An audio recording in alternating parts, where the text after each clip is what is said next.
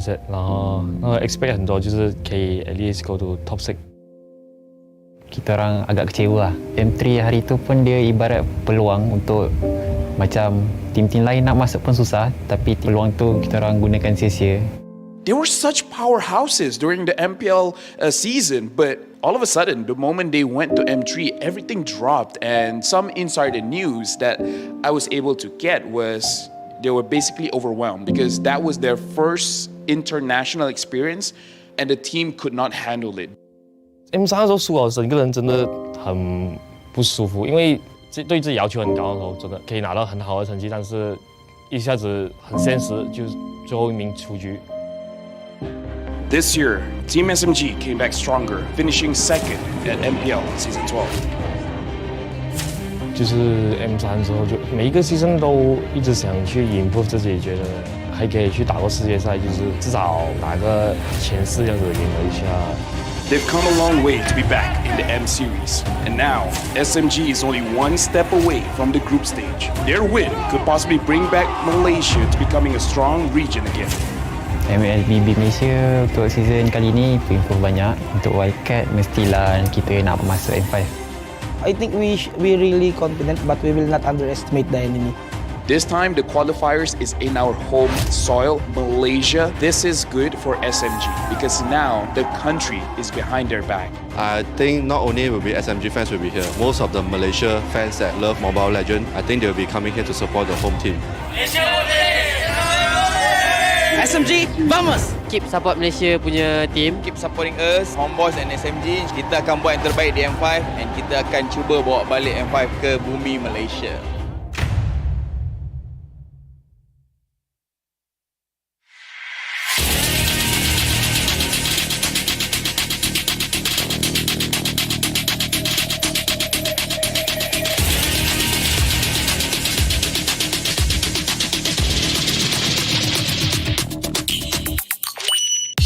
Tolak tak bergolek, tersembunyi di sudut bilik.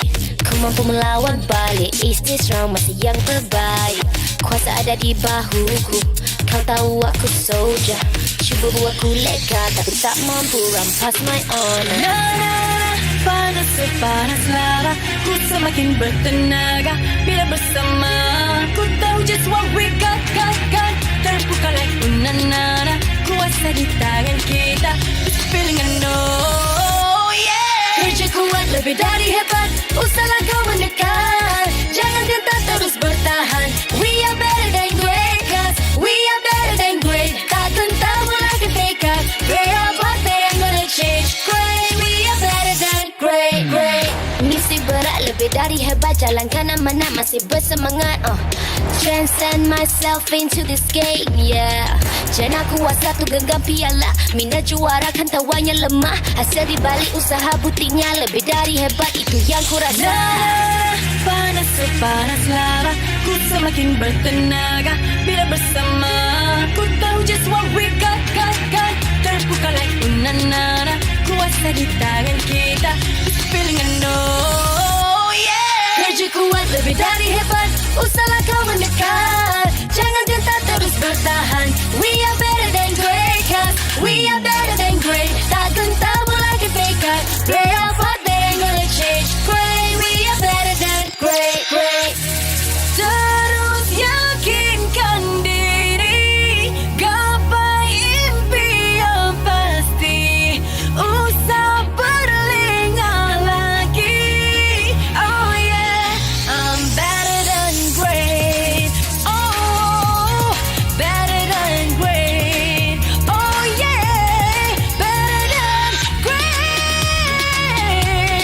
Better than great. Kerja kuat lebih dari hebat, usahlah kau mendekat. Jangan gentar terus bertahan. We are better than great, cause we are better than great. Tak gentar mulai fake us. They are what they ain't gonna change. Great, we are better than great.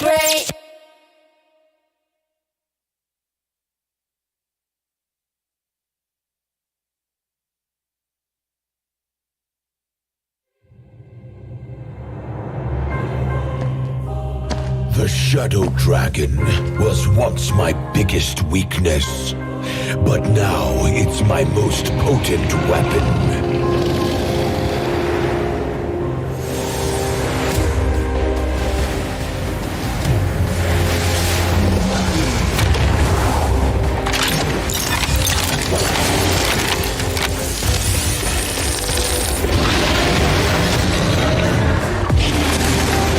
Cosmic Dragon, rise and soar! Dragon Stomp! Dragon Scales! Dragon Rush! Rise beyond greatness and seize your own destiny.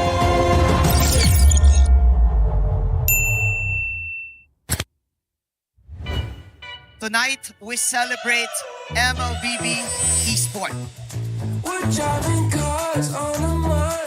Do the kaldak! Do the kaldak! This is the Suman Challenge. Go! Oh! That's just it.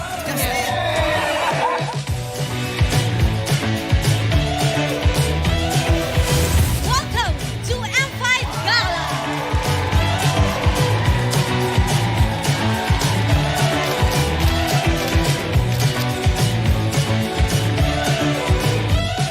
Guess the Hero Challenge. Lapu-lapu. Iritel. Franco. Nana. Nana, go! Best dressed team. Ole! Best dressed Super Marco.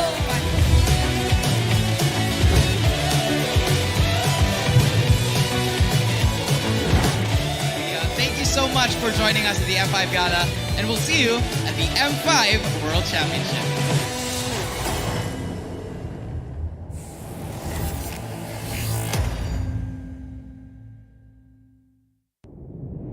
Have you ever wondered what is our identity? Our identity isn't limited to just esport players. Our style. Sweat. Our passion. And vibe. Feel our energy. When we dominate the stage,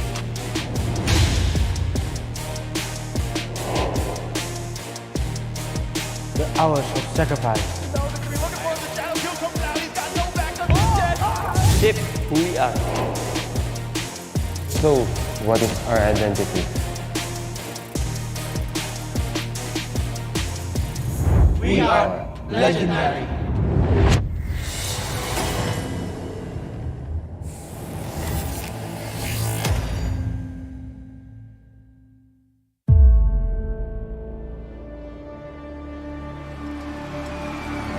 In the history of M Series,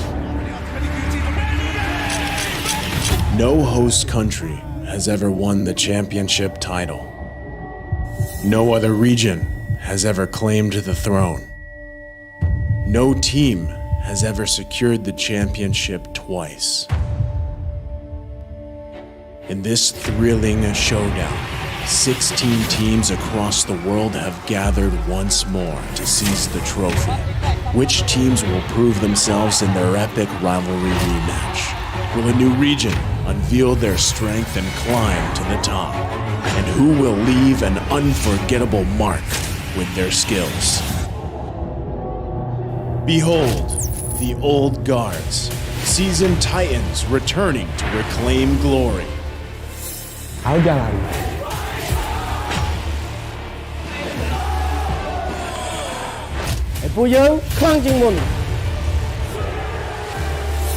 Судьба будет в наших руках. The newcomers, eager to forge their legacy.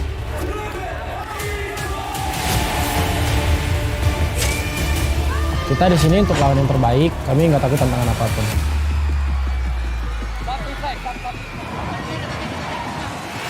Emerging from the ashes, the rising stars are vying for the spotlight.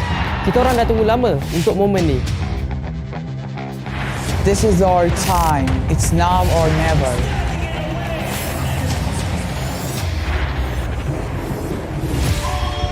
Enter the contenders, here to defy the status quo and rewrite the narrative. We've weathered the storm. This is where we break through. Nós somos brasileiros e a gente não desiste nunca.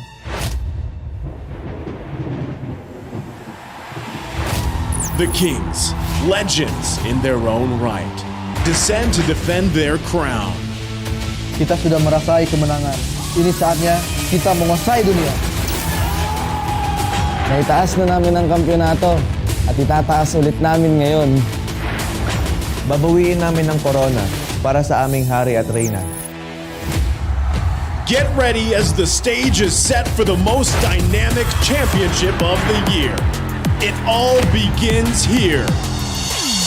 It's time to see who will be better than great.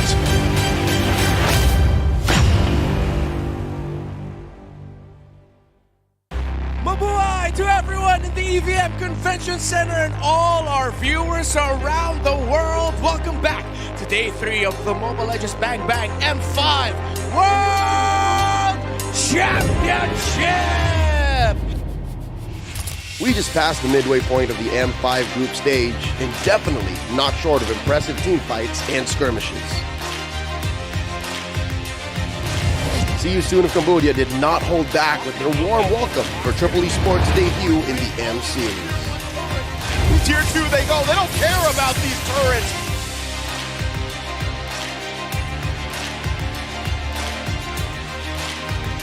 There they go, they're gonna jump in. MP the King able to secure the turtle.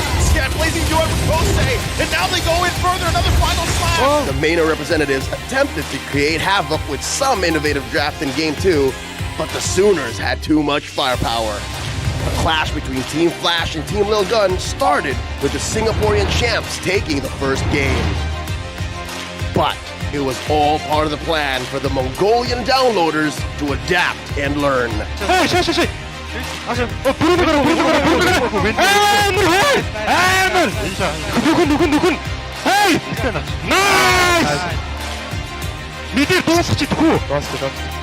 And secure the precious victory. Now we can move into visually. Right now, Nail is there. Luke rolls in front. Milo tries to re-engage. And best player one gets taken down by Marky. Milo in the middle of it all. Double kill for Marky. Now next, it was a must-win situation for both Geek Fam and the Ohio brothers. Super Shark gets taken down. The Ohio brothers loses the first game. Led by Baloyski, the MPLID first runner-ups dictated the tempo for the series. Killing spree by Luke. Game goes over. And eventually took the W. It was a nail in the coffin for the North American representatives. It was an uphill battle for the Malaysian squad to try and topple the hometown favorite, Blacklist International. Oh, they're coming in. Implosion. Yes, sir. Thank you very much. It's 3 men defending for Malaysia. Then, Sasa, the last Kage himself, delivered the first Maniac of M5 group stage to tie the series 1-1. We're going to Game 3! However, it was not enough to stop the agents from breaking the code once again. Blacklist International gonna win this 2-1. Now that we have seen all the teams at the group stage, which 8 will be advancing forward and be better than great?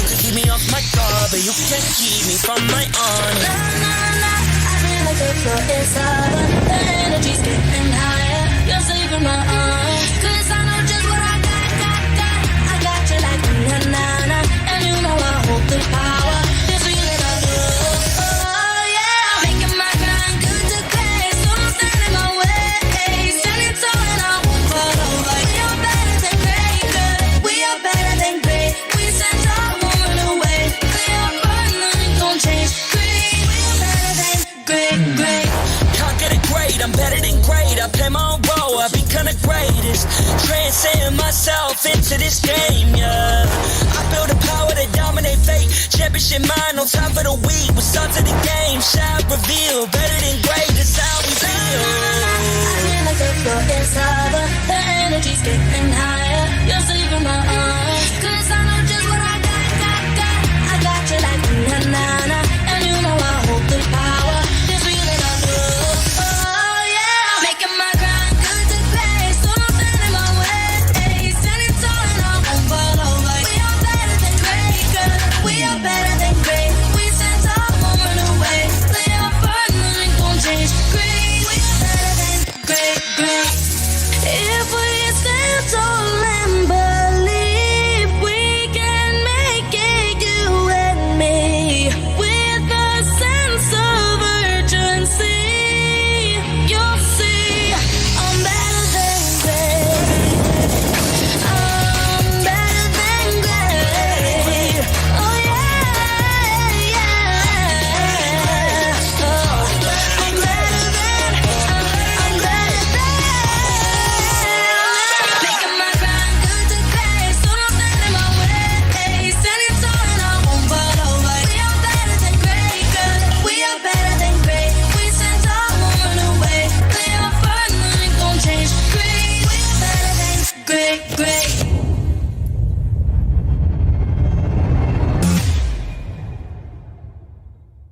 I am the number 1 seed, the champion of the arena. The fans adore me because I've never lost. Yet you are afraid that you will lose everything.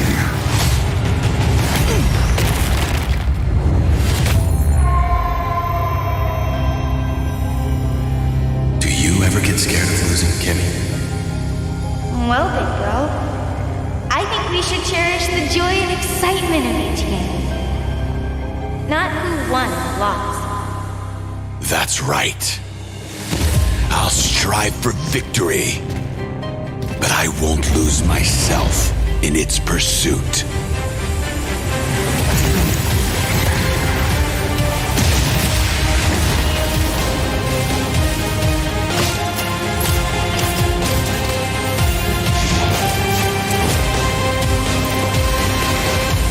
World Championship. I'm back.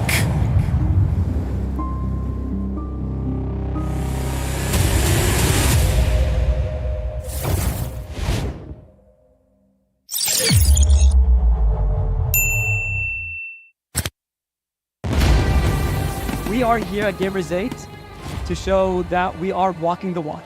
We have had amazing reactions, major IP owners, and a lot of potential partners and stakeholders coming in here and taking a peek.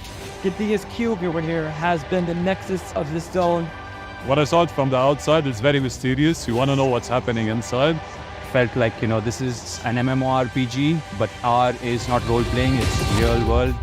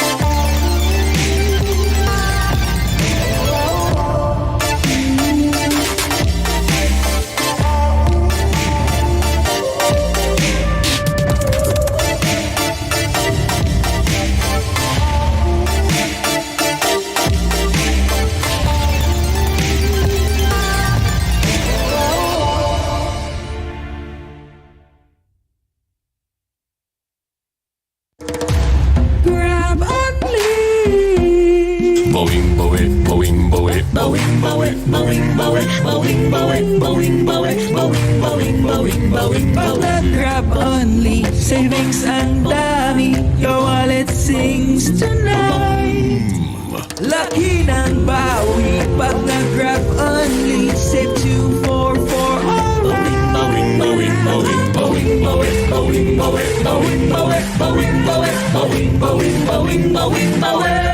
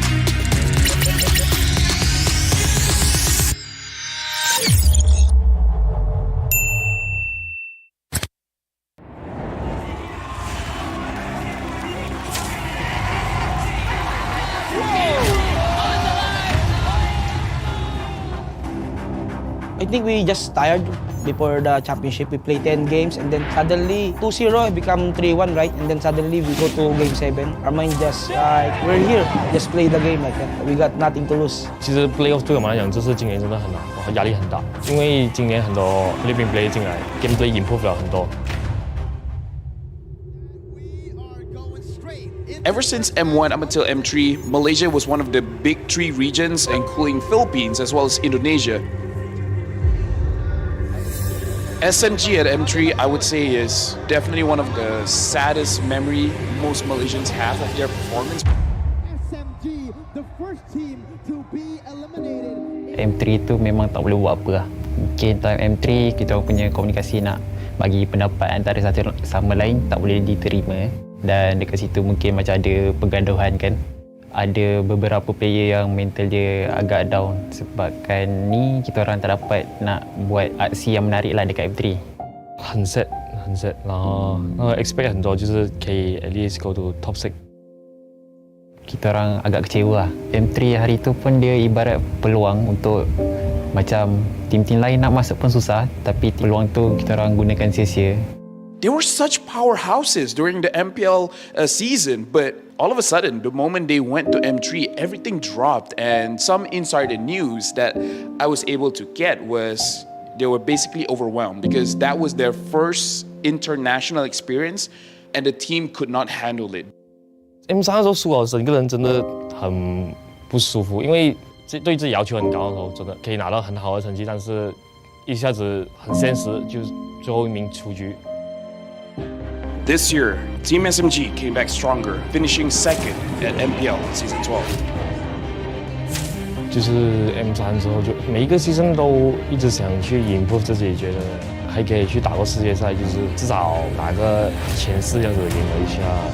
They've come a long way to be back in the M Series, and now SMG is only one step away from the group stage. Their win could possibly bring back Malaysia to becoming a strong region again. MLB Malaysia untuk season kali ni improve banyak. Untuk wildcard mestilah kita nak masuk M5. I think we really confident, but we will not underestimate the enemy. This time, the qualifiers is in our home soil, Malaysia. This is good for SMG because now the country is behind their back. I think not only will be SMG fans will be here, most of the Malaysia fans that love Mobile Legends, I think they'll be coming here to support the home team. SMG, vamos! Keep support Malaysia punya team. Keep supporting us, Homeboys and SMG. Kita akan buat yang terbaik di M5 and kita akan cuba bawa balik M5 ke bumi Malaysia.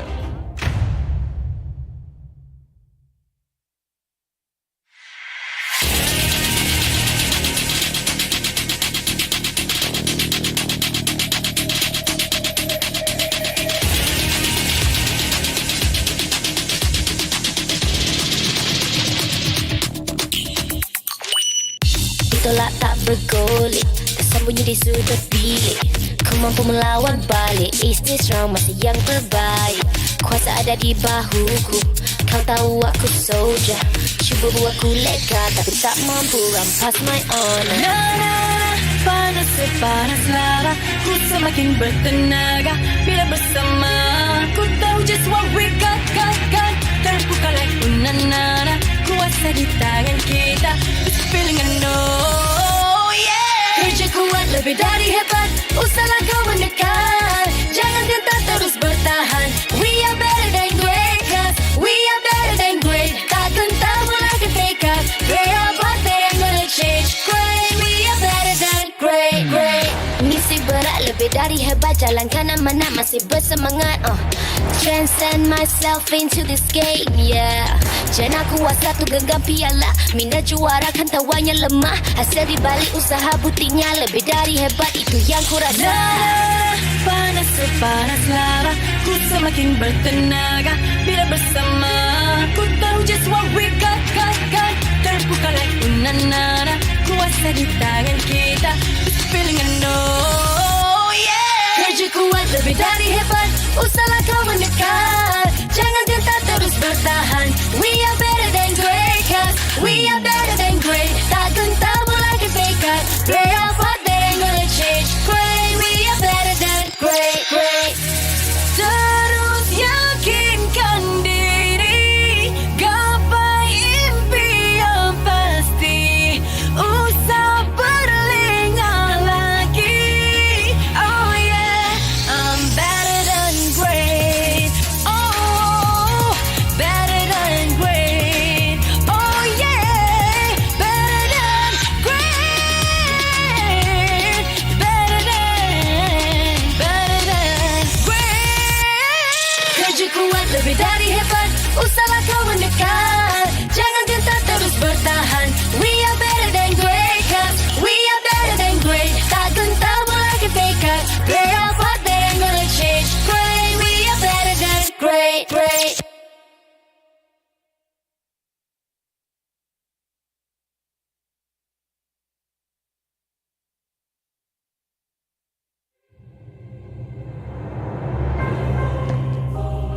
The Shadow Dragon was once my biggest weakness, but now it's my most potent weapon.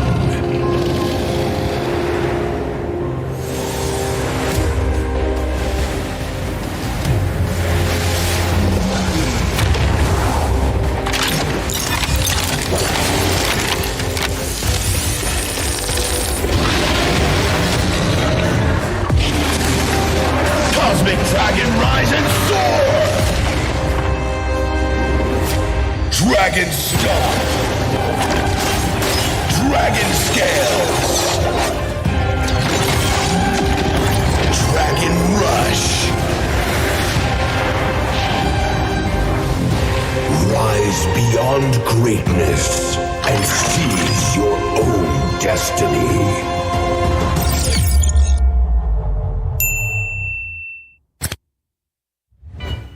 Tonight, we celebrate MLBB Esport. Do the kaldak! Do the kaldak! This is the Suman Challenge. Go! Oh! This just it.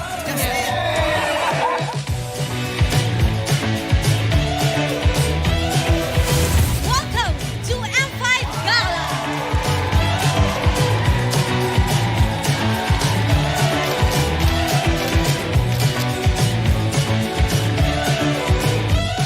Guess the Hero Challenge! Lapu-lapu. Iritel. Franco. Nana. Nana. Best Dressed Team Best Dressed Super Marco!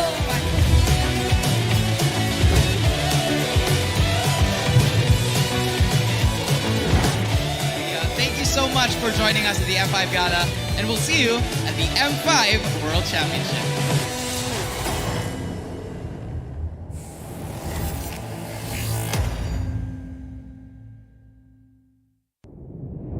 Have you ever wondered what is our identity? Our identity isn't limited to just esport players. Our style.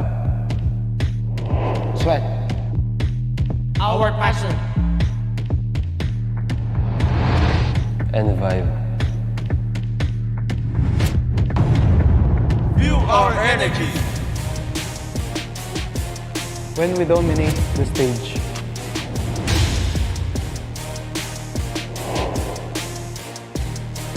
The hours of sacrifice.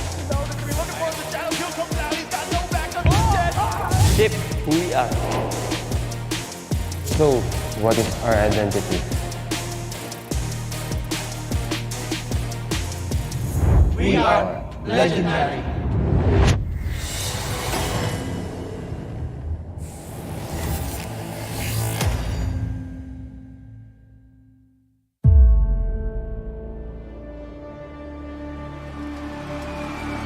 In the history of M Series,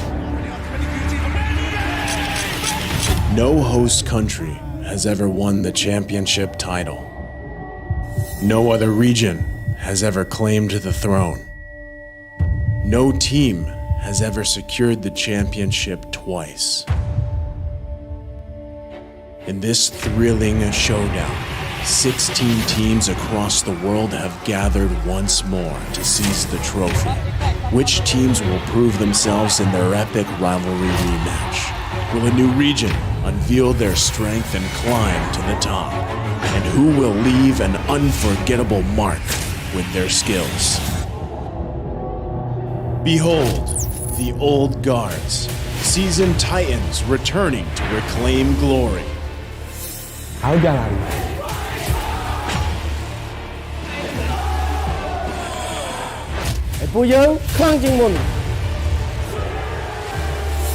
Судьба будет в наших руках.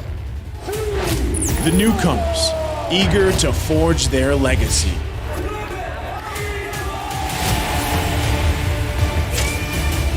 Kita di sini untuk lawan yang terbaik. Kami nggak takut tantangan apapun.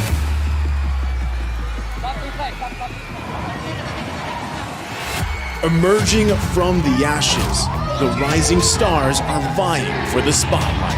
Kita orang dah tunggu lama untuk momen ni. This is our time. It's now or never.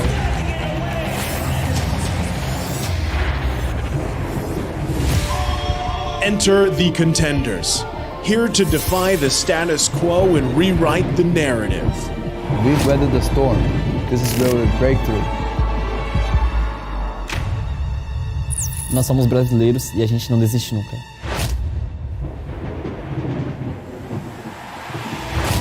The Kings, legends in their own right, descend to defend their crown. Kita sudah merasai kemenangan. Ini saatnya kita menguasai dunia. Naitaas na namin ang kampyonato at itataas ulit namin ngayon. Babawiin namin ang corona para sa aming hari at reyna. Get ready as the stage is set for the most dynamic championship of the year. It all begins here. It's time to see who will be better, than great.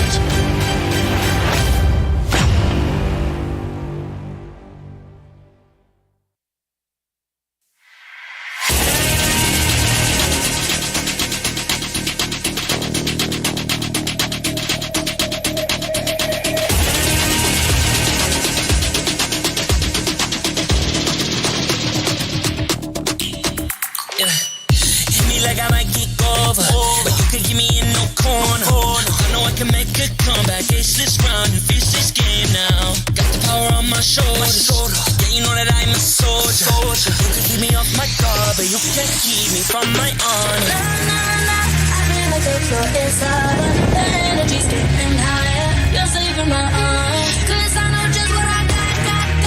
I got you like na-na-na, and you know I hold the power.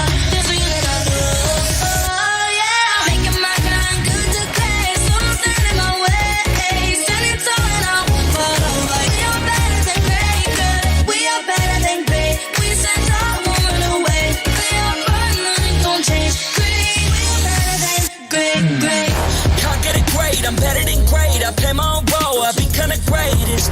Transcend myself into this game, yeah. I build a power to dominate fate. Championship mind, no time for the weak. What's up to the game, shall reveal. Better than great, that's how we feel. I feel like a floor inside, the energy's getting higher. You're saving my arms, 'cause I know just what I got. I got you like na-na-na, and you know I hold the power. This feeling I do.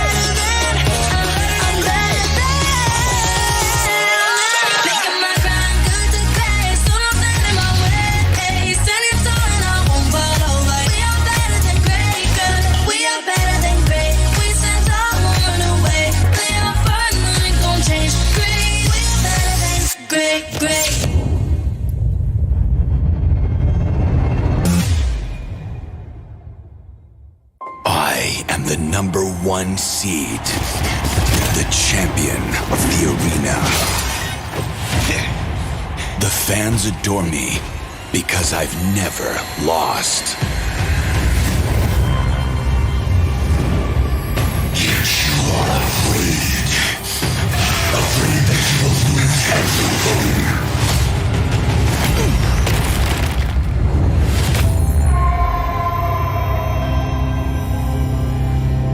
Ever get scared of losing, Kenny? Well, big girl, I think we should cherish the joy and excitement of each game. Not who won or lost. That's right. I'll strive for victory, but I won't lose myself in its pursuit.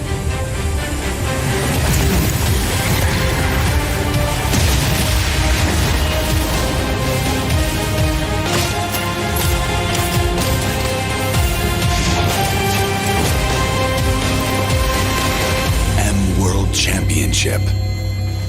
I'm back.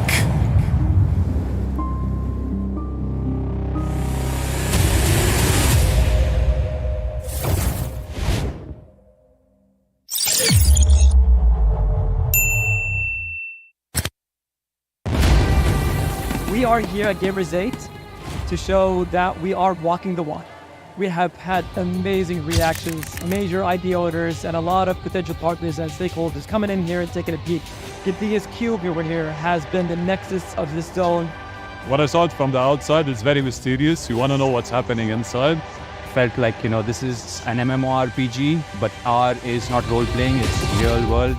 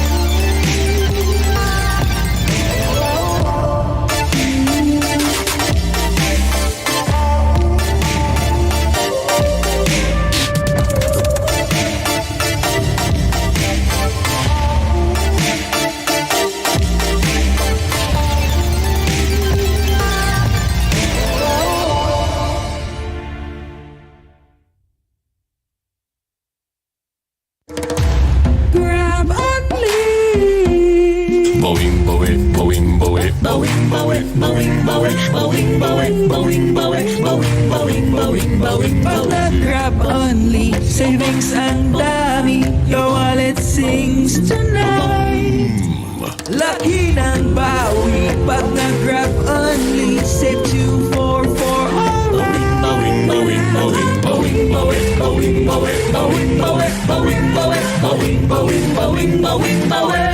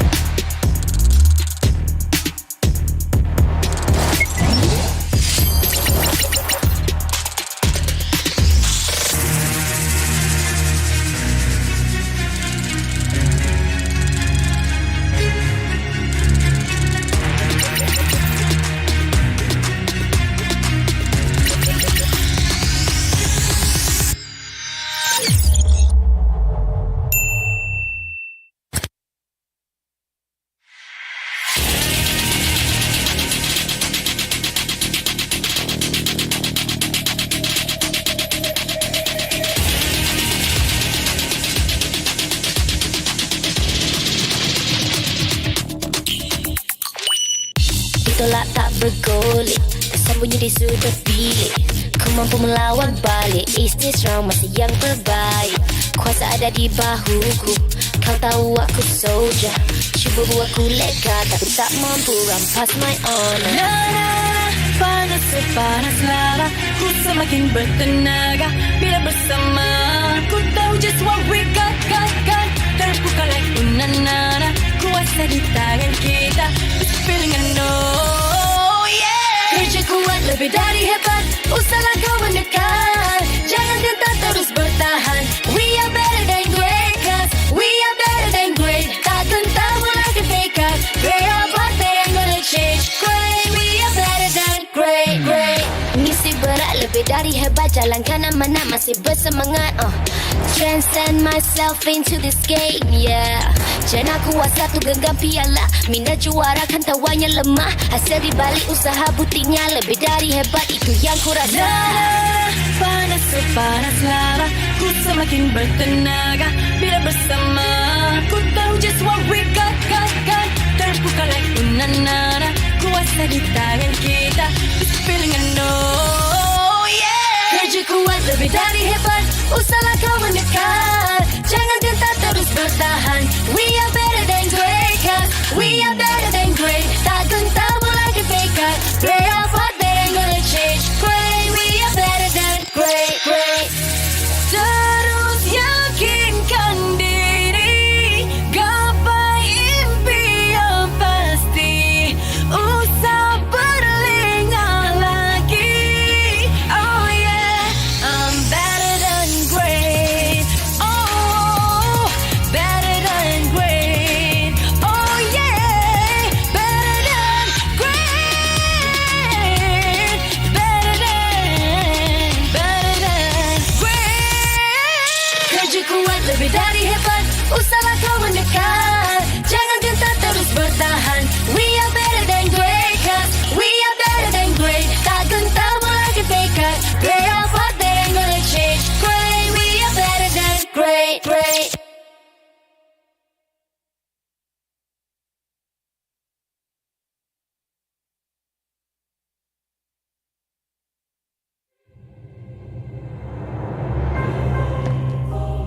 The Shadow Dragon was once my biggest weakness, but now it's my most potent weapon.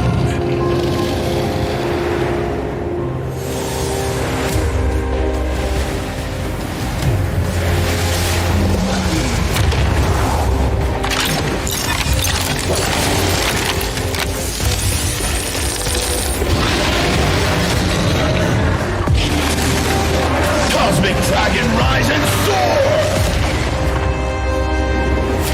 Dragon Stomp! Dragon Scales! Dragon Rush! Rise beyond greatness and seize your own destiny.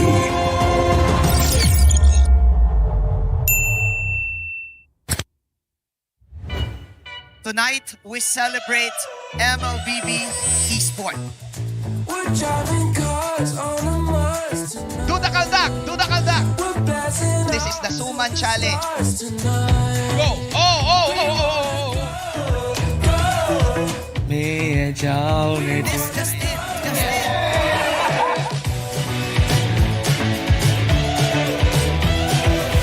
Welcome to M5 Gala.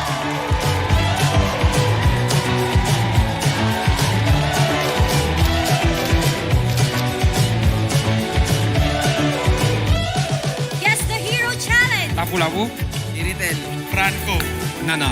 Nana. Best dressed team. Best dressed Super Marco.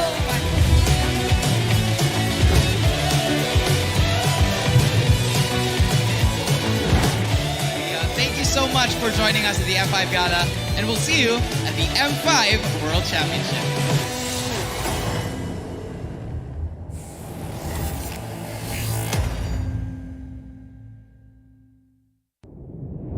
Have you ever wondered what is our identity? Our identity isn't limited to just esport players. Our style.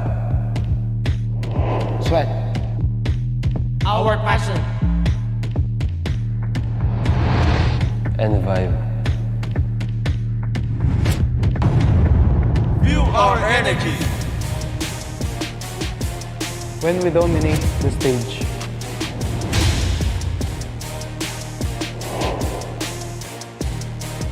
The hours of sacrifice.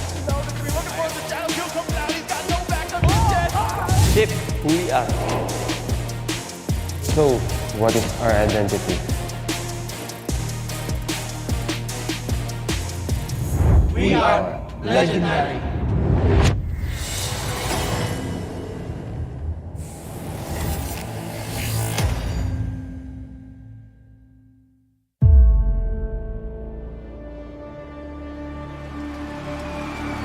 In the history of M Series,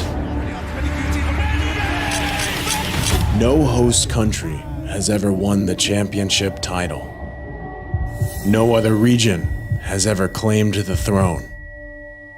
No team has ever secured the championship twice. In this thrilling showdown, 16 teams.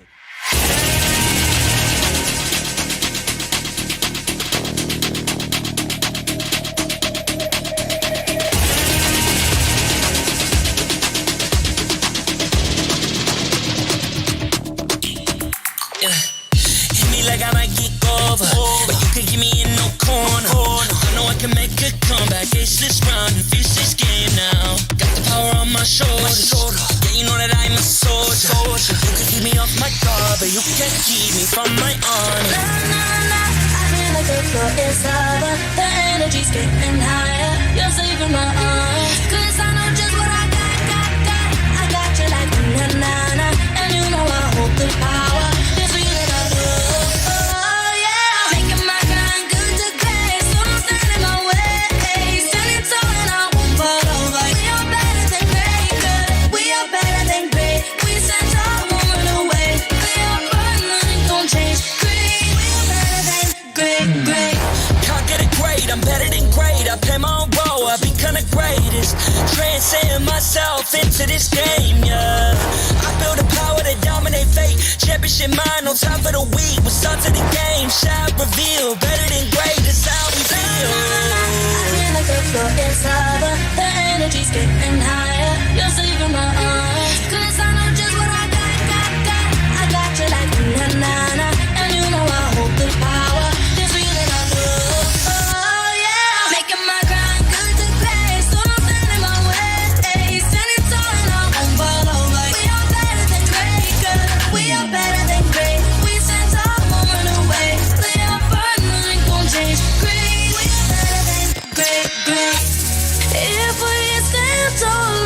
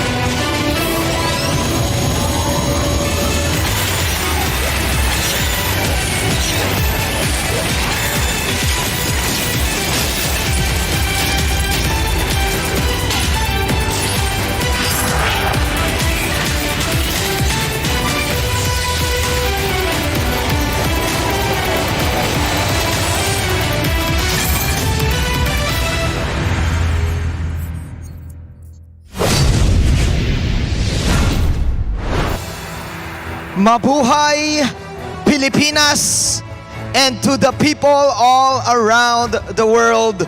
This is your kabayas, Manjin Faldas, and welcome again to the M5 World Championship. We are now in the penultimate day of the group stages. And after witnessing the first teams to qualify for the knockout stage, we saw a lot of intense drama and explosive actions yesterday. Now, we will await who else will continue their journey to be crowned the 5th M Series MLBB World Champions. First off, we are starting with the Kingdom. RRQ Akira going up against Team SMG, who is already firing up for their final match. And then it's going to be Homeboys against Deus Volt with their Bomba mentality. They're one step closer in qualifying for the knockout stages. After that, we will witness the battle for the Group A top seed, Onyx against See You Soon.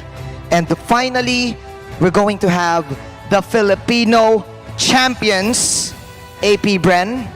Let me repeat that. The Filipino champions, AP Bren, going up against champions as well, going up against Team Flash, the Singaporean champions. There you have it. Who will end the road and who will continue to prove that they are better than great? Let's find out all together. Casters from all around the world, take it away.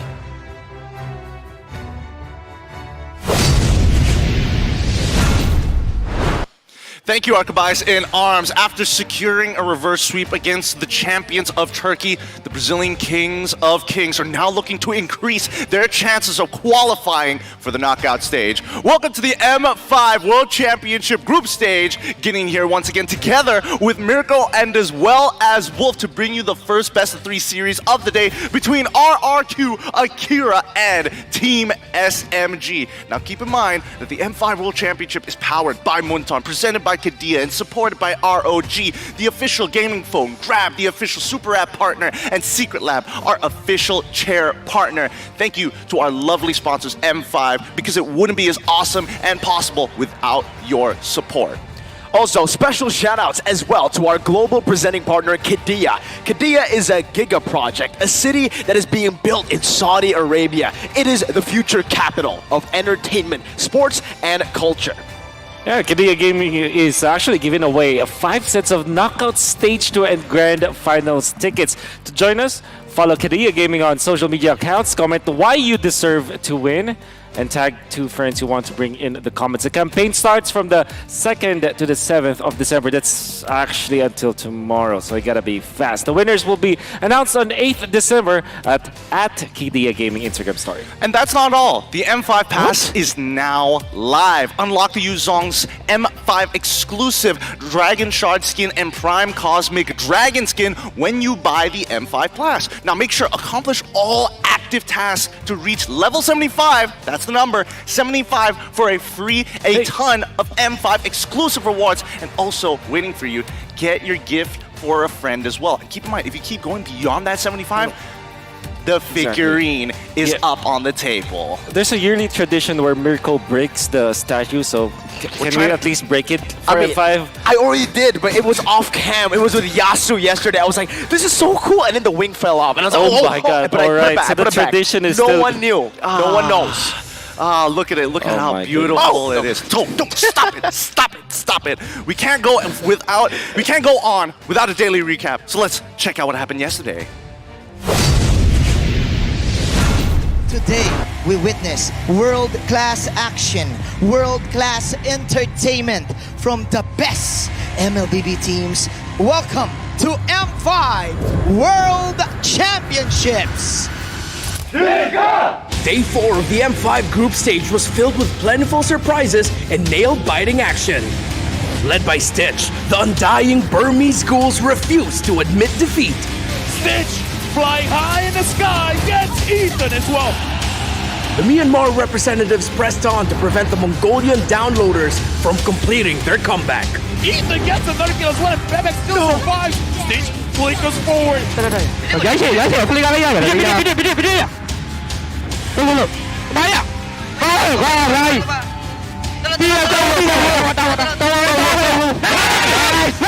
BG met the condition of winning 2-0 to avoid elimination. Next, Fire Flux Esports started the series with a fiery triumph against RRQ Akira. Implosion hits on the screen. Rosa gets a kill. But the Brazilian Kings recomposed themselves and doused the flames of the Turkish representatives with 2 dominant victories. Já posso ir? Agora de entrar só bater base. Agora de entrar só bater base. Vou bater. Tô pegando a torre, não sei. Cancelei shield, só bater base, só bater base. And proved that they are better than great. Another match, another 2-1 series. This time, it's another East versus West between GeekFam and Deus Volt.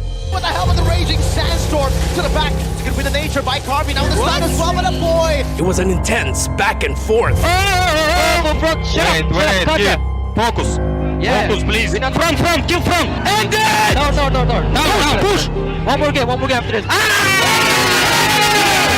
And things got heated between the two teams.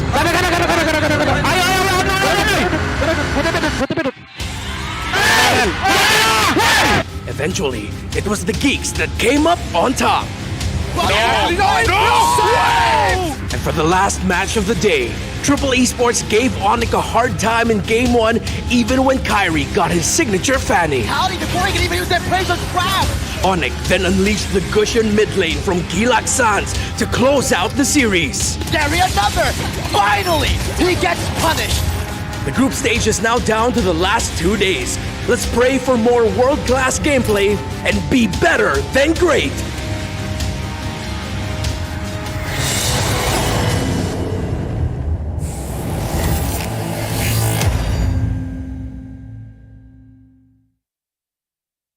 Presented by Qiddiya, let's check out the play of the day of group stage. Day number 4, Sans in the mid lane. Once again, Gushin, Gilak Sans. Come on, what are you supposed to do against this? I mean, what are you supposed to do against it? It's just so tough. The fact that he can pull off something as crazy as a Gushin, what do you have to say about it? Well, it's a Gushin. Well, not first time in M5, but first time in the main stage. That's right. Technically, yeah. I would say that it's one of the craziest things that Onic can afford to do.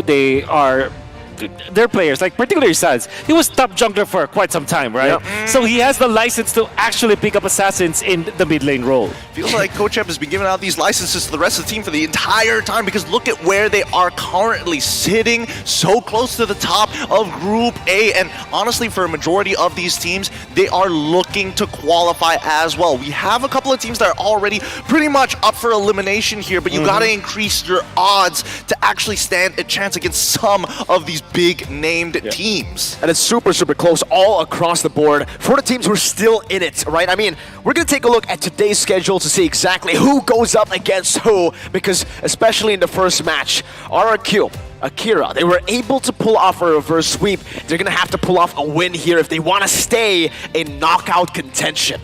This is the last match for both of these teams, but immediately after that, we're going to see the Homeboys versus Deus Volt, Kibamba versus Zorn Recall battle. I mean, it got spicy yesterday. It can only heat up today. Immediately after that, it's going to be Onic versus See You Soon, a battle for Group A's top seed. And to close things out for the day, it's AP Bren versus Team Flash in the clash of a young and veteran roamers. There will be a lot of confirmation after today. Homeboys, if they defeat Daewoo 2-0, they eventually get into the playoffs as well, to the knockout stages, and then they essentially eliminate Daewoo.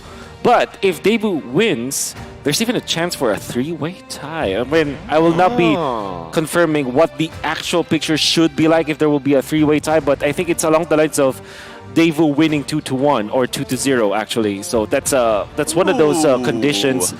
But if Homeboys takes one game away from Daewoo, I think that they might have just confirmed the top 2 teams of that group. Well, let's focus on today's very first best of 3. Okay. This is going to be the Brazilian Kingdom's final stand. Now, Team SMG has been confirmed to be eliminated from the group, and it's really up to them whether or not the Brazilian Kingdom gets to move on. They can hold them back here, but if RRQ Akira gets a 2-0, I don't know about you, but it kind of looks like we've already predetermined who the top 2 is going to be. That's right. And I think that winning 2-0 against SMG will not be that easy, especially after looking at Team SMG's performance. They're always able to somehow make it close, right? Despite actually losing in some of these matches, crucial ones, they find a way, but so does Akira somehow, some way. 1-0 down in a dominant game from Fireflux, no problem. They come back so fast. It's almost like they got a sudden bit of inspiration and motivation. Now, just in case you guys are a little bit confused about how exactly is RRQ Akira supposed to be able to make it out of these groups, they need to achieve top 2. But to do that, there's a few conditions that need to be met. Wolf, could you lead us through this? All right, it's quite easy for RRQ Akira. They have to win this series 2-0, 2-1, and then wish that Blacklist will win against their matchup eventually against Fireflux. So for RRQ Akira, it's not just about them winning, but also Blacklist International winning too. So they're Blacklist fans now. Oh yes. Yeah. Oh yeah, of course. A lot of teams have taken inspiration from Blacklist International, but there are those who are looking to make a name for themselves.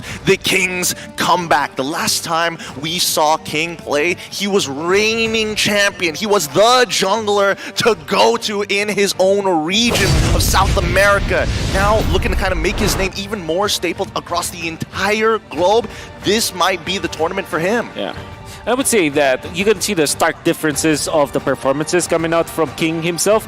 When they win, he dominates. 10.0 KDA, that's pretty good, right? And then when you're looking at their losses, it's the opposite end of the spectrum. So you're gonna have to find the consistency in King. But when he does dominate, I mean, you can see that he delivers the dubs for his team. It's going to be very nerve-wracking here, especially if you an RRQ Kingdom fan here. Whether you're from South America, whether you're from Indonesia, whether you are part of the Kingdom or not, they need your support here and today, as it is time to officiate the M5 World Championship. We have our marshals making their way onto stage. They're here to ensure fairness and integrity of our games. Thank you to our first responders for making sure that these players will get the best experience possible. Now it's time. The undisputed champions of Brazil graces the stage, looking to seal their end of the deal. Vamos, RRQ Akira! Vamos! They're looking to prove to the world that it's not just RRQ Akira, but Brazil that stands on top. This pride of Malaysia has shown us great determination throughout the year. For one last time, let's fire it up for Team SMG! They may have lost 2 of their series, but you saw how well they fought.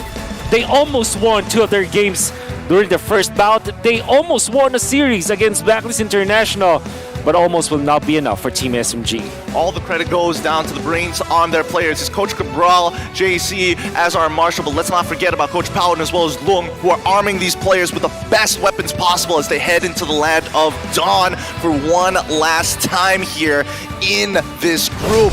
It's going to be nerve-wracking for both sides, but still, at the end of the day, it's going to be RRQ Akira looking to take this win. It's Gusta Lagusta, King, Takashi, Sagan, and Luis. They got to stick to what they're good at. Gideon, Wolf, the fact is, right now, whenever they try to just fit in the meta, play these heroes that are meta, they don't actually do too well. They need to stick to what made them special in Brazil. Play the aggressive heroes, go in for the proactive movements, and stay on the initiative. Never be defensive, never be passive. I hear they have a shadow life coach, right? Really? Yeah. A shadow life coach? A shadow life coach that gave a pep talk. During the Quake? During the Quake, yeah. Kind of inspired them to go back to their roots. I wonder who it is. I really wonder. That's interesting as we look over to Team SMG with Sasa Saksa, Smooth Stormy, and as well as Miko. Now, I mean, obviously having a life coach is great, but having a sports psychologist might just be the way to go, especially for the side of Team SMG. Now, both of these teams we know,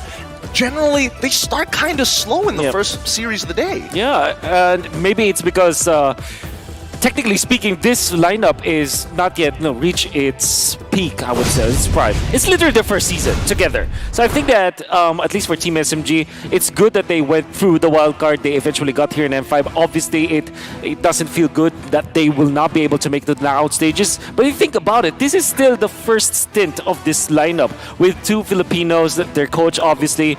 There's a massive future ahead of this squad, and I do hope that they kind of stick together. And that's what I've been concerned about, right? Because watching MPL Malaysia, I was actually rating SMG quite high. The fact that they made it to the grand finals, made it close against Homeboys, I would say SMG were quite good and favorites for wildcard. And now, talent prediction, you can see that it's shifted completely since wildcard and since their matches on the main stage. Look, I am trying to get, even me, I'm trying to get my pass into the kingdom here. You know, the kingdom has been doing me real good. The fans are electric, but more importantly so, it's the fact that we've seen a lot of potential from this squad themselves once they kind of get their gears going. Yeah. And a good thing that you talked about that, because that's what I felt about Team RRQ Akira. They found their footing again yesterday after a very long pause, and they kind of talked it out, and eventually they stuck back to their roots. And the thing is, I wanted to see Cabral and Luis, almost all-timers. I think that they joined M2, right? Yeah. So they're part of the M series for 4 years now. And I do hope that they still continuously improve. I think that every single M series edition that we have, they increase their ranking, or they level up in rankings. So I think that M5, hopefully they get to the knockout stages. Absolutely. And even amongst the audience predictions, amongst every other countries besides Brazil and Malaysia, it is still kind of split. And it's not evenly split.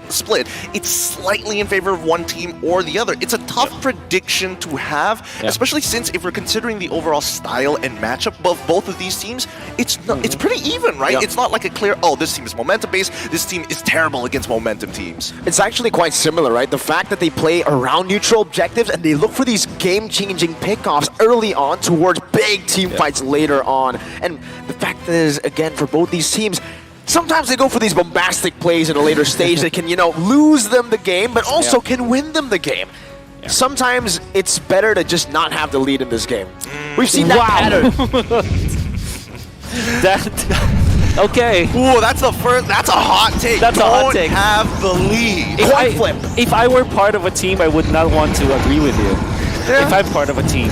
Imagine, that'd be crazy, if only, right? As it's time for the drafting phase of our very first best of 3 series of today. Let's jump right into it, and they've already started to ban things out. We're seeing that RRQ Akira on the blue side bans out the Joy, the Arlen, as they hold priority. Team SMG have gotten rid of the Nolan as well as the Angela. I think, there's a little bit of theme for every group. Particularly for this group, they might be the only group that kind of puts a lot of emphasis on the Arlot, which I like a lot because I thought that Arlot is like an S tier pick. But some groups, like Group D, for example, completely just ignores it. And some of the teams that we know of don't really think about the Arlot, even though it's such a good pick. But one hero that is always an emphasis, always puts we put a lot of emphasis on is the Guinevere, right? Obviously, the Nonans and the Joys will be banned out all the time, but Guinevere should be the point of contention for both teams. And the fact that the Angela is banned out here means there's one less ban for people who can quote-unquote dash, and I think that Coach Cabral immediately looking to try and punish that. Get rid of the Phoveus, and now there's many different types of options. Matilda on the table, Guinevere like you mentioned before. Even the Wan, right? Still up for grabs right now, one of the best marksmen in the gold lane. We've seen that it's mostly been for best marksman, Wan, Bruno, right? Yes. Looking at it, Claude has been rising as well, but the Wan is still going to be banned out. Crazy team fighting prowess, and SMG knows if RRQ Akira gets their hands on that kind of power, they're just going to look to team fight all throughout, and it shows. Even without the Wan, they've gone for the Guinevere. They want initiation. They want some prio in the jungle. Oh, 79% overall win rate, even though it has a 95% pick and ban rate on top of that, right? Now Team SMG looks to respond. What are you thinking here, Wolf? Claude Faramis. Claude Faramis? Yeah, that's the typical answer. Lock it in. Okay, not the Bruno Faramis? That's right, that's the thing, right? But Bruno kind of struggles against Guinevere, or struggles more than the Claude will suffer against the Guinevere. Because at least if you're Claude, you can go and pick up the Purify and you're going to be A-okay. Huh. jungler is the role with the most #1 pick per in M5. Wow. I think it's also the same for M4. Fredrin, but just Fredrin, right? Not jungle, Fredrin. Look, speed jungle, whatever. Fredrin. It's always one of these flex picks, right? That always is so valuable when they get first pick. But I think that Team SMG, I was wondering whether the Matilda is going to come into the conversation here, because again, Farmis and Valentina is always going to be valid in these matchups, right? So then we jump back over to RRQ. Both sides want to win that gold lane as hard as possible. Brody, Lilia gets locked in. This is the Emperor's order. Okay, so they pick up quite a lot here. You understand why they pick up the Matilda plus the Bruno? I mean, surely the Bruno struggles more than the Claude against the Guinevere, but you have a Matilda, you're typically not suffering at all. On top of that, a Kai. Exactly. There's a lot of like peel and protection coming out of Team SMG. I like it a lot. Now you're going to be looking towards maybe a Yu Zhong ban from RRQ, because you want to protect your Brody as well. Yeah. Brody definitely needs a little bit more protection. Maybe just through the bans, you can do that, but they've already set up for very good setups into the neutral objectives here. They should want to look for a playmaking XP for Takashi to give them even more prio in these neutral objective takes, or maybe even just a safer pick. Play for gold lane, now knowing that there's an Akai and a Matilda, a deadly combo in these setups. Honestly, I feel like in this particular matchup, when I'm looking at Smooth and I'm looking at Takashi, I just wish that the game allowed us to have mirror matchups like Benedetta v Benedetta. That'd be so hot. So hot. Lapu and Lapu? Lapu and Lapu? Oh, please, come on.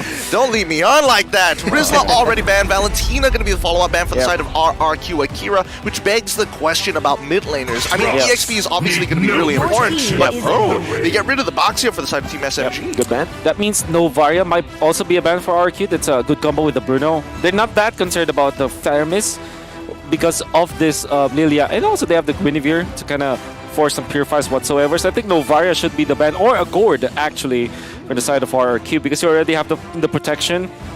You need more damage from the backlines to kind of combo with the Bruno so that they literally burst people from a long distance. I like the idea of that, right? You know, Gord has been one of those few picks that only come up when you have people who are trying to be tanky, and especially around neutral objectives, super obnoxious for junglers. Now we see the Farmis ban. Valentina and Farmis bans for the second phase of RRQ Akira. Despite having the heroes that's great against that, they steal it. The Benedetta. Okay. How do you answer that? Oh boy. Oh man. Tell me you're not excited about this. 80% win rate so far. Woo, yeah. We've got to be excited for Smooth on to Benedetta. Any playmaking hero that he gets his hands on, he usually just is able to take the game into his own hands. But we'll have to see what RRQ take here. Bakito maybe? In the XP lane, right? Bakito would be a good choice against the Benedetta. It's a great matchup, but I'm thinking maybe Yu Zhong. They want to dive to the back to provide some more of that pressure towards the backline of SMG. That's kind of a... Oh, wait.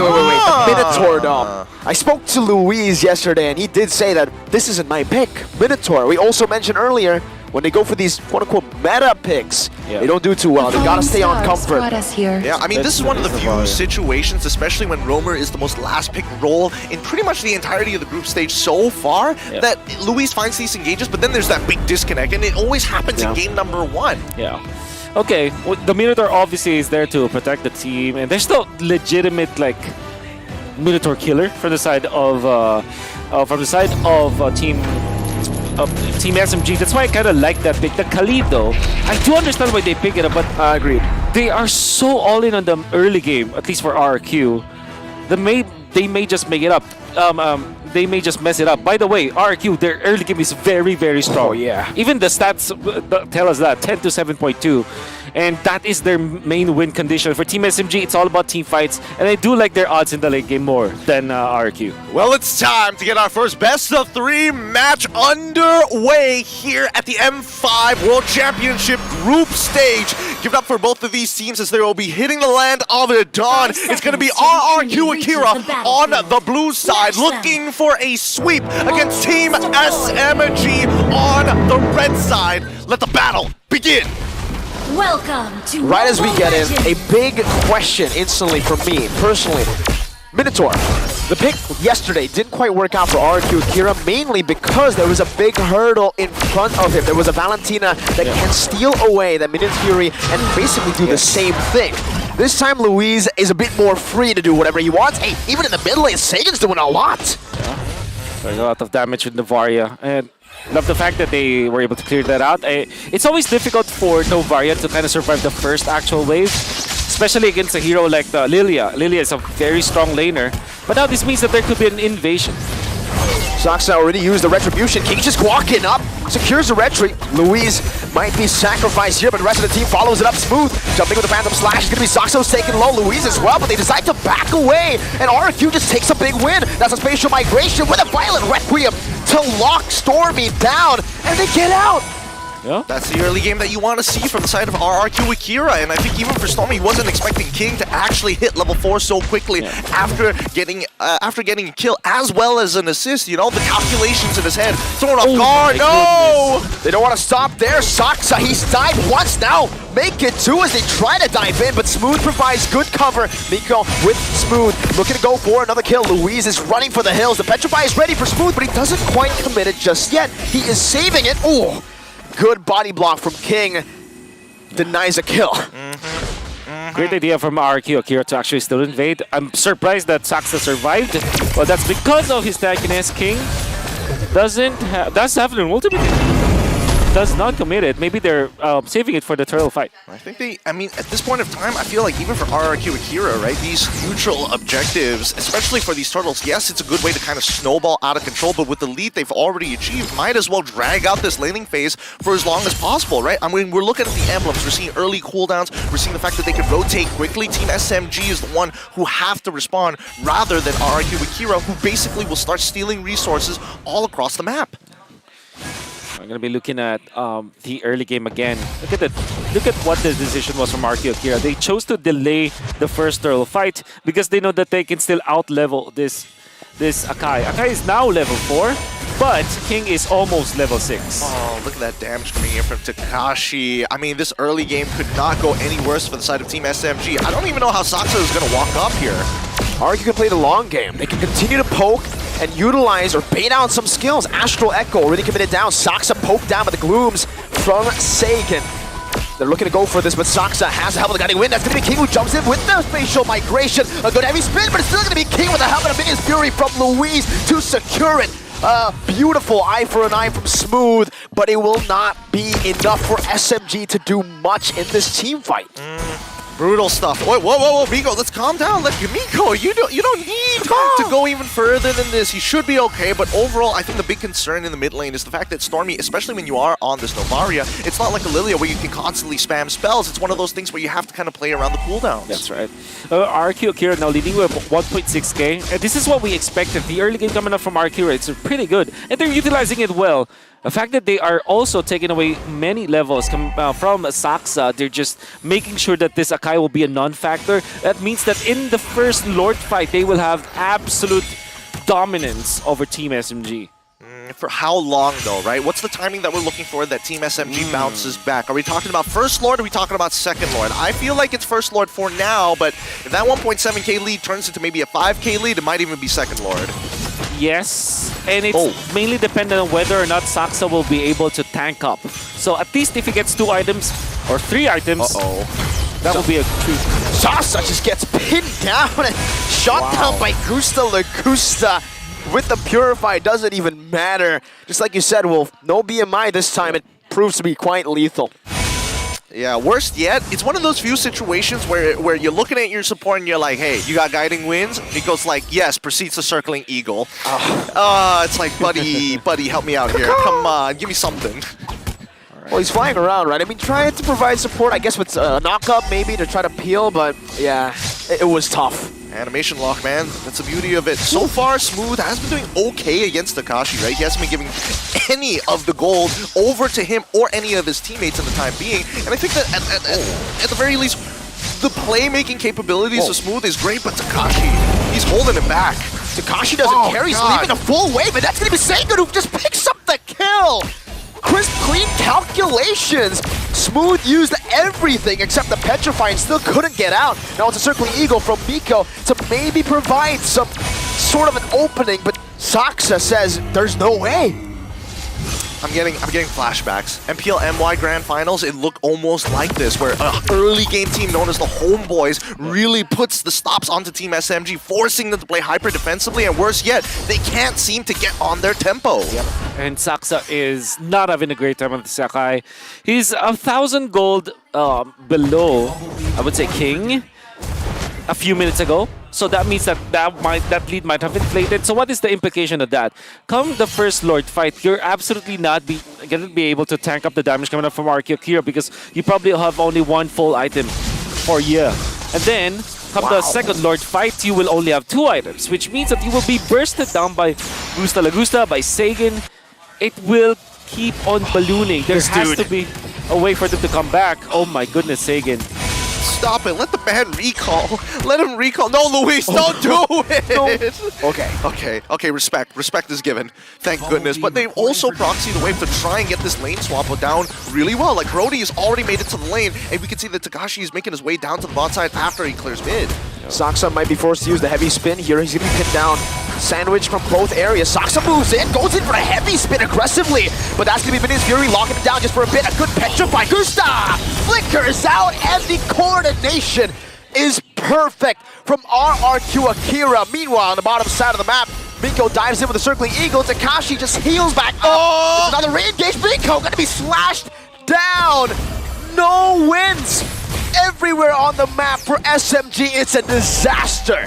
The mechanical mistakes are really starting to pile up here. At a certain point, you're wondering, hey, does this team have what it takes? And right now, Team SMG are not looking on form. Yeah.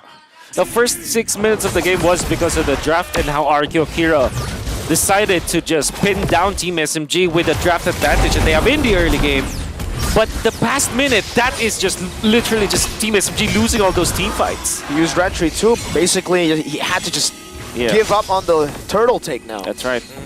I don't think it's worth it for Team SMG to walk up to the turtle at this point, right? This is 7 minutes into the game, building up to a 5K lead. A majority of the members of RRQ Akira are basically almost a full item ahead, maybe a half component at the very least.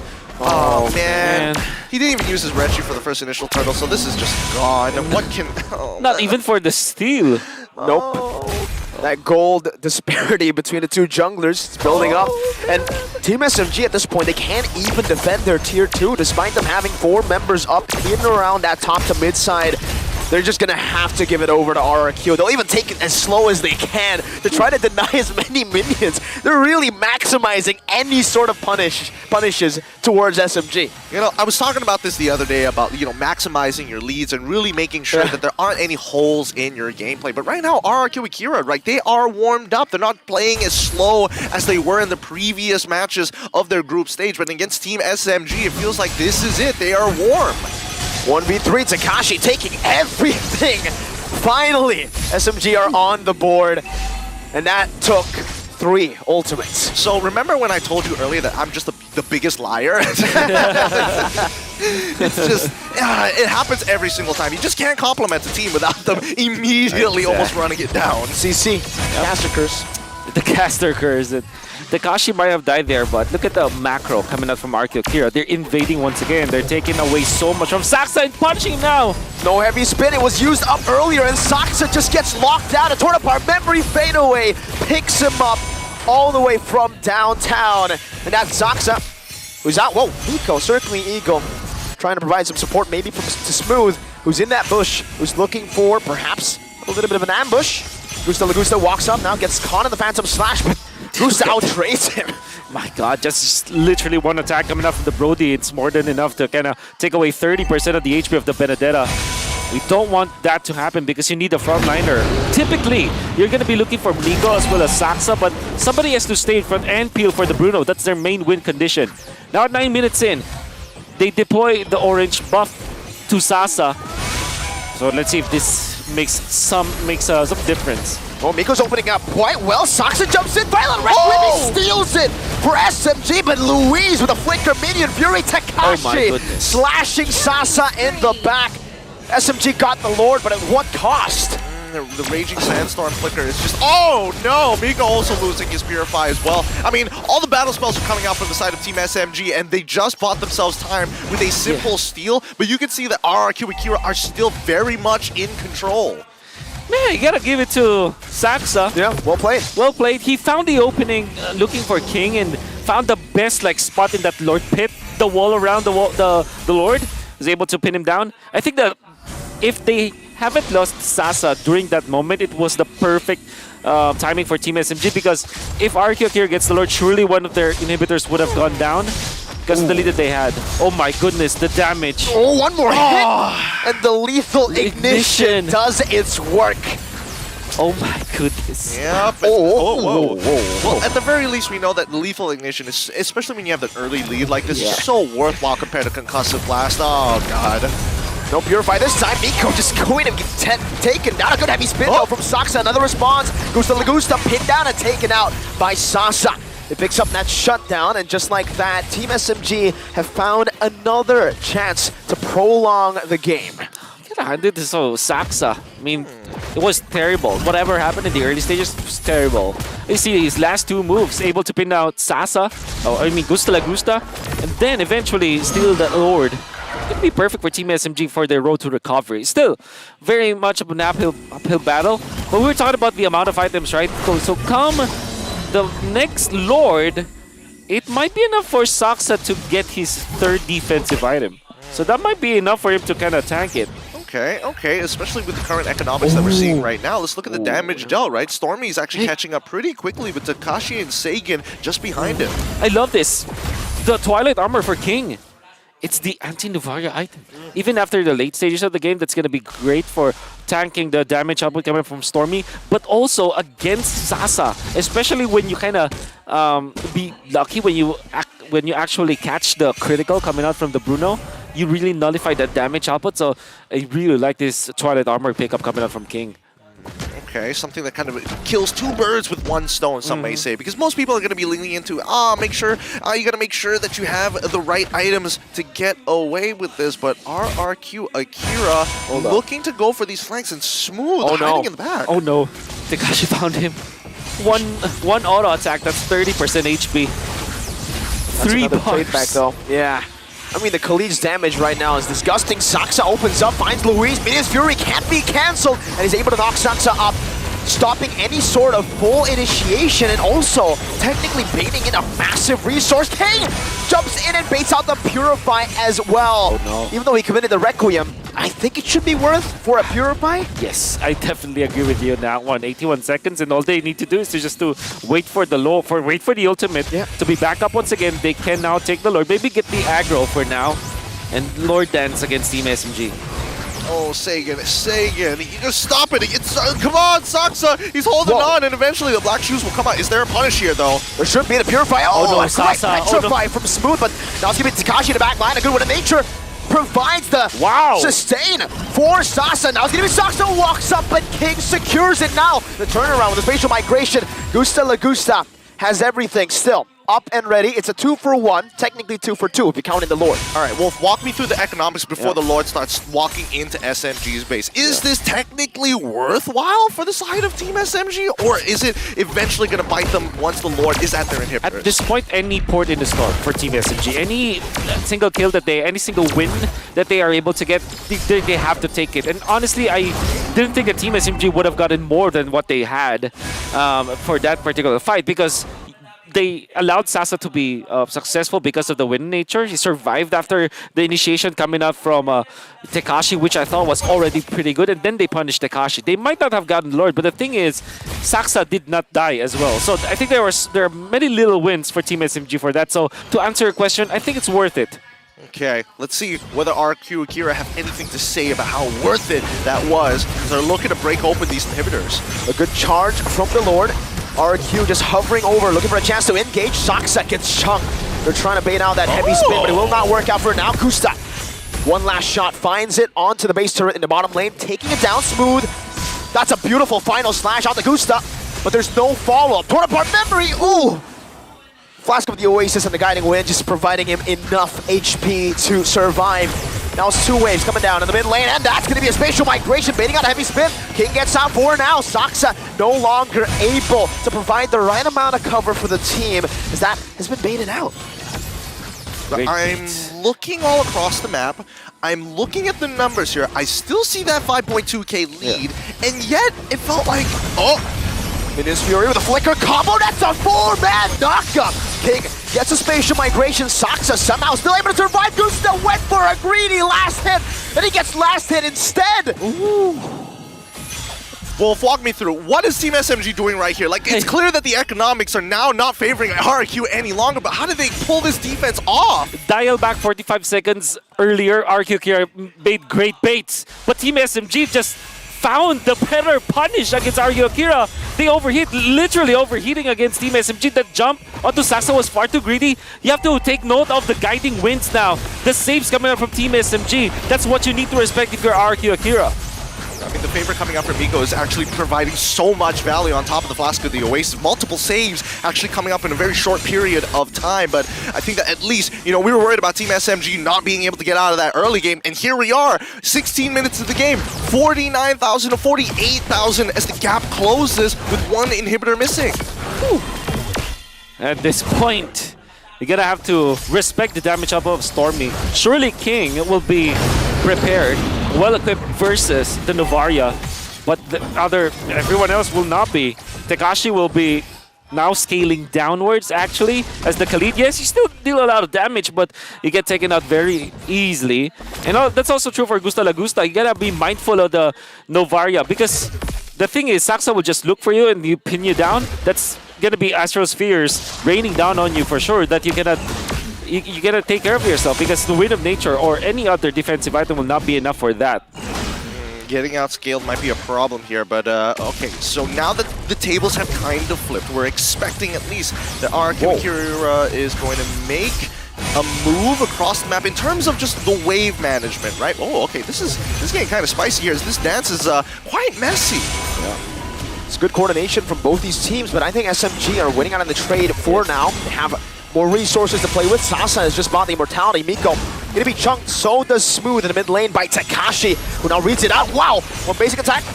He's looking for a Tornapart Memory. Finds it. Smooth gets chunked. Photo helping him out now. Final blow to the back, but Smooth, what?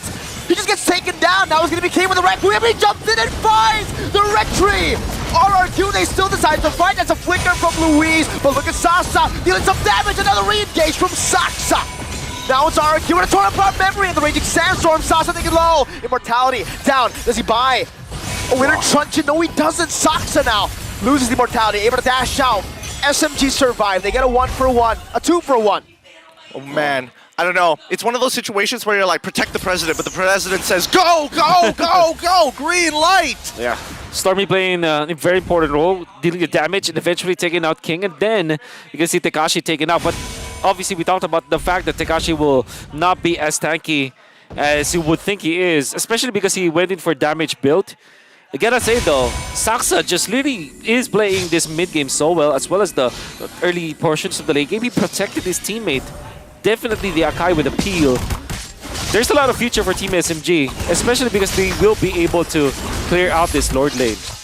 I mean, look at the damage show, right? Sasa and Stormy now top of the charts as the top two, with Sagan and Gusta just behind them ever so slightly. And I think especially once we are getting to this point of the game, oh my god, look at that damage!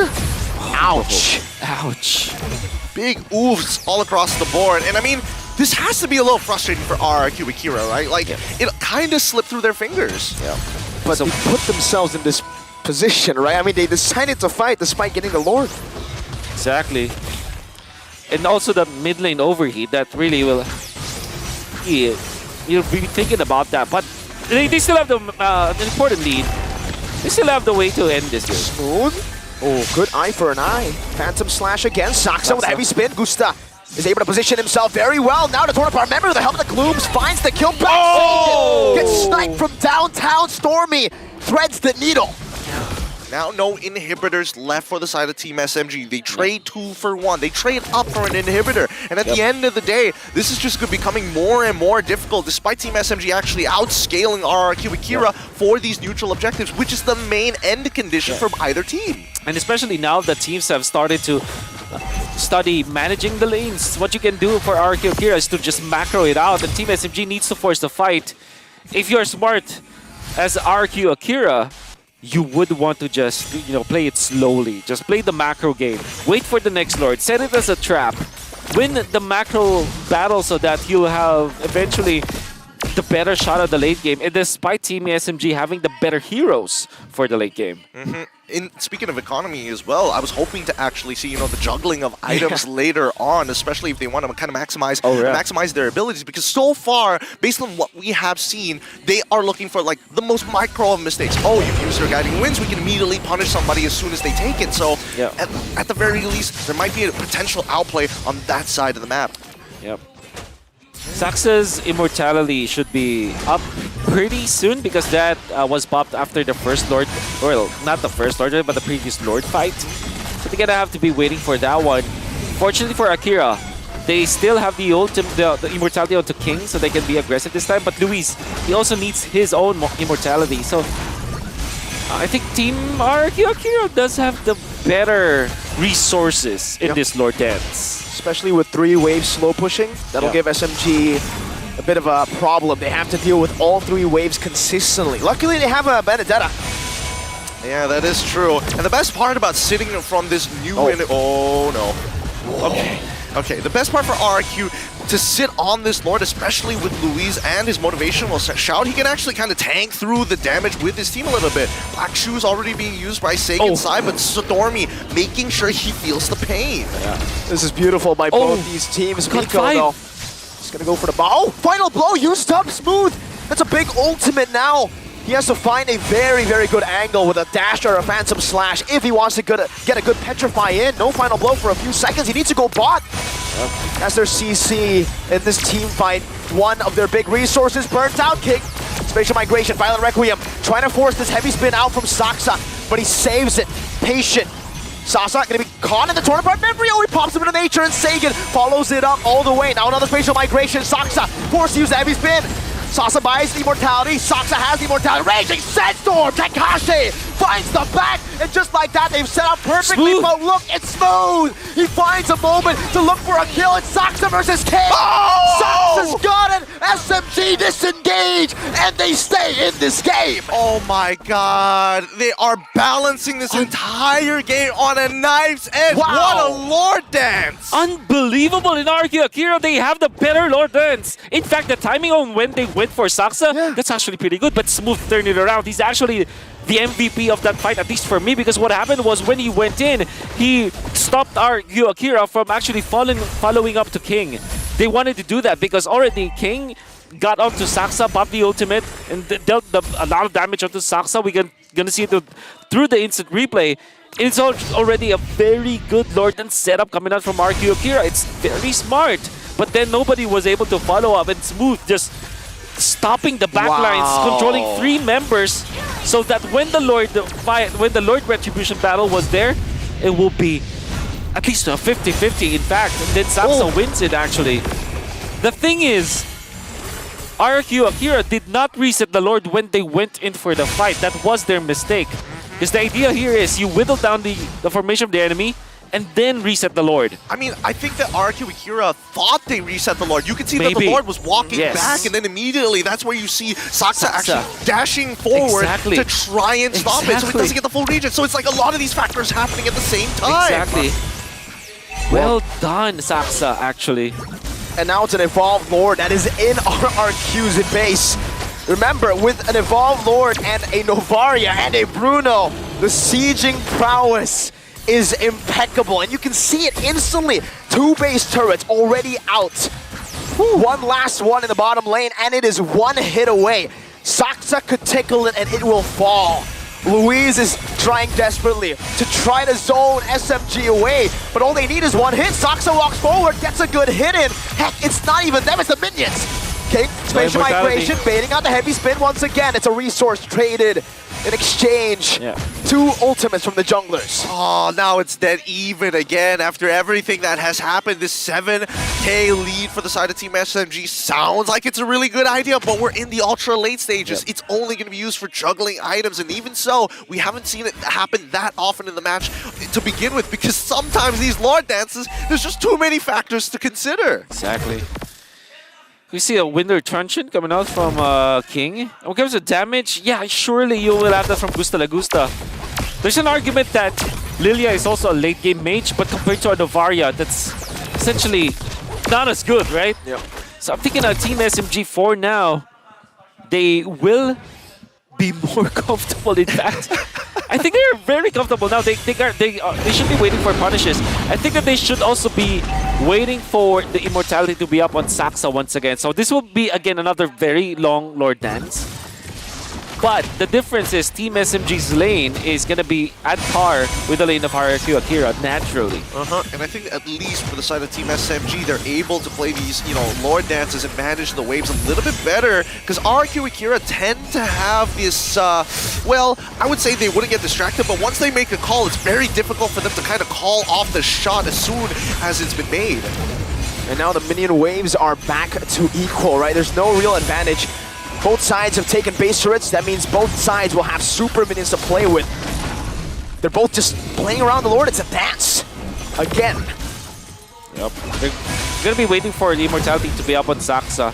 And they just will manage their lanes. Look at the Benedetta. This is his playground, right? Late game, going for the long lane push.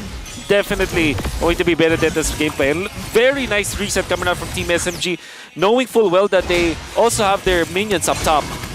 Yeah, I mean, this is where the... Takashi backlines. Okay. I mean, this opens up the map just a little bit here, but at the end of the day... Whoa! Minion Fury. Three-man knockup, Minion Fury, but no follow-up. That's a wasted resource. That's a wasted big resource. Yep, bottom lane. Look at the healthy lanes coming out from Team SMG. Somebody has to answer that. They're just going to drag this out, right? Team SMG, it looks like they have the advantage and really benefiting from the Benedetta from their draft, right? Hey, that's 3 catapults. You gotta have to handle that. Oh, it's getting sweaty here. Do we call for the reset? Gusto is going for the recall? No, they cancel it. They gotta respond to it, like you said. Buddy. 3 cannons in the bottom lane, and just like that, SMG are holding on to it. Now Takashi responds, but the Lord is so low. King needs to make a miracle play happen. Spatial migration. Final blow coming in. Requiem by King. They're not hitting the Lord. Disciplined gameplay from SMG. They get King's immortality, and then they go for the Lord. Now is RRQ on full retreat. A raging sandstorm and desperation. A Minion Fury. Wait. They find an angle to perhaps win this fight. Smooth gonna be chunked. Stormy running them down. An Astral Meteor and a good spear. Hitting Gusta. Whew. Okay. That was... I mean, they trade junglers at the very least, but like, I think that there's so many things that are so important in this match. Yeah. The wave management, number one. The calling of the shots, and most importantly, that Astral Echo to give confirmation. That's right. And we gotta have to hand it to the entirety of Team SMG, especially with their shot calling.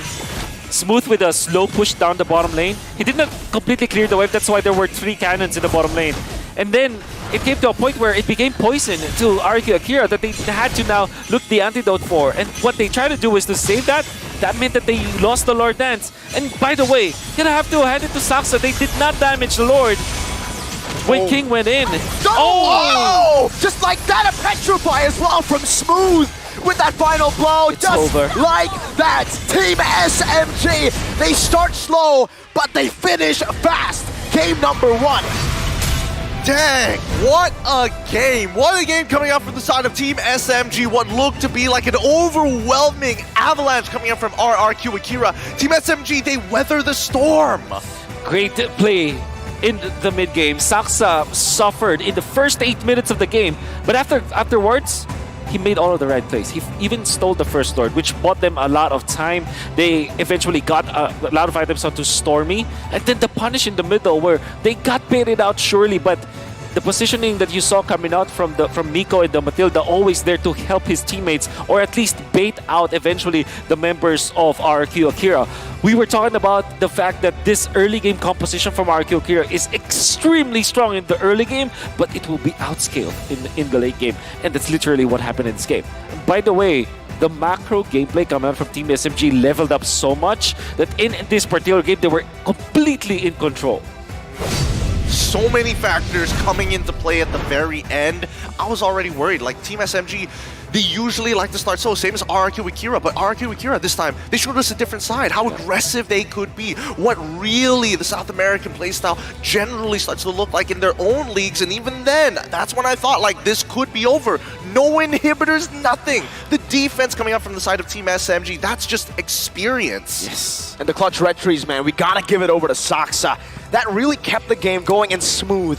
That one play. Exactly. That one play, I think, saved the game and turned the game around. Exactly. We were talking about like he was already chunked very, very low, already using the final blow, I believe, and then he had to take care of the long lane, right? The wave of the bottom lane. So when he went back, it was the perfect timing. And to think that it was a good idea already for RQ Akira, right? They jumped in for Saksa and pinned him down and eventually took him out. But maybe they didn't take for account the immortality and the fact that Saksa immediately dashed into the Lord so that he's able to catch the Lord and then get the clutch retribution, who is our MVP. Give it on over. Okay. Even our cameraman's getting on with this. Give it up for our MVP from the side of Team SMG. It's Stormy, the Mage Prodigy himself, having some really important shots here, and by far one of the most influential ults to make some important calls for a team so macro-based like this.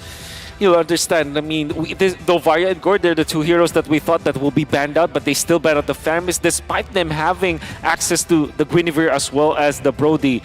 And they allowed Stormy to be this strong in the late game. However, I want to say, though, we can see through the highlights that the early game literally all belonged to side of RRQ. Here, they were making the right calls. In fact, this invade, I think this was played very smart. And they even had the ultimate counter king. The only death of the Stormy, by the way, was in the first few minutes of the game. It was some beautiful stuff here. The way that they did, like, look at this. Luis is just eating shot after shot, and he's just like, don't worry about it. I got you covered, right? Especially after a good counter engage coming up the side of Team SMG. Now, I think by far one of the most impressive parts about this, right, comes down to the way that you kind of combine these abilities, the synergies between the players, because it's not like you can communicate with everybody all at once. It's a lot of trust inbuilt to the team. So that's these are the mistakes. One of the mistakes that RQ Akira did. They lost the fight after that.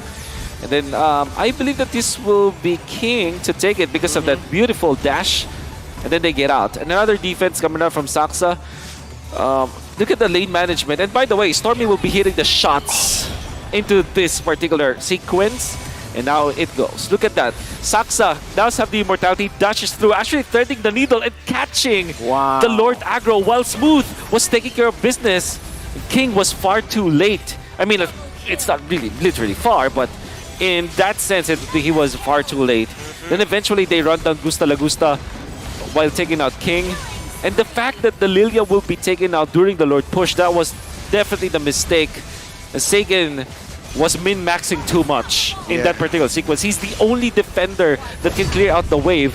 And in combination with the Brody, technically it's doable. It's defable, as the kids would say. You know?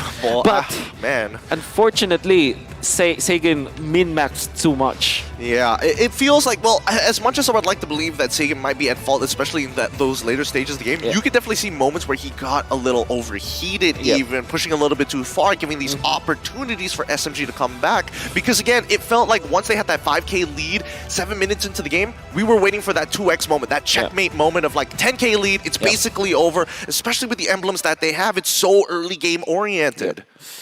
And I do agree why they picked the emblem. I do agree why they pick up the entire composition. Maybe just the ban of the Novaria might be the only thing that they missed out on. But obviously, this composition coming up from RQ, it can work against Team SMG, especially if they ended this properly. And also, if you recall, during the draft, the Lilia as well as the Brody was picked immediately after the pickup on the Bruno as well as the Matilda. So you kind of feel like RQ definitely knew what they were doing, definitely have rehearsed this, and also planned for it against Team SMG. In fact, they would have won this game had it not been for some of the mistakes that they committed and Team SMG just being very patient. I think that there's a recurring theme here for Team SMG. They're very resilient. And I think that this is going to be a banger of a series. I think so too. I mean, the fact that we saw in game number 1, like you mentioned, Wolf, RQ were leading. They had the game in the bag until they made those unnecessary mistakes. I would say like the unnecessary risky plays. They go for 50-50 Lords when they had a 6,000, 7,000 gold lead, and that just gave SMG, a team that are known to be waiting for that mistake. But once they do find that mistake, just capitalizes fully. RQ needs to stay way more disciplined because that's literally what lost them the game. Actually, there's also another point that I want to bring up here. I mean, despite the fact that Saksa was getting absolutely spanked in the early game, the brass tacks that Smooth is actually putting on the team, we didn't see that 5k lead go into 6 or even 7 because of the way that he's not only cutting the waves, but he's stealing away turrets away from RRQ Akira. I think even when we're talking about discipline, it's one of the few things whereby you have to kind of make sure that there's no holes in your gameplay. I feel like RRQ Akira they make a call, they're all together on the call, which is a good thing, but there isn't the flexibility of calling it off when they realize, hey, we're in too deep, we have to commit. Yeah. And I gotta say the Team SMG were put in this kind of spot many times over already, like Malaysia MPL Malaysia regular season, so many times in the playoffs. Yeah, I was able to see that, and obviously during the wildcard stages, right? And then and I think that even after not having the chance anymore to get to the knockouts, I thought that they wouldn't have any fight in them anymore, especially after losing the early game. But Team SMG proved to be great sportsmen, esportsmen. Esportsmen, yeah. Yep. That's literally what they have written on their hands, esportsman. Really? With spaces. Yes. And the hyphens. I remember now. Yes. Big shout out to the team psychologist as well. And I do feel that Team SMG, even after they didn't get to the knockout stages, they have to think like this is probably the first step only for their development as a team. Again, this is their first season together. And they can drag RQ Akira with them. Remember, RQ Akira needs a win here. If they lose 2-0, 2-1, it doesn't matter. If they lose, they're out. You don't even need to count. If Blacklist can beat Fireflux, it's automatically done. Why is it with the outer regions? Why is it always wildcard regions and even like just none of the big powerhouses? Like I wouldn't have minded if SMG was pulling an even bigger team down with them, but unfortunately it's going to be South America. So it's like there's no winning here. Yeah, well, we still have to look for the Fireflux versus Blacklist match anyways, so that will be happening. Wait, I think there a chance of a 3-way tie?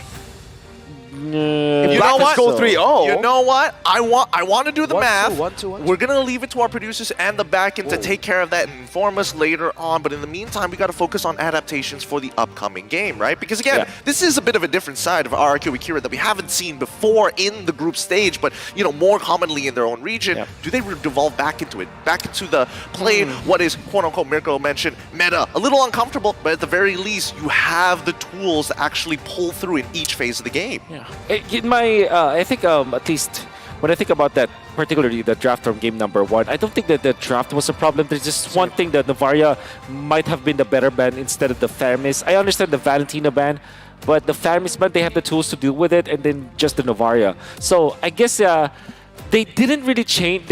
I think they still stuck through their signature, at least for RQ Akira. They're playing their playstyle. In fact, they were already winning that game. It's just that the Novaria was a problem for them in the latter portions of the game. I'm interested on what Mirko thinks though, because I heard that this guy knows a thing or two about pep talks. I wonder where you heard that from, Wolf. But yeah, I mean, looking at RQ Akira personally, it comes back to what I said in game number 1 before, in the drafts, right? Sure, this might be the same playstyle. It might be the RQ Akira that still goes in, looks for proactive maneuvers, even though they're on the Minotaur. But towards the later stage, we can really see when they're forced to play these kind of systematic compositions, it starts to hurt them. They're a chaotic team, and that's what makes them really strong. Even if they get an early lead as big as we saw just earlier, a 6,000 gold lead, for some reason, that's just not how they can end. They just can't find an end angle with that systematic playstyle. So if they go back to that chaotic kind of style again, I think it just suits them better. You're telling me that if this is character creation, max out. Just put all your points into strength. Don't try and distribute it. Don't try to min-max. Just focus it all in that damage, all in that early game, or maybe even all in that late game. We'll have to see as the game starts to progress by, because I feel like Team SMG is supposed to be the more systematic team in comparison to RQ Akira, and that's where you see the big differences in terms of like personality. And now I can't get the singular thought of Mirko doing a pep talk for the side of RRQ Akira. He's just gonna come in here like, hey guys, and that's the entire pep talk. Fight! Fight! Each and every time.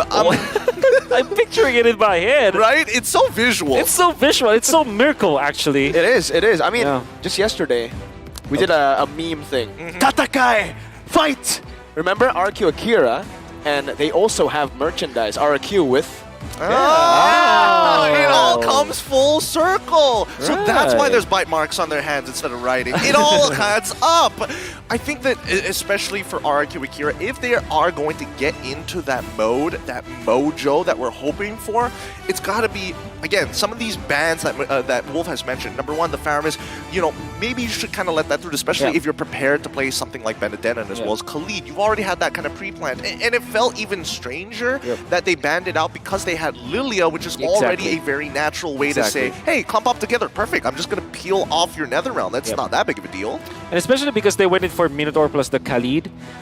They don't have the necessary dive against the Novaria. Surely they have Guinevere, right? But Guinevere already has a designated task of taking care of the neutral objectives, taking care of the Kai forcing the heavy spin, so that there's really no Novaria killer as much as there is no Minotaur killer in that game, right? But in the latter portions of the game, you can even just not even mind the Minotaur, as they did in that particular game. They look for the backlines, and particularly that's because of Smooth's do it. But at the same time, there's no way for them to take over the Novaria position. Okay, with that being said, we're starting to move into game number 2. Team SMG currently at match point, as they might be bringing another team down with them and not let them qualify for the knockout stages. Let's jump right into the drafting phase, and it's going to be RRQ Akira once again on the blue side up against Team SMG on the red side. Akai, hell nah. Nope. Not after game number 1. That's literally what gave SMG so many chances at that game. It could have been over so much sooner, but this may actually be a bit of foreshadowing to what RQ wants to go for. Maybe they want to go for the same exact strat, just with the Akai removed. Yep. That means that Team SMG, I think that it's better to let go of the Guinevere, because I think that they can go for the Baxia Angela instead, or Baxia Matilda. So maybe it's better if they ban something like a Brody, actually. Oh. I'll be surprised. Or maybe a Lilia, in fact. I feel like if they ban out the Brody, that's an immediate marksman pick coming up from the side of RRQ Akira, right?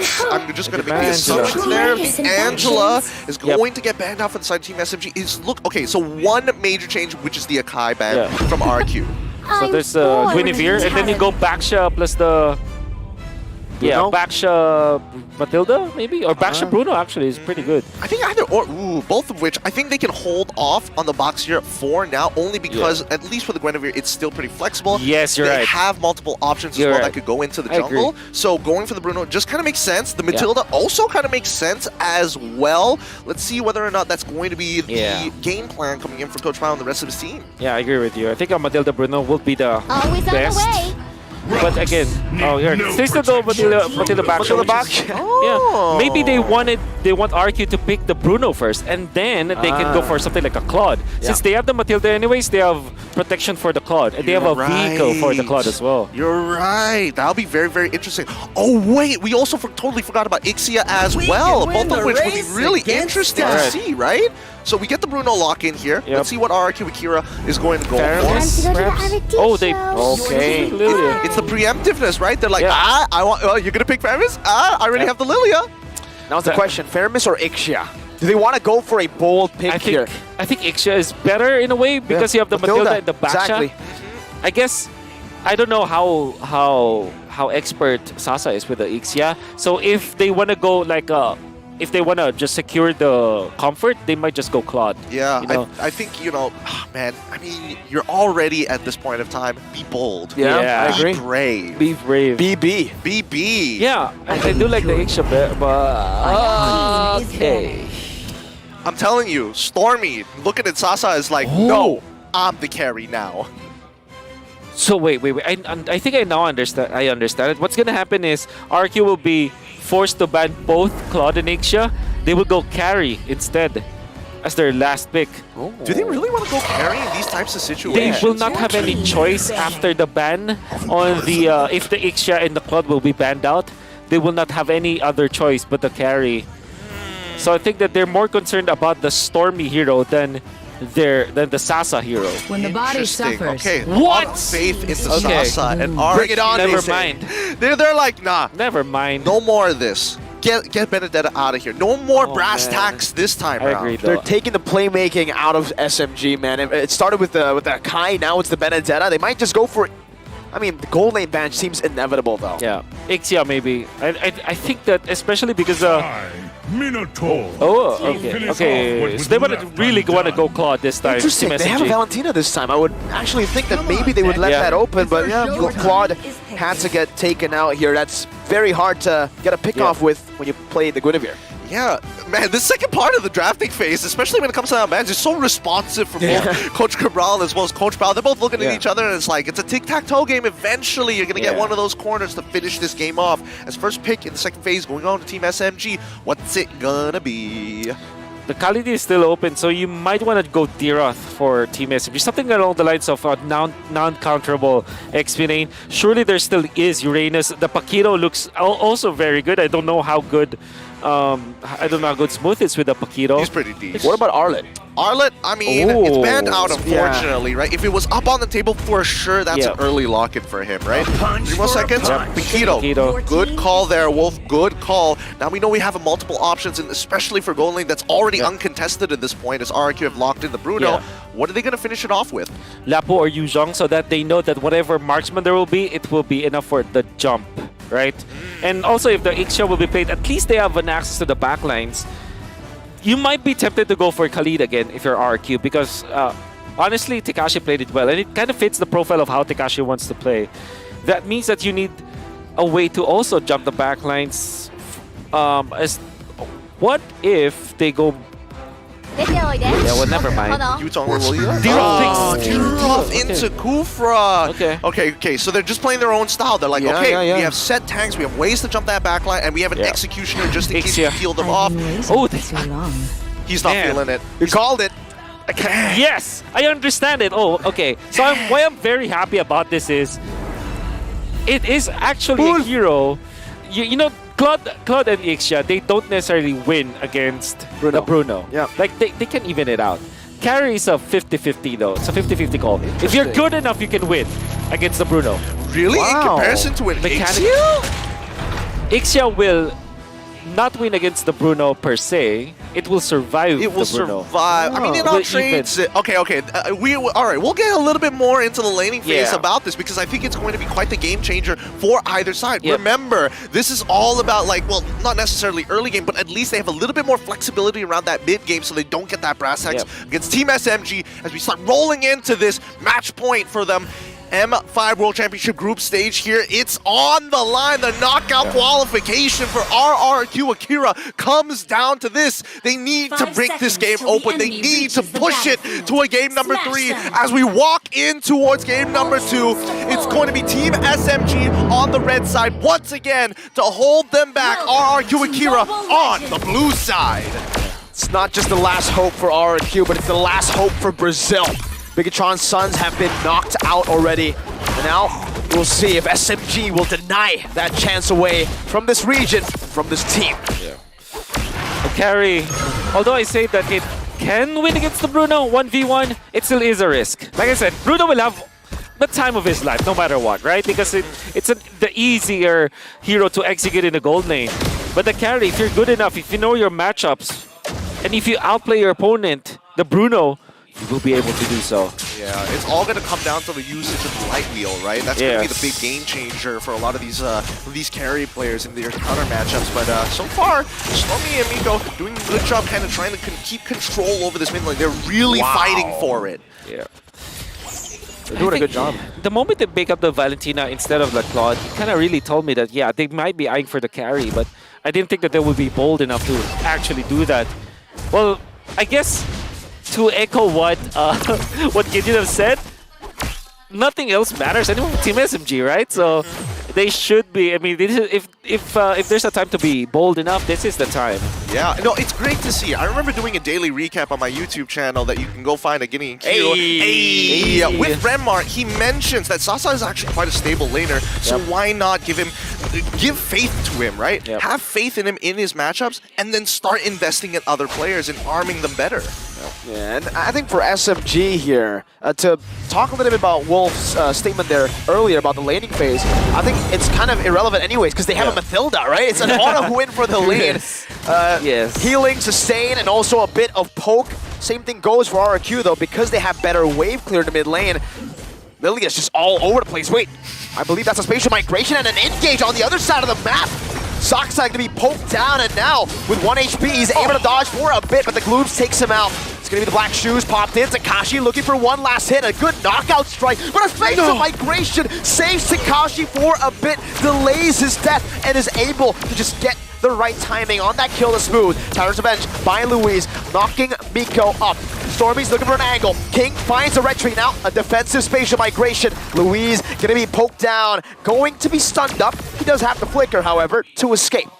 Interesting. Okay, again, a lot of respect is being given over. I think Team SMG kind of underestimated how much Dairoth could actually do in the earlier stages of the game, and that's why they're not going for the instant invade on the orange side for RRQ Akira, knowing that he's walking back into it. So now we look at the goal earned. Gusta, Logusta, and King are in nice spots with Sasa and Stormy just behind them. But in the meantime, Smooth, like, this matchup is extremely volatile. Yeah. And I gotta say, RRQ Akira is still very good at the laning early stages of the game. Despite having the backshot as well as the Matilda, they still got 2 kills and got the turtle against Team SMG. It's actually pretty massive. And they're going to be very comfortable now going for 2 lanes? Double lane Dairoth? Okay. That's the first time I'll see that. Yeah, you don't see that very often. As EXP laners, you don't usually get that much love. You kind of have to kind of hold your own, be financially independent, you know? Gotta find your own way. I mean, he does have the Wilderness Blessing, so it makes sense why he's rotating across the map. He doesn't go for the Rupture. Violent Requiem used up Miko, locked down. He stayed in the air till he died there. The air time was nasty. Can't do much about that, but oh no, Sasa. Oh, dash away. That's a bouncing ball, and Sasa will be pinned down. King picks up a killing spree. Stormy, one last hit. He gets the clone in time, and Gusta, he's just taking the turret, plating. Meanwhile, Louise gets a good rage, claps them onto the wall. Stormy forced to use the Black Shoes. And RRQ gets a big win in the early game. Huge win. I mean, it's starting to be almost like a repeat of game number 1, right? Now, if it is going to be similar to game number 1, we expect RRQ Akira to make it to at least 5K by the 7th minute mark, right? Yeah. For the most part, that should be the story that should be told, right? These turtles are dangerous. RRQ Akira are going to drag out this laning phase for as long as possible. And honestly, I got to give it to Sagan. He's been pretty consistent in his laning phase and as well as these early fights. Gotta agree with you. Spatial migration, 2-man this time with the Violent Requiem, but Miko's able to purify out of this one. Takashi now jumping on the Soxa, Abyssum Strike dodged away from. Now Knockout Strike, bringing him back all the way to the Shield Unity, and that is a 1-for-0. This time is for SMG. RRQ on the back foot, Soxa pulling the turtle as far away as possible from King, and Stormy tries to distract him. Back Louise, beautiful timing by Stormy. Retreat battle from King and Soxa. It's going to be King with a 1-level lead who secures the turtle. Sagan flickers out to safety. Who gets the more value there? Wow, I think Team SMG, think about it, because they badly need the recovery. And I'm only saying that because they were trailing behind for quite a long time. So the fact that they finally get a W when it comes to skirmishes, going to be a breath of fresh air for them. Yeah, I think that overall, I mean, I don't know. There was definitely a moment of PTSD for Mirko there, especially when the Dairoth started jumping back in, but Smooth, financially independent. How long can he hold? Not that long. He just gets shut down. Happens to the best of us. I mean, EXP experience right there. Yep, it happens, man. Sometimes you go for a 1v1, sometimes there's a random Guinevere. Now I'm getting PTSD from that one. That's the real life. But let's come back to the top side, right? Because that's where the most important players are going to be. Oh, good catch, and a Tyler's Rage doesn't even need it to connect to the wall. Now Stormy, terrifying. Gusta 1 HP, still able to cut away. Stormy looking for one last hit, but is not able to find it. Meanwhile, King is in the bush, waiting with Takashi. That Wilderness Blessing.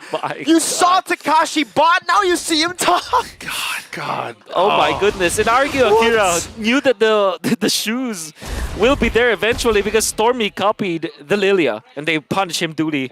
The thing is, they also pushed up top, so I think that's the even bigger objective that they were able to get up top lane. Yeah, and worse yet, if Sasa was playing just the marksman with just a wee bit more range, just a wee bit more, he wouldn't be stutter stepping underneath his turret to finish off the kill that was so given to him. Served on a silver platter, like an Ixia. Even a Claw, just throw out the BMI if you have to, but man, that's gotta hurt. Yep. That is the risk for RRQ Akira. I mean, for Team SMG. You understand why they went for the carry, but they're paying for that for those sort of transgressions. And Luis is now gonna be just babysitting Gusta Lagusta at this point. Oh, that's a lot of damage. 2 basic attacks. 90 damage. Okay, stop it, man, please. You've already got so much crit, and it's not even the empowered auto attacks, and they're doing more than 500 damage each time, brother. Come on. The crit's up to 1,300. Oh, stop. 7 minutes in. Big ouchies. Big ouchies. I mean, now we're at the 7-minute mark, right? And previously in game number 1, it was 5K. Now it's only 3.7. It feels like this is a slower snowball that's accumulating for RRQ Akira. Oh, good bouncing. Oh my god. That was brilliant. It actually took away from a lot of SMG's power in that initiation, and now it's going to be the re-engage from RRQ. A good guiding win, though. Meanwhile, in the mid lane, a Bism strike! Oh, Tekashi! Just at the edge. Stormy didn't pop the Purify because, I mean, like, it might not even help him, but any port in the storm, Team SMG, unfortunately, might lose this turret. Look at that, the physical defense shred right onto Luis's Tyrant's Revenge. You didn't see that rage because you didn't even need to land it. Now Tekashi again onto the back, zoning Sasa, forcing a guiding win from Miko. What the heck is going on? RRQ Akira are just pushing in mid, they're just going straight in. I mean, this is the chaos that you wanted to see. You wanted to see RRQ Akira kind of pump up the gas, be hyper aggressive, go further and further and further, really pushing their limits against Team SMG, and they found a really good opportunity during the scramble, and it feels like Team SMG can't keep up with that tempo, like similar to game number 1, but even so, that they're getting staggered time and time again. Yeah. Like they really need Sasa to I mean, speed up the farming right now, but what can they do? They can't even go double lane now because Guinevere, the king, is just literally just all over the place. No place is safe for Sasa to farm, especially because his Purify is on cooldown for 30 more seconds. I'm sorry, Wolf. I can't help but laugh every time I see Tekashi. He's so fast. he's everywhere. Yeah. It's Khalid at home. Dyroth just running around. Wilderness Dyroth. Oh man, you gotta love it. That's wild. It's really wild. Look at him! Look at him walk! He's so fast. I'm coming, boys! I'm getting there. I'm getting there. Marathon run all the way from topside. It's great to see. It might be even funnier if he wears that skin, the KOF skin, right? Because he's doing like the animation, like Naruto. Oh, circling eagle, Sagan. Oh, he's holding that choke point really well. Now Tekashi jumps in. It's an Abyssum strike to take Saksa out.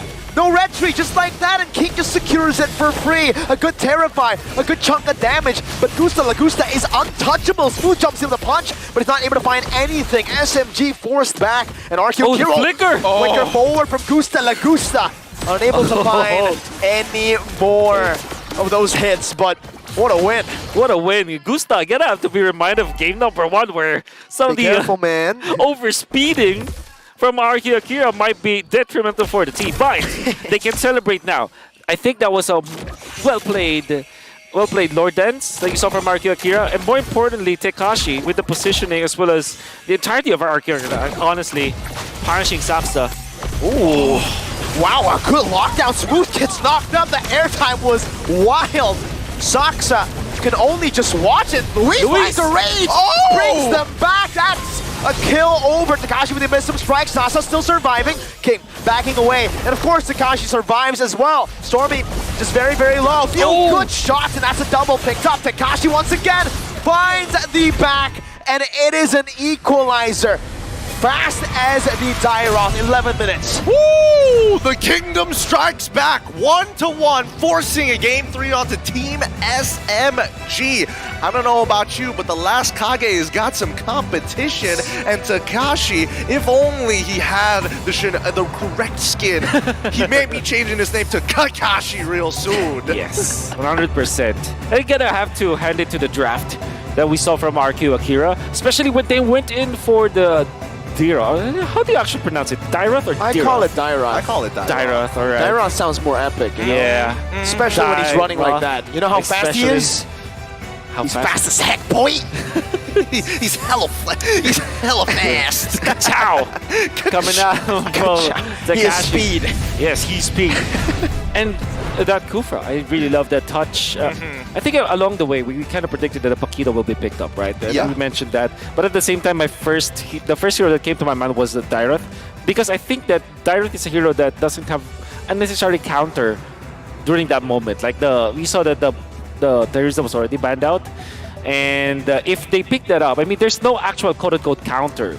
Because the Benedetta is already out, right? That's true. So that's why it would have been better as the fourth pick. But now that they have access to it, they countered the Paquito and they have this Kufra. I think the Kufra was a nice touch because in a way, the Matilda will not be running around with the Guiding Wind. And you also have that Paquito that's really just nullified because of that Kufra. And of course, who's our MVP?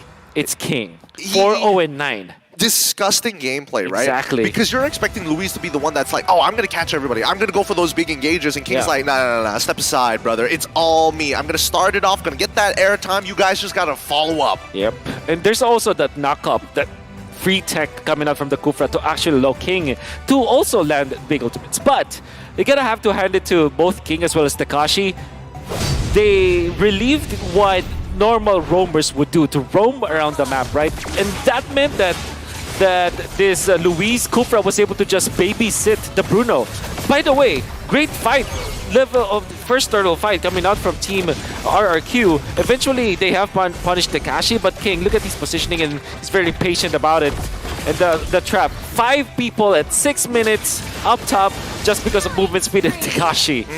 Beautiful min-maxing with that Business Strike. I'm telling you, that's going to be the name of my next fanfic. Relieving my roamer, man. Because again, how fast is Takashi moving on with the wield in his breasting? It's like he has the Khalid passive to kind of close that distance super quick. But he is a roamer. He is a roamer. But let's not forget, like, for most people, you're thinking about the quote-unquote armor strip meta when Irithel was still very relevant. You technically kind of have that with the worldie on top of having the Dairoth, right? True. Yeah. Stacks up. Stacks upon stacks. It's tough. It's tough. And let's not forget, the one extra bit of flavor, you mentioned it just now with Luis on this Kufra. Not only is he able to engage, but more importantly so, once you have that momentum, people kind of tend to forget that he's there. And then he comes on in and it's like, oh, he helps his team overreach these boundaries. Yes, exactly. Because there are a lot of jumps coming out from RQ Akira, and then you would think that after 1 or 2 jumps, it's already over. Guess what? The Kufra comes in. And man, you gotta have to remember this, boys. Dairoth, this is how you play it. Wilderness Blessing after the Firmness, as well as the Tank Emblem. You're gonna be set for days. And then, when you compare it to Smooth with this Paquito, there's not much that he can do when it comes to like eliminating Takashi. Naturally, the Dairoth will win that laning stage, and you saw how well he managed his lead over Team SMG. Well, actually, man, this is because I play EXP way too much. It's one of these really volatile matchups where Paquito is looking to make sure he minimizes his trades against the Dairoth, right? He doesn't want to go for these prolonged ones. But the way that Takashi builds already, like, it infuriates me because I want him to be so lane dominant, but that's not his goal. His goal is to make sure that, hey, you're stuck in this lane, I'm going to move faster than you, despite the fact that you have a champion stance, which gives you a free ability to double jab across the map. Exactly. It's like he's playing like a Benedetta in a way. Which is great because Takashi was known because of the Benedetta last M4. He was just super fast across the map, and on top of that, despite him, holding the Paquito down, he rotates, and the base damage alone is enough to solo kill some of these laners, right? I mean, Stormy was obliterated by that Abyssal Strike. Sure, it was some help from Sagan, but still, that's impressive with just a Fury Hammer. Yes. This makes you really excited about RQ Akira, who would kind of root for them to get into the playoffs. They still aren't safe though. And Team SMG, after that draft, that risk of a draft that they did, they may have been rethinking it now. Surely the carry made sense in the grand scheme of things, but when it comes to execution, they weren't able to reach that power spike. And that Valentina that they third pick, you understand why Stormy is going to be the priority when it comes to the laning. Unfortunately, it wasn't the case, and now they just really suffered from all their gambles. Yeah, and as they kept on playing these 50-50s, eventually it's going to stack up one upon the other. It's a learning experience for sure for the side of Team SMG, right? Can't blame them for this, but RRQ Akira really nicely played. Love the way that they actually snowballed this composition out of control. That's what you always want to see with these types of compositions. And the best part, they were doing it throughout the mid game rather than like, you know what, we're going to bank it all and get outscaled after the early game, you know? And again, we mentioned earlier, we don't like them being so systematic, but when you have a composition that allows you to overreach your boundaries, when it lands, it really hits. Man, I'm just so happy to see this because it's like a very quote unquote vamos thing to do. Yeah, that RQ so, did. Like, literally overtaking vamos, the map. mid. Come over, let's go. Let's just push mid. Yeah, this is just so fun to see, and I think that maybe this is the way to go for RQ. I wonder, like the pep talk really worked. Wow. Yeah. The pep talk, you know? All right, I'll give another pep talk, right? Valentina this game, I do not understand it, right? That last pick, I try to give it the benefit of the doubt, but it only just gave RQ even more of a reassurance that, all right, we're not going to go for any more big ultimates. And even in the first phase, it was just maybe the Guinevere, the Requiem, that's it, right? I mean, Black Shoes. There were no real big ultimates to give to the Valentina, and that really showed. Despite him dealing quite a lot of damage, there was just no real use for that IMU that much. Like, we didn't get to see that. I mean, there's only very few, like, niche situations. Like, oh, let's say if I want to take out the Abysm Strike from Takashi, for an example, if you're really looking to be that far forward. But that's the thing, right? The ultimates, the big ultimates that you could take requires you to be point blank in your face. And you're Valentina. You don't necessarily build these types of defensive items. Yeah, I guess the only big ultimate that you can get is the Tyrant's Rage, perhaps. And you're kind of forced to get the Black Shoes as well for Stormy, so that at least you output the damage. But yeah, I do agree with you. The Valentina third pick didn't make sense in the first phase. The only reason why I think that it made sense for Team SMG is that they just want to secure Stormy 0.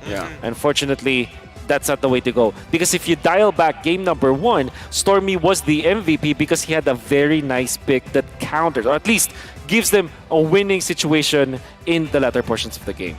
Well, now looking at the damage taken overall, Takashi actually taking a good amount with Luis. I thought King was going to be taking way more damage, but it didn't really matter. Nobody's hitting him back when they're knocked up in the air, and your team is just taking them out one by one. But even for Saksa, right, still receiving a spanking. I don't know how much he can take when sitting on these Secret Lab chairs. I know they're comfortable, but man, it's going to hurt the bum. 74,000. Even last game, he took a whole lot of damage.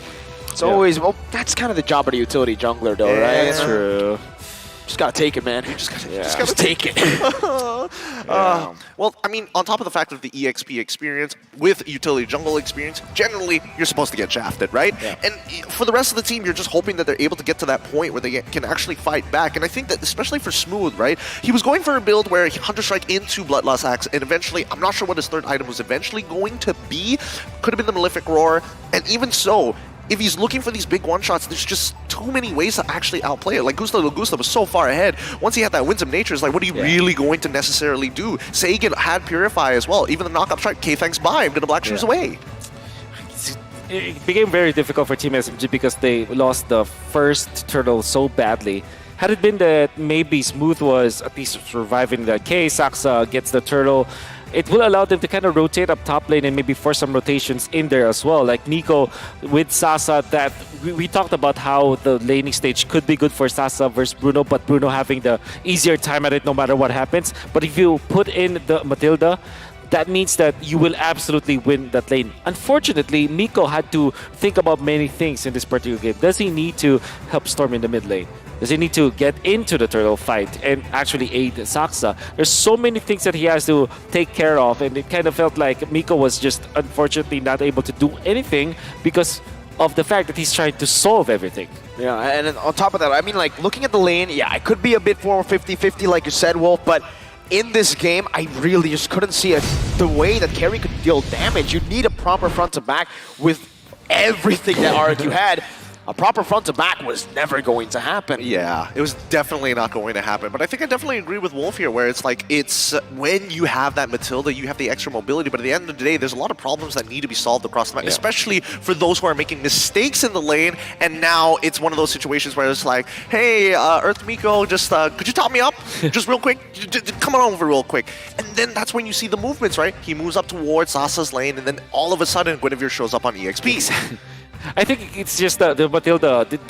Miko probably didn't expect that there will be a lot of like Wilderness Blessing effect in this particular game. We didn't expect it to happen. Like nobody thought that he could play. Exactly. Random Dairoth in the gold lane in the 6th minute of the game. He went double lane at a certain point. We were all surprised. I mean, like, who does that? Really? Tekashi. On a Tekashi, apparently. On a Dairoth.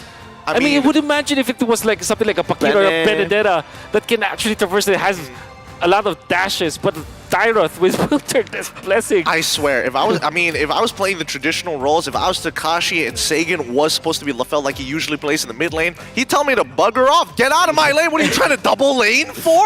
Oh, you want me to walk and rotate over to gold? That ain't happening.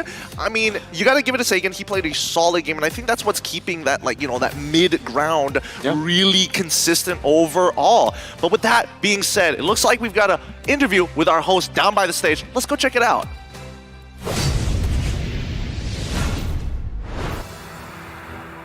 As the series goes to 1-1, I have here with me a person who plays an important role for Team SMG. It's their psychologist. Hello, can you please introduce yourself? Hello, I'm Rebecca Wong, sports psychologist for Team SMG. All right. What is the significance, of course, of having a sports psychologist for a team? Yeah, I think in general, all sports and at the high level, high performance level need a psychologist. So before esports, I work with traditional sports at the high level. I mean, all games until Olympic Games. So I think it's the same in esports. So previously, people tell me esport players are different. But to me, after I joined esport, games, so I realized psychological perspective, all players are the same. It's all the same. It's all the same. Sports and esports. Yes, because in game itself, they encounter the same issues like stress, pressure, expectation, cannot control emotions, cannot focus. So these are the same across all sports. All right. Miss Rebecca, can you give us a quick tip on how should a player or a professional player handle his mental health and emotional challenges? So one by one. So it's for like emotional challenge. I think when it comes to very excitement, you want it so much, and definitely it challenge emotionally. So learning how to calm down, how to regulate the emotions is very important. All right. This is Miss Rebecca, the psychologist of Team SMG. Mental health is indeed important. Let's throw it back to our shoutcasters. Shout out to mental health here. Really good stuff, especially at the highest level of these competitions. It's hard for people to relate to professional players in that sense, where it's just like you're playing a video game. It's just that's all it is. You're tapping buttons on a phone. Yeah. It really isn't once you are here at M5 and you see what they are playing for, not only for Pride of the Nation, for family, but most importantly, they're playing for a team that they've been sticking around and giving 110% every single day just to get to this very moment. Especially for teams in the esports scene, because it's totally different from like sports, for example.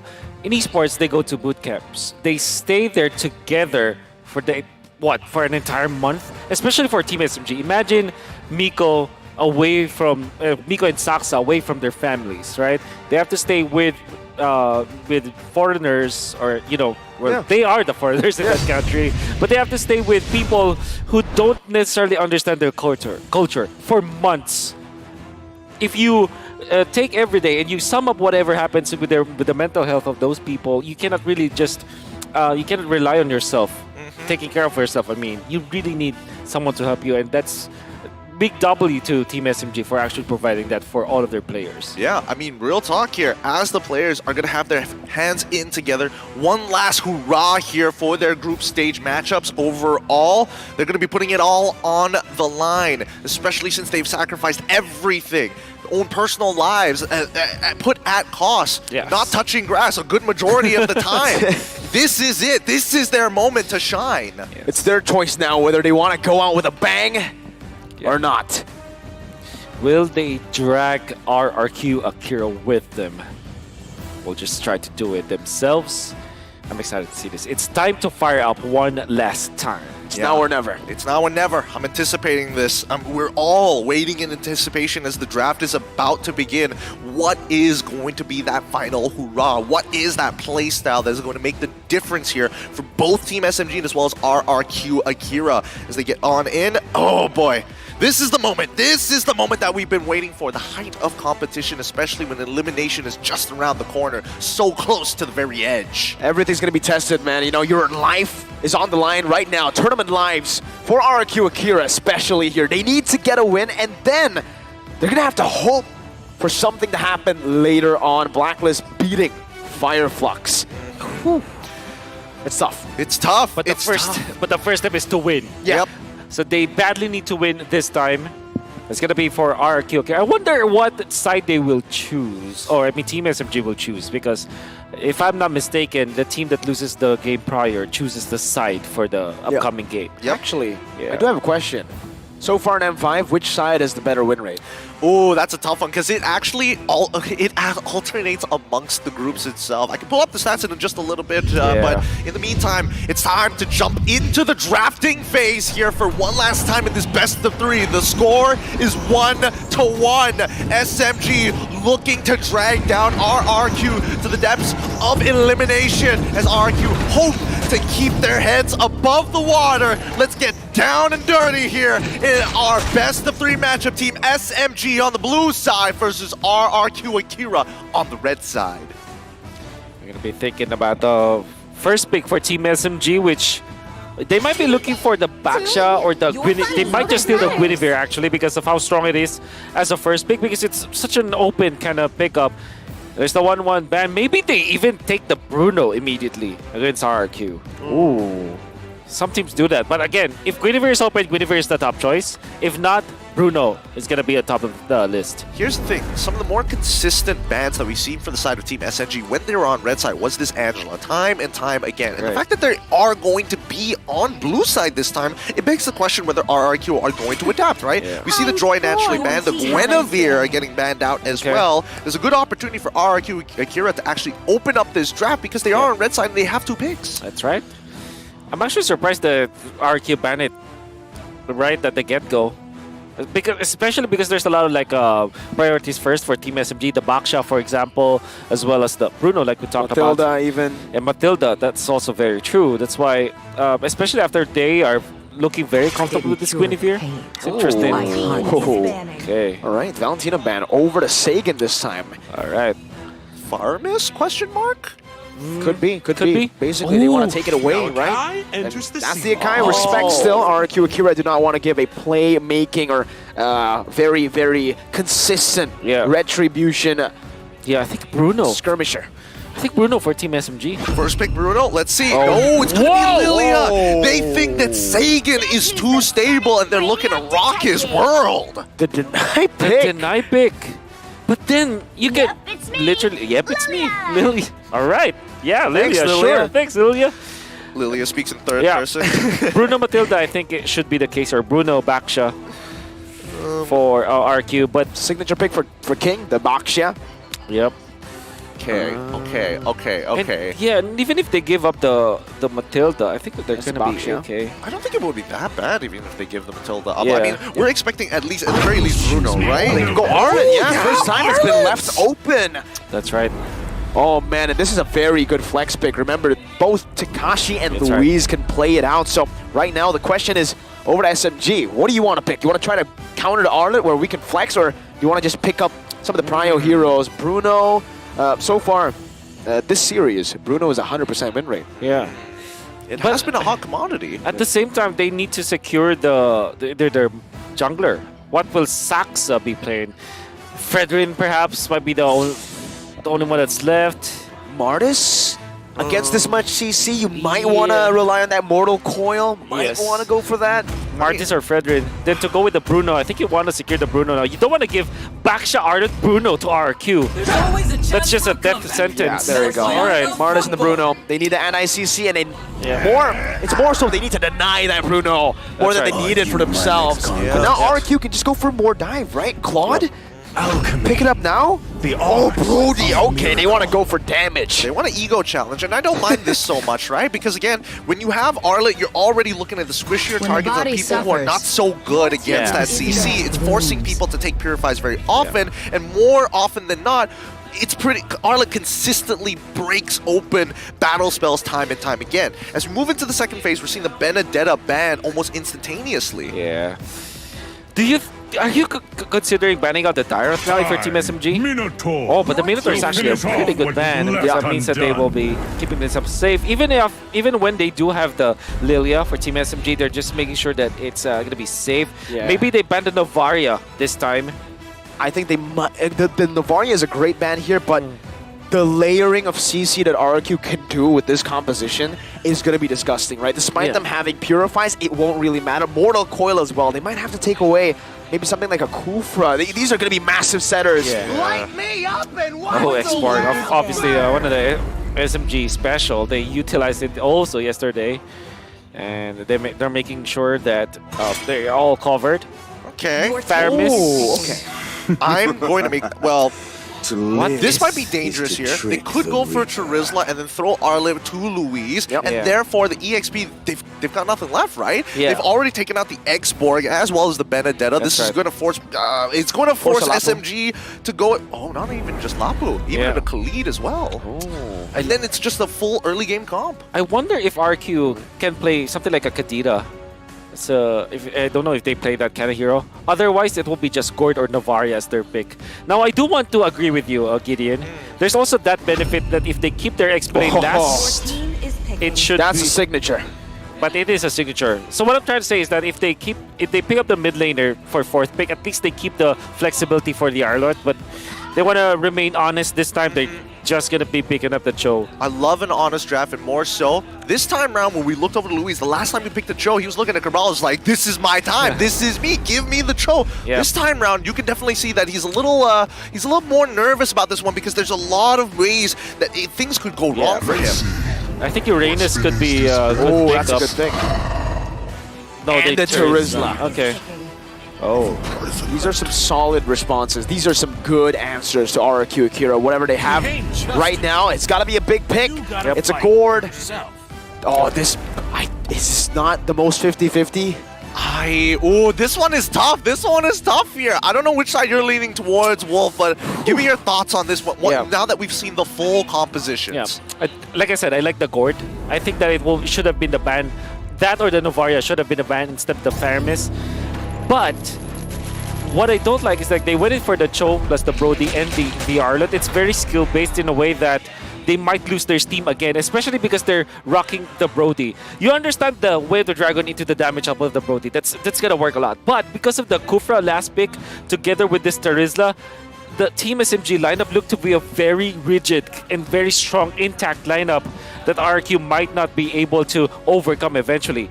However, you're gonna have to be very afraid of this combo, Gord plus the Brody. That's a pretty strong front to back. It's going to be nasty. It's going to get real dirty here. The early game leaning more towards Team SMG. But as soon as that engage comes out, RRQ, the Kingdom, skill-based matchups, sticking to their bannered flags as they walk into game number 3 to make sure their heads stay above the water. Team SMG going to be playing on the blue side up against RRQ Akira on the red side for their final match 1-1.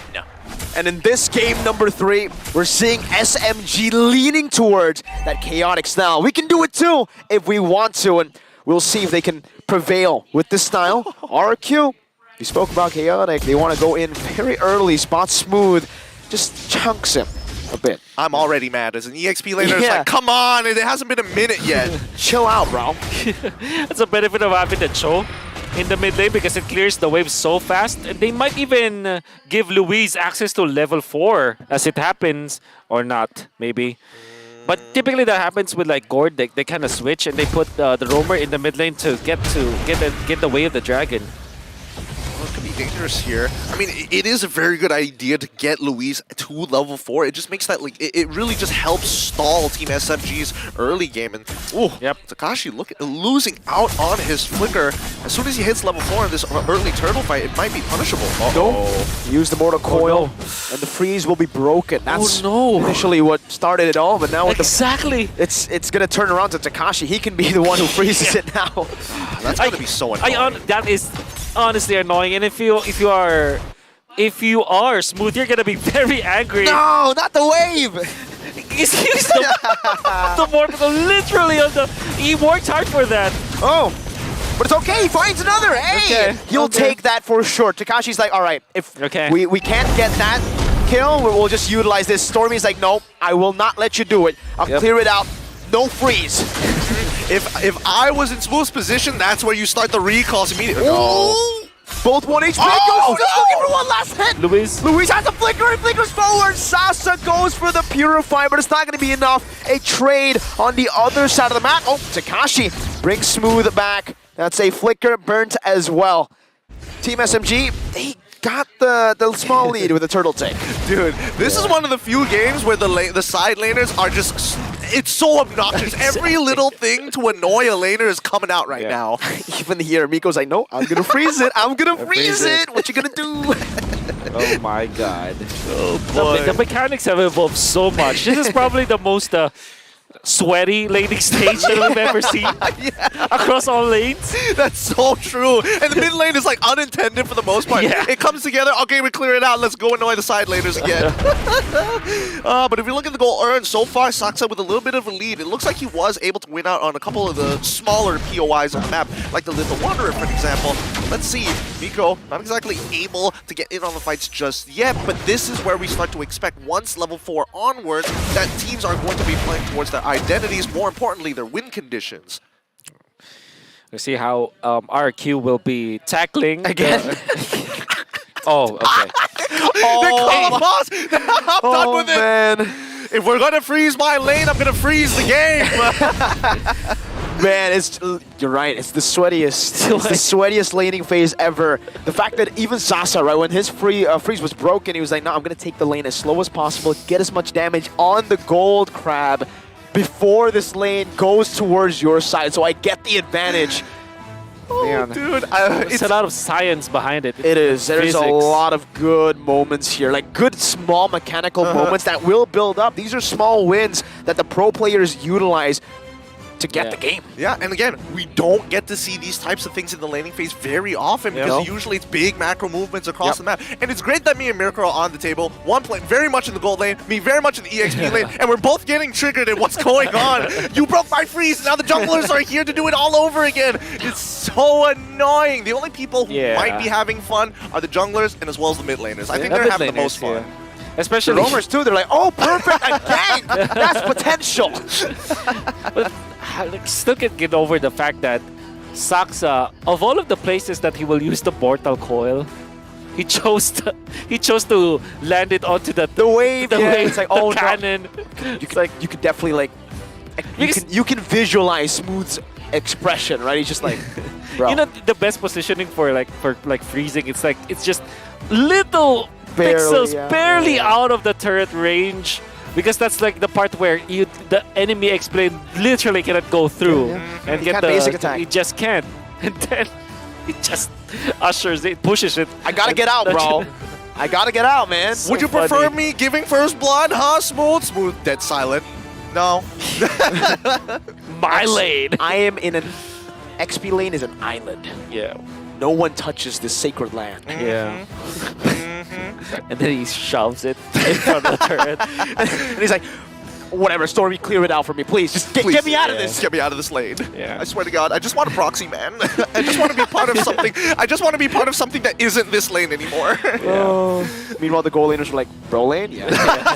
It's farm, bro. It's farm, bro. Oh boy. Oh, it's time. Let's get back into this matchup. Let's see how the laners are going to be doing at this point of time as Luis still on that top side. The slowest push it. They don't want to push. They want to utilize every inch. Oh, Smooth's like, all right, I've had it. I want to set up for the turtle. Yeah, Turtle's coming up in about 6 seconds, so it's a good time for him to actually get this push on. He does have a bit of an EXP lead on Takashi. Now, do we see an immediate invade from the side of Team SG, or are they going to take their time? Well, that was pretty good. Miko, though, pops the bouncing ball, denying a pick-off from Luis. That's a penalty zone on the 2. A Tyrant's Revenge and the Rage. The Mystic Gush does nothing here. King is going to be decimated, but not just yet. He actually walks out with the help of Takashi's disengage with the help of the Poissons. Now it's Takashi with a few vengeance resets. Miko trying to look for a pick-off on the Seiken. Unable to find it, but will be able to bait out the flicker. Takashi, no way you steal this, buddy. Yo, this Takashi guy is something else. Like, he's actually crossing over the members of Team SMG, just outplaying them. Unfortunately, though, the jump coming out from Smooth was perfect. Catches 2 important members of RQ Akira, takes out 1, and prevents King from snowballing. At this point, the Martis having 2-0, 5 minutes in, and then getting 2 turtles as well. It's going to be a very happy Martis for sure. Yeah, side quest complete. The real question is whether or not he gets bold. Oh! That's a 2-man knockup and a 2-man stun pinned down onto the wall. King, whoa, able to dish out some damage back with the help of Gusta's torn apart memory. Some good zoning too from Sagan there with a Mystic Gush. Takashi in the mid lane, penalty zone. King is caught in his zone and he will fall decimated by Saksa. Now, I mean, considering everything, it is going as planned, right? This is a pretty standard game for early game compositions, right? You're even though we do see that RQ Akira's the overall strategy is looking for the counter engage, right? Oh, you go in for the big Kufra. Oh, don't worry, Gord's got me with the Mystic Projectile into the Mystic Gush to kind of deter Team SMG. I particularly like about Team SMG that I mentioned in the draft is how rigid their composition is. If they form a box, if they get 4 members in, it's very difficult for RQ Akira to actually get in, despite them having the Arlet as well as the Baksha, just because of the fact that there's a lot of anti-CC, there's a lot of reset, and you also have that factor of the flicker penalty zone that will always turn things around. And then if you think about like the squishy members, like Stormy, for example, does have the black shoes, so it's gonna be safe after the jump coming up from RQ Akira. He even rocks the Purify, so it's guaranteed that he will be able to reset. And you also have Sasa with the Purify as well. I think it's overall like an easy box to form for Team SMG. By the way, it's a Wilderness Blessing again for Takashi. Of course! Of course. But I mean, he's never going to be able to out-push Smooth. That's the thing. That's what drills the matchup, right? You're always going to be a little bit later. So he's playing keep up rather than trying to take the initiative. Now, I think that the major differences between the two teams is really going to be the resources of battle spells, right? For either side. Takashi McQueen. He's fast. He's fast. He's speed. Ka-chow. Let's see if he can distract Saksa with that Ka-chow. Doesn't seem like it is going to happen. Saksa just picks that up for free. Turtle number 3. All 3 turtles going to SMG. Yeah. Wait a second. How did the top turret actually break over? What exactly happened over there? Brody. Oh, darn it. The turret eater. Eats turrets. What do you have for breakfast? Turrets, brother. Tier 1s. Dinner? Base turret. It's just the Liver King, except he eats turrets. You need more testosterone, eat turrets.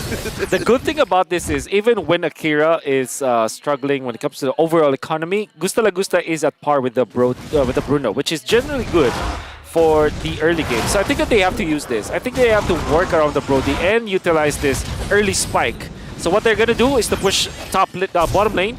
That's going to be a good choice. Forced to use the Poissons almost instantaneously. A good flicker out from Sagan, but a good initiation from Miko. That's worth it for sure. Takashi, final slash on a 2. Doesn't quite sweep them into the right direction, and Takashi's going to be caught instead. Saksa in the back. He's actually brought back all the way, looking for one last hit. That passive gets him out so quick on top of the killing spree. He's fast. He's faster than Takashi.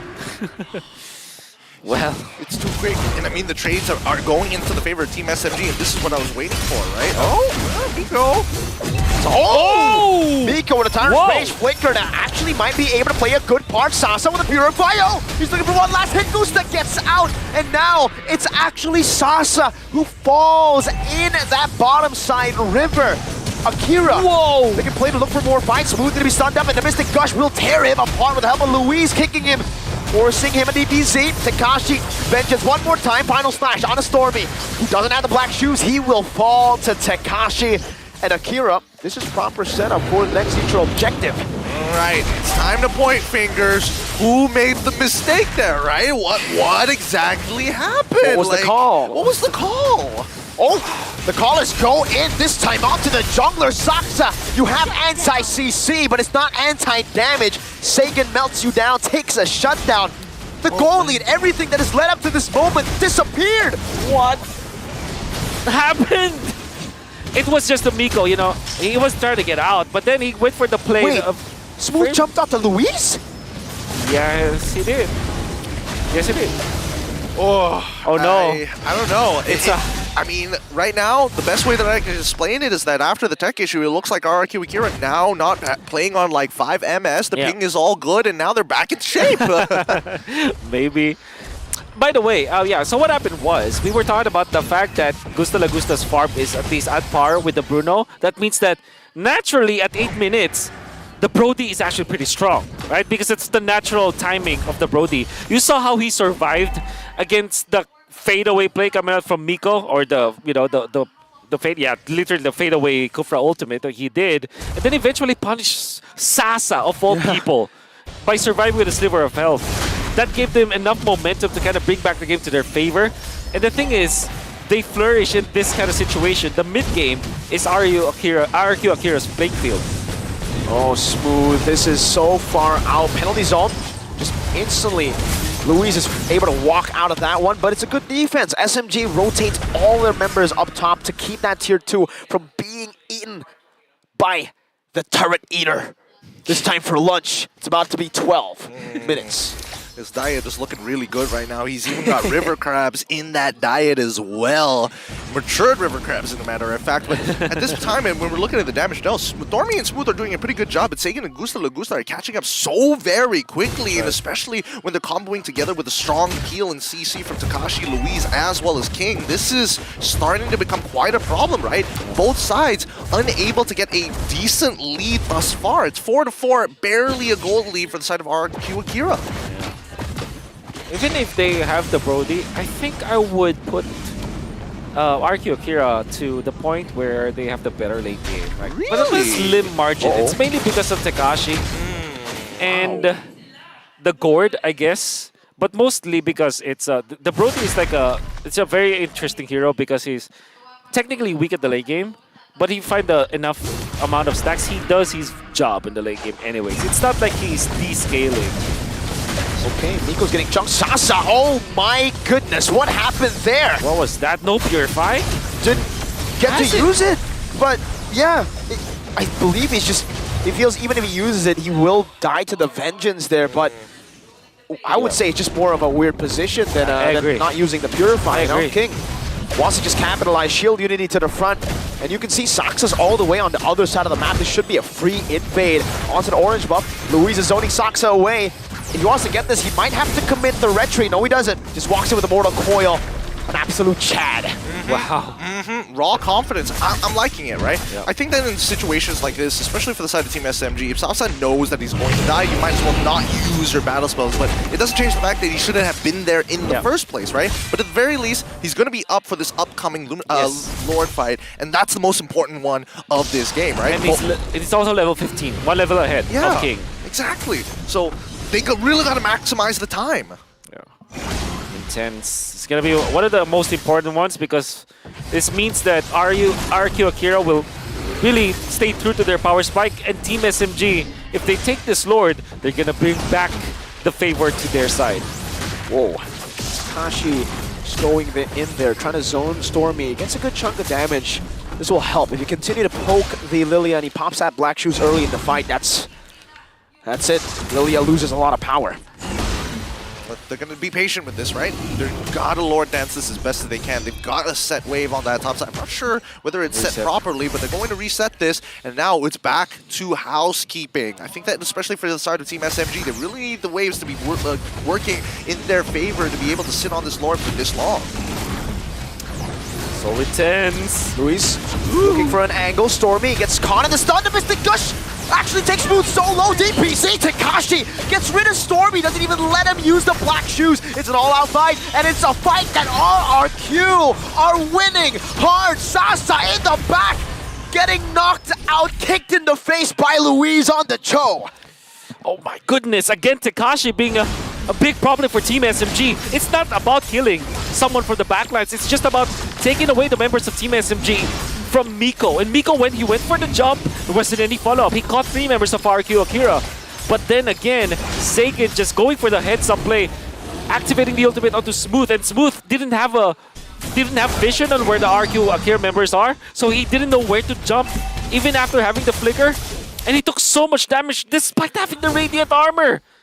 That's crazy. Because of the glaive and the wand from Sagan. It's so much damage on top of the fact that his passive eventually, once he's taken enough damage from this gore, it eventually turns into true damage, right? So it's like, there's so little that you can do against it. It feels like Team SMG just weren't on the same page about what they should have been doing in that type of situation. Even though, based off of like the past 2 games, they kind of have a rough idea. I mean, at this point, the fact that you don't even really need to rely on the passive to deal true damage, right? You have a Divine Claim and a Glowing Wand, you technically already deal sort of true damage. Yep. Oh, it's painful. Let's see whether they can actually get some inhibitors here from the side of Arg. Oh, I see what you mean now. Yep. That's only the stun part. That's not supposed to be the damage part. Soxa's just walking up, clears out the Lord. A good defense, despite the fact that RRQ Akira still have another wave. Let's see how they deal with this one. Miko charging in the back, looking for a big play, a miracle play to turn the tides. Gusta's walking up. That's the penalty zone, but it's only connecting onto the frontliners. Jordan Part Memory taking Smooth low. Sagan flickers out of the Timer's Revenge. He predicted that one. He saw the charge, and he gets out. He was not distracted with the particle effects that were going on there, man. He's still honed in on this game. Now he's overtaken Stormy and damage dealt. King, aggressive move. Walks up Luis, Way the Dragon, bringing Smooth back to the team. A final slash sweeps them in as well. Smooth still able to survive for now. Takashi in the back, going with the vengeance, sustaining. Gets a 3-man stun. Sasa forced back with a Purify. That's a good Tyrant's Raise with a flicker, but there's no follow-up. Luis all the way in the back, under the base turret, getting decimated now. RRQ, low HP. King going to go 1v1 against Stormy. Gusta still putting the stacks on the Soxa, doesn't want to commit the Torn Apart Memory just yet. Stormy uses the Purify here. RRQ, they want to go for it still. Ooh, good Mortal Coil on that one. Sasa gets taken low. Smooth buys the Immortality and is able to sustain enough. Turret Eater Gusta going for dinner, but now gets caught and punished again. Deja vu to game number 1. Oh my goodness. Oh my goodness, really? What was that from Gusta La Gusta? And you gotta have to hand it. He's hungry, that's true. You gotta have to hand it to Team SMG though. They survived that. Miko, although there wasn't any follow-up, it was enough to kind of block off RQ Akira trying to go for Sasa, because Sasa's positioning was actually compromised in that part.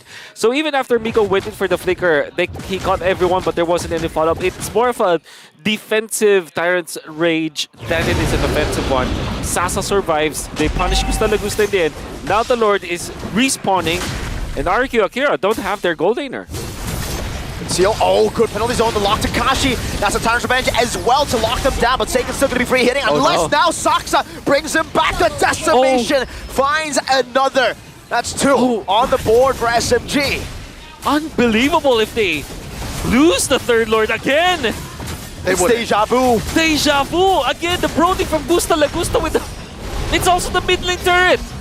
It's happening. It's happening right now. It's happening again. I mean, it could be a repeat of history, but it doesn't mean that RRQ Akira are out of this just yet. Remember, we are in the late stages of the game, 18 minutes as well. We're breaking the 50K mark, and still, it's dead even between these teams with a pretty okay advantage for the side of RRQ Akira with 1 inhibitor turret taken away from Team SMG on that top side, right? Let's talk about high ground defense right now, because again, I do feel that this is going to be, this is where we're expecting Team SMG to kind of turn the tides in terms of structural damage. That's true, because they have the Bruno.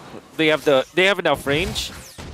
I think the Gord's defense is kind of, it's kind of painful to deal with, actually. But it's a charge. I think either way, it should be a free base turret here for SMG.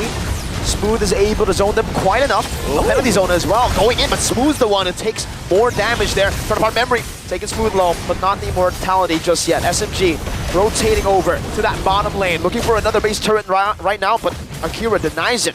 They clear the waves quite fast, like you said, with that gourd.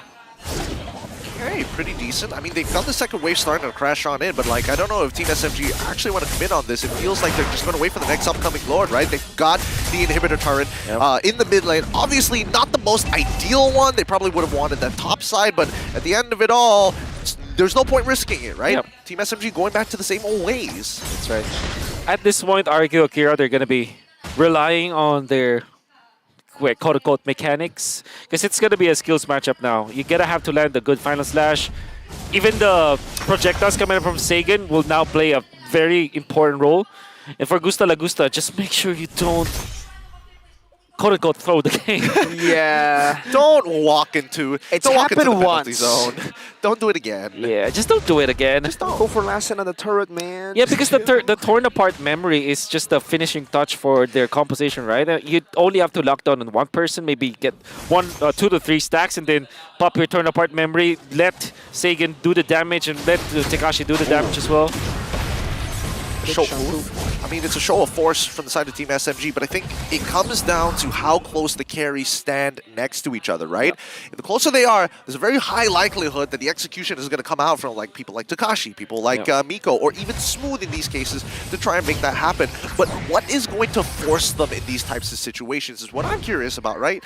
What are the habits that we're going to have to take a look at here? Oh no, where the Dragon Storm still has the Purify, uses it in the end. Now it's going to be King, who's on top of the Mystic. From Sagan across the wall! Finds the damage, it's enough to take him down!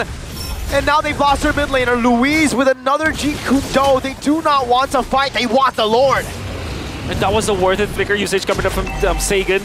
They can control the mid lane, it's gonna be easy clear for them. Watch out, Smooth.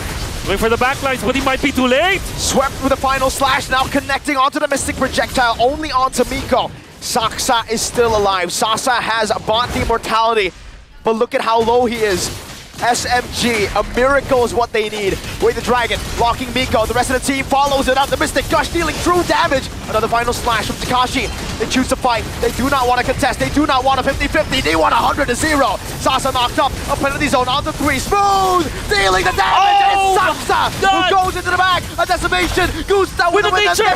One big play. One big hand. No way! Gusta! La Gusta has guided his way to another team fight win. But SMG respawns just in time. Oh my goodness! This fight is so dead even from either side! Oh my goodness, indeed! Gusta La Gusta surviving with a Wind of Nature usage.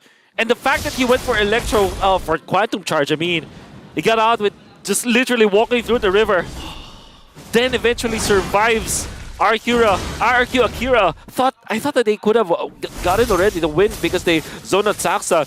But I guess because of Miko's flicker out to save himself, and obviously Saksa just keeping his immortality, keeping himself safe. Luis? 1v2. Okay. Way the Dragon used up Smooth, no penalty zone, but the rest of the team from SMG, they're utilizing this to flicker. go to the Lord. How are they going to deal with this? How will Tekashi and King try to contest? It's 2v3. Stormy in the mid lane, clearing it out, now rotating over to the Lord pit. King with the shield unity. Miko misses, and SMG turned their focus around to King, who has the immortality, but now is going to lose it super fast. King not able to survive. Sasa picks him up. The decimation already by Saksa. This time no immortality. Meanwhile, the Brody's still up top, looking for a push. RQ, they're holding on to it, and they reset it. Oh my goodness. Diversion plays here across the map, right? You would have expected Smooth to actually get some backup, but no, they had other intentions. Yeah. RQ Akira, the only way that they can win this is if they go to, if they turn onto hero. Saksa going in for the Twilight Armor. Great tech pick, because that means that you will last a torn apart memory at least. Gonna survive that for sure. Smooth, good angle. This could be massive. Rui spots him out. Oh, just got it out. Dude, the pucker factor in this game, I can't deal with it. They have to give it up. 15 they seconds. have to give it up. Absolutely have to give it up. No. Stormy with the Purify. Okay. Luis needs to get out now. If he falls, this might be the game-ending push. Stays. That's a penalty zone. That whiffs Luis. Oh, 1 HP is burning. He's taking conceal. Stormy chases him all the way. Luis still has that Twilight armor, still able to get out.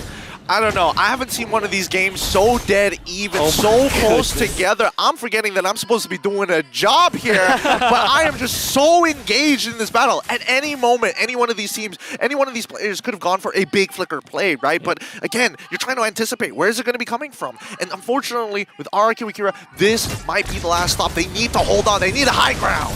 Takashi's holding the bottom side. Mystic Gush going to be used up in the mid lane. Winter Truncheon bought by Kigo. What? What was that? He took it backwards. Why? Takashi now getting eaten up by the Gloom. Stormy looking for the damage. Takashi's gonna fall! Just like that. That's one member down. They've dealt with the Lord. Saksa in the midst of it all. Walking up. Smooth has a penalty zone. Now that one can steal. Luis forced to flick around and go Winter Truncheon, but a penalty zone from Smooth. This might be it for SMG. They won't make it to knockout, but they want to pull RRQ to the depths of elimination. No! After everything, after all they fought for, it just wasn't enough. Team SMG take the series 2-1. Our match winners here. And they are able to hold RRQ Akira down into the elimination zone. Oh my goodness! What a game! Stormy again, stepping up. You can see how aggressive he played in the last few moments of the game, zoning out the members of RRQ Akira and then eventually taking out Takashi. Team RRQ Akira, they have it in their hands already, but they lost grip once again. Unfortunately, the Brody twice in this series did not work. Let's throw it to Manjin on the stage. Take it away, buddy. Congratulations, SMG! A bloodbath of a game, ladies and gentlemen. A slobber knocker of a game. 2 comebacks. 2 comeback games for SMG. That was tight. That was game number 1 and game number 2. You guys made a comeback. Let me ask Saksha Jago over here. Saksha Jago, come on. Come over here. Come over here. All right. It's okay to speak in Tagalog, you know? Tagalog. Okay, Tagalog. Okay, game. You made comebacks for game number 1 and game number 2. What is going through your mind? What is going through your head for you to be able to do that comeback? Lagi ko lang po sinasabi sa kanila, relax lang. Kasi hindi pa naman kayo matatalo. Hanggat may tower pa, kaya pa namin kumambak. Okay. So he told his team to relax. And if there's towers still, they can still do the comeback. Congratulations. Congratulations, of course. Now let's ask Miko. Miko, okay. Congratulations on the performance. What can you say about the performance of your team in your final match in the tournament? Medyo masaya naman po, pero nangihinayang kasi hindi pa namin napakita yung totoong lakas ng SMG. Okay, okay, okay. It's confirmed. It's confirmed that SMG is out and he still wants to fight. He still wants to prove to everyone that they can still make it. But then again, ladies and gentlemen, they're officially out of the tournament. Please give it up for SMG, ladies and gentlemen. Despite the great performance, Miko, this will mark the end of your tournament run. What is the most important lesson for you guys?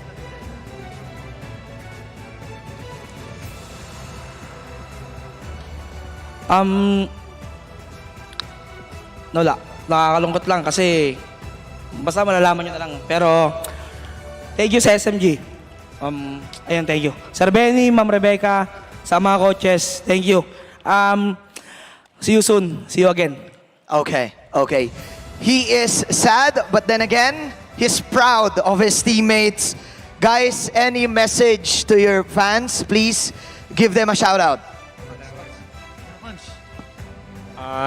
I would like to say thank you so much for all the fans who keep supporting us from day 1 until today. So thank you so much and see you guys again in the upcoming next seasons. All right, guys, the only remaining team from your region is Homeboys. from Malaysia. Do you have any messages to them before they fight? To homeboys. Yes, the homeboys. You guys are the last representative from our country, so I hope you guys can do well and make it to the top and be the champion for M5. Thank you. All right. Ladies and gentlemen, give it up for SMG. All right, Team SMG, congratulations. You can now go back to your rooms. All right. That's it, ladies and gentlemen. Team SMG, they fired up and they exited the tournament with a bang. Let's pass it over to our shoutcasters again. Guys, it's your turn.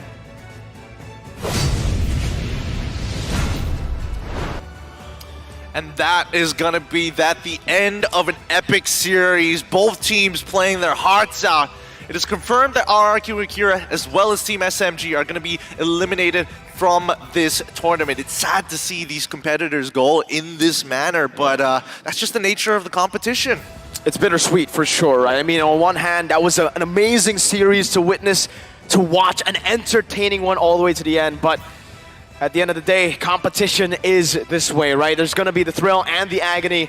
Both these teams, unfortunately, will have to go home, but for one of the few of the players are going to go home with an MVP performance, and SMG, they got to win in the main stage. Yeah, and Saxa delivered with the Martis. There was a time where he got 2-0, he got the first 2 turtles. They eventually, like the entirety of Team SMG, have devised a way for them to secure the neutral objectives well. Then come the Lord fight. I fairly remember he got the double kill to kind of stop the entirety of RQ Akira on having a chance at making their formation around the Lord. So eventually, because of the double kill coming out from Saxa, RQ Akira's positioning was in shambles. You're going to see it once again. And obviously, you can see the good early. I mean, Saxa made up for whatever he did to Smooth Slate, right? Yeah.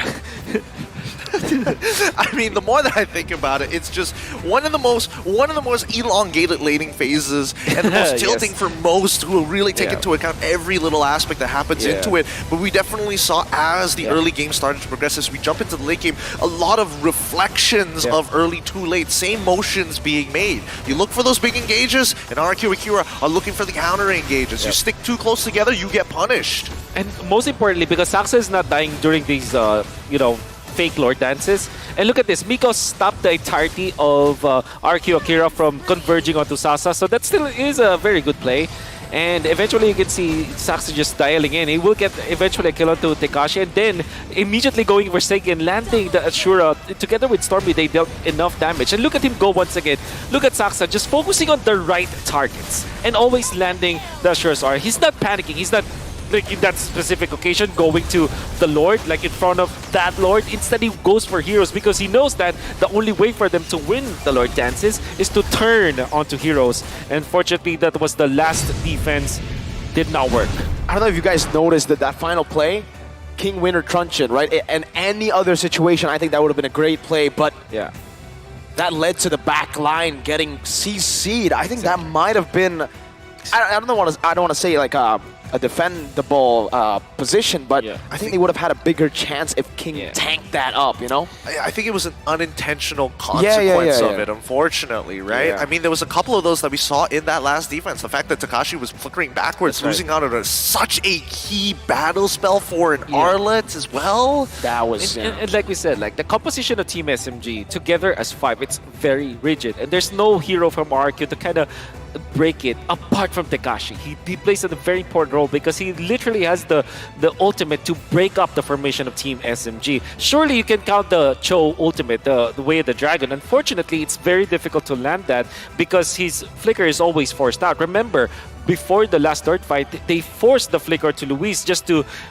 stun Smooth and eventually save Gusta La Gusta. So it's like RQ Akira are investing their battle spells in bad situations in the late game, and then Team SMG, all they had to do was to form their box, allow RQ in, and then take out anyone who's going into their box, then just slowly siege the base of RQ Akira. Yeah, they just peel them off slowly, and then the decimate chains start to roll on in. Rich Guy, you got to get off for Sasa, 721. The carry going to Seigen, and he has been, honestly, we've been talking about King, we've been talking about Takashi, but Seigen has been such a consistent staple for the team, right? He makes such minimal mistakes and really capitalizes on the ones that make the difference for these neutral objectives. Yeah. Then again, if you're going to be looking at the other stats we have to look for, Gusta Lagusta, he played so well in this game, but Stormy stepping up. This was definitely a duel between two mid laners, right? In the early stages, Seigen was spectacular, but I think in the literally the last 5 minutes of the game, you're gonna have to hand it to Stormy because he is the mid laner that actually is in front, and he knows that his power spec is actually pretty high within the late game because of the changes toward the Lilia. You just literally just refresh your charges so easily, and at the same time you have the Purify. So he's not the best target to use the Final Slash nor the Way of the Dragon because he just pops the Purify, pops the Black Shoes, and then all of a sudden you've wasted your ultimate. Personally, for me, I think this is one of those great games that you can like study time and time again to see how even the team is, and it really shows the importance of these battle spells to make the difference in these very small final moments in the game itself. But any last words about these games, or for the ones that are upcoming, Wolf and as well as Mirko? I mean, not just the importance of all those little battle spell changes, but the little mistakes here and there, just the slight positioning, going for one last hit that turns everything around from a complete lead to a disaster. One very small mistake. It's crazy. First pick Lilia. First pick Lilia. It worked. It worked. And I do want to see more sweaty laning stages. Yes, please. Yes, please. More of those. Freeze after freeze after freeze. Oh boy. Well, with that being said, once again, the M5 World Championship is powered by Monton, presented by Qiddiya, our global presenting partner, and of course supported by ROG, our official gaming phone. Grab, our official Super App partner, and Secret Lab, the ones that we are sitting on right now, our official chair partner. Now, keep in mind that up next is the best of 3 matchup featuring the Homeboys and Deus Vault. So stay tuned. The M5 World Championship group stage will be right back right after this.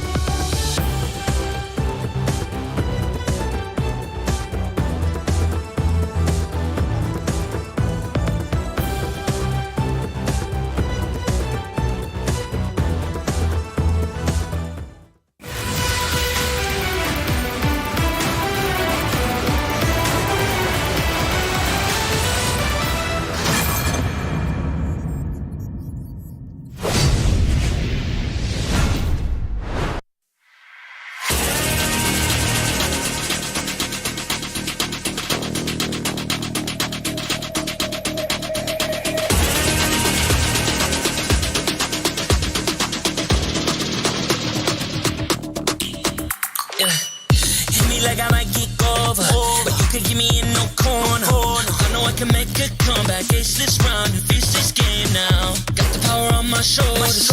Yeah, you know that I'm a soldier. You can keep me off my guard, but you can't keep me from my honor. Nah, nah, nah. I feel like the floor is over. The energy's getting higher. You're saving my arm. 'Cause I know just what I got. I got you like na na na, and you know I hold the power. This feeling I love.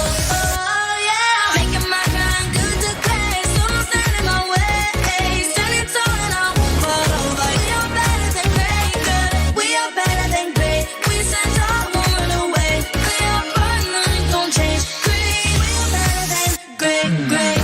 Can't get it great. I'm better than great. I play my own role. I become the greatest. Transcend myself into this game, yeah.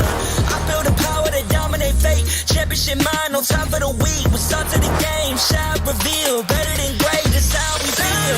I feel like the floor is over. The energy's getting higher. You're saving my arm. 'Cause I know just what I got. I got you like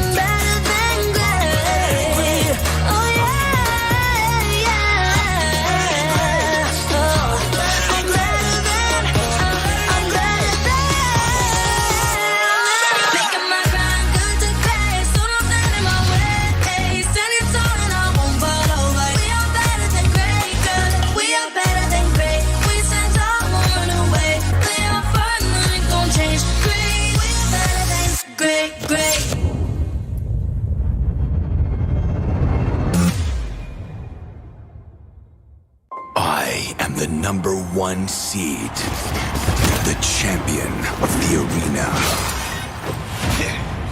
The fans adore me because I've never lost. Yet you are afraid. Afraid that you will lose everything.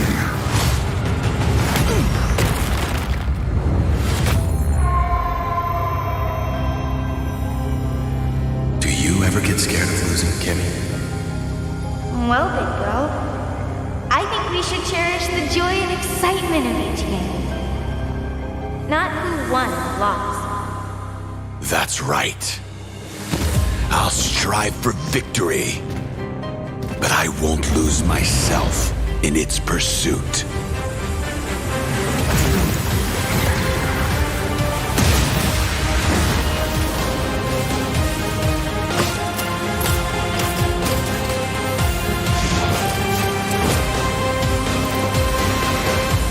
World Championship.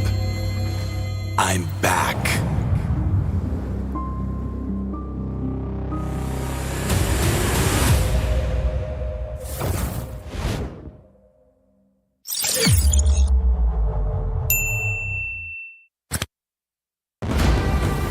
We are here at Gamers 8 to show that we are walking the walk.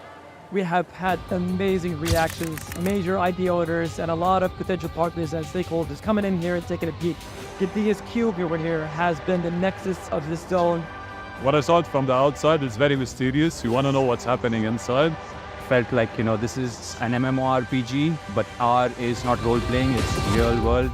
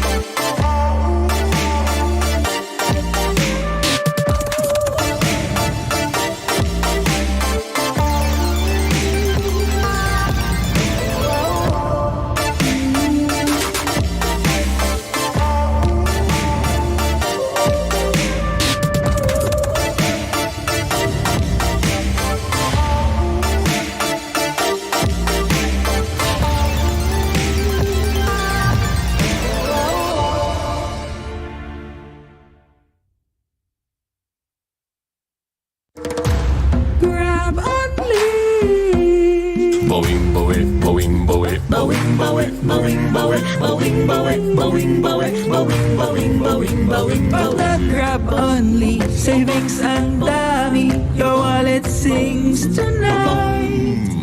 Laki ng bawi, pag nag-grab only, save 244 alright. Bawing, bawing, bawing, bawing, bawing, bawing, bawing, bawing, bawing, bawing, bawing, bawing, bawing, bawing, bawing, bawing.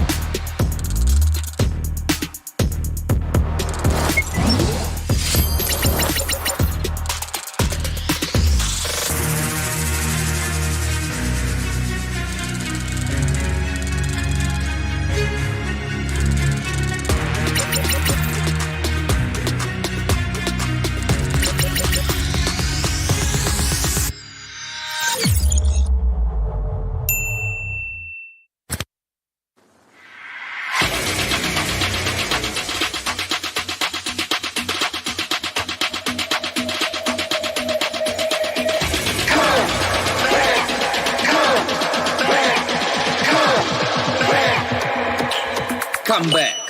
Что мы друг другу скажи мне, мы вместе на пути к вершине. Наши глаза горят, и воздух накален невыносимо. Нет, мы не заплачем, потому что здесь мы что-то значим. Ногами высекаем искры, за спиной наша удача. Устали мы вечно ждать, сидеть с трибун, все наблюдать. Гладиаторы мы в этот раз. Наконец настал наш час. Мы вернулись вновь, чтобы побеждать. Трофей над головой своей поднять. Эта арена вызывает в голове флешбэк, и мы готовы к бою. Это наш камбэк. Кто ты, воин, как твое имя? Взмываешь небеса, как Чонг. Воля твоя нерушима, снова слышен битвы гон. Только соло ты не сможешь таланты все свои раскрыть. Команда верная поможет твои слабые места закрыть. Устали мы вечно ждать, сидеть с трибун, все наблюдать. Гладиаторы мы в этот раз. Наконец настал наш час. Много раз ощутить боль падения, вновь находим мы силы воспрять. Снова на языке вкус сражения, снова сможем себе доказать. Давайте, ребята, Руслан! Это победа! Мужчина стоит рядом, ее не вытаскивает. Сейчас Саня, может быть, стоит продолжить? Получится ли ульта от Лолиты? Есть ульта от Лолиты! Красавчик! Играть и должны доигрывать! Какая уверенность в своей игре! Все вместе, в системе, дойдем мы к победе. Мы встретим проблемы, но это путь верный. Против всех заочно, но я знаю точно, что на пьедестале стоять мы будем с вами. Мы вернулись вновь, чтобы побеждать. Трофей над головой своей поднять. Эта арена вызывает в голове флешбэк, и мы готовы к бою. Это наш камбэк.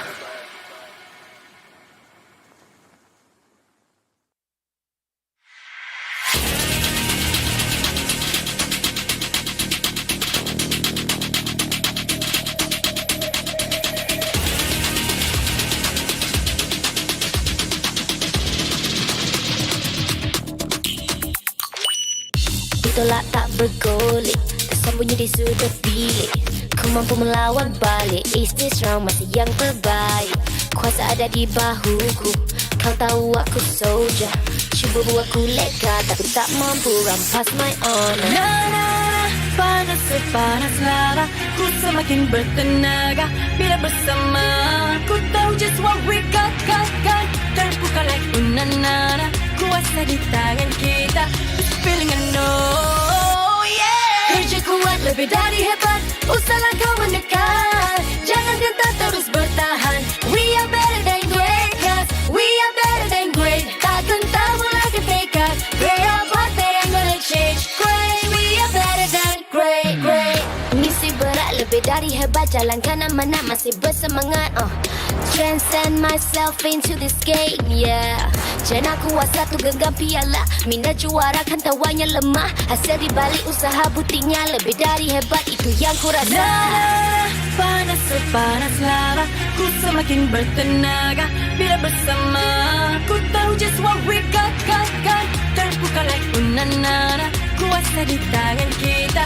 This feeling I know, yeah. Kerja kuat lebih dari hebat, usahlah kau mendekat. Jangan gentar terus bertahan. We are better than great, cause we are better than great. Tak gentar mulai ketekad, they are what they ain't gonna change. Great, we are better than great. Terus yakinkan diri, gapai impian pasti. Usah berlengah lagi.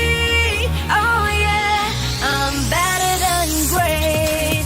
Oh, better than great. Oh yeah.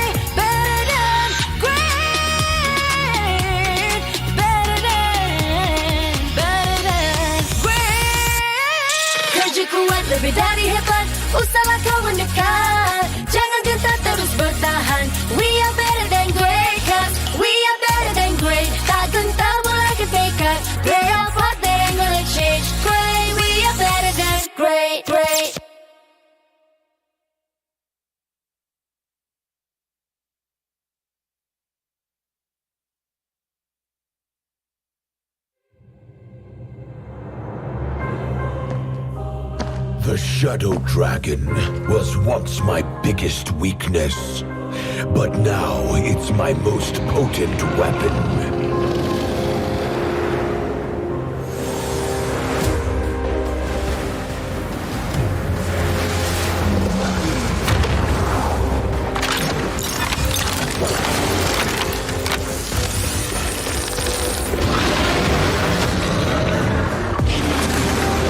Cosmic Dragon, rise and soar! Dragon Stomp! Dragon Scales! Dragon Rush! Rise beyond greatness and seize your own destiny.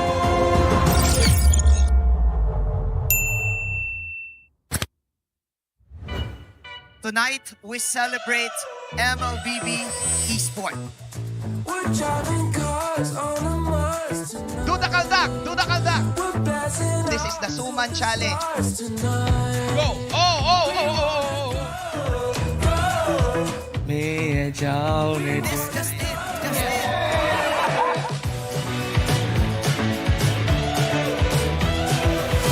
Welcome to M5 Gala!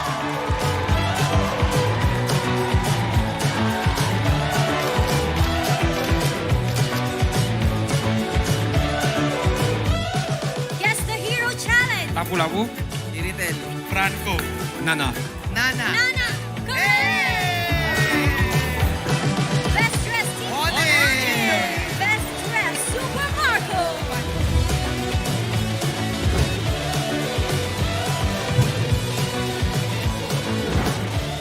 Thank you so much for joining us at the M5 Gala, and we'll see you at the M5 World Championship.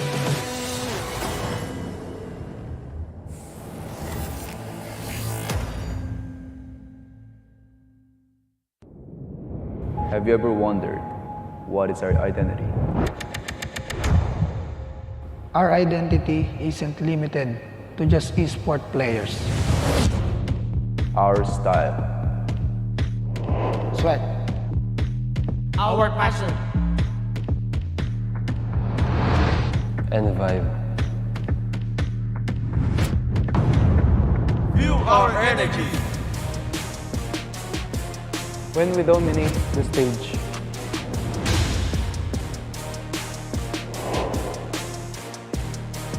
The hours of sacrifice. Shape who we are. So, what is our identity? We are legendary.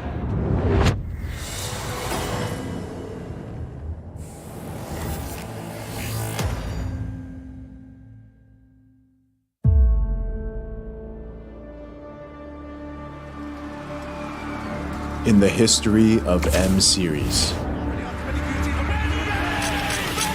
no host country has ever won the championship title. No other region has ever claimed the throne. No team has ever secured the championship twice. In this thrilling showdown, 16 teams across the world have gathered once more to seize the trophy. Which teams will prove themselves in their epic rivalry rematch? Will a new region unveil their strength and climb to the top? And who will leave an unforgettable mark with their skills? Behold, the old guards, seasoned titans returning to reclaim glory. Jangan.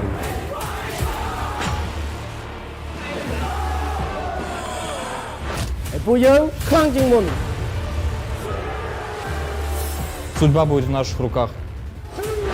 The newcomers, eager to forge their legacy.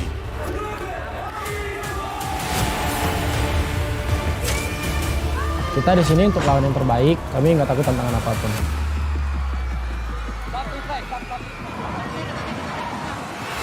Emerging from the ashes, the rising stars are vying for the spotlight. Kita orang dah tunggu lama untuk momen ni. This is our time. It's now or never.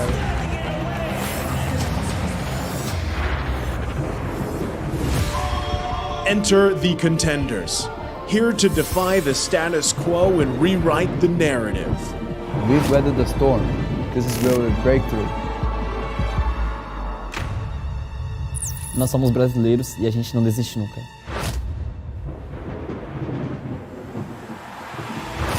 The Kings, legends in their own right, descend to defend their crown. Kita sudah merasai kemenangan. Ini saatnya kita menguasai dunia. Naitaas na namin ang kampyonato at itataas ulit namin ngayon. Babawiin namin ang corona para sa aming hari at reyna. Get ready as the stage is set for the most dynamic championship of the year.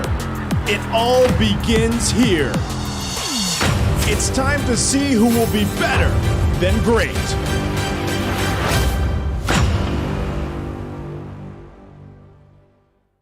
Today, we witness world-class action, world-class entertainment from the best MLBB teams. Welcome to M5 World Championships! Day 4 of the M5 group stage was filled with plentiful surprises and nail-biting action. Led by Stitch, the undying Burmese ghouls refused to admit defeat. Stitch, flying high in the sky, gets Ethan as well. The Myanmar representatives pressed on to prevent the Mongolian downloaders from completing their comeback. Ethan gets another kill as well, and Bebek still survives. Stitch flickers forward.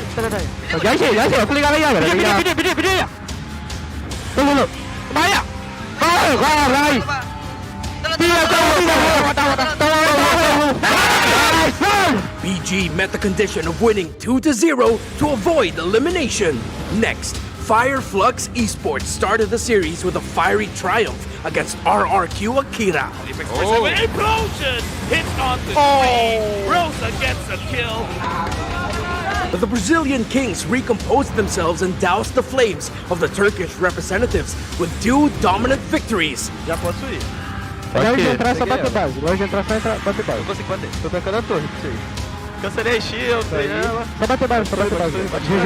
GG. And proved that they are better than great.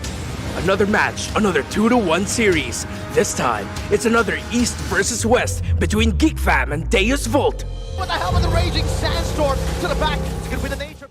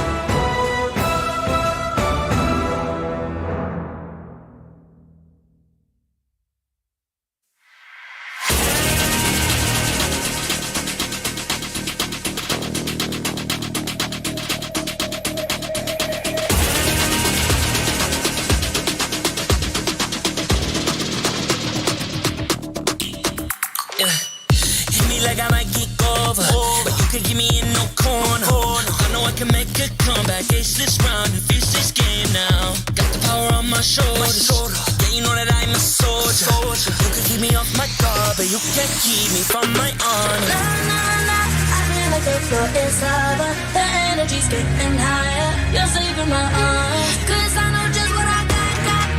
I got you like na-na-na, and you know I hold the power. This feeling I love, oh yeah. Making my grind good to great, so don't stand in my way. Standing tall and I won't fall over. We are better than great, good. We are better than great. We stand tall, won't run away. We are fun, nothing gon' change. Great, we are better than great. Can't get it great, I'm better than great. I play my own role, I be kinda greatest.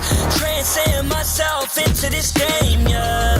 I build a power to dominate fate. Championship mind, no time for the weak. What's up to the game? Shall reveal. Better than great, that's how we feel. I feel like the floor is lava, the energy's getting higher. You're saving my arms, 'cause I know just what I got.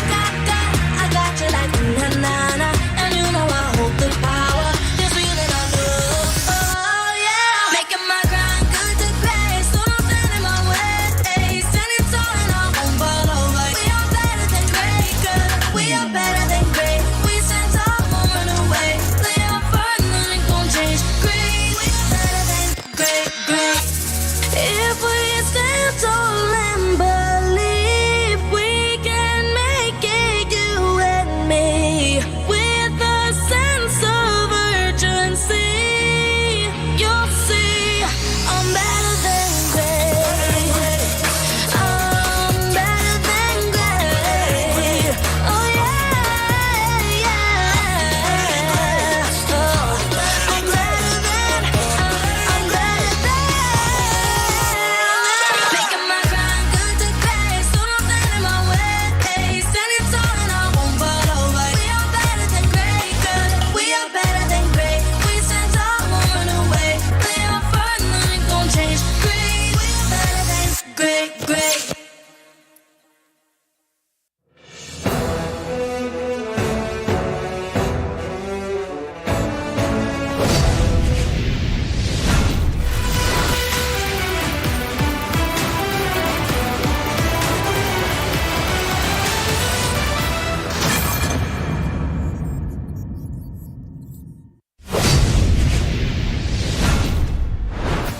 Two teams, empowered by players who aren't afraid to express themselves, are about to face each other in the land of Dawn. Welcome back, everybody, to the Mobile Legends Bang Bang M5 World Championship Group Stage.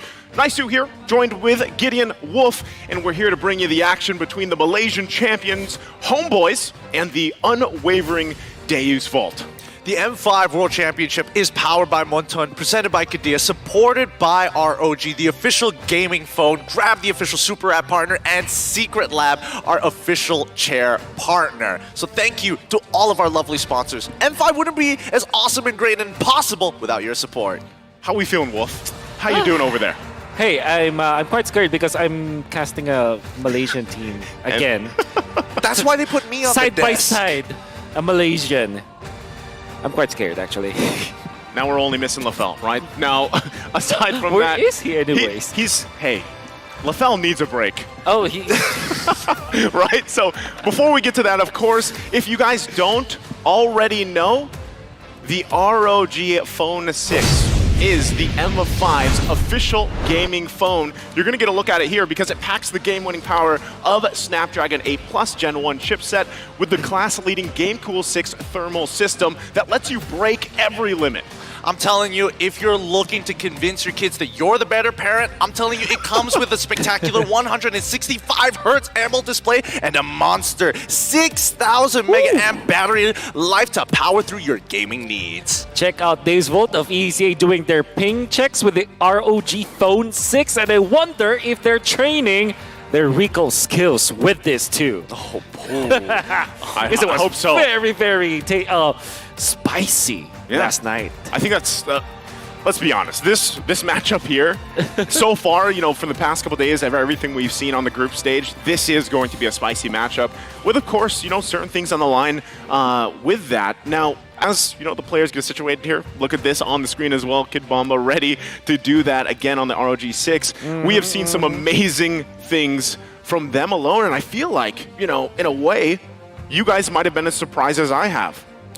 Honestly, it has been quite the surprise overall, right? I mean, the way that Deus Vault plays, it feels like from game to game, almost inconsistent. Not in the way like inconsistent in terms of performance, but overall style.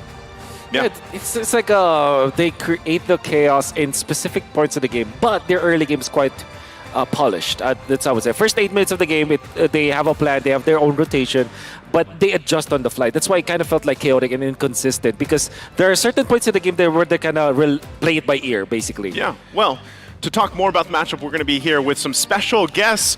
Gideon probably knows them really well as well. Let's go ahead and introduce our guests for this VMix call here. It is Mars and Shamilo. Guys, can you hear us okay? How you doing? Hi, Niso! Hi, Gideon! Hello. Okay, I'm assuming they can hear us really well. Guys, I'm sure you're excited for this matchup over there. So I'm going to go ahead and ask you guys real quick, how do you feel about this matchup, right? There's surprises from Dave's Vault. I got to say, Homeboys themselves had some surprises themselves. They've done so well this year. What do you feel about this matchup here? There's a lot of surprise yesterday, but Just vote with Kid Bomba. I think it's going to be the spicy match because also Sour with Recall and Zone Recall. Let's see. The Lane of Dawn will... We've unlocked a new dance. We have unlocked a new dance. Like that, no? But we want to We're excited to see the match. Yeah. Excited to see the match. Yeah. Awesome. How about you guys? What do you expect for tonight's match? I mean, of course, we're match, of course. Well, of course, we're expecting a super spicy match. I mean, these are very expressive teams. Now, I'm going to pretend like I'm not for MPL MY for a second. And honestly, let's explore the Malaysian MLBB competitive scene in this past 1 to 2 years. This very short time, the MPL MY has changed quite a lot. True.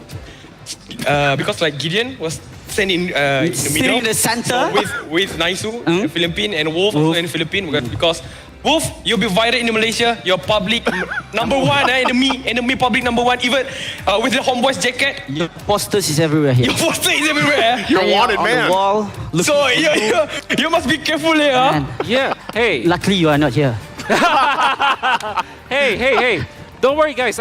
We already re-established my friendship with LaFell, right? We already shook hands. Homeboys already won. SMG already, won a game also. And I'm hoping that Homeboys will also win today. But actually, I wanted to ask them, you have any message to Gideon and LaFell on how they can keep it together this time? LaFell, just vote. Please. Reverse. You know the curse, right? Everyone know the curse. Let's get LaFell hope the win. Just vote. Yeah. Just vote. Let's hope for the win to just vote. Only for LaFell, please. So just for LaFell, nothing for Gideon. Win 2-1 or 2-0 is okay, but Homeboys need to win this. Gideon natural, so it's okay. It's normally, Gideon, how would you feel to be in the center right now? Honestly, it does feel kind of good. It feels very weird to be in the center with all the lights behind us, and not to mention some of the Homeboys fans bringing in the drums all the way from Malaysia too. And so let's go ahead and talk about the headline real quick, guys, right? The early manifestation of being better than great. This all started, let's talk about Dave's Vault first, right? Their performance against Geek, you guys mentioned this earlier too. They cemented their status as, a legitimate contender. And the same can be said about Homeboys, right? Even with, hey, there's more to just Zorn's recalls here. So, what do you guys feel about that? I guess, in a way, are they legitimate contenders even for you guys here? I feel like Homeboys is already a champion in their mindset. That's important for their morality boost and for their confidence. Either that we lose or not, we still are the champions of the people here in Malaysia. Yeah, true. Because my prediction for this match is actually 2-1. Homeboys will win against Just Vote 2-1. So definitely we respect how good is Just Vote play yesterday against Geek Fam. I think there will be a lot of surprise from this team. And I believe Gideon will have the same talk, even though he's neutral there. Of course. You think that? Yeah, no, I absolutely agree. I feel like, this graphic here explains it all. The community is vibrant and expressive, just like the players, just like the Homeboys. It's more diverse and competitive with the imports, and I think Homeboys have done, especially in Malaysia, we have one of the best integration of Indonesian imports compared to everywhere else. We know how to make them feel at home. We know how to bring the best out of them. And of course, we're an aggressive region. So of course, anybody who feels aggressive wants to be here in Malaysia or part of a Malaysian team. Yeah. Hey, if anything, I'm very excited about this because I know that the recalls will be there. Yeah. And also, like, in-game wise, Homeboys are really good. I think that they're the top team in their group for sure. They're a championship contender, I feel like. And Homeboys, they are the favorites heading into this matchup. But we know for sure that they're going to be bringing something today. They're going to be surprising Homeboys for sure. Man, honestly, it's all been a surprise so far, and that's what we love here, of course, about M5. It started in the wild card, where things were wild, if you can say, and then now we're here in the main stage. We even got Gideon dancing, but thank you guys for joining us, Mars, Shamilo. We wish you guys the best over there, too. Have a great time, a great cast, and we will see you hopefully again soon. Yeah, we love you guys. We love you guys. Good luck, all the best also in the Philippines, and stay safe for you guys. All right? Thank you. Wow. You guys take care. Interview yang... Buat kita All right. All right. Again, thank you to them, Mars, Shamilo, great guys, and we obviously know who they might be rooting for. We heard the 2-1 predictions from them, and I think that's honestly a fair prediction based on what's happened here the past couple days. You can't count out Dave's Vault, right? This is a team that has done a lot for the region. And even back when we saw them in the wild card, right, Gideon? Like, we even saw Umbrella Squad over there and how they performed, and even surprising things from them. So, Homeboys, for me personally, and real quick, is this still the Lungar strategy? Is that something that falls in their repertoire? I mean, this is a post-Todak meta sort of situation, so it's going to be exciting to see whether that Langar strategy is going to have some reins to it. Well, let's find out. Now, before that, we have to go ahead and give a big shout out to officiate the M5 World Championship, of course, is our marshals, and making their way onto the stage. They are here to ensure the fairness and integrity of our games. Rain, Wilbert, Shun, and Ivan, they've been doing an outstanding job here for all of us up to this point and beyond. And now we will go ahead, welcome the teams, the Malaysian champions. They have been using the results to do the talking, and Zorn does the recalling. Staying true as ever, they are Homeboys. They're looking to get under the skins of Dewsfall, and more importantly, to stand tall above the rest. And next up, one setback isn't enough to stop this team from their journey towards being better than great. They're the pride of EECA, Deus Vult. They have a straight-up chance to get into the knockouts if they win 2-0 against Homeboys. It still is going to be a big battle, and we know for sure that they're going to be bringing in the bomb today. Can't wait to see it. Let's welcome their coaches and analysts here who will guide their respective teams to victory.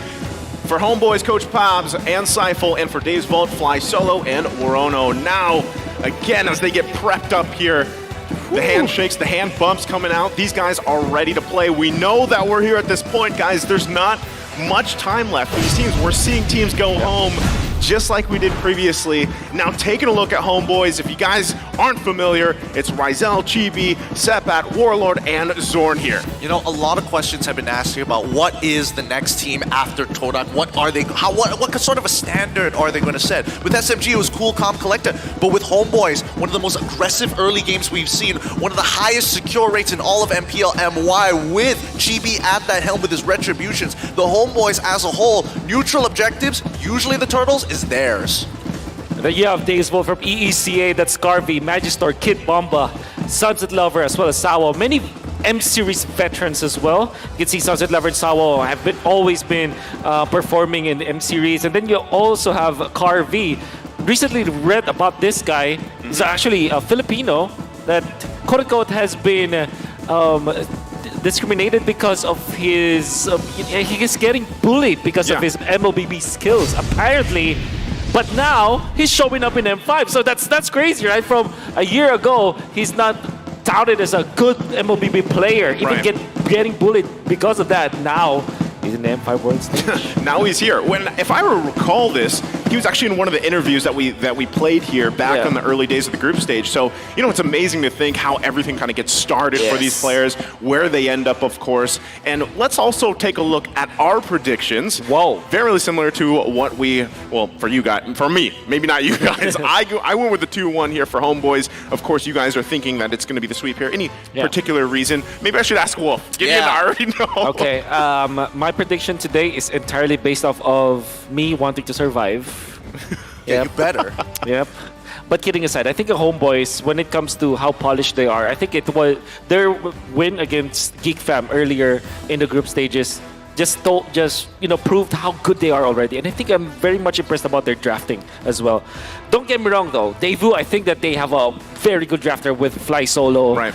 They're very veteran when it comes to like esports. But at the same time, Homeboys is a team that's like I think they're more stable when it comes to their hero choices. Yep. He's sticking to the script. I told him about the fact that... I actually am reading. He's got it there. He's got it there, because I mentioned over on the jerseys of the Homeboys, on the jacket specifically, it says Public Enemy #1. Hey. Does it actually? It does. It does? It does. Don't worry about it. We're not going to fill in the blanks Did just they open the jacket and Wolf's face is there?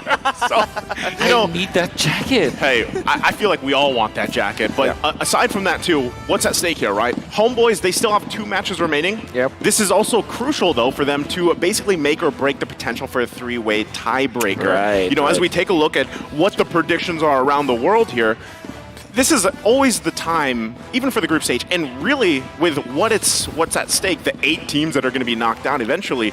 This is dire, because even for the fact that Deus Vault, right, this match alone also could make or break their chances for the knockouts as well. This is the qualification matchup between these 2 teams, technically, right? Both setting themselves up to make it to the knockouts in a more comfortable manner than where they currently are. I'm just interested whether some of the same mistakes and the expectations we put on the Homeboys, whether it's actually going to pull through. Interesting fact here. I know, Wolf. Why don't you go ahead and take us through that? I love the headline. Once a Geek, now with the boys. So it was part of Geek Fam Malaysia from 2018 until mid this year, season 12, and he has left the fam to be with the boys. That's Geek Fam Malaysia. Naturally, he was behind the voices of my favorite all-time sticker. Well played, bro. That sounds so perfect, man. I'm sure that is your favorite sticker. Thank you. That sounds like life advice, though, too. You know, you left the fam to go with the boys. I mean, it's a coming-of-age story for Right, come sure. on. It's true. It's a coming-of-age story. My mom and dad, I'm going with the boys.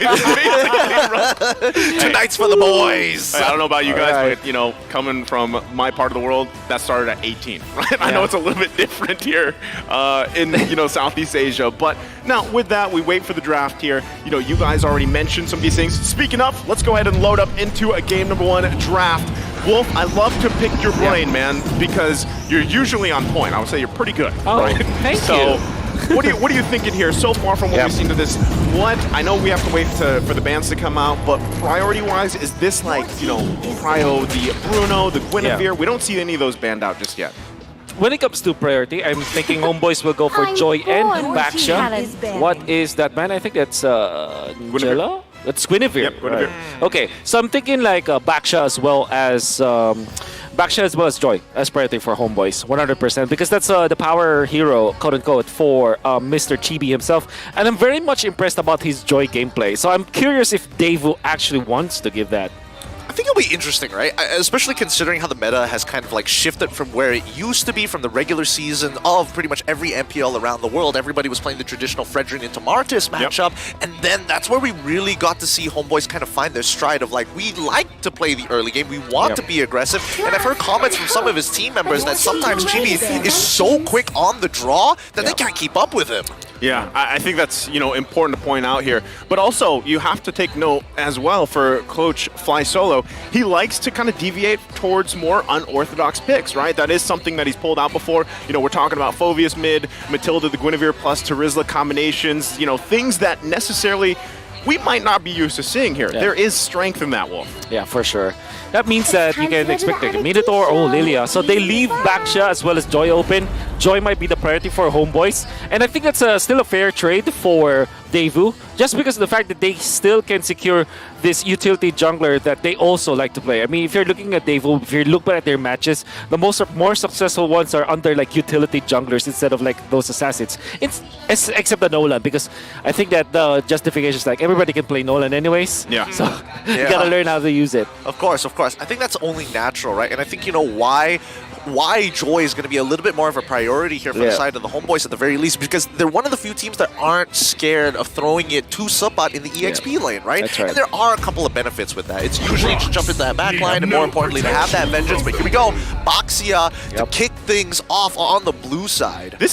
Is this what you're expecting? I was actually, you know, the fact that even Bruno was open, maybe that would be the route, but they go Baxia here, Wolf. Yeah, because if they take away a comfort hero from Daewoo, and at the same time, they can still, well, there it is, the Faramis as well as the Bruno, very strong pick. And because of the Lilia ban now, Homeboys will have to rethink how they approach this. I think the only choice left for them is to go for the Claude, and maybe get the Minotaur with it, because Daewoo is a team that will not hesitate picking up the Minotaur third pick, especially when the Claude is already picked up on the other side. Yeah, we could see that, and I'm kind of expecting the Claude here, especially one of the greatest, you know, tools to deal with the Netherrealm anyway. But also the fact too, hey, Valentina is open, right? If you wanted to go that route, at least you have a Netherrealm yourself, you know, if you want to decide to do that. But then you obviously have its own minigame in itself, like trying to actually get the right ultimate. There it is. Terizla's going to be locked in along with Brody, so it's neither of those for now. Very interesting approach, because it feels like, at least for the side of the Homeboys, they are focusing on other players than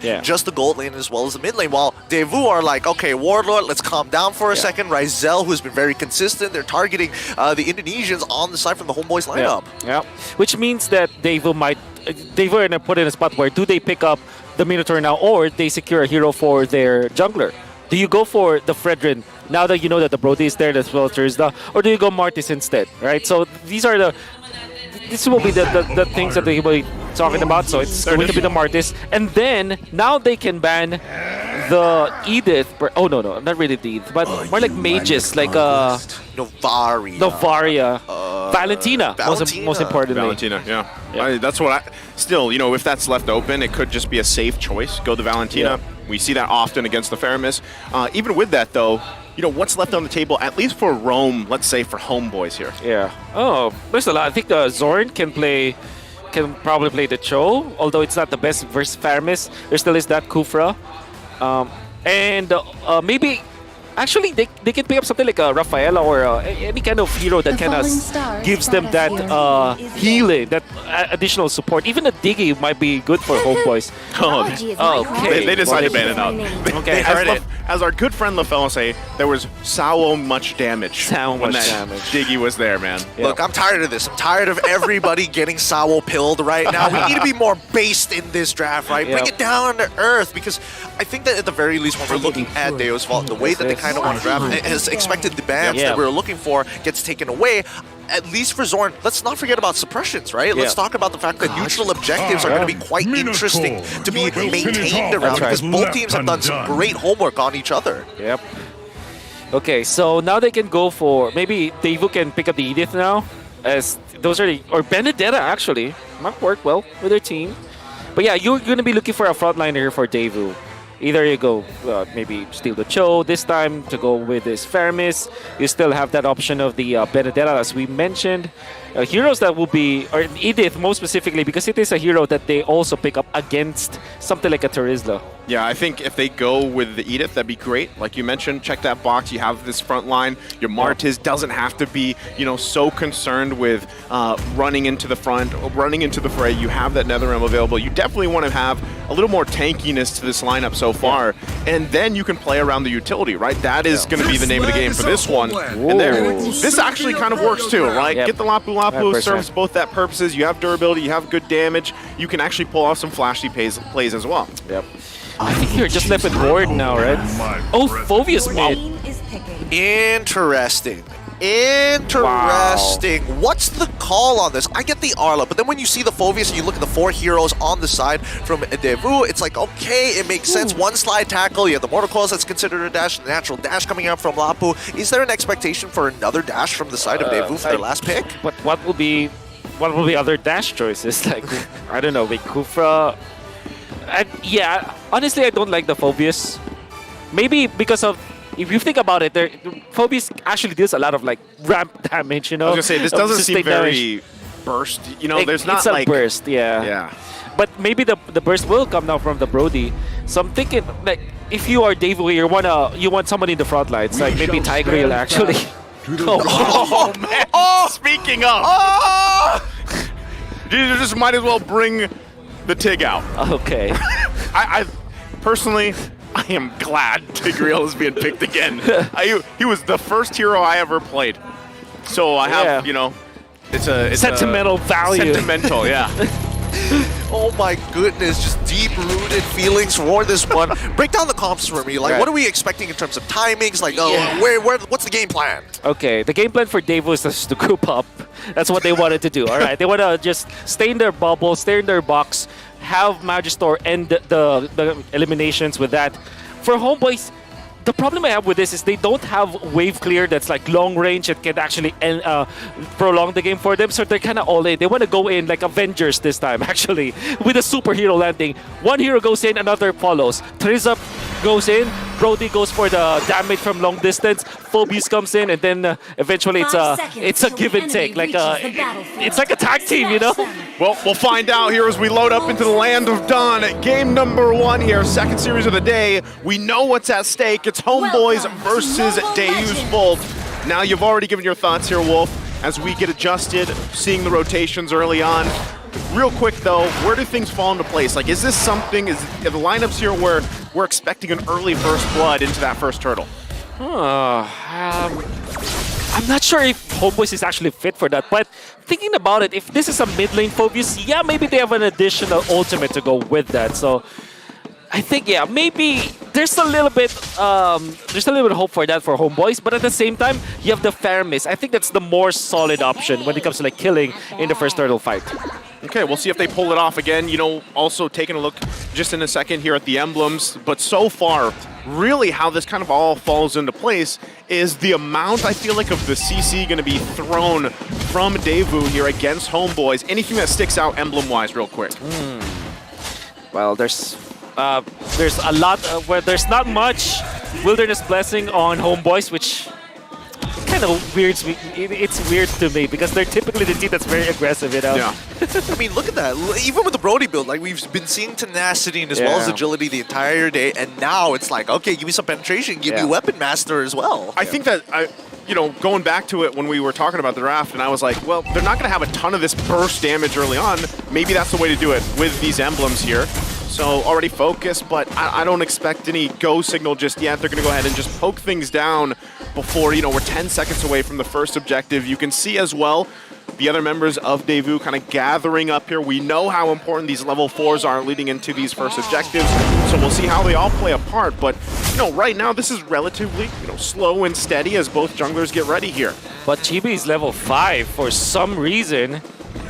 Able to take out some of the extra jungle creeps. So this is massive. Oh, it looks like they've already started the fight. Kid Bomba is under attack. NetherRealm forced out as well as the bravest fighter. Zorn's going to take his time, and now he jumps on top of him, forcing out the demonic force coming out from the side of Warlock. Underneath the turret, he needs to use the iframes to get on out of there, and first blood falling into the hands of Deus Volt. Kid Bomba not dying to the trade at all. GB's trying to take it. Penalty Zone is going to come out to slow them down, but they're getting chunked out, and Subbot will eventually fall. Even the flicker came out of him. They don't find any trades. They kill Magister, Subbot, and Zorn really low. Kid Bomba jumps in with the bravest fighter, and Zorn outplays it. Kid Bomba finally takes him out. GB. Retribution as well, and then GB takes out Kid Bomba. You were right. You were totally right. The trades.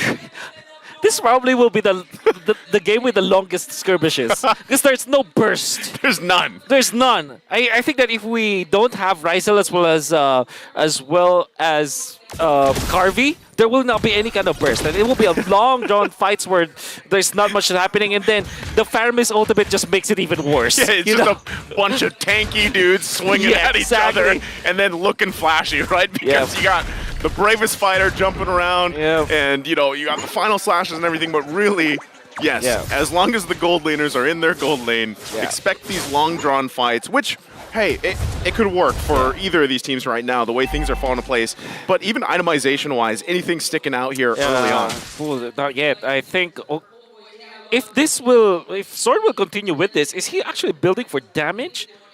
Might have gone for target, in fact. I mean, he's got 2 assists. Like, why not? You start off with that Fury Hammer, and then you kind of build full tank from then on, considering how this game has gone. And now Sawo flickers forward, finds the implosion into the Ashores, or a perfect combination, not giving Ryzel any opportunity to flicker out of there. 2 catapults, 2 gold cannons not going to be available for Ryzel. That's going to be massive. Yeah, and then, Subpot getting chunked out on the top side of the map. Bravest Fighter already being used by Kim Bomba to actually even out the scales here, but you can see the massive EXP lead for Subpot. Yeah. Oh my goodness. Ryzel, that's actually pretty bad that he lost that. Nobody's scouting for him. Okay, yeah, even with these like pulls, right? There's really nothing that can be done just yet, especially with this turtle coming up here now. But good point, because gold laners, we know that they have to hit this, certain level, certain timing when it comes to the spike, the power spikes, and timing's going to be important here. So if you get focused on early on, you get in a trouble situation. So now, once again, turtle being up here, both teams getting in position, but it looks like could possibly just go over here to Homeboys. Yep. So secured. Good zone out from Warlord. Now that he has Clock of Destiny, he's quite tanky actually, not because of the Clock of Destiny, but mainly because of the ultimate that he can actually go onto the Martis. And Martis have natural dashes. And by the way, good synergy between like Arlet as well as Phobius. That's a classic combo. Oh, they're jumping in. They want to jump in even further, right? Final Slash getting cancelled out by the implosion, getting all 3 of the members all in one tight little space. Shadow SMP pulling 3 back. Harvey already finding 1 onto Zorn. Warlord trying to go on the run. Demonic Force has already been popped out here. They're low, but not enough to finish them off. But here we go! Ryzel, part of the fight. Magister is down. Double kill coming out as Carvey takes Warlord out. Finally, 2-for-2 trade. Man, these players are just really going at it. And Zorn already picks up the Thunderbelt at 5 minutes. That's pretty fast, and imagine having extra damage. Like, he's a roamer for sure, but he's not gonna be that quote-unquote tanky roamer. Eventually, maybe after the Thunderbelt, he will go for like defense items, but because he went in for Dire Hit, if I'm not mistaken, that means that he will be focusing on damage now. And Chibi, a very early Blade Armor pickup. This is gonna be massive in the team fights. Not only that, but now even with that last exchange, Ryzel able to get the Malefic Roar, able to pump out some of that damage. So even at the 6-minute mark, this is where you get to the point. Okay, some of these gold laners, they'll obviously be rotating to some of the fights. Carvey did the same thing, the previous exchange, but really, who's going to come out on top in those early skirmishes, these fights later on?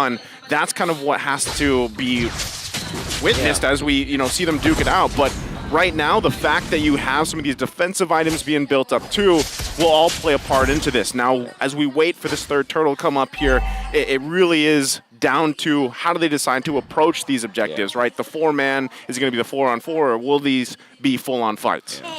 And Sawa now picking up the dominant size. Is going to be playing an important role because so far, Homeboys have been relying on their sustain, right? Well, literally everyone is a tanky dude now, except for both Carvey as well as Ryzel. So that dominant size is going to be very important. Yeah, it's basically WrestleMania at this point, right? Everybody's getting into the ring. It's like from the top rope, you see Warlord jumping in every single time, but every single one of these turtles, what do they call that? Royal Rumble. That's basically what it is at this point, right? Oh yeah, look, top rope once again. Warlord's really getting hefty on it, right? Procking as many of these demonic forces, forcing out the retribution as well from the Magister himself. Warlord playing as if he is not a mid laner anymore. He's part of the fight. Final Slash already coming out to try and get on top of Carvey, and now the Netherrealm looking to protect him underneath his heart. Kimbomba needs to be part of this. Here comes the penalty zone. They find the initial turret, and now Sawo out of position. God. They found 2 as they keep on pushing forward. Man, this is so awkward. Torn apart memories coming on out, getting back into the fight. Good vengeance, and now the demonic force has popped out again. Naturally, Final Slash, and Chibi kills Sunset Lover. We got to talk about tempo. What the hell is this? That's like I don't know, probably some of the slowest build-up tempo, and just everything happening at once at the end. Exactly. You just have to wait. Like, okay, who dies in the end? Like, whoever does not hit the ultimate, basically. And like I told you, Homeboys' lineup, they are the Avengers, the superhero landings, right? Yeah. Somebody goes in. That's Warlord first on the right side. And then eventually it will be Chibi. Then Ryzel pops the ultimate. All of a sudden, when they will thought that they will be able to get out, then there's Seppat with the ultimate. Here's a penalty zone. And a penalty zone. And by that time, another final slash is Exactly. available. So, Exactly. you know, how do you work around that? That's one thing. I don't know, man. Oh, here we go. Sunset Lover getting pulled in. Retribution coming down from Magister. He's looking for the Decimate. Oh, it doesn't connect, but he still finds a kill onto Warlock, pushing him in. Demonic Force is already coming out, as well as the Implosion to keep it in place. Finally, a mistake being made. 2 kills falling into the hands of Deo's Vault, evening out 7-7. Yep. That is the way to go. Make sure that the Implosion will be, I guess, for lack of a better term, best value, wherein the timing will be good. Doesn't mean that you need to catch everyone from Homeboys, but it means like you catch maybe Warlord mid-animation, for example. So those are the things that maybe this Bull can use. Yep, NetherRealm already popped his Shadow Step. He's just going to pull them back in. Seppat is done for. No ultimates being abused as Chibi is able to take the Cyclone Eye out of there. Torn apart memory is not really going to do much here. And Sawo is still alive and is passive, making sure that he is one thick boy. Great job, great work there from Dave, who were Amazing. able to, you know, push into that territory, secure the Lord for themselves here. So, you know, that, what, 3, almost 4K gold lead that Homeboys had, they've shrunk it down a little bit. They can work around this. Biggest thing they could get from here is obviously space, right, to work around the map. That's right. I like the box formation of David. They're going to be doing it again. Here we go. They haven't forced out the Demonic Force just yet. Chibi's taking a lot of damage, but here we go. Warlord jumps in for the top ropes once again with the Demonic Force, making sure that he's buying space and time for his team. Man, he's actually so much more sustainable than I thought he was with these fighter emblems. But Deo's Vault, they're going to start moving in. They back off, and it looks like, well, not much was achieved here. Not even tier 1s. Top side tier 1 should eventually fall. Every time that they don't have the Paramis ultimate, they have to just back down and did not fight. And this is Daewoo's composition. We talked about how they should be like grouping up together, forming their box, and just destroying Homeboys. Okay. Well, I mean, they can try, but the Implosion are around. Final Slash pushing them away from it. Chibi, he's buying a lot of time. NetherRealm even being popped as Ryzel finds Sabo walking away from that fight. Kimbomba is chucked out. He's forced it now. It's an all-in. Ryzel gets Sunset. Magister kills Omzorn as he's trying to slide tackle away. Carby needs to get out of there. Ryzel says no. Warlord does not go down. He is the leader of his people, and he continues to press forward. Is this not the most Malaysian draft ever? I don't know. Going back to it again, they're still trying to hold it together. Ryzel, he's in trouble. Oh, he goes down! Kimbomba finally finds the trade, and Sunset Lover taking his time with this, but eventually the sustainability for the side of the Homeboys keeping them topped up. This is, I honestly, you say that is this very Malaysian?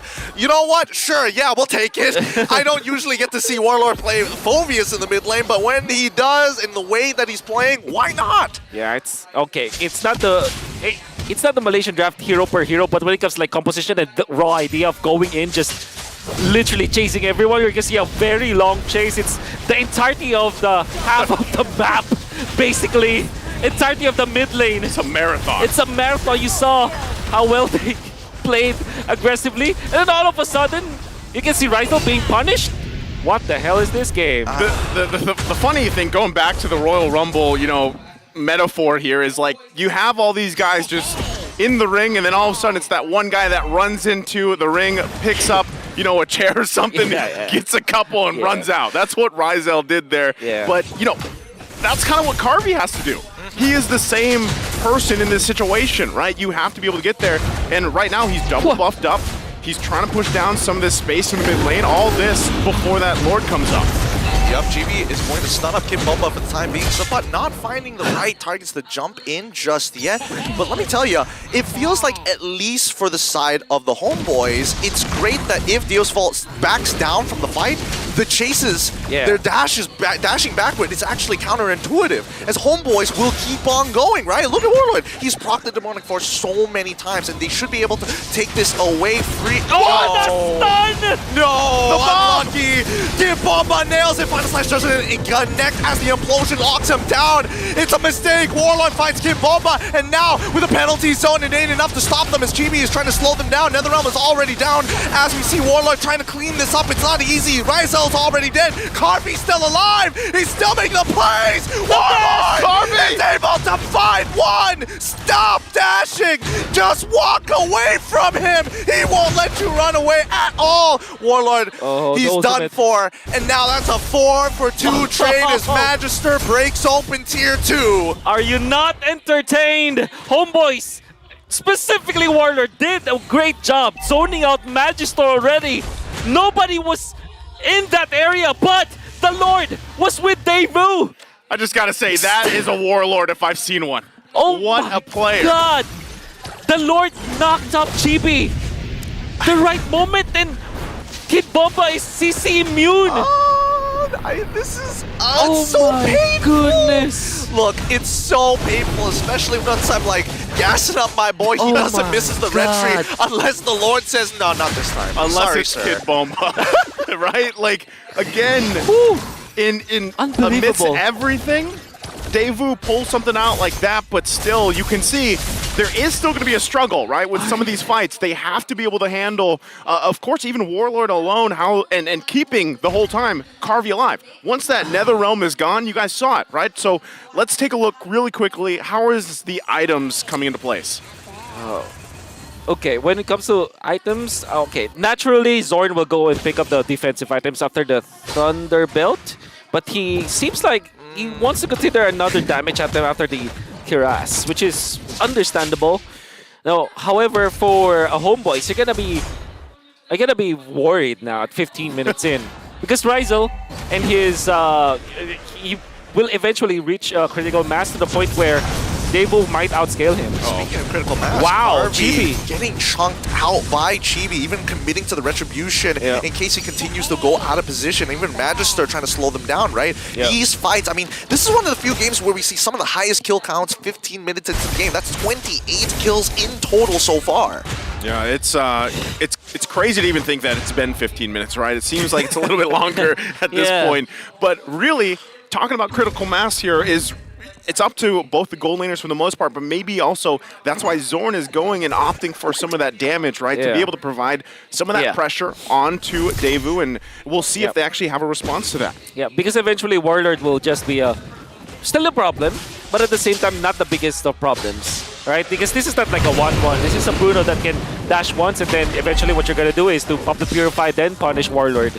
So obviously, there are so many ways for Daewoo to kind of end this game, especially when they just keep their box. But Homeboys, this is their time. All right, back-to-back Lords have been taken away from Chibi.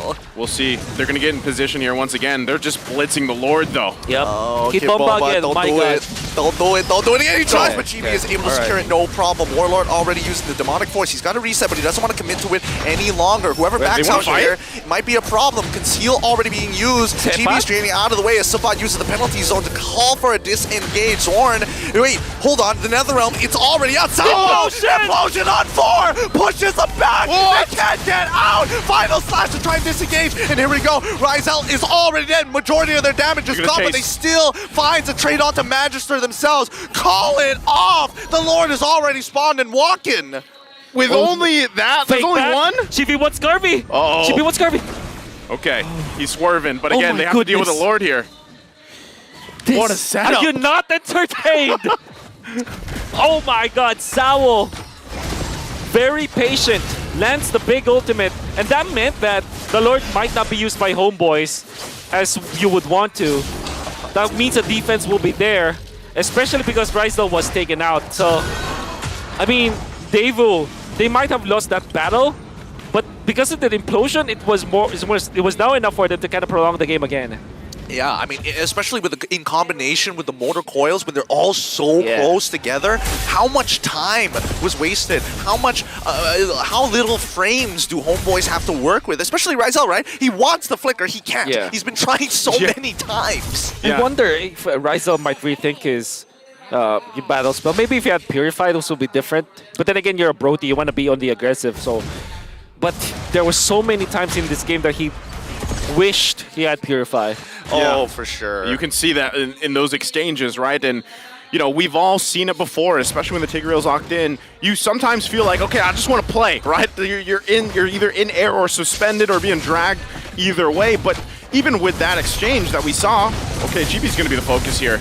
Are they going to commit? I don't think so. I mean, Chibi did use his Tortoise Poissons, and I feel like Deus Vault, they're looking for Ryzel again, right? I think those are the two main targets, Warlord and as well as Ryzel. Warlord's going to take way too much effort, but Ryzel is so susceptible. Yep.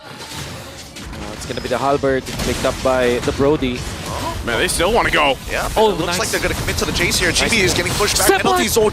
So nicely done to slow them down. Even the Decimator's coming out. It pops the Immortality in towards the Implosion, landing on two. Ryzel is able to get some free hits here, but look at this Demonic Force buying so much time. Some buff finds Harvey. Warlord manages to get a killing spree onto Sunset Lover, and Sawo left out to dry. That's a 2-for-1 trade in favor of the Homeboys. 22 seconds away from the Lord. Will they try to end this?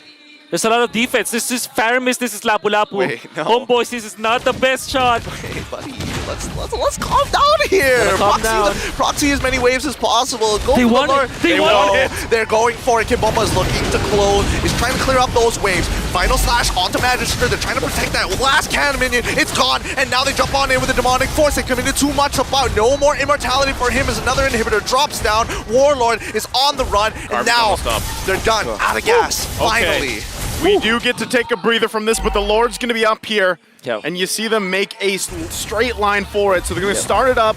Daewoo has to defend their base. They hold on to the one base turret. Yep. Are they actually going to try to get here in time? It looks like Magister also making his way. They want it. They have the Faramis Homeboys. ultimate. Yeah, this is a little risky. He's also has the immortality, and Daewoo gets here in time. Yeah.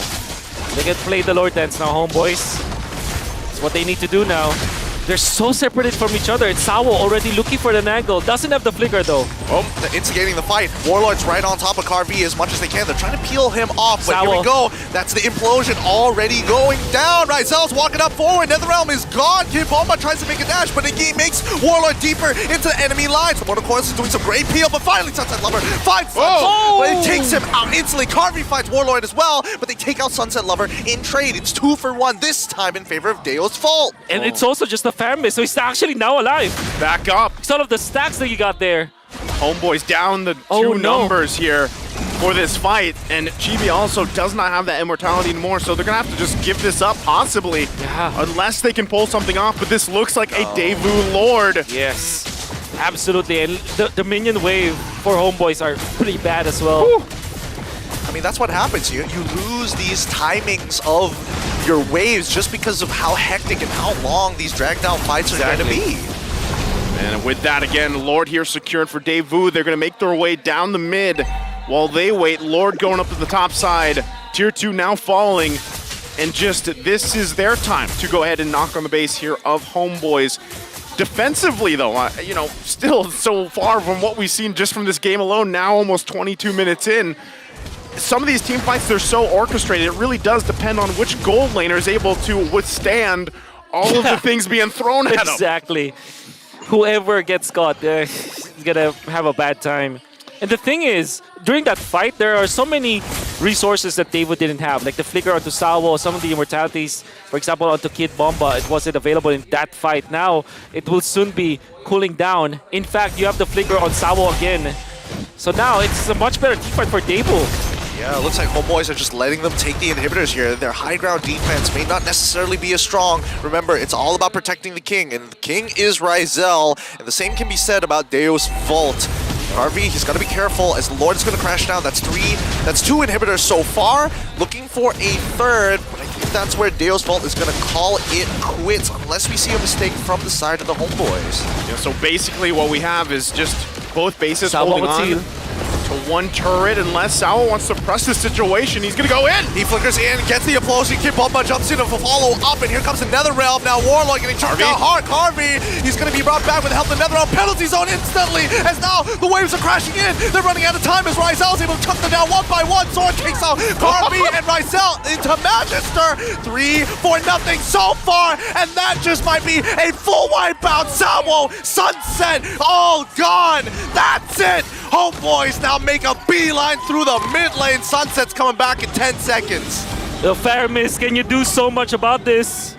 It's so difficult. And look at their lanes will be managed by Sebat. It is more than enough. Oh, they got 3 lanes. Oh, this is bad. Yeah, this is not the best. Sunset Lover, he's all by himself here. Homeboys getting ready to push it in. They got it. They got it. They got it. Oh! no, it was Sunset flickered for it, and he dies to buy he cleared time. He does it. It takes Oh out my TV. What a defense! What a play Oh. and a decision from Sunset Lover. The mistake was they attracted 2 lanes. No! They went in front of the base too soon. No! And the defense was there. They were clumping up together. Dude, why is it when I'm doing the play-by-play, it's these types of games? Oh, man. From wild cards all the way to group stage, let's look at the instant replay. Oh, Chibi got the... Oh, no. I understand why they want to tank it, but the final slash... There were so many minute details that went wrong. And you know what the worst is? Their jungler is dead. Yep. He's gone for 15 seconds here, so it's up to Homeboys if they want to try to delay this the best they can. Daewoo gonna go ahead and continue down this Lord, and we'll see if Homeboys can actually hold it together. Oh, they gotta try. Their Lord. It's their Lord now. Yeah, they gotta try. Demonic Force is already out. Kimbomba is on top of Ryzel. No He's reset. going to use his wand as quickly as possible. Netherrealm is going to keep Carvey alive as they're trying to delay this for as long as possible. Reset. And Ryzel kills Kid Bomba. They reset the Lord, and this is a success. Zorn has bought just enough time, and Chibi is back in the fight to chase down Sawo. What the hell? What is going on? Hey. Please. Back-to-back team fights. You gotta have to hand it to Ryzel. My poor little voice. Come on, this is day 1 of me doing play-by-play, man. Come on! Ryzel survived Keith Bomb once again, and that's Immortality action they was able to punish, and they were able to reset. Big props to Warlord for sure. Big props to Ryzel as well.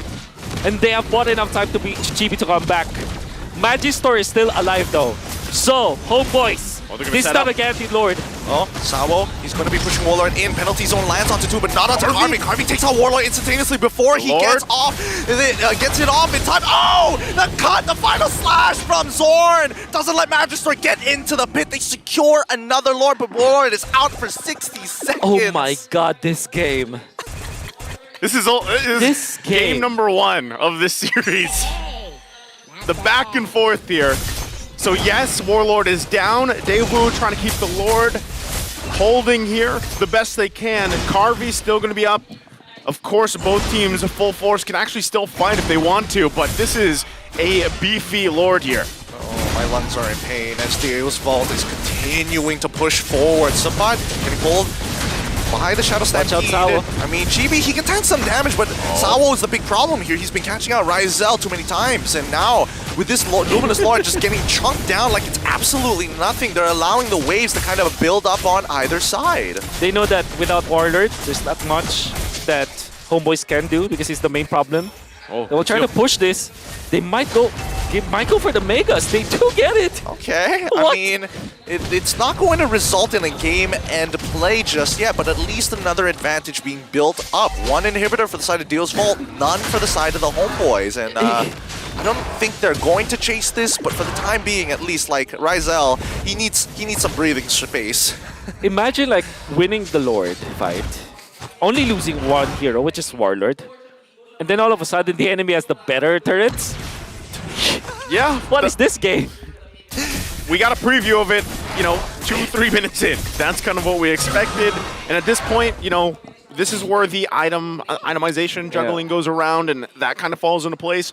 But relatively what we're going to expect is in the next 70 seconds, Lord's going to be up, both teams going to battle it out. Now, advantage-wise, Daewoo has that 1 turret standing, right? They can hold on to that. That is still an advantage here. But, man, right now, a lot of these exchanges, really what matters and how they build up. One of the hardest things that I see, even for Daewoo, is the fact that Zorn, for the most part, sometimes he's using the final slash just to keep Magister away, right? So you have to be able to play into that, to get around that. And not to mention, once again, if they lose Carvey, they, can you even fight from that point? Exactly. I wanted to say no, but at the same time, Kid Bomba just comes up with something as well as the Faramis. yeah. Sunset Lover, like. That's exactly it. That's exactly it, right? Because again, it's one of those like slight feints that we've been seeing from Deo's Vault that kind of like draws attention from the homeboys, and then the next thing you know, Sawo goes for the flicker implosion play, and they layer it in a sense where somebody's gonna go for the feint, somebody else is going to try and get on top of Rizel to get all of his resources. Man, what do you even expect from this game, right? Well, one thing for sure is the Lord fight. Unfortunately for Daewoo, they have a better lane down bottom just because of the fact that they took out the inhibitor. And I believe Sepat is already setting up for the slow push onto the long lane. He might meet Lapu Lapu, which is not a problem at all. Or is it? Implosion committed! Yep, they've already committed. They want to take out Subot as soon as possible. They've got Zorn. Penalty zone already coming out, forcing out the Nether Realm. As Chibi's trying to get on, Kibamba jumps back out. Warlord's in the fight. Final Slash is already done for. And Warlord finds Carvey! It's too late. He didn't buy his items in time. They're trying to make a run for it. Rizel gets the free hit in the meantime as Warlord finds a double. And Sawo getting on top of Rizel. It isn't enough. Sunset Lover chunks Rizel out. And even the immortality is broken from it. Crosser trying to try and get on out of there too. Zorn trying to slow him down. Sawo pulling Rizel out of the fight. And Sunset Lover takes him out. It's a 2-for-2 trade once again. Unbelievable. What a play from Sawo.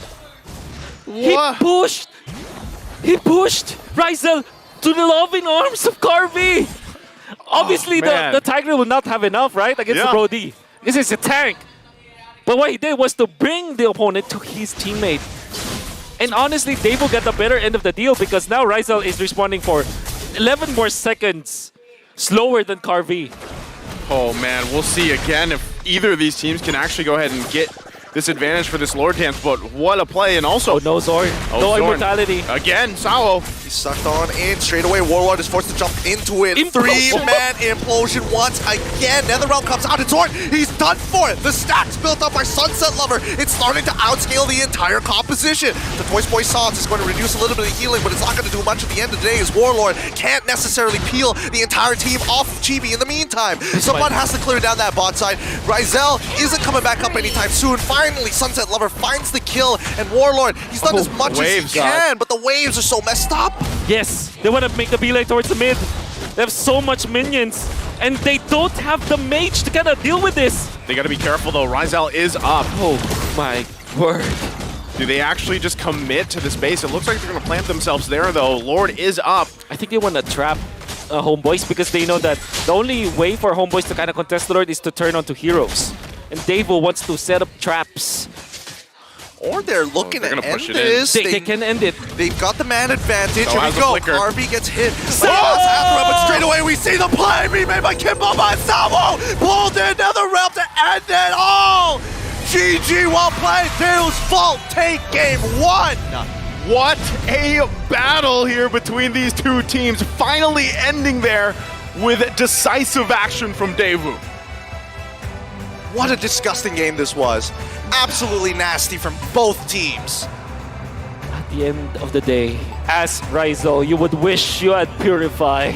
Yeah, you said it earlier. I said it earlier. I'm going to say it one last time. My goodness, but gonna have to hand it to Sunset Lover. And some of the, emotional mistakes, I would say that as the Team Homeboys had to suffer, especially that base push where all of them got torn apart.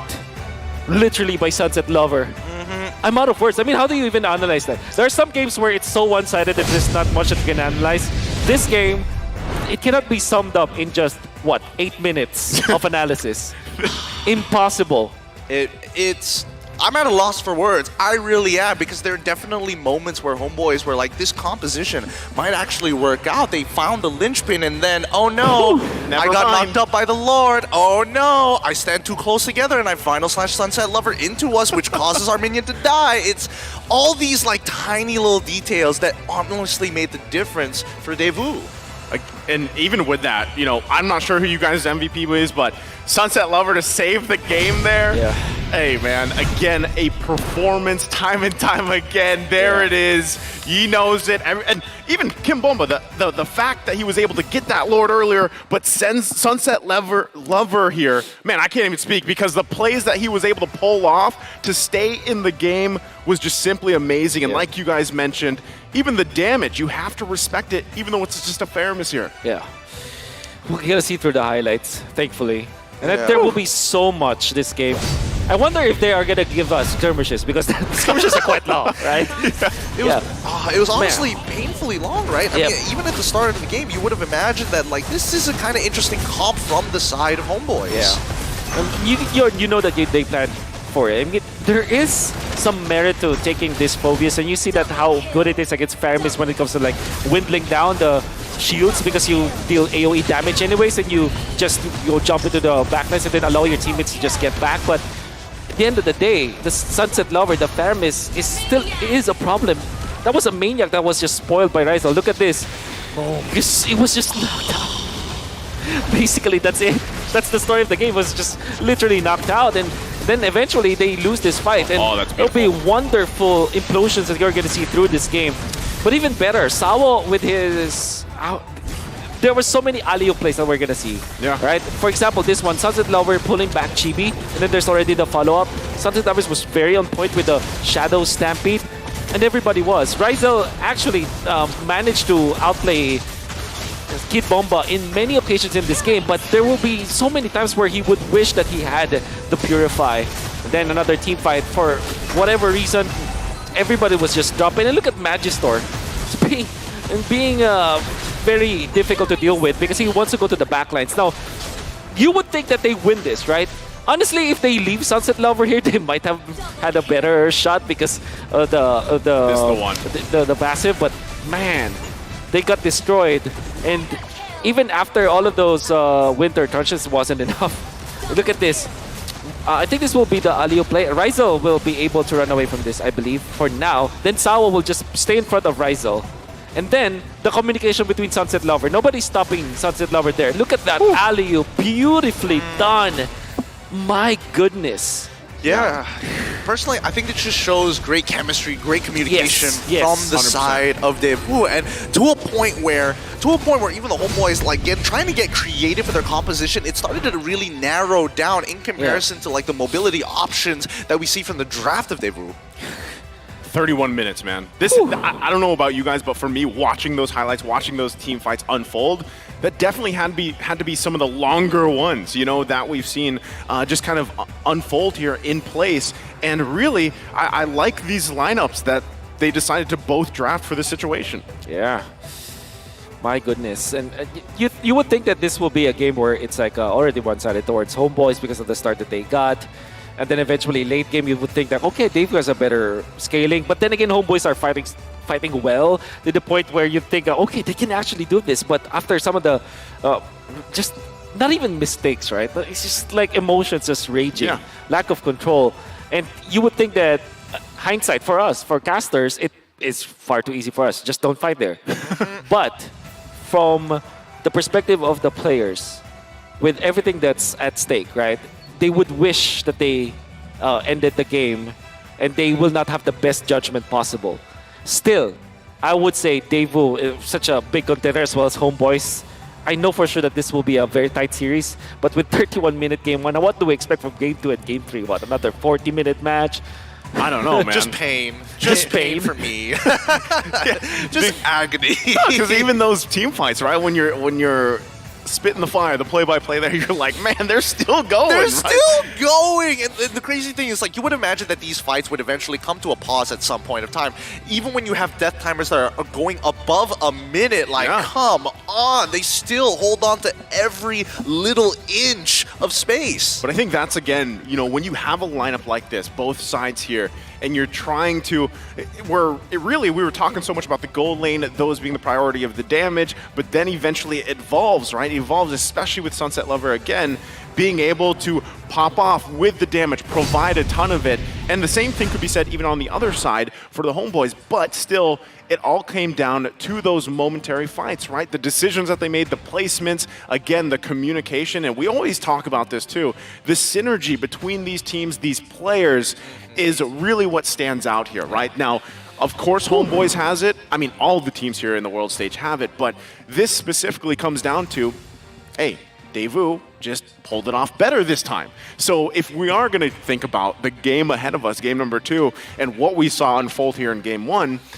who's to say that they don't have a similar lineup? But, you know, I don't even think this garners the bans for some of these specific heroes, right? They're still probably going to slip through for the most part because, you know, I like to call the lineup, usually when there's like 3 tanky boys, I call it the beefy boy lineup. Yeah. This is like something even else. I don't even know what to call this. This is like 5 tanky heroes. Exactly. Death ball composition. Exactly. I haven't seen a composition like this since what? A while. I don't want to say. I would imagine this was looking a little more like M1 even, M1, you know? yeah, Where exactly. it's like Brock Hylos to kind of have that type of composition, just to run for it and fight. Well, look at this, right? The bomb. The Bomba mentality. So from King Bomba, it means a lot to get acknowledged. But of course, for me, this is not enough. I'm here to win M5. I'm also hoping for a comeback against Homeboys. Hey, right now, they're leading, right? And with that, you also have to just acknowledge the fact that, you know, this player alone is a integral part of their success up to this point, right? He plays a massive role here, so it's great to see. And also, speaking of great, we have Kyrie. Kyrie, the quote, Homeboys is getting better. We scrimmed with them a fair bit before M5. I personally predicted that they would win against Geek Fam. Yeah, and you know, all of these improvements from the teams, like specifically for Homeboys, they've come a long way, and then they're drafting super duper well. I'm very much surprised about Daewoo, though. I mean, they came from out of our radar, basically. Yeah. Then when they came here, everybody was, you know, there was a word in the street that Dave was actually pretty strong. Even some famous analysts, famous coaches are saying that when they scrim against Daewoo, they find them really, really strong. And I think that now we are seeing the product. It's just, you would wish to see both of these teams in the knockouts, right? Yeah. Again, but there's a straight up chance. I think that if Daewoo wins 2-0, they have a very strong chance to go with Homeboys. If Homeboys does not lose against DOB, something like that. Yeah. Things have to fall in place, right? Exactly. I mean, we're at the point. It's always like when you get towards the end of the group stage, certain things can happen. There's chances for tiebreakers and everything else. But you know, I really like this about even when we had the M5 wildcard and where we highlighted these regions that, let's say that a majority of people don't have their eyes on, right? You can't catch all these regions playing Valorant now, but that's what we love about the world stage here, where you get to see, wow, that competition really on this side of the world is getting to a certain level. They're catching up. They're getting better. There's these names and these players, coaches, and everything else that you really need to keep your eyes on, right? This is the exciting part, I always feel like, about the M series. Of course, but also it does bring... I'm thinking further into the future here. I'm thinking for the fact that like this might end up, for some of these regions, emerging regions, with such powerhouse teams really setting themselves apart from everybody else because of the world stage experience and scrimmages that they get, that it might just become another Todak situation where they dominate they dominate for so long, and teams like the Homeboys, who are good and talented, always get pushed underneath the water because of how dominant they are. It took Homeboys a total of three and a half years to get to the point, and sacrificing some of their core members, Malaysian players, to get better ones to elevate their gameplay. Yes. And I still feel that Homeboys, what they did was probably one of the best moves ever, because they imported Indonesians, right? So that the language barrier will not be that much of a problem. Particularly though for Daewoo, I've heard that they have mixed nationalities as well, but they're the same region. If I remember correctly, Kid Bomba was from Germany. I read that from the article somewhere. Like he wants to be recognized not only as a player for Daewoo, but also as part of Germany, right? Which is crazy. And then you have Carvey from, I believe he's a full, I think he's a Filipino citizen. Or Philippine rib. This is where it gets tough, right? Even me. I have a dual passport. was born here, moved there. You know what I mean? That's yeah. kind of what it is. But ultimately, at the end of the day, all these guys, all these players here, all these teams are connected by MLBB, right? And they're able to go ahead and figure out this type of synergy no matter where they're from, right? But obviously, they make it work. And that's the amazing part of it. And again, when you're comparing it, especially who they're up against, Homeboys here, and like you said, Gideon, you know, it took a while for them to get to this point. And really, you kind of have to wonder, going back on that point, you know, you teams getting kind of shadowed because one team dominates for so long, you know, how do you actually solve that? You know, how do you technically handle that? Well, technically, that's what Wildcards was introduced this year for this exact purpose, to have a little bit of a taste. And that's why we're seeing teams like Little Gun come into the scene, teams like Umbrella Squad, Imperial as well. So many great teams just that we don't get to see on the big stage just yet, having at least a chance to make it to, you know, being better than great. But it's time we get into the drafting phase, and well, good luck to you, Wolf. I'm gonna give my hats off. You know, more than enough respect. I know you're public enemy number one, but this is a tough one. Gideon's got to get ready after that last one. He's got to rest up, hydrate. You never know if it could be the same thing, but we are going to be loading into the draft here, game number 2. We'll see how things fall into place. Homeboy's going to be on the blue. We have Daewoo on the red. Draft-wise, 1-1 being taken out. Nolan. I'm wondering, too, if one of these teams wants to take out the Faramis. Yes, I actually would want to say that. I think the Faramis should be the ban for Homeboys. This is not the first time that Sunset Lover was phenomenal with the Faramis. Even if you look at their qualifier for M5, it was one of the heroes that Sunset Lover plays a lot. So I'm actually very much surprised that Homeboys let it through. And I believe that it was the biggest problem in that previous game, especially when you see Daewoo ban the Lilia on their 3rd ban. It made a lot of sense. So maybe instead of the Angela for Homeboys, it should be the Faramis. It would be an interesting adjustment, right? But I feel like at least for the Homeboys, what's the takeaway from game number 1? Because it's like you start building upon the things that you learn from the previous games, and I feel like to a certain extent, game number 1 is like, oh, boys, kind of unlucky. Don't worry, let's move on. Yeah. Wow, they banned the Baksha instead. They are. Interesting. They may be eyeing for the Faramis, so they will not ban Lilia this time. That's what is going to happen. Perhaps what they will be banning probably might be Bruno, in fact. Or no, they pick it up themselves. So, yeah, I don't think it's either the Lilia or the Faramis. I think both of those mages will be open. We'll see if they're open. Again, last ban here for the first phase coming out in just a bit from Daewoo. Also makes me wonder, too, with the Baksha ban, like maybe, I don't know if Homeboys actually wants to do this, but pick up an Angela or go opt for some of the healing heroes, you know, that healing meta that we saw so much of before. Oh, there's the Angela ban. So, good answer from Daewoo. They take that out. Now, yes, Bruno's open. Faramis is here. What do you think, Wolf? Oh, it's Joy instead. Oh, obviously, we forgot about that hero. But then again, that still opens up Faramis and Bruno, which I think it's still pretty good. Or, what if Daewoo rushes the Minotaur? Maybe perhaps 3rd pick. Minotaur 3rd pick and not just... I mean, I feel like if we really had to force a roamer out now, you might as well just go for something like Kaja or Franco, right? I mean, that's like, you know, maybe this is just me looking at the surface and being like, okay, that's enough for me, right? That's the solid answer. For sure. But that also means Daewoo can pick up... that means Bruno and Faramis should be the top priority now. And they're really talking about it. There's also a merit of taking the Valentina earlier on, because it's also a hero that they would... okay, well. That works. So is this Faramis just going on the other side? You know, like, is that the sure answer, or do you still wait? Because so far, too, you know, something I've been personally happy is seeing Gord pop up, right? Obviously, usually an answer, even when Valentina is there, right, to handle that into that situation. Not sure if you really want to go that, because, again, playstyle, considering the playstyles here, and even from the previous game, that's one of the downsides of Gord, right? You really have to play from a distance, and you're very susceptible to, you know, all these different angles. Yeah, I wanted to say that maybe Nick Faramis, Terizla for sure, Terizla. But now, I think Daewoo might really just get the Minotaur. It's so weird, right? Because I'm saying that typically that's the Franco, that's the Kaja that you answer against this Joy. But at the same time, I think that Daewoo's playstyle is more about like keeping together Carvey, like peeling for Carvey. Surely you can do that with Franco and Kaja, but no other roamer does it better than Minotaur.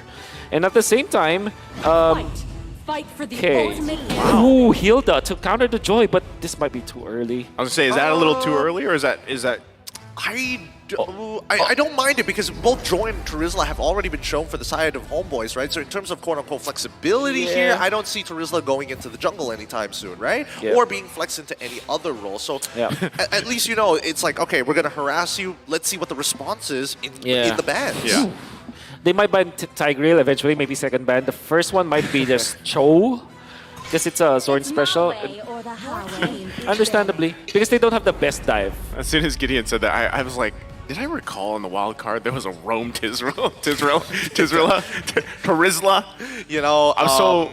I'm just going to pretend. No, I totally didn't see it there. So, you know, going back to it again, Iksha is going to be banned out here. Obviously, gold lane still left up for grabs for Homeboys. We'll see how they want to kind of navigate this, knowing that, yes, you are against a Bruno. We saw the Brody in the previous game. And, you know, even with this lineup, okay, they don't take out another gold laner. They take out the world. Yep.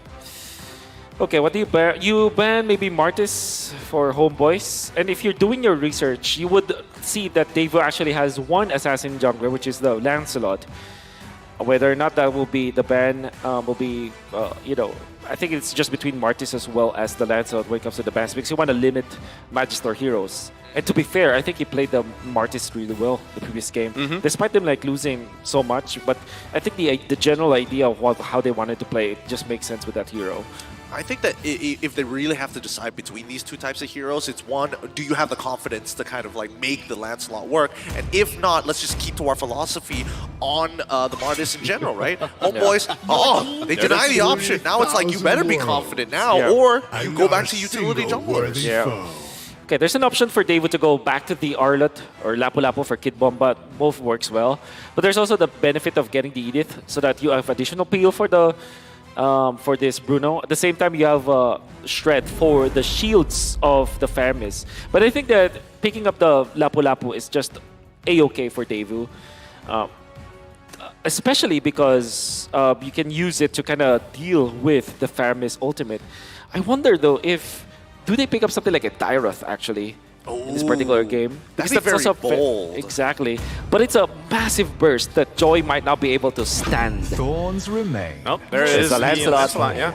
As expected. Okay, I guess they want to see what the entire composition of what Homeboys want to do before considering the lock-in, right? Because again, as you mentioned before, Arlott is this S-tier pick that's able to kind of really start disrupting your opponents and really isolate the fight in case, you know, we do see this droid kind of dive a little too deep. Yep.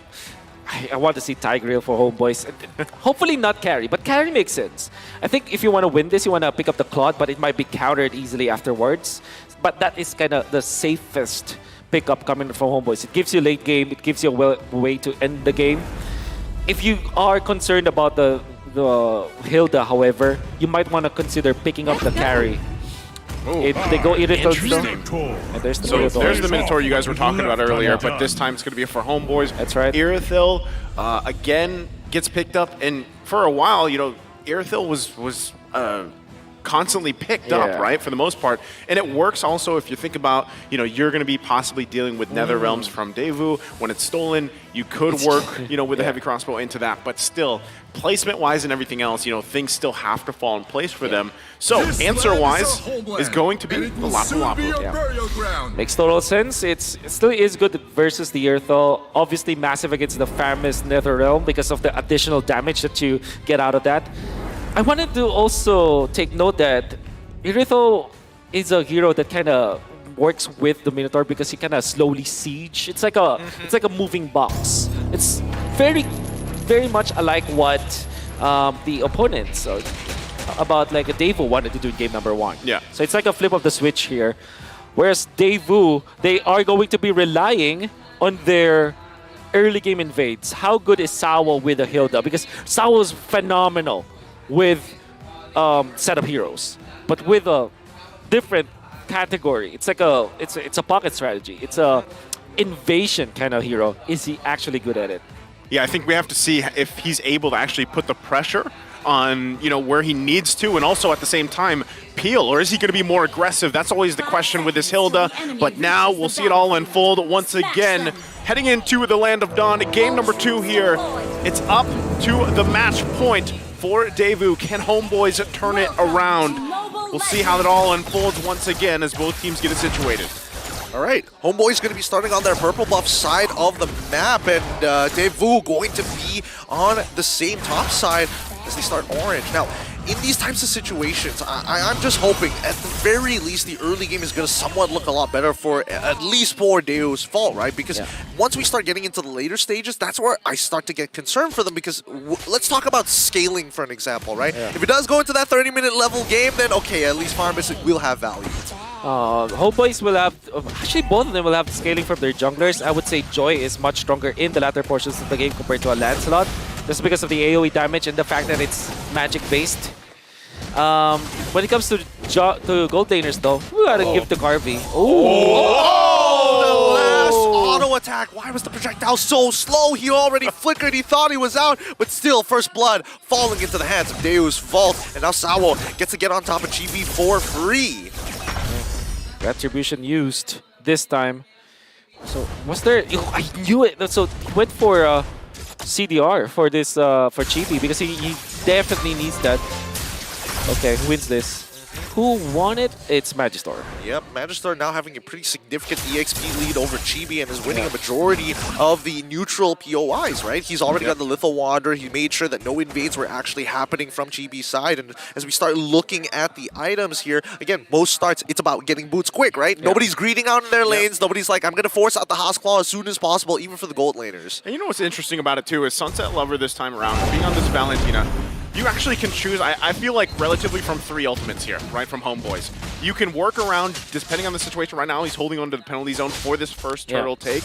But there's also, obviously, Zorn. You can also use another realm. We'll see how they all play out, though. Yep, here we go. Brim's Predator already on. And, ooh, straight away, having to force out the nether realm to protect Subba. Penalty zone, not canceled, now gets on in. Especially for Chibi, electrifying beat so close to killing Kid Bomba. They don't find the tray. Kid Bomba gets the shield and manages to walk away somehow, some way. Warlord on the run, and Magister going to commit. Zorn finally getting 4 and getting them in Owen Fury, allowing Chibi to find his own trade against the Magister himself. Looking to run around, but Sawo, with the power of the Wilderness Blessing, he is just so tanky, and he sustains through all of the damage. Still is a lead for Daewoo though. So they are able to get the first blood, and not only that, they are faster when it comes to like farming. Then again, Homeboys, the fact that they took out Magister, that's actually something of a positive note for Chibi, because it kind of means that there's a little bit of slowdown where it comes to the farming of the Lancelot. I would still feel that early game belongs to the Lancelot though, because he's way faster farming. But Chibi, any kill that he gets in the first 8 minutes of the game, that's golden. Yeah, not only that, but also the hard part here for Daewoo is really finding out where's our entry points, right? Obviously, Sawo's going to be jumping around. You also have Kid Bomba doing the same thing, but really, that's extra work, right? It takes extra finesse even for Magister to pull off this Lancelot once again until you have the gold laners battling out. But that's why even right now, hold on, top side. Should be fine, but Turtle going for it. Yep, it's going to be a 50-50 here. Magister has a significant advantage. And yep, Thorn Rose straight away into the Retribution, securing the very first Turtle, but now a committed fight as Sawo gets right on top of Warlord. Perfect execution, straight into it with Kid Bomba to finish off the kill. Penalty zone came a little late, but with the iframe, it's just too much. Chibi able to dash away just in time. And with the losing lane on top side, things are not looking good for the Homeboys here. Harvey is going to get some damage down, but luckily, with the explosive crossbow, able to clear up those waves just in time. That'd be pretty good. We're pretty comfortable for Daewoo, actually. And on a very good spot where they have the early game headed to them. And Sawo didn't even have to invade. Now he's very tanky, and there's no one that can punch him. See? And now Kid Bomba, very early invade. Yeah, he's going straight for it, right? With the assist he has and with the Festival of Blood, he sets it up to get on top of Warlord. Penalty zone on top of Kid Bomba so far. Sunset Lover is out of there, but that's going to be a trade. Kid Bomba sacrificing his life and maybe even a second kill falling into the hands of the Homeboys. It's going to go over to Subbot, and Sawo continue to put some work into Zorn, but that motivational roar is just keeping him topped up. Nevertheless, they were able to invade it and get the purple buff. So I think that's a lot of like, obviously losing Kid Bomba is like the mistake there for the Daewoo. Yeah. They will lose a lot of like tempo because of that play. However, the fact that they took out another purple buff from the Joy, it kind of just expands the lead for Magister, who went it for War Axe. Interesting. All right, now Chibi, he's getting chunked out by Sawo. Sawo's damage is still relevant in this stage of the game as Kid Bomba wants to get back in on top of Warlord. Gets cancelled down, manages to land the stun. Woo! Instantly. Beautiful. Warlord just did not want to commit with the ult. He's like, all right, just take my life. It's fine. Yeah, there's a lot of skirmishes happening here, right? And really, it's a pendulum between both of these teams. But right now, still Chibi just trying to hold down that mid lane. Good spacing so far. Magister still level ahead, and finally the Starlium Scythe is complete. Topside, however, this is it's starting to get really dangerous, right? We are starting to see Deo's Vault actually get a significant lead, especially in the early game. Man, it's so intense, man. And I gotta say, Daewoo are already taking their check boxes when it comes to like their win condition. It's gonna be up to Homeboys and how they are able to use Ryzel. Done some significant damage. Kid Bomba will be able to take the tier 1 down on the bot side of the map. The tempo seems to be very, very different for both of these sides, and Magister very confident he can get back in. They're trying to slow him down, electrifying beats. They take away the turtle, but I don't think they will really mind. Take the turtle. That's not exactly our biggest priority. Yep. Just take it away. They have a comfortable lead at this point. 6.5 minutes in, 2K ahead. They're working. They're putting pressure on Chibi. They're trying to slow him down a little bit. Again, one of the strengths of this Joy is how fast you can farm, but also, like this, Zorn in trouble. Yep. Minoan Fury is going to get committed. The Sunset Lover tries to get on top of Ryzel in the penalty zone. Kid Bomba, in the meantime, going to chunk out Zorn. No Flicker, no Minoan Fury. Yeah, man, this guy's good. I think Kid Bomba with his Lapu Lapu, catching up steam. I think, especially with how he performed yesterday against Geek Fam, and now proving it again that it's not like just a fluke. Yeah. Now he's actually in control of the game, back-to-back games. And look at how aggressive he is. This Lapu Lapu should have been banned out by Homeboys, and especially because they rocked the Faramis. But now, they will have to deal with it. I think until the latter portions of the game, Kid Bomba will have a lot of impact. They've made the choice, basically, to deal with the bomb. Yeah, exactly. And that's what's happening, and that's how he plays this Lapu Lapu. I love to see him play it this style and this aggressive. He's just got to make sure at the same time, he doesn't get overzealous later on in the game and cause, that disadvantage for Daewoo with the lead that they have. But so far, everything's kind of fallen into place here. And if you notice as well, Sunset Lover, for the most part, majority of these ultimates, is that penalty zone. So even just to keep Chibi at bay, to kind of slow him down and let, Magister to work around the map and for the rest of the team to do things that they want to do to get that advantage in terms of space or resources like the buff.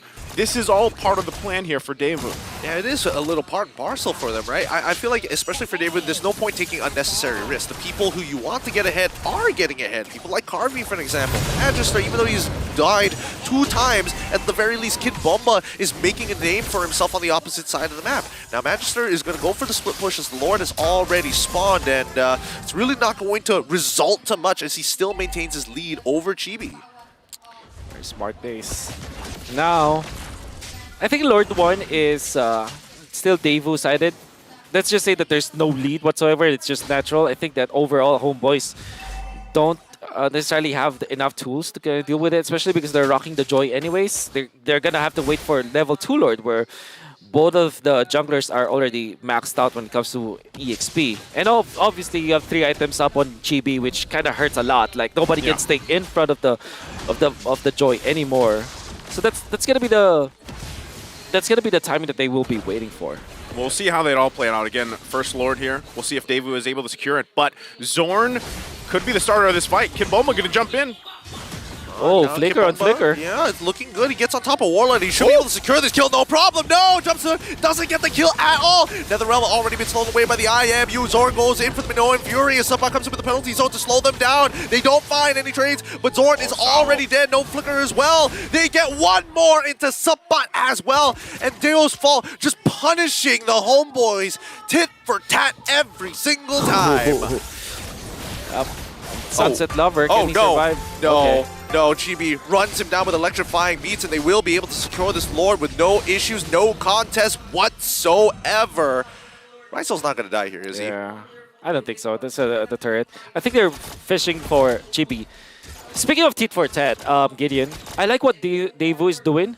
Because the way that they drafted this, they have the Hilda to initially deal with the Joy, but now he can actually be in front of Ryzel. That's why I thought that the Claude might be a better pickup, because you can see how many problems this Irithel has to face. He's not even picking up something like Demon Hunter Sword to kind of deal with the Hilda. So Hilda is just staying in front of the Irithel, which kind of alleviates the pressure onto Kid Bomba, because Kid Bomba is usually designated to the gold laner. Yeah. Now he can be what he is designated to be, which is to be a problem for the Theramis instead. Yeah, not only that, but again, the assertiveness from Kid Bomba is really working out for a lot of these team fights to break out, where it gives them that space advantage to work around with. Now, it is only the first Lord. They're going to go ahead and make it work as much as they can, get a couple turrets, and work around the map. But really, Homeboys is kind of scrambling, right? They're playing to the tune of Daewoo right now. Now, the one thing that could really change that as well is if they're able to get a great Minoan Fury off, once especially that Flicker is available, because so far, guys, we haven't seen the gold laner shine just yet, right? This is a Wind of Nature being picked up for Ryzel. He could turn the tide of some of these fights if there's an overextension even from Daewoo. Yep, electrifying beats coming out from Chibi's side, and as you mentioned before, right at the beginning of the game, that Homeboys want to kind of play around this box, right? Daewoo's Fall, on the other hand, now kind of devolving to that strategy, especially since there are no more tier 2s to actually worry about. It's just inhibitor turrets left. They have all the control that they need. This is the real benefit when you get the Bruno, right? Especially if you go ahead. I think that Lapu-Lapu really is the problem right now. Huh. Right now, Sawa just going to chase down Chibi here. Oh. Understood there. Perfect execution already coming out as well. Kid Bomba not going to pull the trigger just yet, but it looks like now is the time that he goes back in. He's got the damage reduction as he's going in and making sure that at the very least he is going to try and force out some resources, right? You can see the rotation from the mid lane, from Sunset Lover, as well as Carvey, and they recognize that Ryzel is able to steal a tier 2 in the meantime. Electrifying beats finds Sunset Lover as Sawo takes the kill onto Chibi. Is that worth, Wolf? At least Chibi gets something there, takes Sunset Lover. Yeah, I guess if you think about it, like the grand scheme of things, yes. And fortunately, the shutdown goal was given to a roamer, so it's not like as devastating as it would be. Was it worth it? It's probably break even at best. Okay, well, with that, Carvey also picking up Malefic Roar. This is going to pay dividends for him, because we've seen some of the damage being output here, especially with this even Minotaur on the inside. Okay, hold on. He was actually... Ryzel got it! Yeah, Ryzel was able to get it. So with all this, Chibi will now spawn second Lord here up. So they should be able to contest it, right? With the things falling in place, itemization-wise as well. Yes, it's nearly a 7K gold deficit that they're working against, but obviously they still want to go and try to contest this. But look at the positioning here from Sawo. Yep. It's a problem now. This Ryzel is important. Yep, he's going to make sure that Ryzel is getting monitored each step of the way, and now they start intercepting them inside their own jungle, right? Supply get brought down to 50% of his HP as Sunset Lover and Kid Bomba start taking space by that L bush, and now that Tri-Brush is cleared, and more importantly, they have an idea of where Zorn is. Daewoo, they're going to back up, take their time with this, and he got the flicker. Yeah, he got the flicker out of him. Okay, I'm surprised that it was Sunset Lover who loses his resources. Still, Sawo waiting patiently there, going to look for his own angle. Penalty zone already jumping in towards that bad line. Kid Bomba is trying to look for his own, but no, all of a sudden, with another realm, and especially with Electrifying Beast, they take down Carvey. Perfect execution getting denied, as now the rest of the team starting to lose. Sabat's down. Kid Bomba, Carvey, and Sunset Lover already down. Deus Fall are scrambling. Magister finds the double kill on towards Warlord's side, but even so, Ryzel, he's trying his best with some nature to buy a little bit more time. Chibi's back into the fight with another Electrifying Beast. He takes down Sawo. Magister against Chibi in the 1v1 of his life, and Chibi wins it out. It's a wipeout. A costly fight for Daewoo as well as Homeboys, but in the end, it's Chibi just winning it all. And I think the main problem there was the ultimate comment from Sunset Lover was forced out, as well as the flicker. That meant that when they went in for the Netherrealm play, there wasn't any exchange, and that Homeboys just went in together as 4. The Death Ball was there. They have the Retribution. No way, right? Okay, I thought it was happening again. I could see the moment that it was about to happen. Thank goodness it falls into the hands of the homeboys, and now they've evened up that score. That gold lead shrunk. That's what we're talking about. It really is. If Daewoo lets it slip through their hands again, that was a 7K gold lead they had, right? In a moment, just in that exchange, it has now been whittled down pretty much even, right? Across the board. This now, Lord in favor of Homeboy is going to be marching up the top side. And Daewoo now has to kind of answer at this momentum from Homeboys. Real quick, itemization, anything specific here, Wolf, coming through? Still lack of DHS from Ryzel. I'm actually concerned about this. Yeah, because now the backline's already getting attacked no by the chibi. electrifying beats, but he gets stunned down. Carvey takes him out. No A-OK, no problem. And now this lore push completely swatted by the backhand of Deus Vult. It's so weird seeing teams like do that all the time. Like they get the Lord and then they decide to go. They decide to go.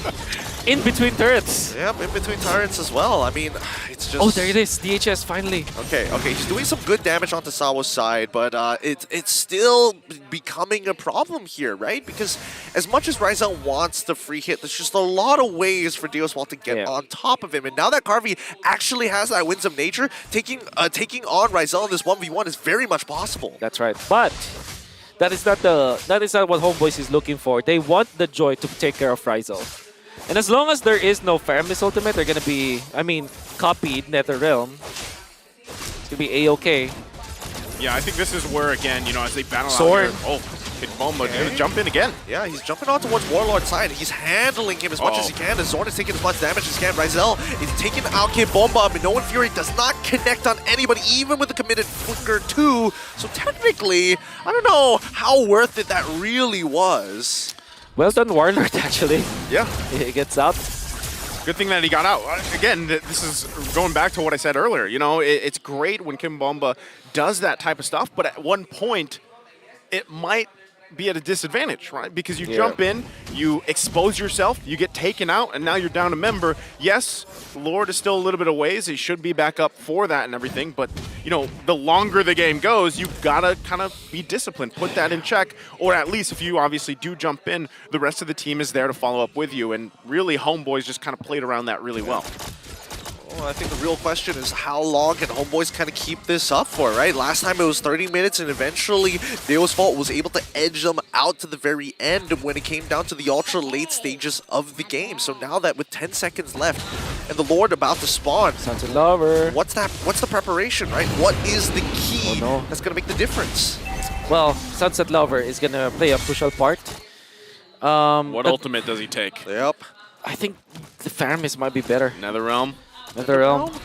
Okay, here we go. Sawo's already on top of Chibi. He gets chunked down. He's too low. He ends up dying. Ryzel chunks him out. And now with one member down, it's a 4v5. Zorn, he gets knocked out by the Lord. He might have to, he doesn't have to do much just yet, but he needs to get topped up. They might just reset this to look for an upcoming fight. But the waves, bot side, not looking very good. Mid gets shoved out. And now Kid Bomba jumps in for the fight. Minoan Fury has already come out as NetherRealm has been popped. They're starting to move forward. Carvey can only do so much. Minoan Fury knocks up 3.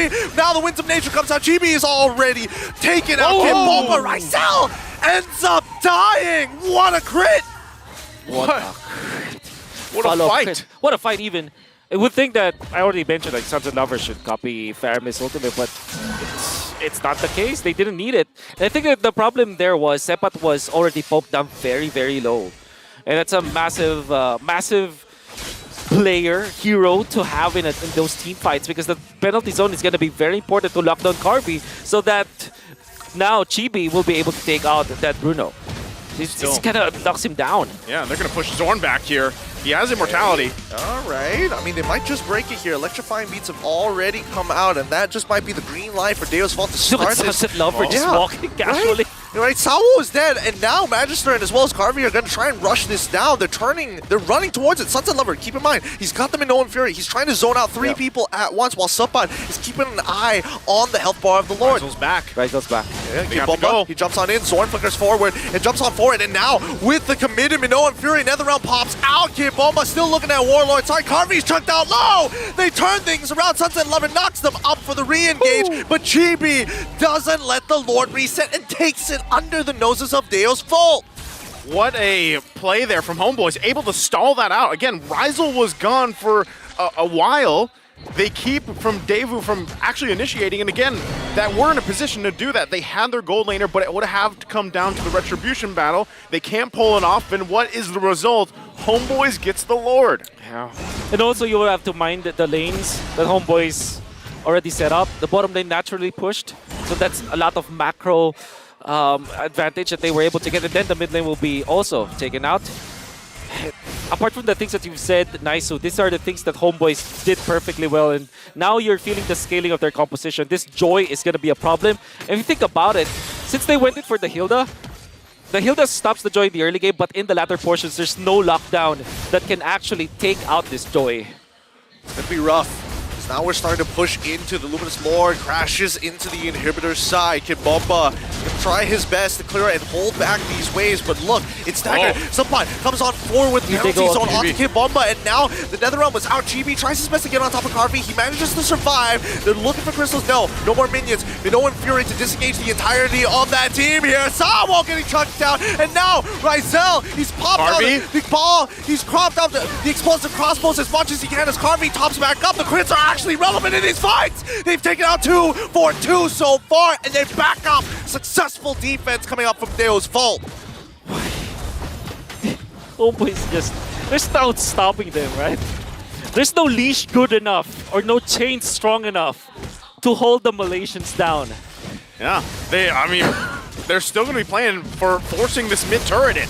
Oh, and there you go. Once again, Supply with the penalty zone, doing it again. Magister with perfect execution gets back out of there, but Sunset Lover is actually kind of low. Ooh, Intertruncheon purchased just in time as Rizel able to close things out onto Sunset Lover. Good night for him as the third inhibitor collapses. Homeboys, 21 minutes into the game, 17-16.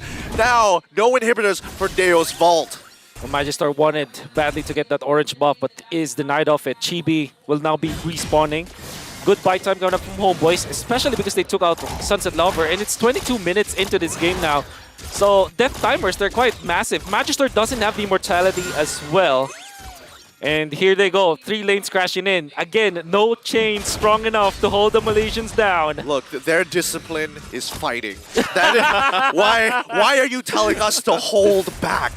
There is no reason to hold back this anger, this rage. Zorn fucking form and no one Fury trying to get on top of Carvey, and now the Electrified Beast chucks him down. Warlord successfully takes him out. Magister using as many dashes and plunges to actually survive to clear out these waves, but it's too late. Sawwall is next to fall, and nobody can touch Rizel as Warlord takes out Sunset as they push this over to a potential game number 3. It's done. Magister, the last remaining member, and Homeboys farming the stats. Crack that crystal. GG, well played for the Homeboys. And after another decisive game, Homeboys able to regroup, recoup, and take us to a game 3 here against Daewoo. Can I just say that I wish this was a best-of-7 series? That's... This Gideon? Oh, hey, look, I'm telling you, every time I'm doing play-by-play, it's always got to be the hardest, longest-fought games of all time. We did wish for a game number 3 after watching game number 1. This time, I did not expect it to go this way, especially because of the lineup of Homeboys. But then again, if you dial back in the drafting, when we were talking about the win condition for the side of Deo's Vault, it was definitely in the early stages of the game. But for some reason, they lost control of the game, and that's when you feel that this Hilda loses its team.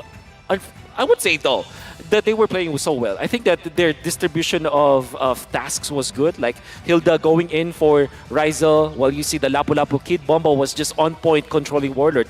But there came a point where Warlord just, went Super Saiyan, it just Ultra Instinct, and he knew where to go. He used the walls to outplay Kid Bomba many times and force him to get back. And in fact, at the 12-minute mark or 13-minute mark onwards, it felt like Kid Bomba didn't have an impact because of how Warlord outplays him. Yeah, not only that, but, as we wait for the MVP here, even Chibi able to play at, again, he was at a deficit, right? Is he the MVP here? Hey, deserving, right? We got the camera actions going, but of course, MVP gonna be Chibi. As I was saying, he was at a deficit. There was so much pressure on his jungle, the early rotation and everything else. But you have to remember, a lot of this had to come down to also what was Sunset Lever going to take for the ultimates. Chibi did a great job at forcing sometimes even the flickers out early on or forcing Sunset Lever back and was able to just play from that deficit he had early on. Having to secure the premise was very important for the side of Homeboys, and they were given that chance. I kind of doubted this Minotaur pick because there's a Vanity on the opposite end, but my oh my, they played well. Look at this, the first outplay from Warlord, eventually allowing Chibi to get more kills. And the timing of his NetherRealm, hitting up the 3 members of Homeboys, eventually saving the team fight for them. This is one of those turning points, and this was the more important one. When Sunset Lover didn't have the ultimate to copy any, the NetherRealm now allowed them to get into Carvey. The red carpet was already drawn. This eventually will be a very long team fight that only one player survives because of the aggression from Homeboys. Like I said, there's no amount of chains can hold down these Malaysians. Rizal still wanted to fight Sawo, understandably so, but then comes the big boss. Chibi, the only one surviving. Eventually, you'll see the Faramis after this, but it's only because of the cooldown that was out. Then they secured the Lord. Another big team fight in here as Chibi will go to the backlines once again. And look at that Shadow Stampede controlling Sunset Lover and Carvey. Right after the penalty zone, you still have the Shadow Stampede. That's just brutal to deal with. And the thing that Homeboys did after this play, even though it's like very aggressive, they did not let go of the pressure. They continuously pushed, and Rizal did not die afterwards. So that was actually one of the beautiful things that they did, especially the immortality picked up by Rizal. Eventually, he looks very slow as he's hitting that because of a defensive item, but you already know that he already did his job. And then Chibi was there to close it all out. I think, you know, you pointed out some really good stuff, but despite our MVP Chibi going in really, really hard against Cardi, for the most part, because of what he's been doing the entirety of the game, the fact that he has the tenacity, the fact that he has the Rose Gold Meteor, the fact that he has a team that's trying to peel for him, I think that Chibi was only able to get through at least 65% of his HP.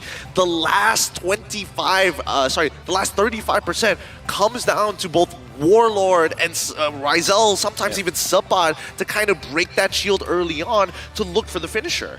Yeah.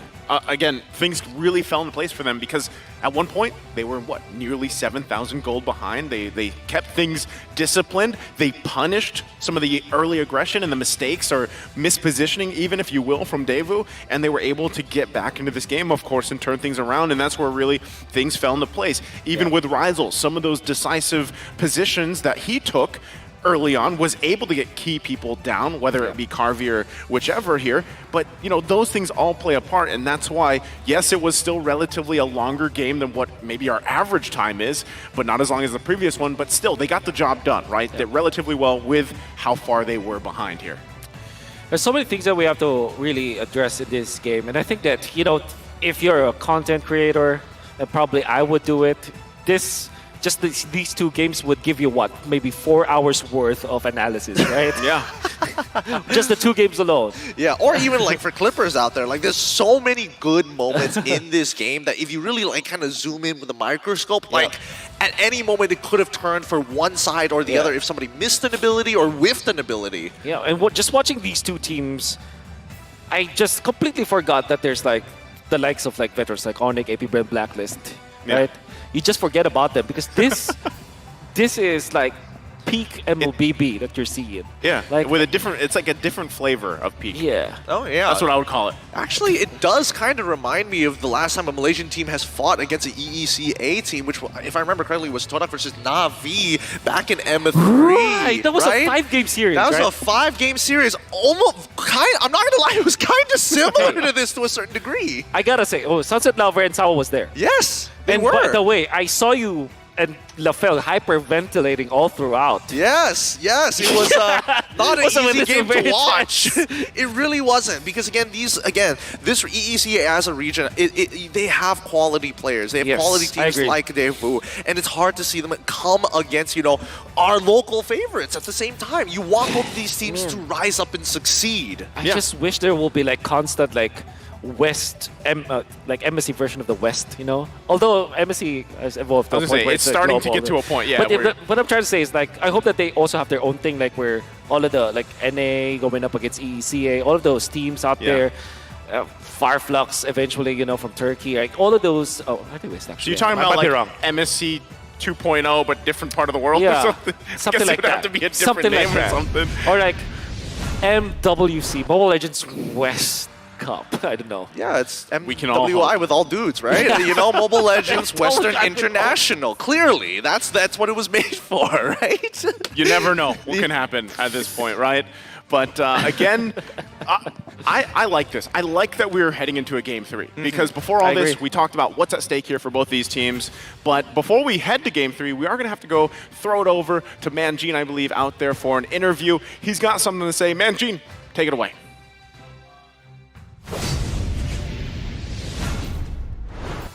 Thank you so much, Naisu. Man, this series is intense. 1-1 for Deus Volt and Homeboys. But speaking of Homeboys, I have here their main supporters, the Flame Boys!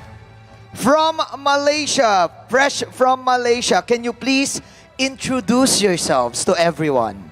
Okay, nama saya, orang panggil saya Papa Frost. Saya berasal daripada Negeri Sembilan. Ni kawan rakan-rakan saya, kami daripada Malaysia. Datang sini bergerak pagi tadi. Baru sampai hari ni terus sokong Homeboys. So his name is Papa Frost. Papa And- Frost. Yes. Papa And Frost. He came from the state of Negeri Sembilan in Malaysia. And they just arrived this morning and they came straight from the airport, straight here. Okay, to cheer. To cheer. For your information, everyone, they are the official fan base and the official cheering squad of Homeboys. So, how was your flight? How is Manila right now? Manila buat setakat ni kami tak dapat rasa lagi apa itu Manila sebab kami sampai je tak sempat nak explore lagi. Terus datang sini, terus support Homeboys, terus bagi yang terbaik untuk Homeboys.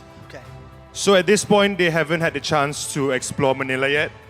Because, like they mentioned, when they got here, they came straight to the So venue. there's no time. No time. There's no time. Okay. Just your time. You made it right away here. Now, since you guys are the official band, first of all, I have a question. Why do you support Homeboys? Sebab Homeboys nombor 1 kat Malaysia masa sekarang ni. Because they're number 1 in Malaysia at this point. All right. That's the main reason. Again, since you are the official band, can you give us an example of your cheer, please? Here we go. Teach us the cheer. Okay. Ladies and gentlemen, wait, let me do the intro first. Okay. Ladies and gentlemen, please welcome the Flame Boys.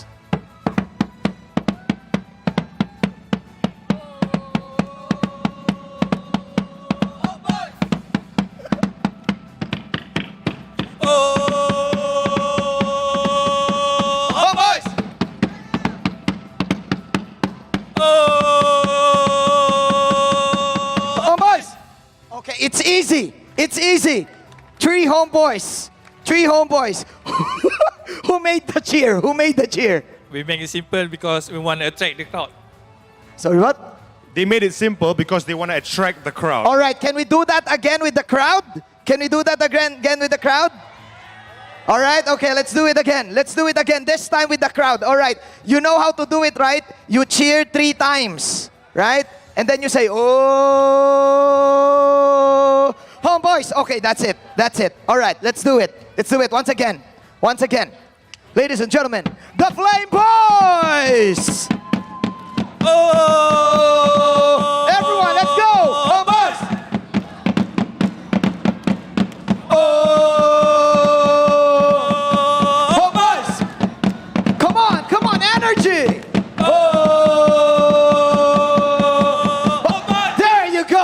There you go. With a lot of enthusiasm. There you go. Thank you so much, Papa Frost. All right. Any words to the fans of Homeboys back at home watching? Any messages? Okay, untuk semua penyokong Homeboys yang berada dekat Malaysia, jangan lupa untuk doakan yang terbaik untuk Homeboys. Kita buat kita dapatkan balik top 3 dekat Asia ataupun dekat dunia ni untuk pasukan Malaysia. So for those fans back in Malaysia, don't forget to pray for Homeboys. They'll get at least top 3 in M5. But are you confident? Are you confident enough that they will be champions? Yes. Okay. 100%. Okay, that's it. That's it. Let's throw it over to our casters. Take it away.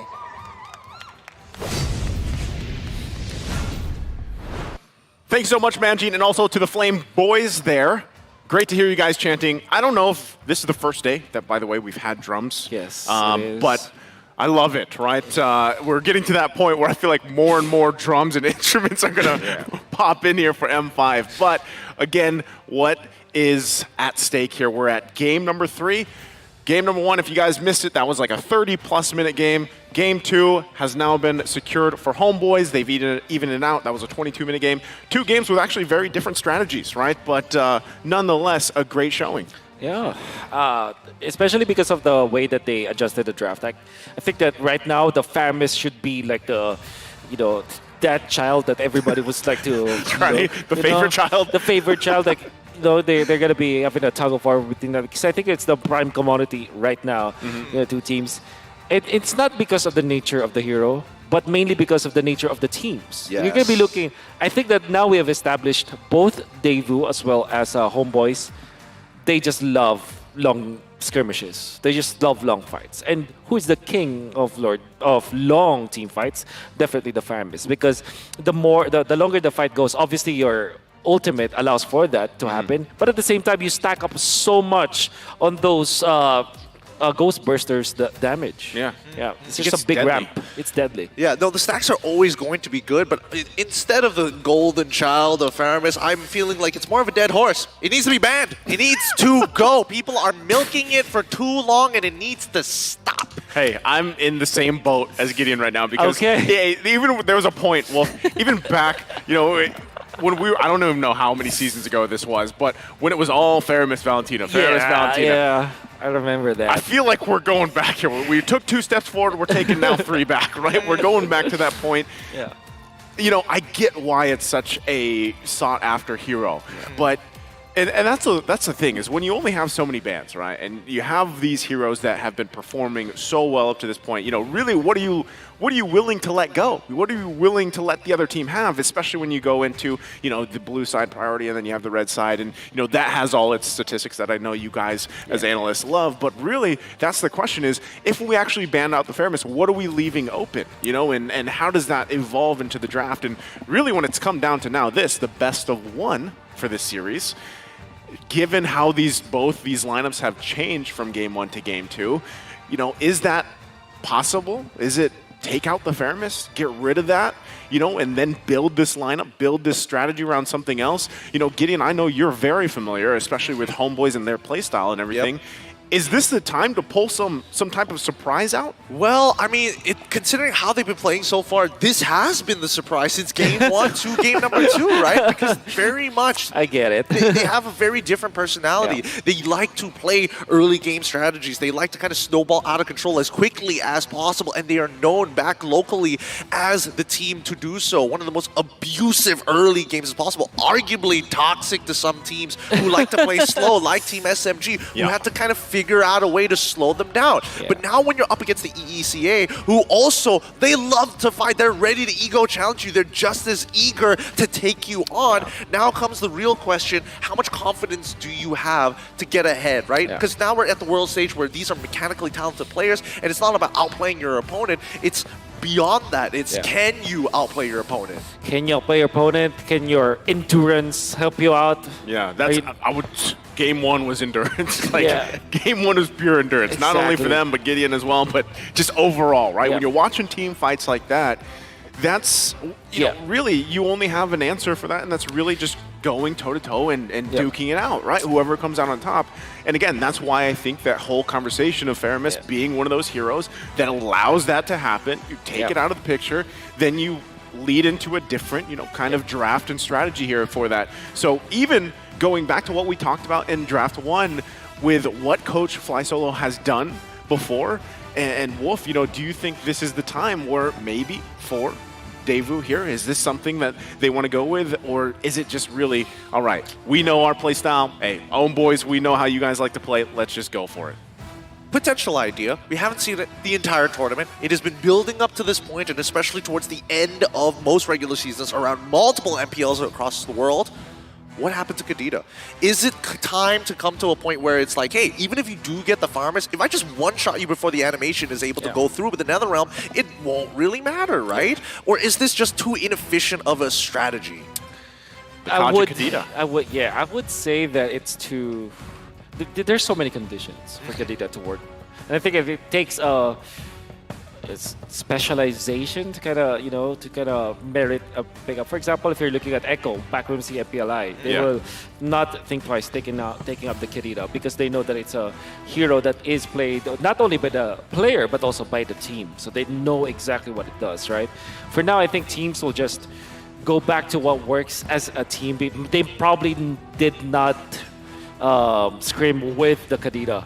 Right, so they probably will think, okay, we haven't really touched upon that. Maybe they have focused on other things, right? Oh man, that means they've been scrimming with Phoveus in the mid lane this entire time. The thought of that, having like 30, 40 plus hours going through scrimmages, like how many until you're that confident? That's true, now you think about it. Oh man, I can't imagine. Right? I can't imagine. Lane prio, don't worry, we just fight. Oh my god. I think there's, especially after M5, there's going to be more mid-Phoveus happening in the ranked games out there. God. So, with that all said, let's go ahead and jump into the draft here. Game number 3. It's 1-1 for both of these teams. It's all come down to this. We've theorized, we've conceptualized exactly how this could play a part. And if Faramis will actually pop up once again, as he is a mainstay in a lot of these lineups. But already, Daewoo on the blue, Homeboys on the red here, 1-1 already banned out. Okay. Can I be thinking, like, what do you prioritize even? Especially when the backside is open, I think that Daewoo might consider that as the first pick. Also, the Nolan should be another option, which kind of makes me think that Daewoo might leave both Assassins open. I think so. Only because it's like, you know what, that's why else would you go towards that blue side? You find success in game number 1, and then after that game number 2, they brought it close as they could possibly get it to, and then it's just about execution at that point. So I think that at the very least, Daewoo is coming in with a game plan, and now Homeboys are kind of like thinking about it, all right, now that we're on red side, how does this really change? Because this is the first time we're seeing them on the red side against Daewoo. Well, it's not gonna be the case. It will be utility junglers, will be the priority. And I'm pretty well sure that the Faramis eventually will be put in the mix. I think it will not be like literally the first pick, but it's going there anyways. Okay. Unless they ban the Phoveus out of nowhere in this Do you think that'll just happen? Like, we're tired of it. All right, we're just ban it out. We're sick of this. I hate that hero. Let's just not play it. I'm done with it. We're gonna force Homeboys to ban out the Nolan this time. And if you think about it. Well, now that I think about it, Daewoo, this is elimination game. Yeah. Nolan. If they lose this game, they don't have a shot anymore. They don't have it. Do they?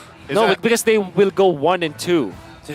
And then there's already a 2-1. 1 and 2, and there's already a 2-1. You're right. You're right. We're gonna double check with this with our producers in a little bit, but in the meantime, I mean, let's see what the next man, Angela. Man, I don't know what some of these teams not like in Angela. Yeah. Hey, they don't want to deal with that hard card, Yeah. It's we saw what happened with Ra recently, where he was just godlike on the Angela, and not to mention just the healing meta. In a way, really the only thing that slipped through for the most part is Minotaur, right? Yeah. So we'll see again next ban here for the first phase from Homeboys. But the fact that Nolan is open, is that a possibility for Daewoo here? Yeah, Daewoo wants that. I think that they played it against Geek Fam, and. To quote one of the players that I will not name, Nolan is the assassin for utility jungler mains because it's easy and there's a slur word afterwards. So it's easy and the slur words. Okay. All Leave right. it to your imagination. Leave it to your imagination. It's easy and Slurpees. Yeah, Slurpees, yeah. Matilda gets banned out here, which is kind of interesting because now after, replaying the draft in my head again and again and again, and Daewoo being on that on the red side in the past 2 games, I was expecting maybe they follow suit, right? Get rid of the Lilia and be ready to actually deal with the Faramis all over again. But since they're getting rid of the Matilda, they've kind of opened this draft up. Nolan's available, Farmis is available. Valentina again. Like all the hot commodities. There he is. So this is probably just going to be Bruno Farmis. Yeah, Bruno Farmis. Is that the safest or is it the Valentina? Like, would you rather go with the Valentina? Even with a Nolan first pick? I think that Homeboys have proven that they can overcome the Valentina, and what they're going to do again is to overload that Valentina with big ultimates. Penalty Zone, Minnow and Fury, as well as the NetherRealm. I think it's much, So it's Bruno Farmis. Bruno Fulvius. Got him! 40 hours. 40 hours of gameplay, and let's keep in mind that at least now we know that it gets thrown into the mid lane. Now it's like it could go into the EXP as well, right? Yeah. So still technically flex. It is, well, quote unquote flex. Quote unquote. Now, Devu, it'll be interesting to see them really consider some of the options here, right? Like, oh, if I do go for the Farmis, do I need to look for an EXP laner straight away now, or am I getting juked out here? Yeah, I think out of like comfort, maybe they will just resort to the Farmis, like the Terizla, obviously. Okay, Kid Bumba finally getting 10 years. That's how much time they will spend this game. And there's a Minotaur. I love it. I actually like this because I always feel like, Nolan, for the most part, if you are going to draft him, you have to be able to cover like the front and back for the most part, whether it be peel, whether it be initiation. Minotaur, Terizla, perfect heroes to be able to do that, right? Because a lot of the times too, if teams are smart playing against the Nolan, the way that his fracture works and everything else, you're going to try to get the advantage in terms of the objective dances, right? Whether it's the turtles, whether it's the lords, you can actually whittle them down. But with the Minotaur and a Terizla, you put yourself in a better position. And that's exactly why Homeboys is like, hey, let's go the Martis, right? At least it gives us that utility option as well here. Yeah, I want to just make sure that the real star of the show is the Bruno, not the Fulvius, not the Martis. What they're going to do is just to control the lanes and allow for Rizal to be successful in this. Which kind of makes me think, is there an option where they ban the Ixia for Homeboys together with the Brody? Because it kind of feels like Brody is the priority for Devu, and obviously the Farmis that we talked about. You don't want like both the Minotaur as well as the Farmis. It's just impossible to pierce through that. It's just too difficult. There's just so much you have to kind of get through. The extra HP, the strong CC. I think at the end of the day, right, at least for the Homeboys, you're right, Wolf. They are going to be leaning into Rizal. This is one of the few signature picks where he is just stable on and really knows how to like press an advantage. But that's the thing. That's when you start seeing, okay, early game, you're seeing Martis, early game, Bruno, early game, Fulvius. He's kind of there, I guess, right? He's there. Do you want him in the mid lane? Do you want him in the EXP lane? Do you put him into the EXP lane? He's going to be like out of the fights for a good amount of time. Hey, here's some Malaysian pride, right? So far, there's only 2 Maniacs recorded in M5 group stage, and it's from our Malaysian teams. Oh yeah, you got to get down with the sickness. Wow, it feels good to have at least something going for us.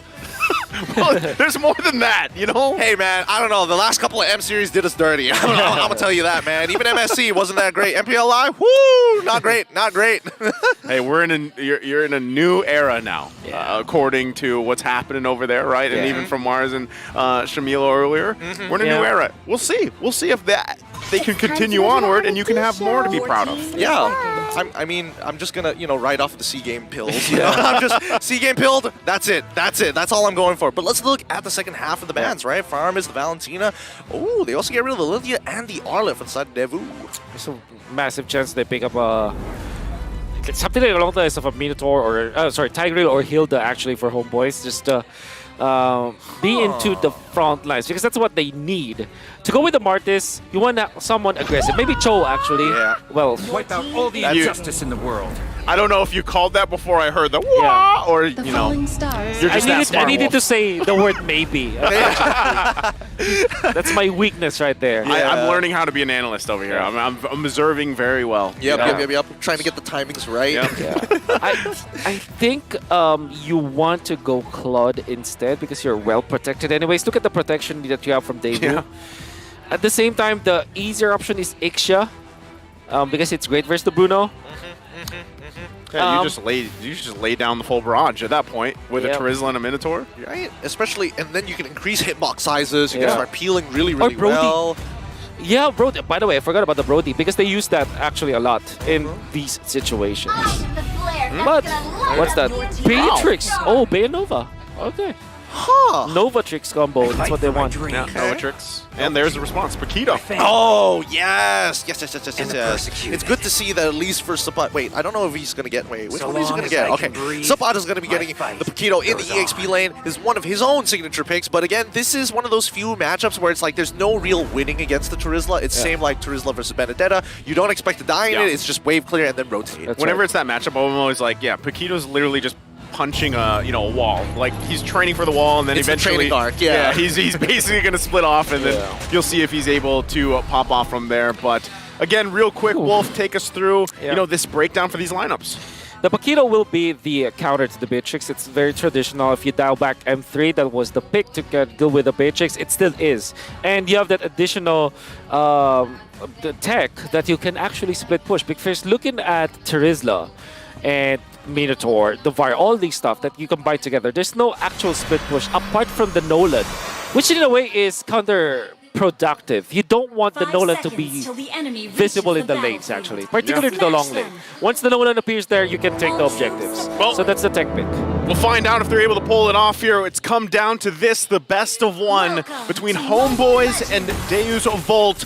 Who's going to come out on top here? Both these lineups very different, even from the previous two games. We'll see how it all unfolds. All right, here we go. As we get into it, it's going to be Manchester starting off on his purple buff as tradition, but more importantly, forced out to use his Retribution by Zorn. On the other end, we do see that GB started on his own purple buff and will end up on that top side. I've noticed that it has been pretty interesting in a couple of these matchups at the very least that, Homeboys had sort of been kind of leaning into minimizing Kid Bomba, and he has been continued to perform every single time, but now it might be a little different.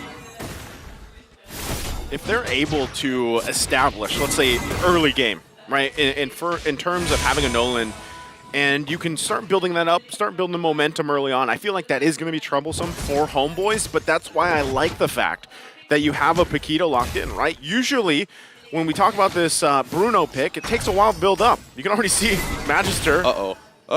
He's timing it. He wants to get in. Oh, close. This time, for the first time in a long time, Zorn not giving first blood. Yeah. Well, that's the Nolan. Like players would say, like it's pretty easy to do. And I think that if you play the Nolan, you'll understand. It's just how it is for some of the newly introduced heroes. Yeah, you just push buttons and then all of a sudden you do damage. Yep. I love it. That's what you're saying. He's strong. He's strong. He's kind of good. He's kind of good. But look at this three-man gank on top side against Kid Bomba. It looks like he couldn't respond in time. Ooh, perfectly laid out Astro's eye coming in from the side of Warlock. But now GB might be in some trouble. Wait, no! Oh, he gets sniped at the very end. That's so sad. He just got the trigger Quantum Charge to get that little chunk of health back, but Sunset Lover said no. My goodness. You saw the pathing coming out from the Novaria. Didn't even appear in the map. That's why Chibi just walked naturally towards his base, not even trying to dodge. I was surprised they could get from Sunset Lover.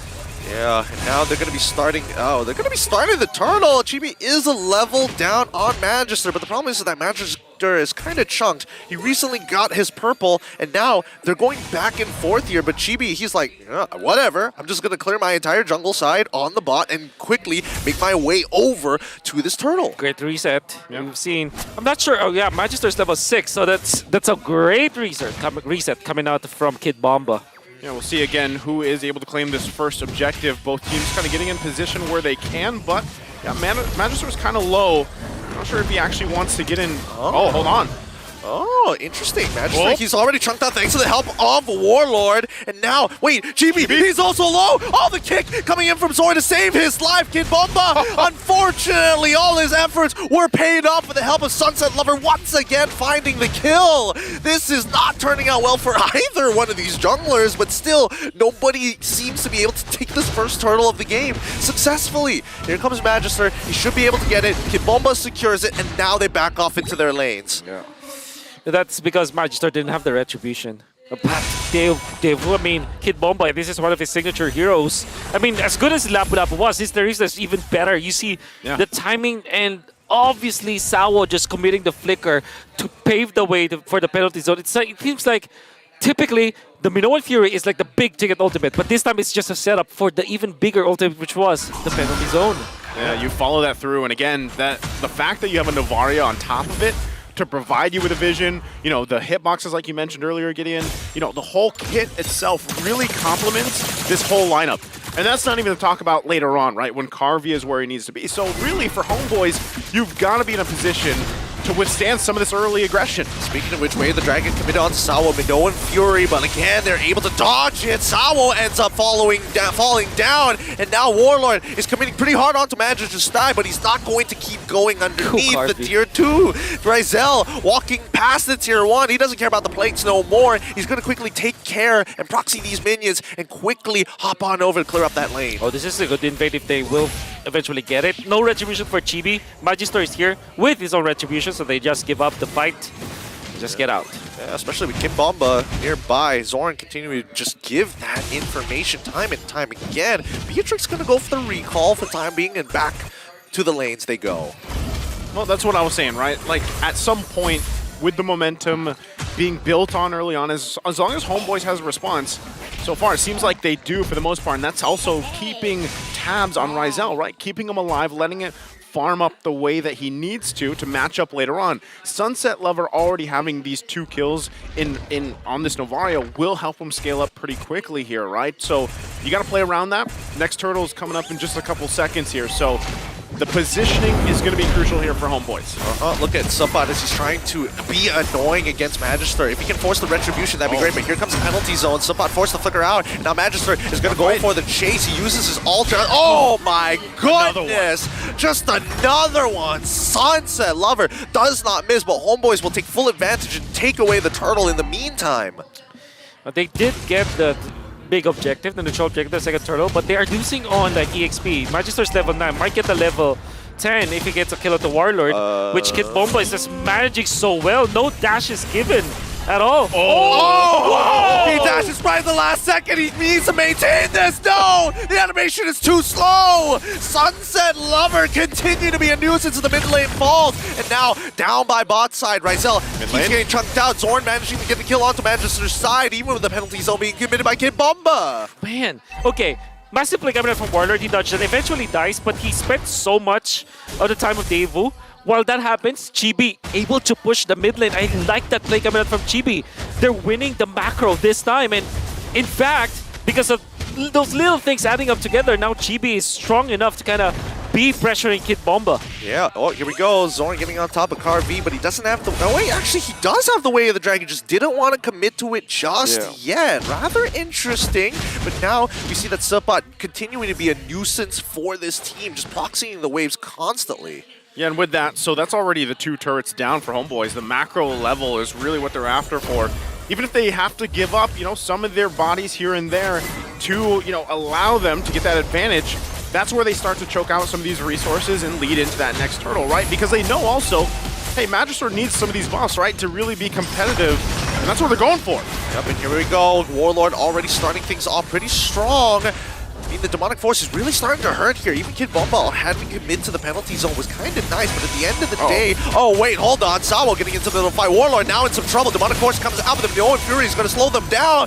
Combo with Carvey. The damage is more than enough. Warlord's dead. Homeboys are on the run. This time, Sunset Lover allowing Zorn to get away with this, making predictions for the Tribe Rush instead of the traditional path. No purple for Magister. Chibi does have the... not actually the level advantage! Oh, penalty zone as well as the flicker committed. Magister wants the full combination! And he manages to help with the help of Kid Bomba. Still able to get a kill. Chibi in trouble. He goes down. Carvey says no more. I'm done with this. Goodbye. 2 for nothing in favor of Deo's fault. Oh no, Sabat, he's hungry, but he's gonna get cut off here. Yep.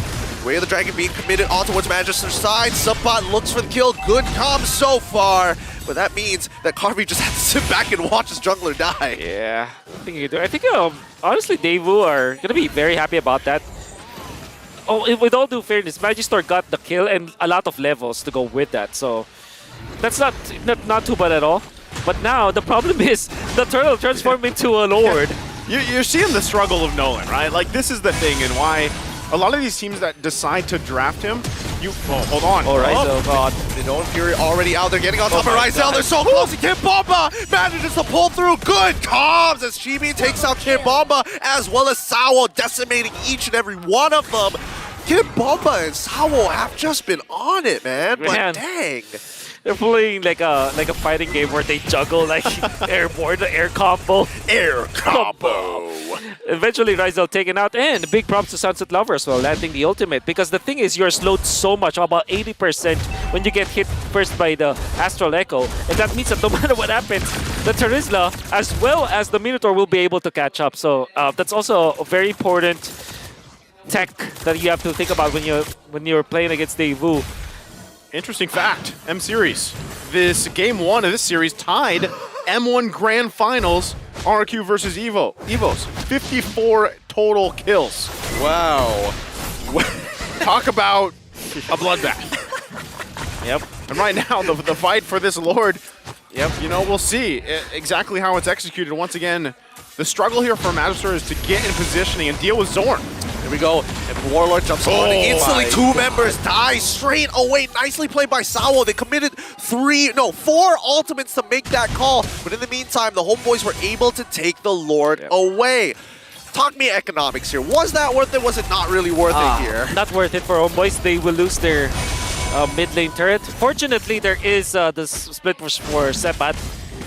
And I think, it's generally not worth it because they're not gonna be able to use the Lord anyways. I don't know about this. This is starting to, like, initially I would agree with you, but eventually if Daewoo don't do anything, they're about to, at the very least, lose a bit of Okay, there's the explosion. Second wave is coming in, and that's when Duospot are going to collapse on it. And Subbot, he's got to be careful, right? He's seeing the Star Shatters come out. Yeah, he's got the information here, but you know, ultimately it's just typically the first Lords, you know, you try to get something when you can, but really you're working against the macro that was set up from Homeboys earlier. And referencing the previous game, that's what we talked about when it came to those later Lords, right? It was the macro setup that they did in the lanes to allow themselves to have some of that advantage to transition and rotate properly. And that's basically what they're doing here as well. Oh, here we go. Once again, Zorn looking to instigate war once more. With the Astral Echoes, there's going to be just a bit of information. At least they kind of know what's going on. Subbot, good double heavy left hand to make sure that it's difficult for Magister to look for the big one-shot.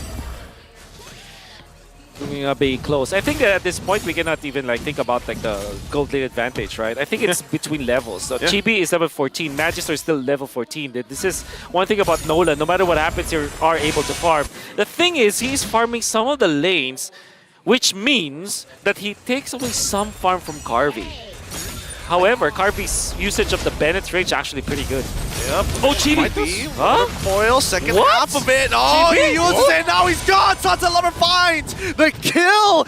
A mistake coming out from the Homeboys' jungler. Oh, what such bad timing as well. What was that? He didn't get through the wall, right? No, I mean, he got it at the very end, but still, though, I mean, I think he just thought that it was one of the thinner walls, so that half the animation would have gotten him through, but only until it completed the first half of the animation was he able to kind of get that initial hop. That is a massive outplay. I mean, what they wanted to do was to take the purple buff out again, and every time that Magister has a purple buff, that's a kill threat. It's just how it is. Rizal will always be in a lot of trouble every time that Magister has a purple buff. So we'll have to fear that. Fortunately, though, as an assassin, this is not a joy where magic damage is the source. So you can actually build on Wind of Nature for this specific choice. Sepat, can you actually take out Magister after the ultimate? Maybe.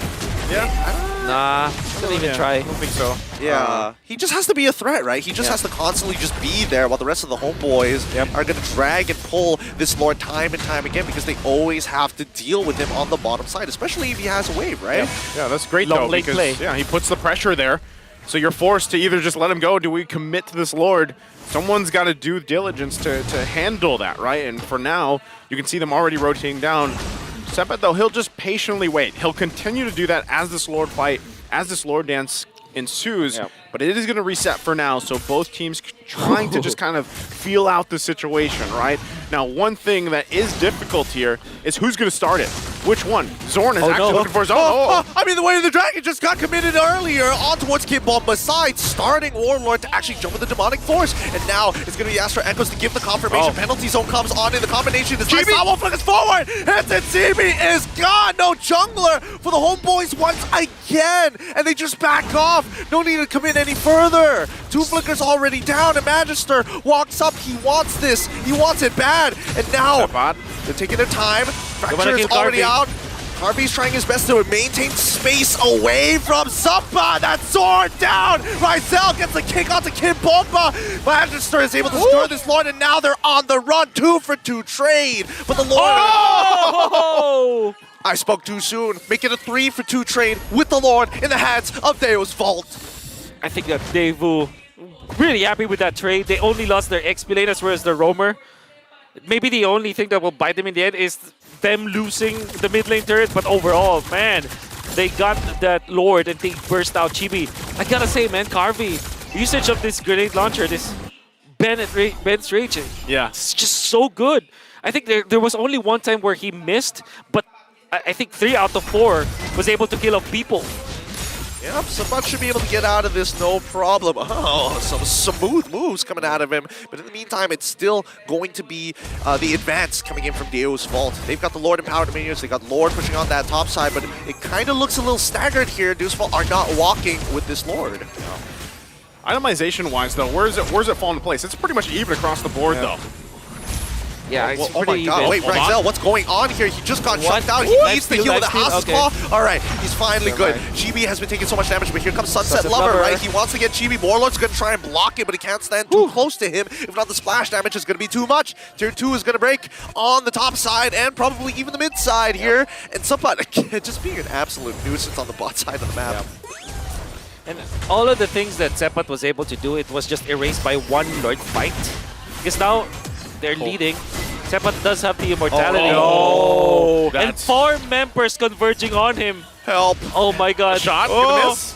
Oh, the skill shots, we're waiting for it. No way they just let him walk away like that. They're scared. They're happy with immortality. It's a warning letter. Yep. Yeah. They're just like, here.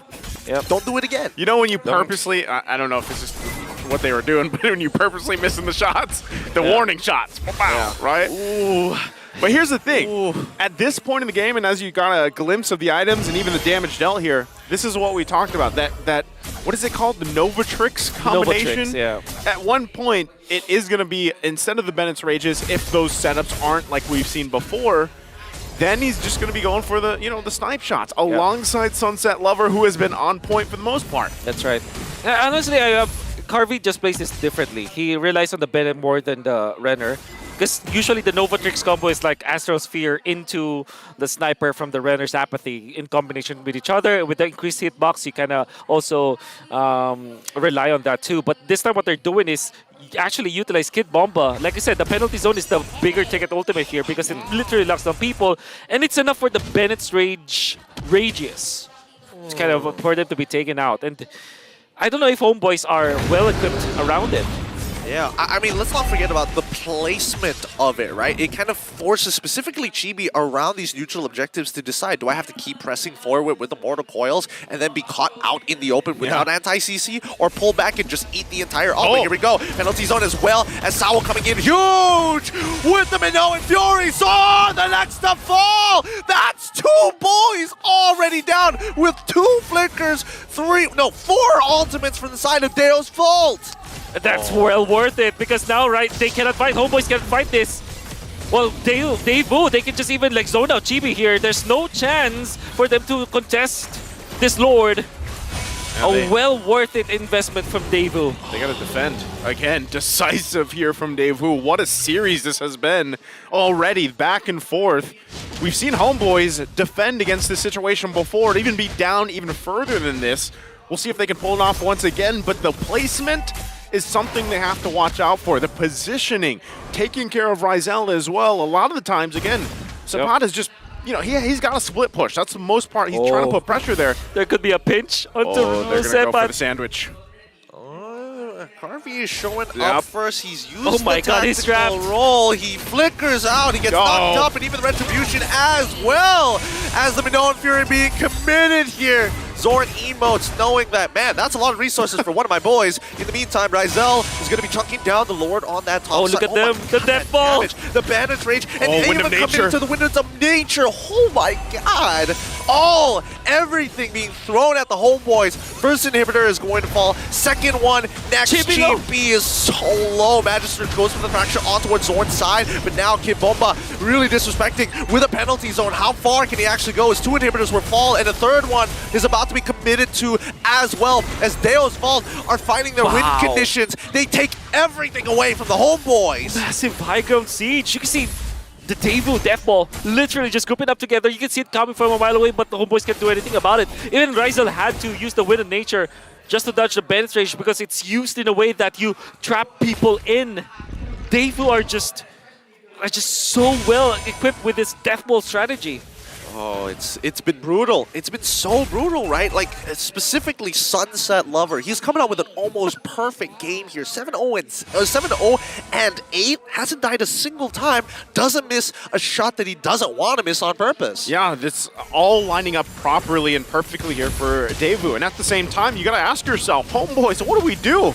Right? A lot of the times we're just trying to farm up, trying to get positioning here where we can, but look at the pressure being put on. Not only that, but you have to deal with the initiation possibilities, whether it's from Kid Bomba or Sawo on either of those, and at the same time, make sure that once again, Ryzel is alive and well, right? And really making the decision too, do we still try to go for some split pushing? Because so far it's been minutes now, and we still don't see any of that base turret being down. So you got to say Daewoo's been doing a great job at handling some of that side lane pressure. Then again, the only thing that I can do is probably split at this point, but you're going to be looking at Daewoo. They have adjusted accordingly. They know how to deal with this split push that Sepan is doing. They're eyeing all the right pushes. They're getting out safely, and they're controlling it once again. And they will wait for another Lord. What they're going to do, they're going to find Ryzel again. This time, Ryzel will have the Purify. And I mean, we'll see whether or not he gets caught out here, because again, there's still... Oh, okay. Astral Echo's being used. All they see is Zorn. They don't spot Sapat just yet, so now they're going to start repositioning for their own purple buff once more. But again, the maintenance is important here, right? GB, he starts pulling out this Lord. He's going to eventually reset it once his boys have kind of set the housekeeping done. I think, again, you see the side lane pressure being put here on the bottom side. You're also going to have to watch out for Zorn if he goes in with his own conceal, looking for a setup here. But still, Lord going to be worked on. They have to respect it. Kid Bomba tries to jump in on towards Ryzel. Overshot. Immortality is down. GB blocks the shot. They back off. And here comes with Zorn in the back. Sawo flickers forward. And now even Subban getting in the middle of the fight. Carby takes out Warlord initially. Winter Truncheon coming in for the side of Subban. Even with heavy left hand shield, it just stayed enough. The damage is too much to take. They back away. And now, where's the shot? Oh, both skill shots. This time not connecting. But they will get the Lord again. Wonderful Lord that's coming out from Daewoo. I mean, even when Kid Bomba missed the shot because he overshot his ultimate, it didn't matter because the nature of Daewoo's draft is just way too good. I really love this Minotaur priority from them because there's really no answer coming out from homeboys. Yeah. That's what's difficult. Again, going back to the question, you know, when you're dealing with the Terizla, the Minotaur, and then you're getting a shot from, you know, all angles or even from a long distance from Carvey or Sunset Lover, it's really hard to play around. So you're looking for your own favorable situation. And at the same time, Ryzel has to be very crucial on his positioning. We'll see if they can defend here. Here they're trying to muscle on through penalty zone as Zorn is already down. Can't make the play. GB's trying to peel as much as he can, but he gets chunked down. No man mortality. You know when Fury comes out. Warlord with the demonic force tries to get on top of Carvey's side. Ryzel holding on strong, but they're going to muscle their way right into base to forcefully end this game for the homeboys. That's GG well played. Deuce Fault 2-1. Daewoo comes out swinging against the Malaysian champions. Homeboys, they win the series. What a performance here.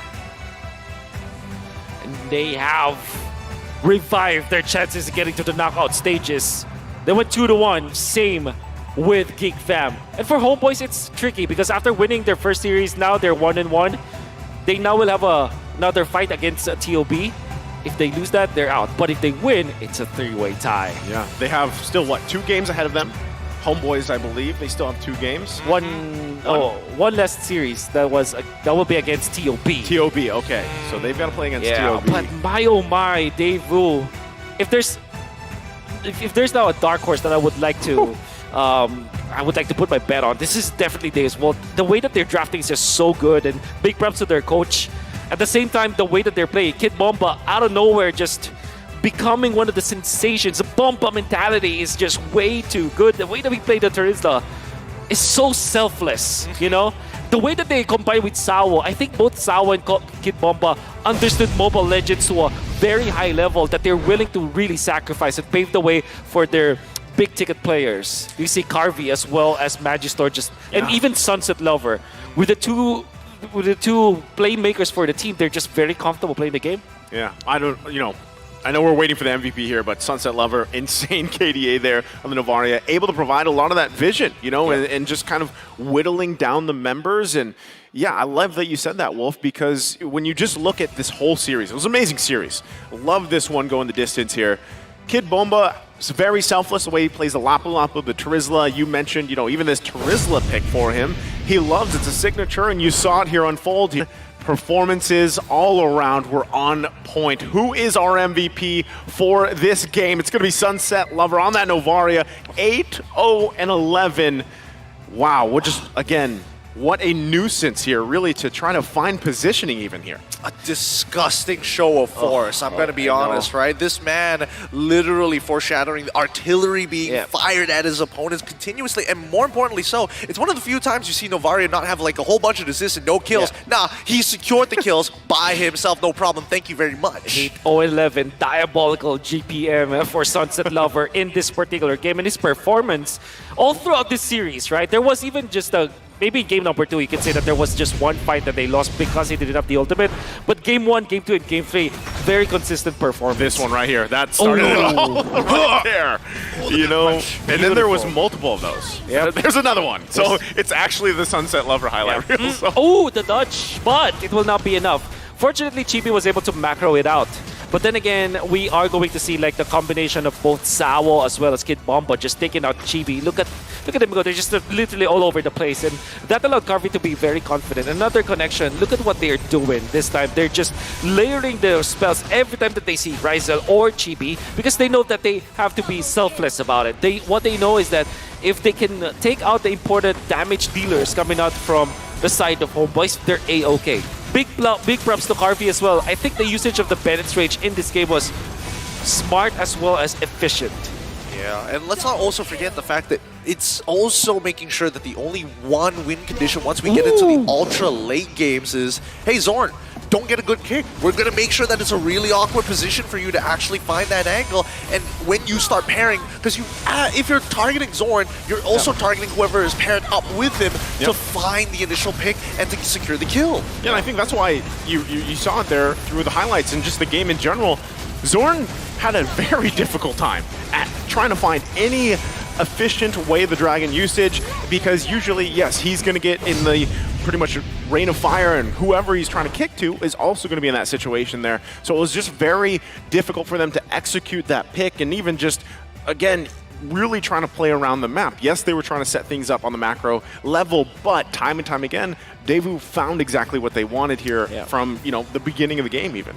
And also, one thing that I want to take note here is Magister actually played this well. I mean, he was out farming the Martis, the Chibi, because this is like how you utilize a assassin jungler versus a utility jungler. You don't fight head on because obviously utility is built to destroy the assassins in the early stages of the game. But when it comes to farming, that is where utility junglers struggle.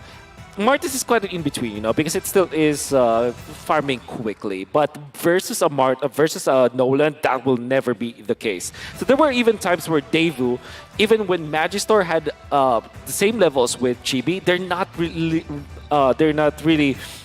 going for the 50-50 plays around the Retribution battle. He actually just farms, and that allowed them to control the map even better. There was even a time where he was the one doing the split pushing, doing the clear of the lanes, and this allowed them to be always a threat. There came a point where the Paquito with the immortality cannot fight head-on versus the Nolan, which is unheard of, right? And that is because of the fact that that Magister played this well and he understood the situation.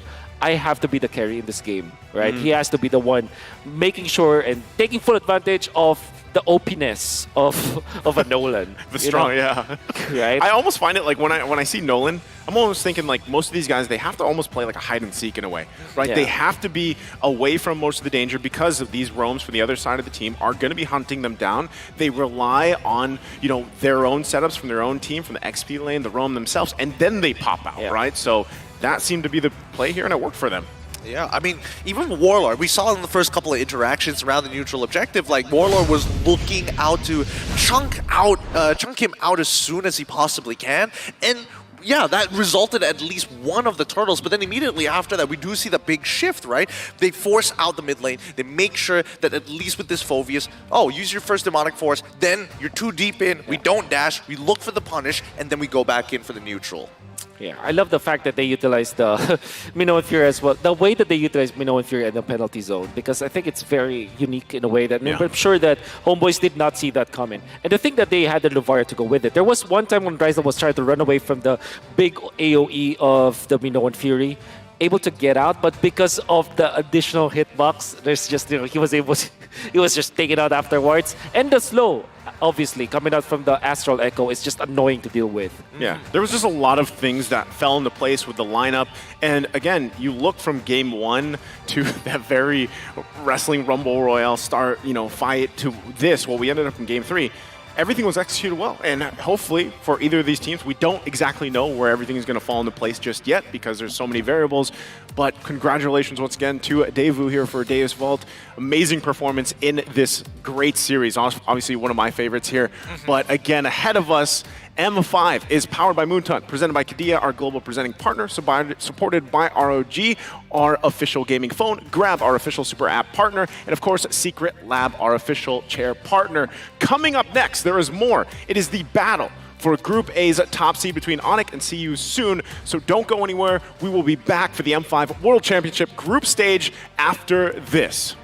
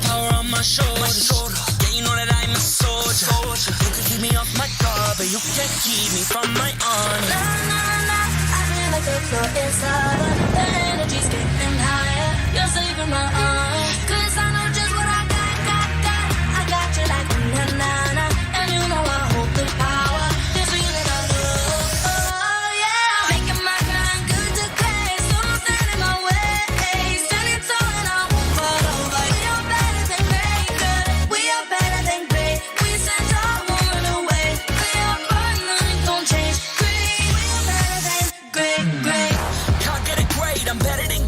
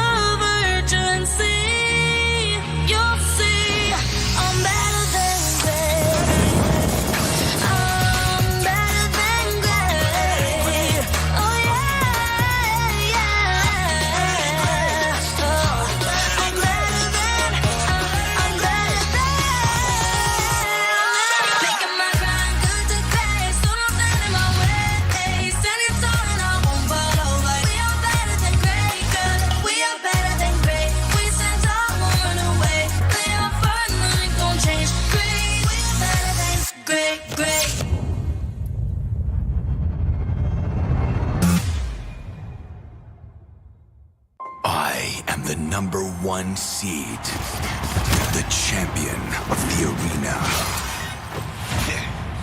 The fans adore me because I've never lost. Yet you are afraid. Afraid that you will lose everything.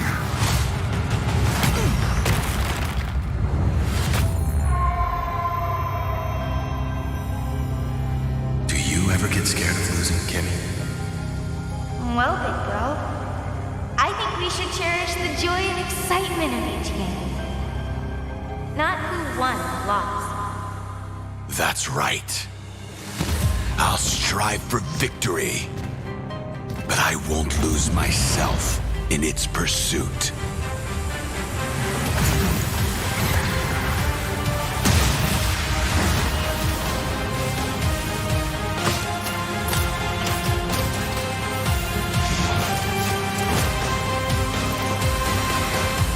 World Championship. I'm back.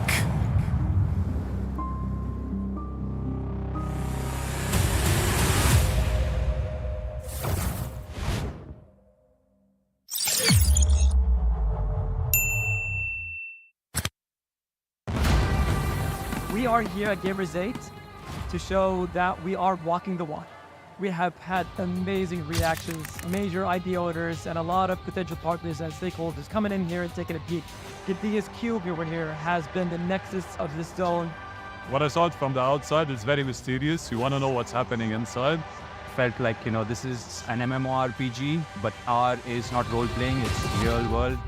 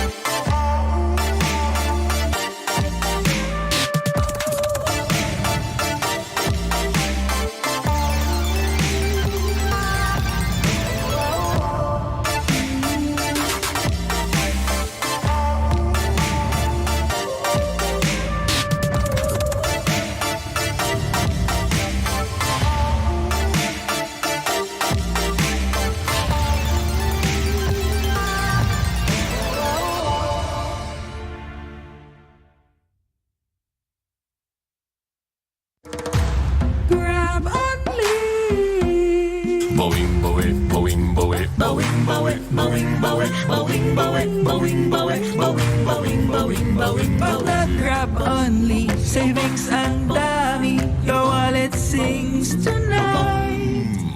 Laki ng bawi, pag nag-grab only, save 244 alright.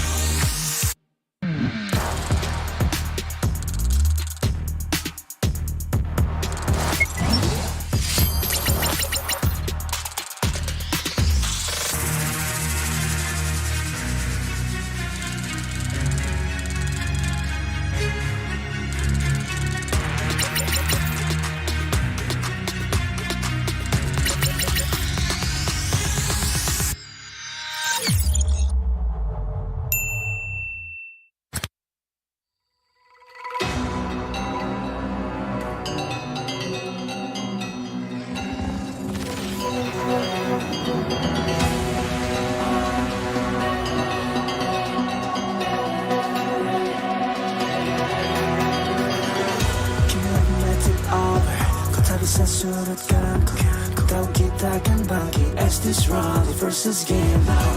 Got the power on my shoulders. Tahu ku sempat taruh kau bisa buatku lengah, but you can't keep me from my honor. I feel like the floor is lava, the energy's getting higher. You're serving my arms, 'cause I don't just believe. I got you like na-na-na-na, and you know we hold the power. 'Cause we are better than great.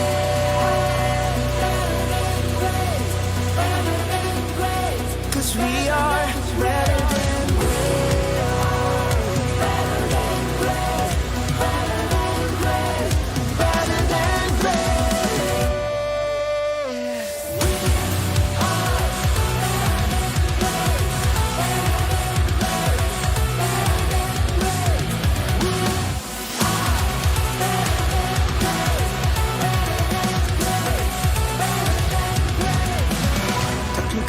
aku yang terhebat, apa yang malu ku jadi terhebat. Transcend myself into this game, yeah. I have the power to turn me afraid. Kemenangan bukan trik yang lemah. Result of the game shall reveal. Better than great, it's how we feel. I feel like the floor is lava, the energy's getting higher. You're serving my arms, 'cause I don't just believe. I got you like na-na-na-na, and you know you hold the power. 'Cause we are better than great. I can tell you if I don't stand in my way. Stand in front of you talking. We are better than great. Kita yang terhebat, hadapi yang tak terbagi. Leopard tak berubah. We are better than great.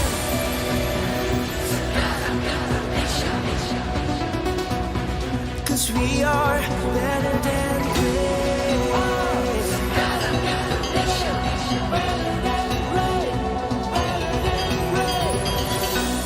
If we stand tall and believe, kau dan aku kan bisa.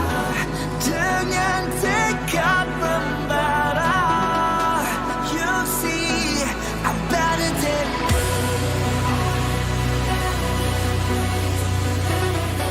you'll see I'm better than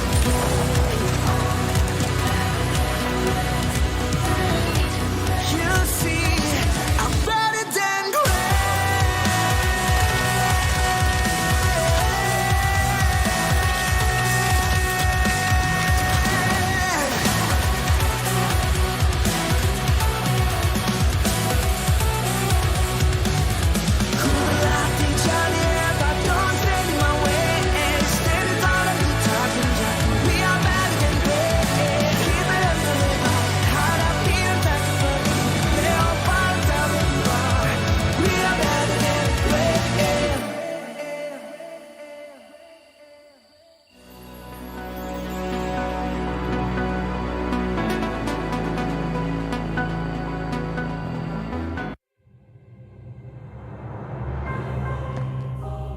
The Shadow Dragon was once my biggest weakness, but now it's my most potent weapon.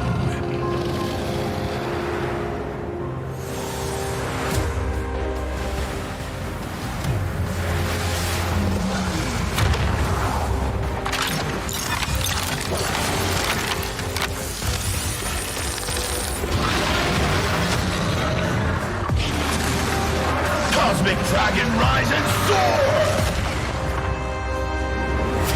Dragon Stomp! Dragon Scales! Dragon Rush! Rise beyond greatness and seize your own destiny.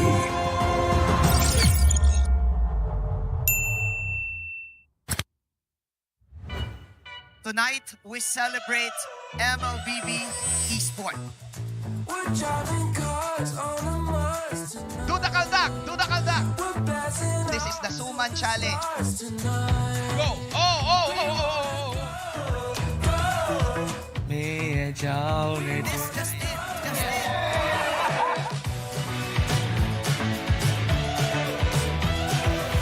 Welcome to M5 Gala!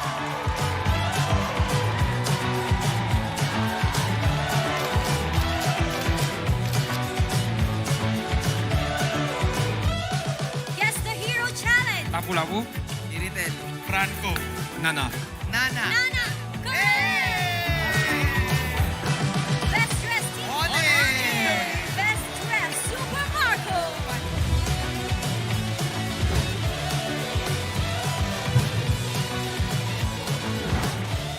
Thank you so much for joining us at the M5 Gala, and we'll see you at the M5 World Championship.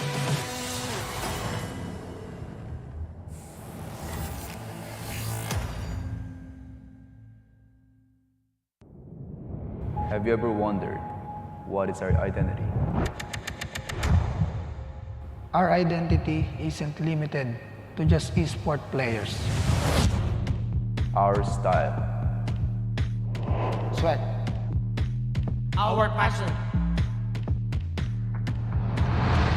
And vibe. Feel our energy.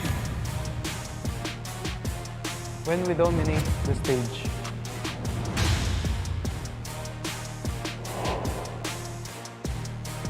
The hours of sacrifice. Shape who we are. So, what is our identity?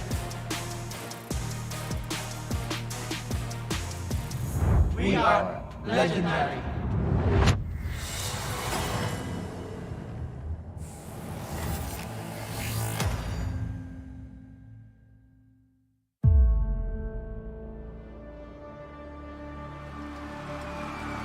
In the history of M Series, no host country has ever won the championship title. No other region has ever claimed the throne. No team has ever secured the championship twice. In this thrilling showdown, 16 teams across the world have gathered once more to seize the trophy. Which teams will prove themselves in their epic rivalry rematch? Will a new region unveil their strength and climb to the top? And who will leave an unforgettable mark with their skills? Behold, the old guards, seasoned titans returning to reclaim glory.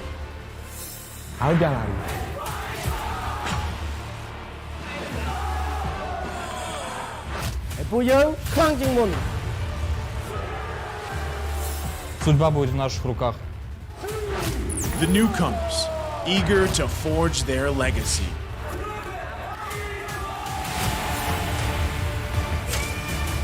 Kita di sini untuk lawan yang terbaik. Kami nggak takut tantangan apapun.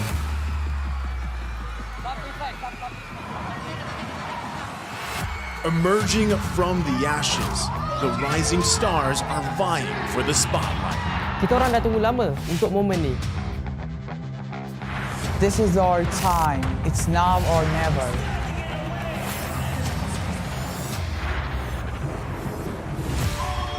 Enter the contenders, here to defy the status quo and rewrite the narrative. We've weathered the storm. This is where we break through. Nós somos brasileiros e a gente não desiste nunca.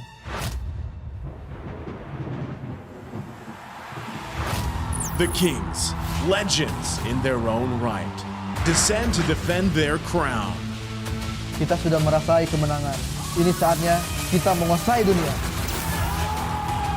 Naitaas na namin ang kampyonato at itataas ulit namin ngayon.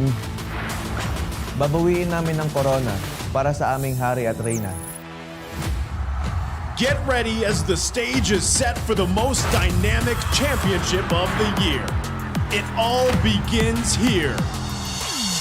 It's time to see who will be better than great.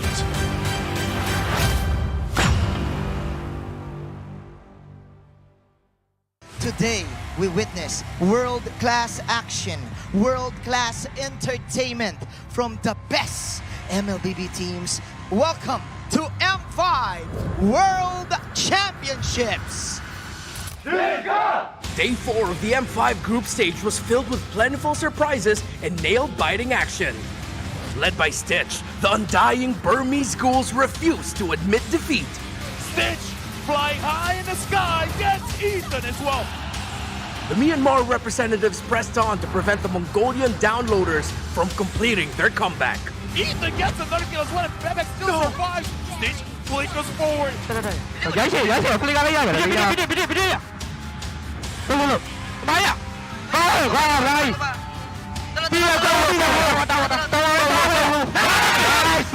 BG met the condition of winning 2-0 to avoid elimination. Next, Fire Flux Esports started the series with a fiery triumph against RRQ Akira. Implosion hits on the screen. Rosa gets a kill. But the Brazilian Kings recomposed themselves and doused the flames of the Turkish representatives with 2 dominant victories. Já posso ir? Vai entrar só bater base. Vai entrar só bater base. Eu consigo bater. Tô tancando a torre pra vocês. Cancelei a shield, ela. Só bater base, só bater base. And proved that they are better than great. Another match, another 2-1 series. This time, it's another East versus West between Geek Fam and Deus Volt. What the hell with the raging sandstorm to the back? It's gonna be the nature by Carby now on the side as well, but a boy. It was an intense back and forth. Wait, focus.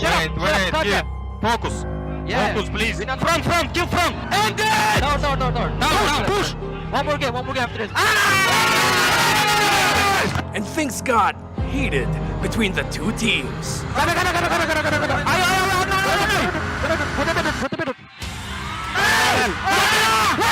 Eventually, it was the Geeks that came up on top. And for the last match of the day, Triple Esports gave Onyx a hard time in Game 1, even when Kyrie got his signature fanny. Howdy, before he can even use that Razor's grab. Onyx then unleashed the Gushian mid lane from Gilak Sans to close out the series. Gary, another!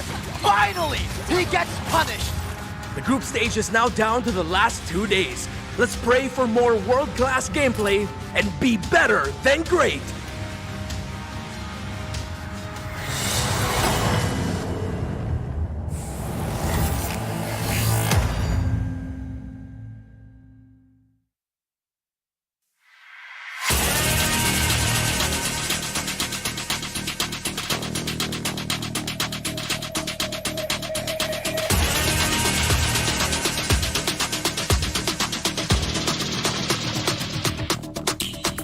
Hit me like I might kick over, but you can give me in no corner. I know I can make a comeback. Ace this round and finish this game now. Got the power on my shoulders. Yeah, you know that I'm a soldier. You can keep me off my guard, but you can't keep me from my honor. Nah, I feel like the floor is higher. The energy's getting higher. You're saving my arms, 'cause I know just what I got. I got you like na-na-na, and you know I hope that.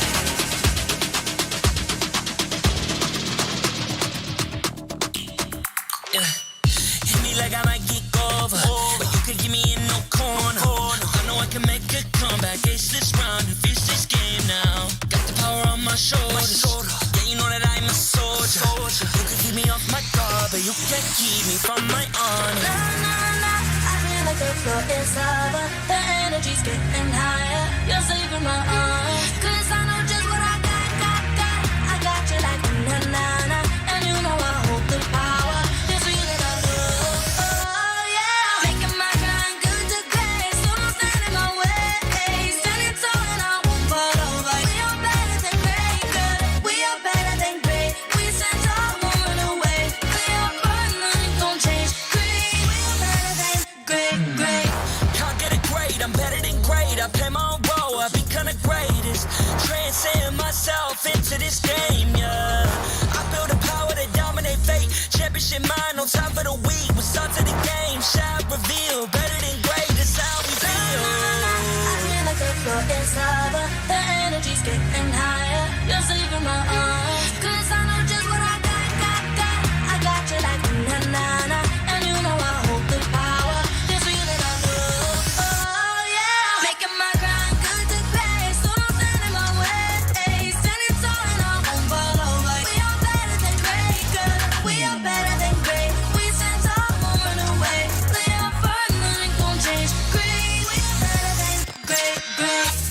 If we stand tall and believe we can make it, you and me, with a sense of urgency, you'll see I'm better than great. I'm better than great. Oh yeah, yeah. Oh, I'm better than. Making my grind good to great. So don't stand in my way. Standing tall and I won't fall over. We are better than great, good. We are better than great. We stand tall, won't run away. Lay our firm, nothing gon' change. Great, we are better than great.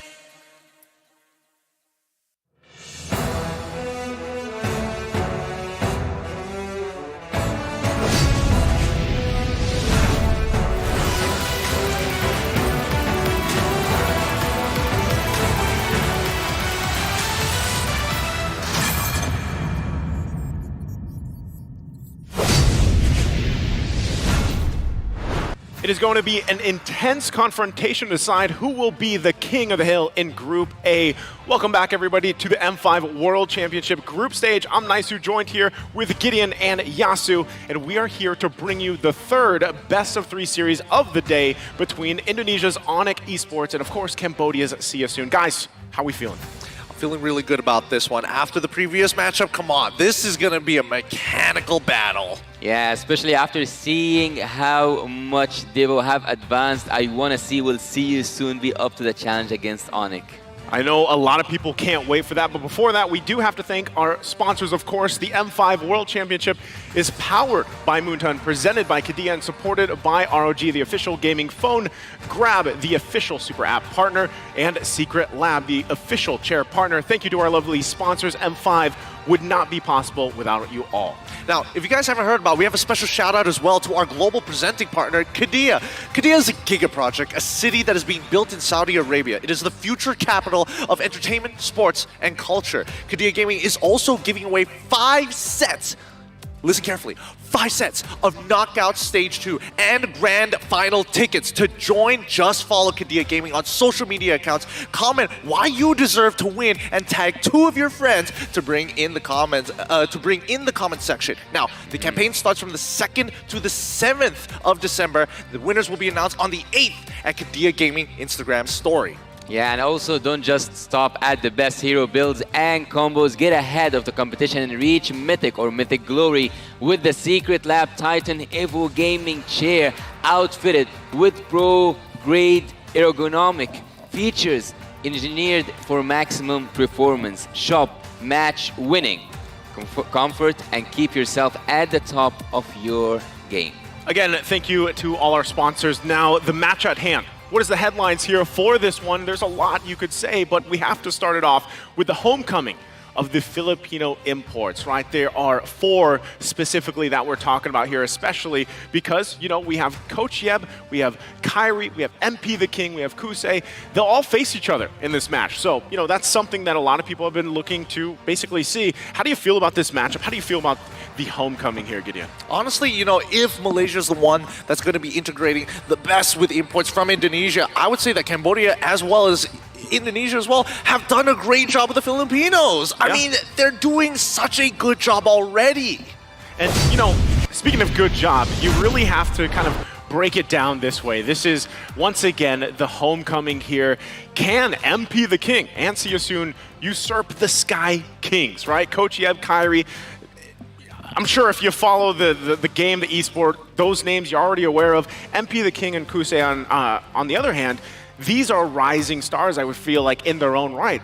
We saw them for a little bit. If you watched the MPL Philippines before seasons ago, you might have seen these guys. But really now, they're making waves here. And for you, Yasu, I know you have a lot to say about this and how they performed, especially with Siasoon. Well, before that, they actually said something. MP the King and Kosei, they promised Siasoon that the next time they are here in the Philippines, it's just not to come back home, it's also to compete in the M5 World Championship. Yeah, love it. Again, there's a lot of pride here, if you will. Regardless of the teams, the certain players, the countries they're representing. Again, they might be Filipinos, but of course they're representing another country here, and that in itself is something to be proud of for them. Whether you're rooting for a certain team, a certain player, coaches, anything like that. Really, at the end of the day, we all just love this game. We love the esport. Yeah, as much as we would like to believe that, they've left us, they've gone to another country to represent another country, it's surprising that the fans still, no matter where you are from, whether from the kingdom to a ONIC fan, if you're Filipino, at the very least, especially for such a homecoming for these 2 big names, they're happy. Because again, open arms, they came back home. Yeah, I love this quote, from Kyrie and Coach Yamp here. They're happy because they welcomed us with open arms. I didn't expect the reception because we are playing for another country, and yet the fans still support us. And even with Coach Yeb, right, they expected that a lot of people would be mad at them, right? Because they're playing for another region, but that's not the case. And I think that's something very special here. Yeah, showing love and showing support to your best players and also to your coach is something that we know from the really good fans, and the fans from the Philippines are ones to look up to. And even back behind us right now, that's probably... I'm assuming that Kyrie might have walked out something, When you hear screams, that's how it happens, right? But again, 2 matchups that we're really looking forward to, really trying to solidify their positioning, of course, in their group, and really what's at stake for them. That is the stake, right? We'll have to see exactly how they handle it. But now we're going to go ahead and welcome our marshals out on stage here to officiate the M5 World Championship. Of course, we have our marshals. They're going to be making their way here on the stage, and they're here to ensure the fairness and integrity of our games. They've been doing an outstanding job. It's Rain, Wilbert, Shun, and Ivan. These guys, we love to have you because you help all make this a part of the success that M5 is. And now we will be welcoming the teams out here. Once again, we have to give it up for ONIC. The Sky Kings making their way out here. The crowd is here to support them, and they're ready to see them perform today. They're looking to be favorites of the entire tournament. Homecoming, doesn't matter if you're Indonesian or Filipino, this team looks to reach the top. And next up, their opponents here, the Khmer Challengers, the pride of Cambodia, looking pumped and ready to tip the scale. Give it up for See You Soon. Coming after 2 sweeps, will ONIC be the next victim? And of course, as both teams make their way to the stage to get ready for this bout, they of course are, you can see with the fans cheering for them all, but we also have to give it up to these smart minds here that lead the teams to victory. Their head coaches and the analysts, of course, for ONIC, it's Coach Yeb and Addy, and for See You Soon, we've got Cat God. These coaches have done a phenomenal job in their own rights because it's not about arming their players, but also finding the most efficient ways of playing the game. Preparation from patch to patch, day to day, they continue to help their teams evolve. I actually love to see the spirit here on the stage, and also not to mention that this is a really good run for for the Cambodian team. See you soon. Also, the Sky Kings are looking for a golden road. Speaking of the Sky Kings, here it is, Indonesia, Onyx for them. It's CW, it's Kyrie, it's Boots, Sands, Keyboy. Again, I gotta ask the question, right? Is Kyrie, have we seen his prime form yet, Gideon? I feel like if we're talking about prime form, it's not just one individual player. This team sets a new level of play with everybody reaching different peaks at different times of the game, but they still have some insane chemistry, most of which is through raw belief, raw faith sometimes. Man, I love that Gushin yesterday, right from Sands. Again, we'll also take a look at See You Soon. The lineup for them, it's Kusei, it's MP the King, Sariam Felix, it's Ra, and Boxy the King. Again, a team that has come out swinging for this entire event so far, really dominating a lot of this. And also, we do have more for you guys in store. There is I think they have something to say. I think this is a ranking tier list, basically, amongst the players and how they handle it. Let's take a look at this one. Okay, yeah, sure. And then Hello guys, hari ni kita nak rate player roam tank dekat dalam M5. Kon. Bu sezon favori tank oyuncularımdan biri. Malezya'da bayağı izleme şansım olmuştu. Ese koyuyorum. Dekat saya ada Apex 47 Apex 47 daripada tim, kalau tak ingat, B guys. Keyboy. No. Keyboy. She here. For sure. My classes is Keyboy. Keyboy, my idol. I'm gonna put also in here. Oh, my idol, Baloiski. The macro god, I think here. Oh, I think here. S+. First off, me. I'm going to put it like 8 here. I don't want to overrate myself. Okay. It's okay. Not bad me. Oh. It's okay. Betul. D. Sebab orang cakap dia tak tahu pun. Me. Because I'm bad, I'm gonna put F. Sorry, Baloy. And me. Okay. Oh, Luna. Luna. Luna B. Apex, I think here. Here. It's okay. Here. Next is Sorn. On my level. Sorn is like a mechanical player and also likes to taunt people. Ogun, idol. S. Oh, NJ will lose. NJ will lose. For me, F. Sorn. My enemy. With me. Sorry, you're my enemy.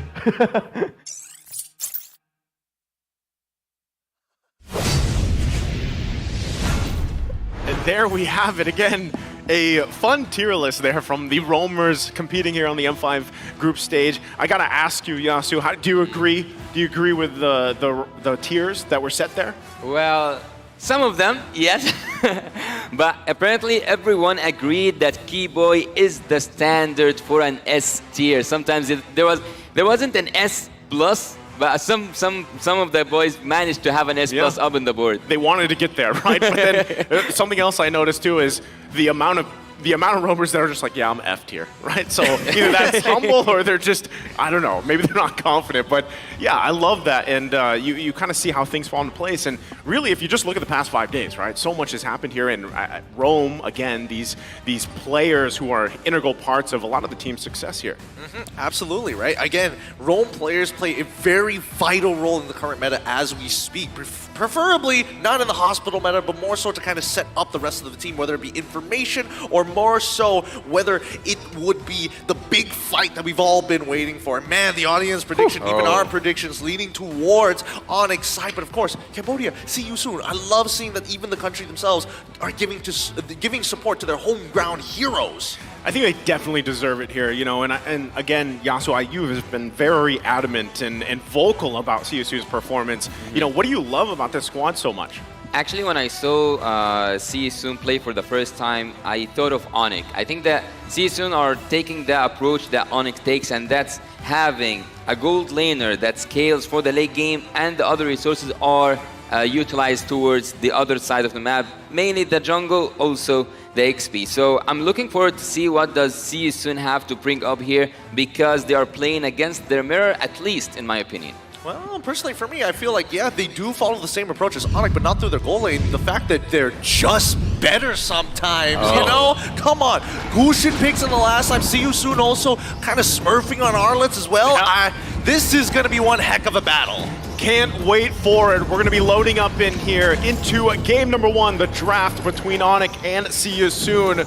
Really, again, fighting for that top spot in their group. As we get it situated, See You Soon will be on the blue here, Onyx on the red. Matilda already being banned out, and there you go as well. The Lancelot here taken out by Onyx. Such respect, right? Such respect, at least for the Lancelot. Even though Carrie is one of those who you should be afraid from when he plays the Assassins, but yet, we have seen yesterday against Team Triple Esports that he managed to have a switch, not just with the XP, because we all know that the junglers mostly rely on the XP to take their own picks when we are talking about the Fredrin, or we can go for the Guinevere or otherwise. But yesterday, Kyrie actually swept with Keyboy and got his fan.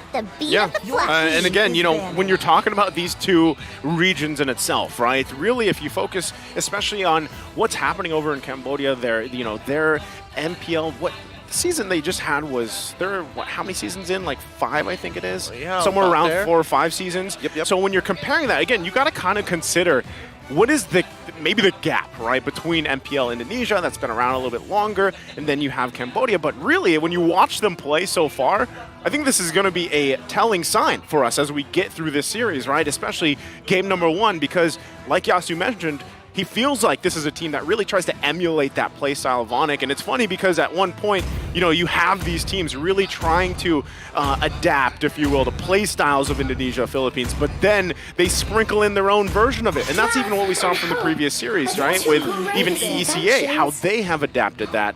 But, you know, with that, I'm actually surprised See You Soon decides to take out the Angela, a hero that they've loved to play so far. Yeah, absolutely, and it feels like, at least for the side of See You Soon, if you are going to emulate or mirror somebody that you look up to, you also know what they are good at playing as well. So I can understand the sentiment of like, we like playing it, so therefore there's a good chance you like playing it. Yeah. Let's just axe it out straight away. As we start going over the picks, right? Lancelot, Joy, Nolan instantly banned out for the side of Onyx. It's going to be Matilda, Wanwan, as well as Angela for the side of See You Soon, with the first pick of the Faramis for the side of See You Soon. Faramis. Faramis have proven himself overall through the M5 itself, but again, you still have the Valentina open, you still can take that Bruno with the Valentina, so Team Onyx actually haven't lost that much when it comes to that draft. They actually have the advantage now of counter picking and also to have 2 of the best heroes so far in the tournament. Love that you pointed out. We'll see it. Guinevere. Guinevere's open, who has been... I love seeing the Cyclops, by the way, but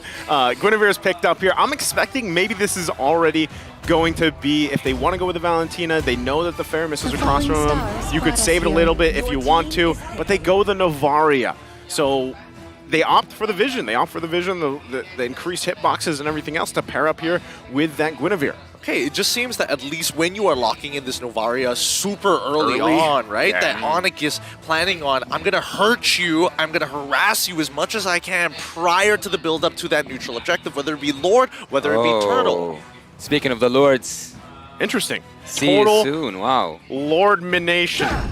See You Soon is only a team in M5 with 100% Lord control rate so far. That is a crazy statistic, right? I mean... Wow. To be fair, they've had sweeps the entire time they play. Every single time we see See You Soon, it's like 2-0, 2-0, 2-0, 2-0. This is the first big challenge, the big hurdle to kind of test them, right? We do see the Arlet once again, but we're also seeing the Martis get locked in for the side of See You Soon. I'm thinking about an early game composition, and especially with the way that we've seen See You Soon actually play, it'll be interesting to see how Onyx is going to approach this. Do you match the aggression, or do you play on the opposite side of the map? Even though it's hard for me, especially because I'm gonna speak about Triple Esports here, See You Soon have managed to, I would say, outplay Triple Esports in a really good way.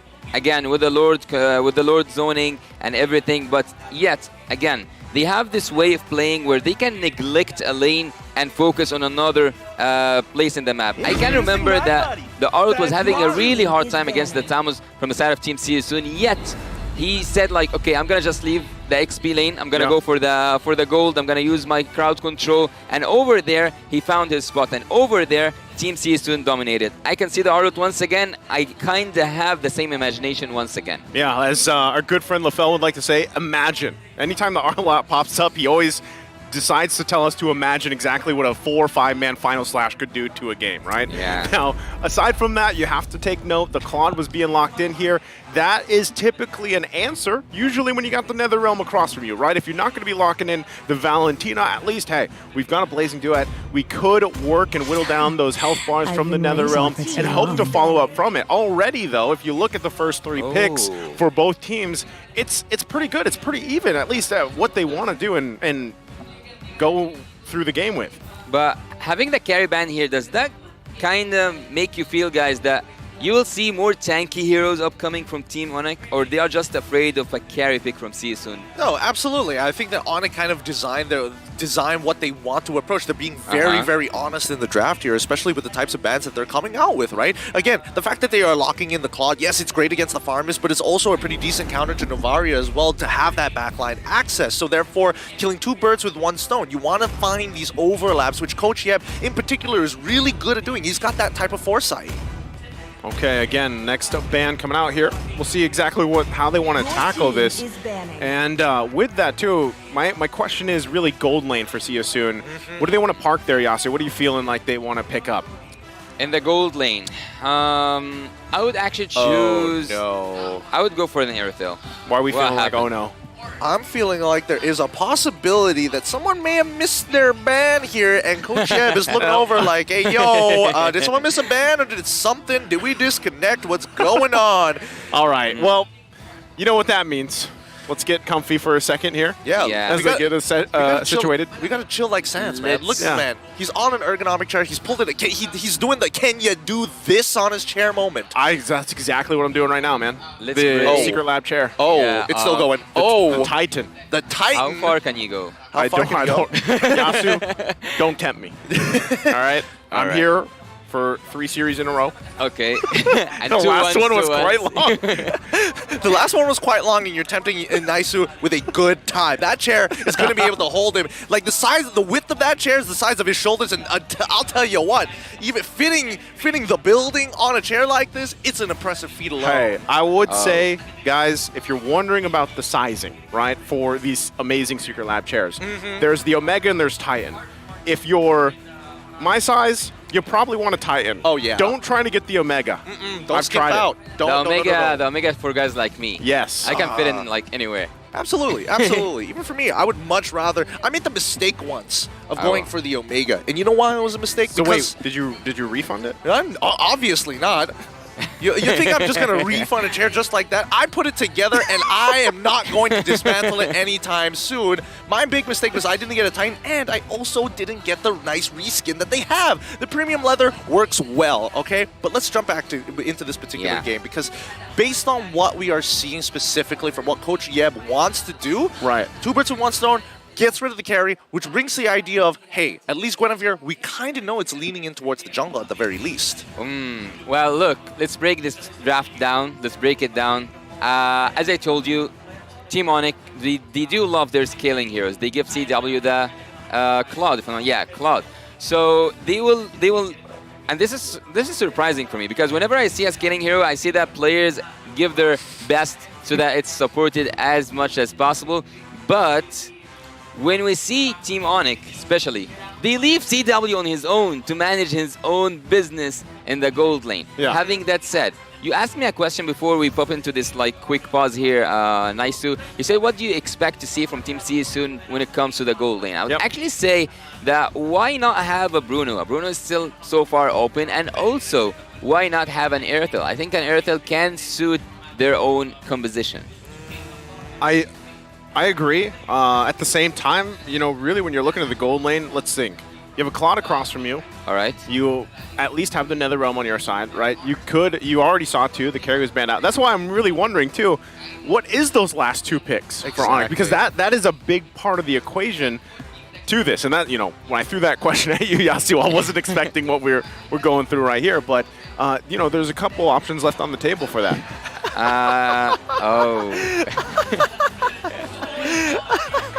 I'm sorry, I'm getting distracted with the crowd. The crowd work is great.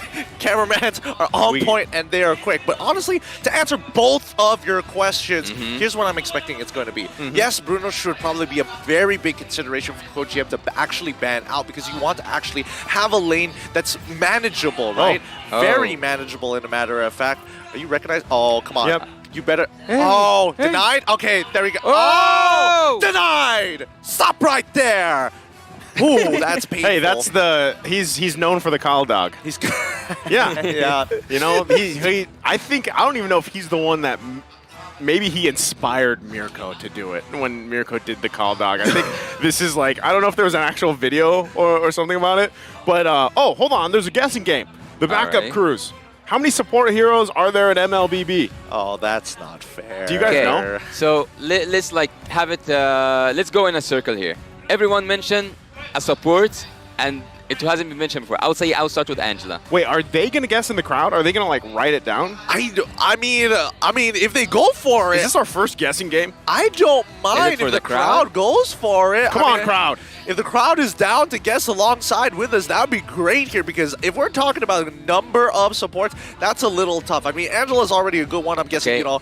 Wait, hold on. Because there's a difference between tanks and supports. And some overlap. Trick question. That's why it's kind of dirty what production's trying to do with us right now. You guys watching at home online, I know you're probably spamming a bunch of useful stuff in the chat box, but go ahead and try to guess. Give it your best shot. Okay, let's give a number. Let's throw a number. Wait, how many total heroes are there actually currently? That's also not a fair question. 130, I guess, so around that. Is it 130? It's only 12? Only 12? That's so dirty. Actually, I get it, because when you're in the draft and you select the tab, there's only maybe 2.5-ish rows. Exactly. That's why. Because when you're thinking of support, you're thinking Roam. And when you start thinking Roam, that's when it starts messing things up. You're like, oh yeah, Arlet's technically a quote-unquote support. No, he's not. He's technically a fighter. There's categories in this game. He's not even a tank, you know? Like, he's being used as a tank, but he's not even a tank. Exactly. That's why. Nicely done, production. We fooled them all. If they're going to... Hey, production... If you're going to start having guessing games, and we start to get to the knockout stage, we got to have prizes for these winners out there. Ooh, there's got to be. If we're going to have a trivia, what's the point of a trivia without, winning something? I'm calling the prizes, calling Starlight. Hold me accountable to it. If they're not giving you Starlight skins, what about dust? What about dust? Would you like some more magic dust? No, hell no. Give me an epic skin. Give me an epic skin. I don't want the choice of not knowing what skin I want. I just want the skin. I'm actually aiming for the skies here. I want an ROG6. Whoa! That's the skies. Yo, that question better be good. That question, if it's more than ROG6, I cannot imagine what that question is going to be. Well, with that, and reaching to the skies, it looks like I hear... Anyway, that we will be heading back into the draft here. We'll see exactly, too. I'm assuming they're just going to have that first phase locked in still. Oh, yeah. Right? Oh, yeah. And kind of move around from that. We were down to the last banning phase, too, the second phase of that. Really, and I think it was from See You Soon's side that they had to kind of situate there. So, once again, should be jumping back here in just a second as they get things situated. But really... when you're wondering gold lane anyway, never mind. There's more. There's more guesses. Who is the loneliest hero? Another one. They need some more time. Who is the loneliest hero? Oh my goodness. For me, it's Cho, to be honest. Since the Cho's no, these are the choices. No, but I think they are misleading us.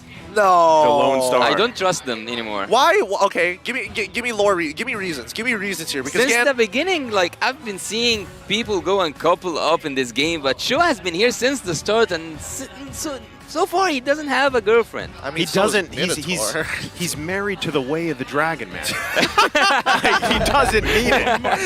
There. Okay. Jumping back into it. I don't know if that was the answer, by the way. Like Arlot, is that? Arlot's pretty sad. I'm not gonna lie. Arlot's lore, pretty sad. I think Leo can attest for this. We'll have him on some other time to make some content about it. But in the meantime, let's jump back into the draft because now we see that Uranus and Trizla being the follow-up bans for See You Soon in the second phase. And as predicted, right, we're getting the Bruno banned out for the side of Onyx Esports as well as where we left off in that carry. Looking at Coach Yev, actually, I wonder. I can't help but to wonder. Oh, nice Kaja here. It will actually work really good with the Kaja, with the pickup hero. But I will go back to my point. Coach Yev, he banned 3 junglers at the first phase of drafting. He took the Guinevere, so I kind of think that he led Coach Catgut to go for the Mortis, or at least he wanted to take a lot of his arsenal. Maybe there was a Fredrin as well, so he didn't have that much of a choice. Sand rises. Sand rises. Okay, this is interesting. Yeah. How are we feeling about the Khalid here, Yasu? It locked in to round out Onyx lineup. Look, it will work really good with the Minotaur especially, because you need the area crowd control also to reach the backlines, and Khalid can be one of those who can reach the backline without even suffering from the crowd control itself. We will see how will the Sandstorm work. Okay, I mean, with that being said, I have a lot of thoughts as we get into this game, because the way that I see it, backline access is going to be one thing, but also the fact that siege-wise, it's going to be difficult for CU Soon to really approach the fight to begin with. A lot of AoE crowd control, and if CU Soon make that first move, Onyx clapback is going to be way more dangerous. A really tricky idea here from my side. I would say Kaja, take the miniature out, everything from there will be easy. Well, you guys shared your thoughts here. We're going to be loading up into game number 1. Again, the best of 3, the series, the battle for the King of the Hill of Group A between CU Soon and Onyx. And with the lineups that they have for this game, we'll see who starts the momentum for the series here. It all comes down to this start. From what we've seen from CU Soon, mostly. Whoa, hold on, He's walked up too far, and that might just be first blood. No, he survives. Okay, Boots doing a really good job, especially at level 1, really abusing the Sand Tornado to make sure that he is just absolutely gnarly in this matchup, because he knows even if he gets chunked out at the very least, as soon as he hits level 2, he's just going to top himself back up.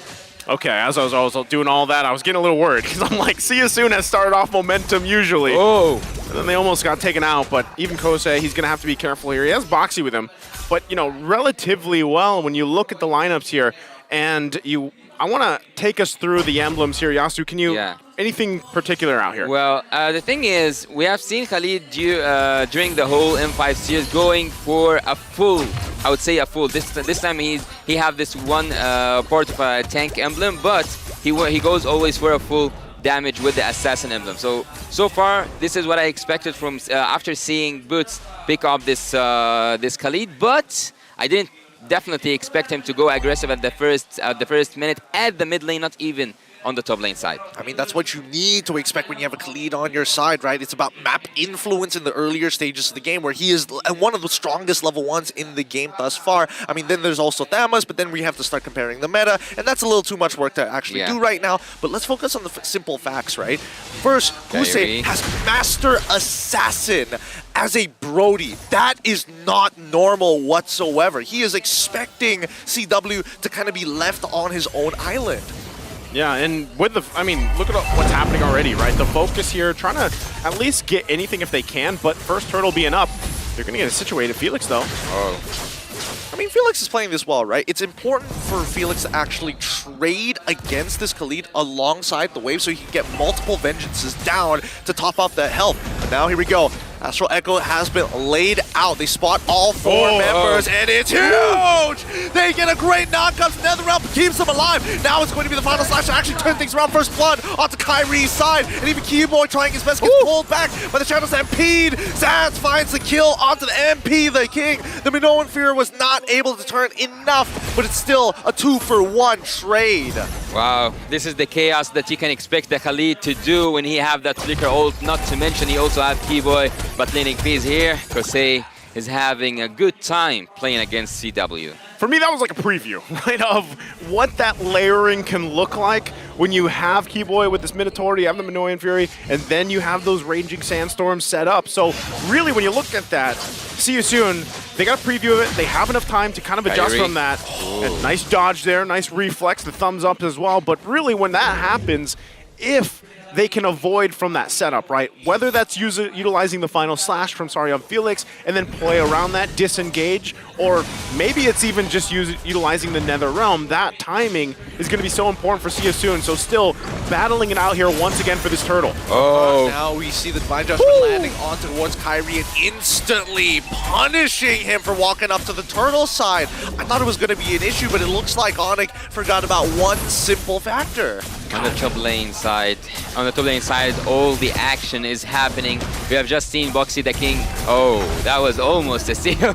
He uses a retribution even though he knows that carry is out. But again, I want to speak about something here, and that Kaja, this is something I didn't mention. Kaja is one of those heroes when you play a Minotaur you should be afraid from, because when you are raging out, he can cancel your ultimate, he can take you down and drag you to his teammates. Yeah. Oh, CW might be in some trouble here. Whoa. He takes a bit of damage, gets chunked down below half, and Boxy the King, again, they need to start making sure that they keep timers on when Boxy the King actually uses that Divine Judgment. It's dangerous, but it's also a linchpin for See You Soon. Yeah, paying attention to that, the timing there. Oh, might initiate. Yep, they go with the Blazy Duet so far. NetherRealm has already been called out as the Astro Echoes calls the rest of the team. The final slash comes on through, allowing Sarion Felix to get on, but Boots stops the rest of the follow-up with a Raging Sandstorm. They find a kill back with the help of Sands. MP the King goes down. Kyrie now with a spatial migration finds a double kill with the help of the Violent Requiem. That's going to be 4 down for nothing. Man, again, and it looks like it might go in the way of Seosun, and then all of a sudden, smack comes Onyx. And it was overlaid really well, but still, it's not a huge lead for them. Seosun can kind of recollect here, try to find their own timing, and right now, it's got to be Boxy. He's got to be able to find things up, but this might not be it right here. He's trying to... Oh, wow. What's he trying I'm not to sure. do? I'm not sure what he's trying to do. Again, trying to bait something out here. Let's see if he lands it. Nope. Force the flicker out of there. Sands, he wanted that kill. He wanted that kill bad. Yeah. In the last team fight, crowd control speaks at its finest. We have seen a lot of crowd control being utilized from the side of Onyx team just to make Seosun paralyzed on that top lane side. But again, CW, I said the opposite. I said that Kosei is having the best time of his life, but after CW got those 4 assists in the early game, I cannot imagine how will he do in the mid game. Yeah, that's tough, right? You got to kind of adjust from that, knowing that this is going to be a minor advantage for CW, at least in the gold lane. He's going to continue to farm up. So if you're Seosun, once again, you want to be able to buy Kosei some time. You want to contest these, though, and that's what I like them doing here. But really, can they actually get a pick off? That's one of the biggest questions when you're utilizing this Kaja pick. Right now, they have the positioning on the turtle, though, and it looks like Onyx might actually just give it up. Kyrie's not even a part of this, so MP the King getting that second turtle.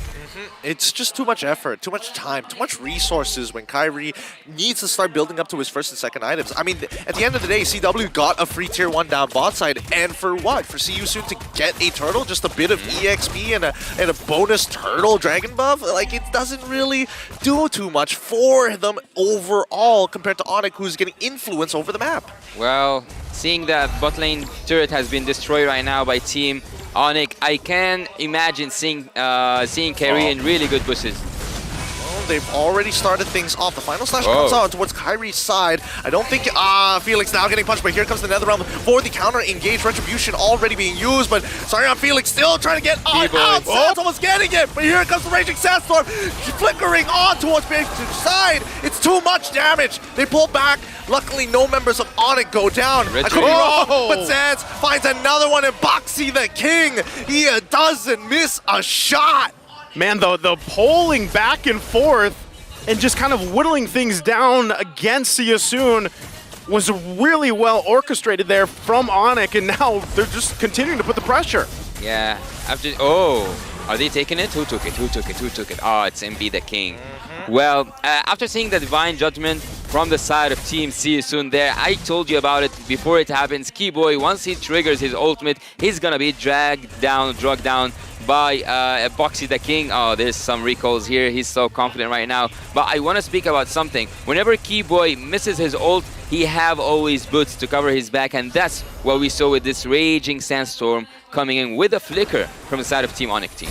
Man, that's what is actually scary when you look at it all unfold, right? It's like a perfectly choreographed dance. You have Keyboy there holding on to them Minoan Fury. If he actually gets Divine Judgment, it's fine because you still have the Raging Sandstorm. You still have, you know, Spatial Migration. There's so many possibilities to initiate a fight and pull back. That's what we see, right? First is Keyboy. He pulls back if he has to flicker out. Then you have Boots coming in. And that's the problem for See You Soon right now, is kind of finding their way, navigating through all these entry points from Onyx, right? And right now, that might be just, again, time could be on their side. If they can stall some of this out, you still have to rely on Kosei. He is this Brody. Boxy, though, going to jump in. Oh, conceal. They fit the 4, finds the Divine Judgment. Kyrie fights 3, and now the Violent Requiem going to chunk him out. NetherRealm keeps him alive for the time being, and Final Slash actually whiffing. This is not bad for the side of Onyx. They still have a majority of their ults still up. Kyrie positioned himself correctly in the next upcoming fight. He can take Brody out. He have a flicker and not a purify. So whenever Kyrie sees Kosei, he's just gonna have really good ideas. Here he goes. Oh man, sorry, I'm feeling tries to spend, but Kyrie's going to be able to secure that low to the back line. He's getting attacked so quickly. And now CW finds a double. Sans gets a mega one blazing duet to put him in the dirt. MP the King trying to run away. Sans not gonna let him go. Chunks him out. Oh, misses the shot. CW should get this, right? There we go. Secures the kill. The and double even Raw tap. trying to Sans. You wouldn't. You wouldn't. He's taunting him underneath inhibitor turrets, and even Keyboy getting him back. They pull off, and here comes the Lord already spawned. All right. We have just seen a team fight that could have ended with a maniac. CW is just flexing his Demon Undersword. He's flexing his golden staff. We have seen the damage. We have seen Sans giving vision all around the map, even though Boxy the King is the one who started that team fight, but the ones who ended it up there in the sky were Team Onyx. Again, I'm going to go back to the fact that I was saying before all that unfolded. It's great if you have a Divine Judgment. You pull Keyboy, but then what? And that's where you saw the triple Spatial Migration, gets the NetherRealm out, and it collapses from there. It really just feels like there's too many options for Onyx right now, and really, if you do find a pick, do you have enough damage? You know, if you're See You Soon to actually follow up. Time and time again. Gideon, I know you love the word feint. This is what's happening. A lot of the times, it's even just Kyrie baiting out the final slash. Exactly, because Kyrie's one of the only few people in the lineup of Onyx right now in terms of the draft, right? Playing this Guinevere to get in and out of fights. If we're talking about Boots, he doesn't necessarily want to get out of the fight. He kind of wants to end the fight. And the same can be said about Keyboy, right? They don't have the most amount of mobility once they've committed all of their resources and all of their spells. Yeah, quick reflexes, that what we got used to by seeing Kyrie, even though he's not an assassin, even though he's playing a utility jungler, but yet he is still so smooth with his execution. Let's have a quick look here at the in-game equipment. We will see that Brody already have his Blade of Hypnosis and also the Malefic Raw, which will give him a little good advantage when it comes to dealing some physical damage to the tanky heroes from the side of Team Onyx. Speaking of the tanky heroes, we only speak about here Boots on the Khalid, Kyrie as well, and Keyboy. So by banning that carry, they did manage to have this tanky composition, and by this tanky composition, they managed to torture, I would say, Team Sisu when it comes to the crowd control matter. You know, the more that I look at this, and I'm thinking, like, was the carry ban necessary, right? Especially based on the first 3 picks. And I think for the time being, I think Coach M had the foresight to see that maybe Siusu wanted to go for the traditional Kaja into carry pick, right? Because if we're looking at quote-unquote tanky heroes, it honestly is just Kyrie and as well as Keyboy. Boots is building full damage right now. And can we first talk about good guy Boots? The fact that he's level 13 to, sorry, I'm Felix, level 11. This man is so far ahead of the game, which is not normal for Onyx, who usually tell Boots, like, you just have to take it. Well, what I love also about the builds is that I see Kyrie building half of the builds, the half of the Cursed Helmet, and also the half of Blade Armor. There's a Conceal. What are they aiming for? I mean, it's just cost efficiency, right? They're making their way top for Sans, who is going to do just that. Like, you know what I mean? Like, Novaria is probably not the play there, so they're going to go ahead and give up this Lord. Not really much they can do about it.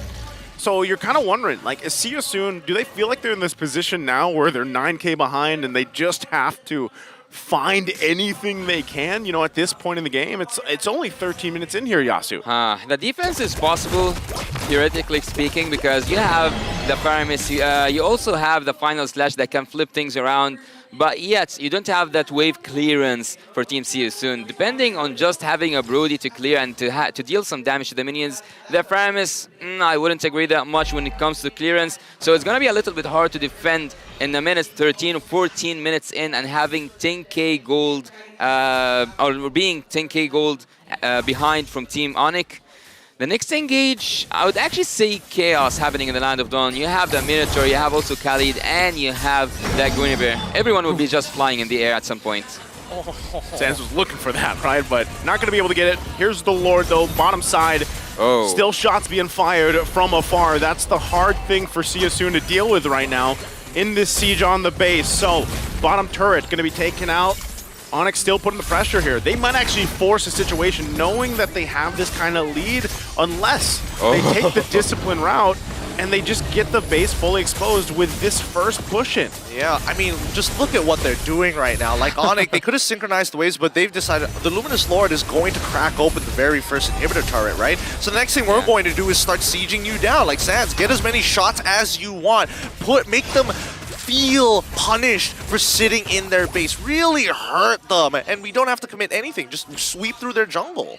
Yeah, having the Blood Wings and also seeing the Malefic Roar comes for CW means that the damage will be more annoying on Team Soon, especially when it comes to Sans, because he's just dropping bombs from far away and dealing tremendous amount of damage to Kosei and especially also to Ra.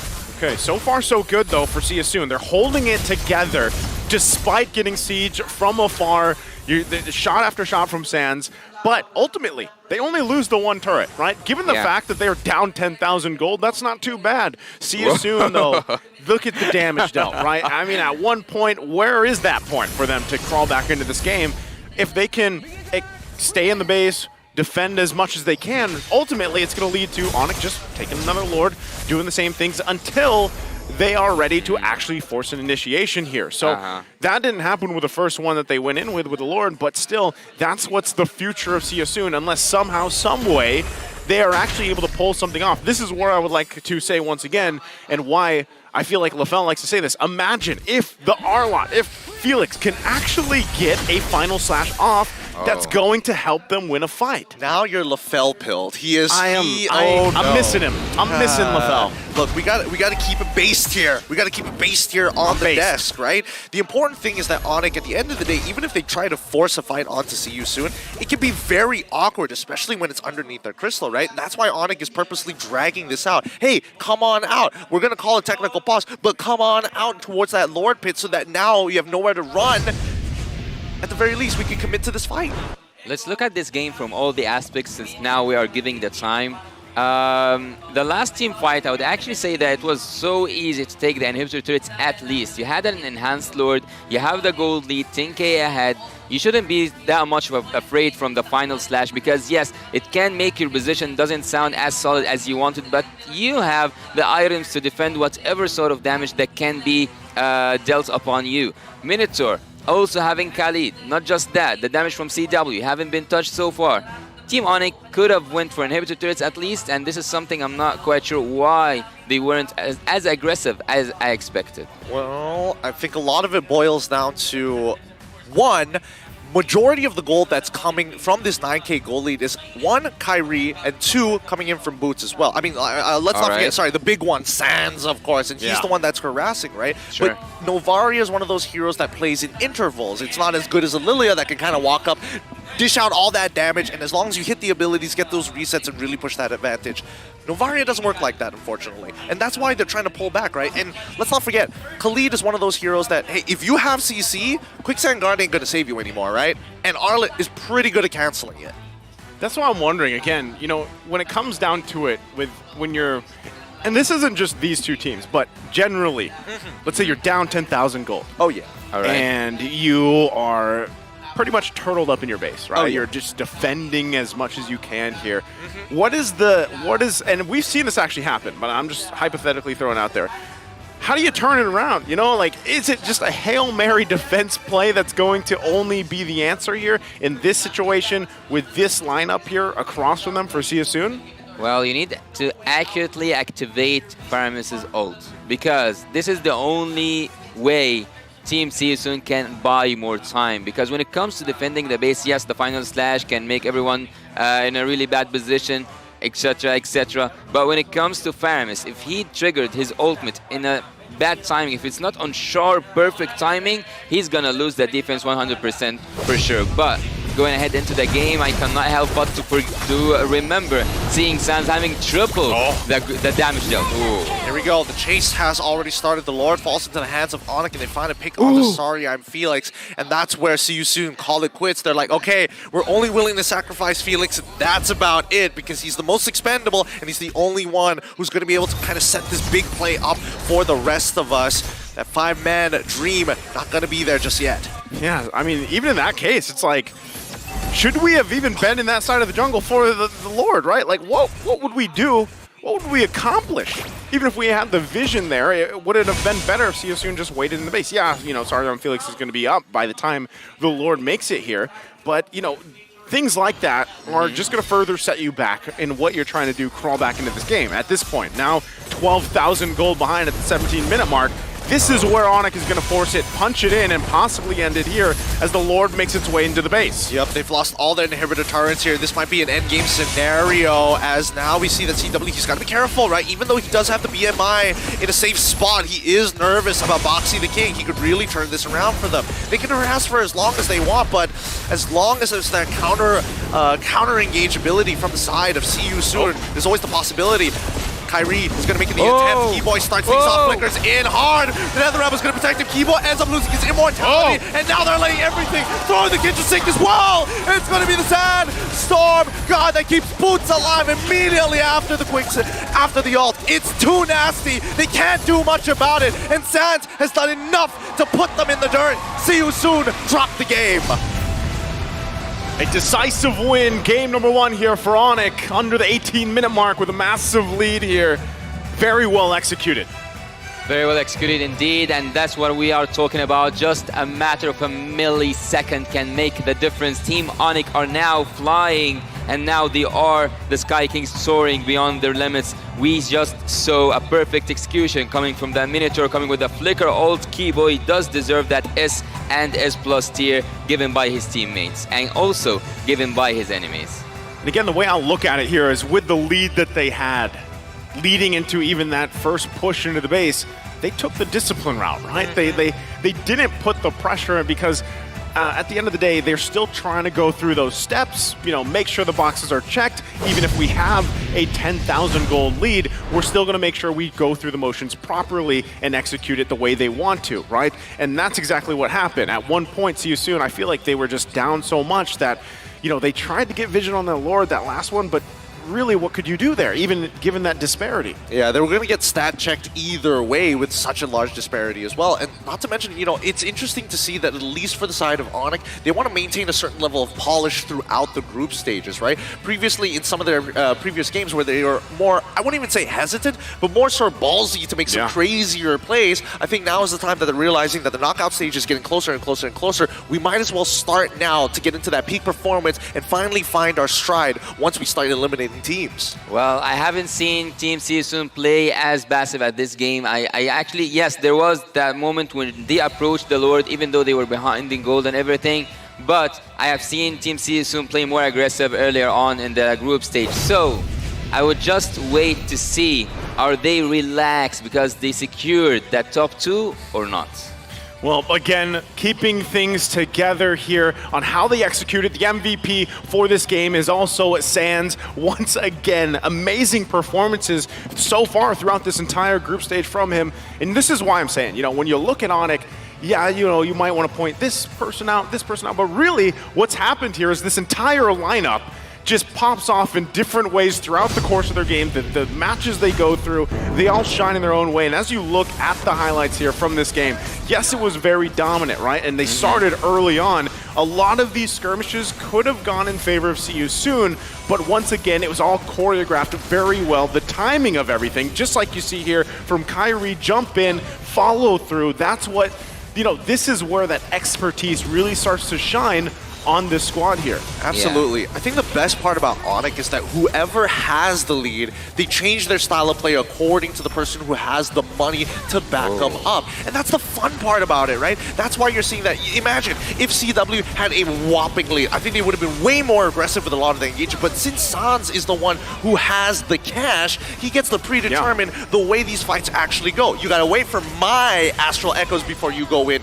nothing else. And then you start looking for engages. So he communicates very well with both Keyboy as well as Boots. Yeah, and speaking of Sans, you cannot neglect the fact that he was triple the damage dealt by the nearest player in this game. And looking here, this was the final moments that Team See You Soon have witnessed in the Land of Dawn. They tried their best to defend that last wave coming in, but Team Onyx, just the goal difference and also the crowd control that they have. Let's go to the statistics and see what the Team Onyx bring up new, or even what did Team See You Soon bring up new. As you said, we haven't been used to see this such emblem or like this such set of emblem coming from the Brody. But what actually caught my eyes was at the end game when we get to the items is that Faramis also bought the room for himself, for the team. So actually Team See You Soon, before the game ended, they had 2 room, and also they had 2 room, and I believe they were both for the conceal. So let's check here. No, it was that, yeah. So I just like, maybe I'm colorblind. No, don't worry about it. It happens all the time. I've hung out with LaFell more times than no. In these types of situations, especially for those who are unaware, once you start hitting it in towards that 8 minute, again, there's not going to be a lot of time to actually make this work out. So, especially when you are looking to go for these builds, I'm more surprised that Kusei was going for the Master Assassin going into that gold lane, right? It felt like against See You Soon, they have done a little bit of homework on Onyx and expecting that at least for Chairway CW, Mr. Calvin would be by himself. Yeah, and CW at some point he sold his own boost just because he knows he can rely on his teammate, and also because he needed that extra damage. He just dealt, or like he just lived with the stacks coming from his first skill. Yeah, and again, when you look at these things kind of unfold, right? One of the biggest things is the standout thing, I would say, from these teams, these regions that have been dominating for a while, is usually when they have a lead, they are less likely to let it slip through their hands. And that's going even back from the wild card, right? This is something we saw a lot. We saw where it was comparison of these teams that have the utility part executed perfectly, right? The dances, the turtles, the lords, and everything else. But even back in the wild card, some of these teams, they just like to duke it out. But this time, Onyx, they like to duke it out. But usually, again, when they garner themselves a lead like this, it does not slip out of their hands. Yeah, and looking at the team fight participation from the side of Team Onyx, you can tell that they used their formation to its maximum potential. Why so? Because they have this area crowd control heroes such as the Minotaur, also the Guinevere, and you can have the Khalid as well. And all of them had almost above 88%, which means that the team played for. And this is actually strange, because I didn't think I would say that about Onyx one day, because they have the Kyrie goes in, he have the most skill participation, but in this game they worked as a team, as a full. Yeah. I mean, like they use the area crowd control to always be together, not like have a one team fight on the top lane side and leave CW down there. They basically layer things really well, right? With the draft that they took out, and that's the important thing, and that's why I'm saying, like, this is a team that they. And if you consider all the strategies you've seen from Onyx, really, there's so many, right? Yeah. Yes, there's distinctive play styles, but at this point, the current meta we are in, and even just in these 5 days of the group stages, if you guys have caught all the games, you've seen very different play styles from team to team, from draft to draft. This last series alone, we had 3 different play styles from all of them performing drafts. And really, that's the thing. You just know that a team like Onyx is going to have this game plan. They're going to execute it well. So if you're See You Soon, and what we've seen from them before is, like you said, it's all sweeps so far. And this is one of their first, I would say, really big challenges ahead of them, right? So how do you approach that if you're See You Soon? And how do you approach game 2 with a loss like this from game one. I think a couple of things that need to be understood is the fact that Onyx is one of those teams where it's not like they have a set game plan every single time. They have a rough guidelines, which is very much the Coach Yev philosophy, the way that he kind of holds himself and the way that he kind of interacts with a lot of his players. The same can be applied to the game where you have a simple couple of guidelines of how you want to approach these fights, but at the end of the day, communication is always going to be key, and they're always constantly adjusting. During their time of MSC, one of the longest games that we saw coming in from Onyx themselves, and I think it was it against Burnex Flash, if I remember correctly? I could be wrong, I'll double check that later. I was talking to CW at the hotel afterwards. You know what he told me? He told me, he was like, oh, what was the first thing that you said after you won that game? He's like, I need some water. Because they were talking constantly, again, back and forth to kind of adjust and refine the plan as they play throughout the game. And that's why it feels that Onyx is a lot more fluid compared to a lot of other teams who need that rigid structure to play the game. That's why we're seeing the preparation from the side of Brody going for Master Assassin. That's why we're seeing the common emblems going onto this Arlet to hover around the turtle, because they know it's going to spawn on that side for the very first one at level 4. Yeah, love the insights there, Gideon, and you know, it leaves you really questioning how that things is going to change ahead of us. Now, of course, real quick for all you guys watching over there, here comes the TikTok drops. If you guys are watching on TikTok, the M5 has something special for you guys, an M5 on TikTok for 5 minutes, and you can win one TikTok viewer chest. Yes, there are chests out there. Watch out for 20 minutes, and you might win TikTok Deluxe chest. If you guys are here with us in the venue and you are somehow pull up TikTok, maybe you can get a chest as well. I don't know where the pop-up is supposed to be. I think it's like the top right, but then it's vertical, so it's like it's even further beyond. You'll figure it out if you're watching on TikTok. It would make a lot more sense there. Well, today started with 2 1s so far. It have been a day full of, I'm not gonna say sweeps, it's full series. So I would expect to continue the day that way. See You Soon have shown us, not today, but before, that they can make up something even better than what we have just witnessed. Team See You Soon can bring up something, and I'm wondering what it is. Will it be the pick-off strategy? Because we know that they have this Kaja Kadida combo that actually reminds me of a team who's unfortunately not with us here in the tournament, which is Echo Philippines. Yeah, well, you know, it's funny though, they're actually here watching though. They just walk in. They just walked in. Big shout out to Echo. And as Yasu's mentioning, you know, they are known for that Kadida and Kaja combination. Now, from the previous game, again, you're looking at the Kaja and you're like, well, you know, that necessarily didn't work out too well because of what was across from you. Even if you got the Divine Judgments off properly, really, you know, it just scaled way out of your favor. So is what you're saying here, Yasu, is maybe they should pick up the Kadida so they can hopefully, even early on, they have enough burst, they have enough early damage that they can automatically get that kill and that numbers advantage they're looking for. Yeah, and I totally agree with that, but the only thing that could have prevented them from the last game specifically is that they took the Faramis as a first pick, so they had to build up something around it. Having the Kaja, actually, it hasn't been used to take CW out of the team fights. It always was used just to take Keyboy when he was using the ultimates, which is a really good thing. But there was this one time at the top lane side, at the Turtle specifically, he took Keyboy even before he triggered his ultimate. And at this point, he just dragged a disaster upon his team. Yeah, I mean, that's why you see Onyx like to poke and prod at their opponents, right? Like, think of it this way. Every single time, have you ever heard of the Pavlov's theory, where you condition your opponent a couple of times and eventually you kind of always respond in the exact same manner? That's what Onyx likes to do, right? Behaviorism. Behaviorism, you know, that's the best way of putting it. So first, they're going to start with the middle for you. Oh, that didn't work? Okay, let's switch it over. Boots, go in, you're next. Kyrie, you're next. And eventually, you start to understand how they respond each time you engage. And once that Divine Judgment is gone, that's when you see CW actually walk in, because they're not going to throw the Claude in the middle of that. Let's be honest here. Yeah, they're not. But, well, again, we theorize so much. Let's go ahead into the draft here for game number 2. Again, we've got Onyx on this blue side. We've got See You Soon, this time on the red.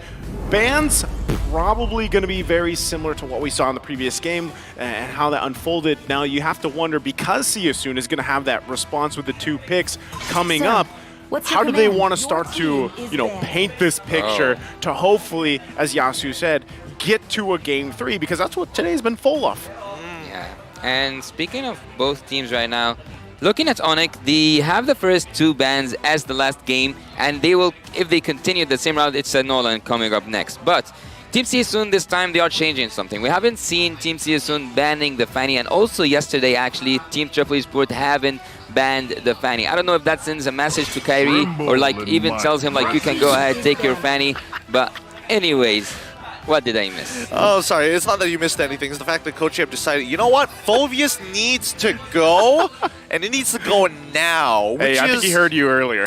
Well, I mean, I don't know. I think it's one of those things where it's like, we're setting up Nolan. Come on to you soon. It's up to you. And even Keyboy was giving a bit of a snicker back there. I'm not sure whether one of his teammates said something funny or he kind of agreed like, oh boy, Phoveus. Remember that game with Homeboys? Yeah, that was great. Well, you know, Phoveus or not, I'm glad the fairness is taken out too. They will clear the road for Nolan. They literally give them Nolan. Tell them like, okay, Onyx, you want Nolan? Go ahead. Well, speaking of, there he is. You can be locked in here. Interesting.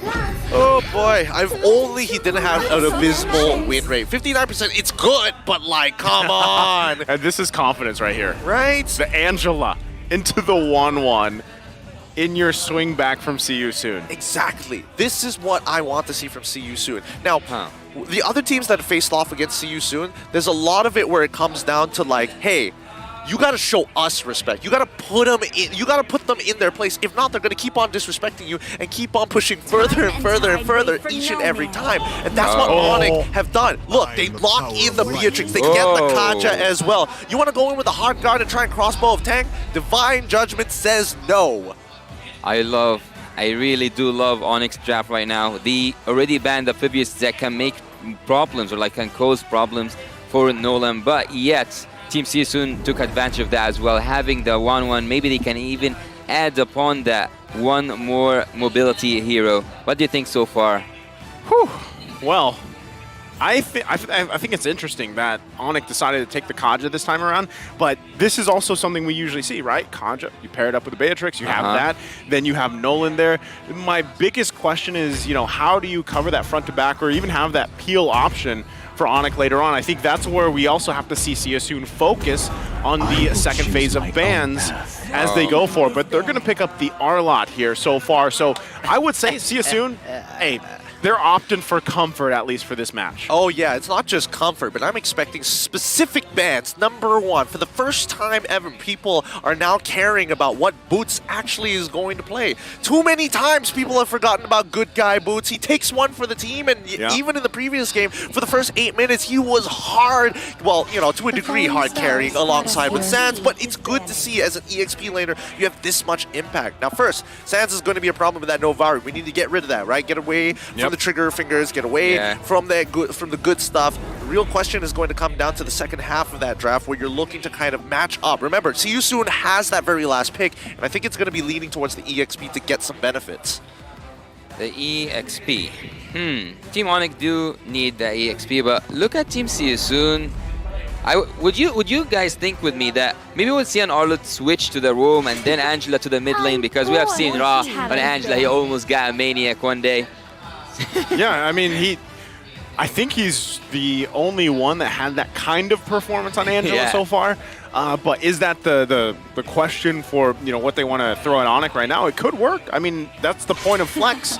That's the point of adaptability, right? But you can see this too. Man, Yasu, they're hearing you, man. Yeah. They take out the Kadita. They don't want to give that option to Onyx, who could have possibly went that way. Well, Sans was quite annoying having the Novaria from far a distance. Imagine having the Kaja for Team Onyx and also having the Kadita combo. It would have been just lethal for Team Seasoon. But here comes something that you kind of addressed the last game, Naisu. You said that why didn't we see, or like, let's say together that Kaja at this game specifically will aim for the 1-1. One will have a terrible time. She needs someone to take the hits for her, and I wouldn't suggest having an Arlott to keep someone away. I want more crowd control for Seasoon to while they're going in towards the game. Do you think, Gideon, that we might see an era crowd control or like a suppression hero or like Franco or something from the side of Team CSU? I think this is one of the situations where you're probably going to need something that can actually phase check. I think as much as I would like to believe Martis is pretty decent here to kind of keep things flexible for the time being, because you would expect a jungle pick here for the side of CU soon at the very least, right? You know, you want to have that flexibility at the very end, but at the end of the day, right, you also need to make sure. Oh, wow, you know what? Wow. I called it, Yasu. I called it. Just, you know, when you're typing like a really long sentence and then you're like, all right, I'm going to backspace a little bit there. So, hey, they lock in a Franco. I was actually thinking that this might be too risky, though, when you mentioned the Franco. You know, because, yeah, you have the Angela, who is now going to be going in the mid lane like we expected it is Raw.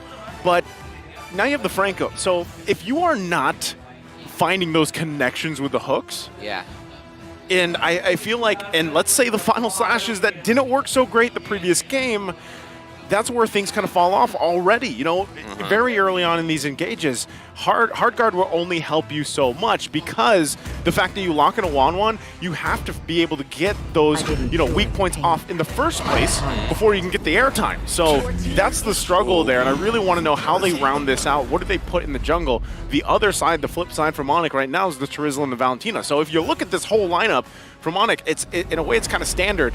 And it falls into a place where, like, okay, our boxes are checked for the most part. We have an initiator, we have a peeler, we have someone to give a go signal to and just try to get a pick off early on or through the majority of the game. And at the same time, we have a Valentina who can take these other ultimates and use the best for the situation, right? So these are the things that CSU needs to consider on this last pick. Well, against a team like Onyx, you have to take the risk, and the point from having that Franco, for me at least, is to keep someone down, to hold someone down for the 1-1 to use her crossbow of Tang, which, and I've said this in previous matches, I don't see 1-1 as dangerous as others can do, because having the 1-1 and playing against it by the having the freeze or the wind of nature can actually quite suppress her, let's say, dangerousness, if I can say. So we have seen that actually yesterday. 1-1 triggering her ultimate just with one freeze, everything went down.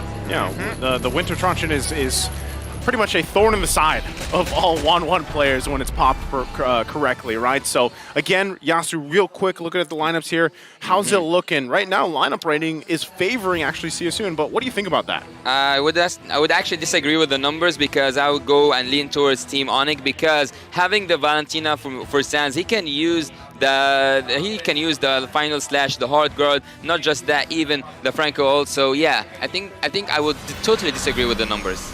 Well, we're going to find out what the numbers spell for us here as we load up into the land of Dawn. Game number 2 here between CU Soon and Onyx. And it's match point right now for Onyx. So can CU Soon actually take us to another Game 3 for this day number 5 of the group stages? And once again, Kyrie being on this Nolan, they're going to have to handle that and see what momentum they can build early on. It's going to be Kyrie on the orange side of their map up against MP the King, making sure that his purple buff is taken away. This is going to be interesting, right? Because again, a lot of this is going to boil down to whether or not that level 4 is going to be activated as soon as possible, right? Any small advantages in the lane can be abused with how quickly Kyrie is able to kind of run around the map.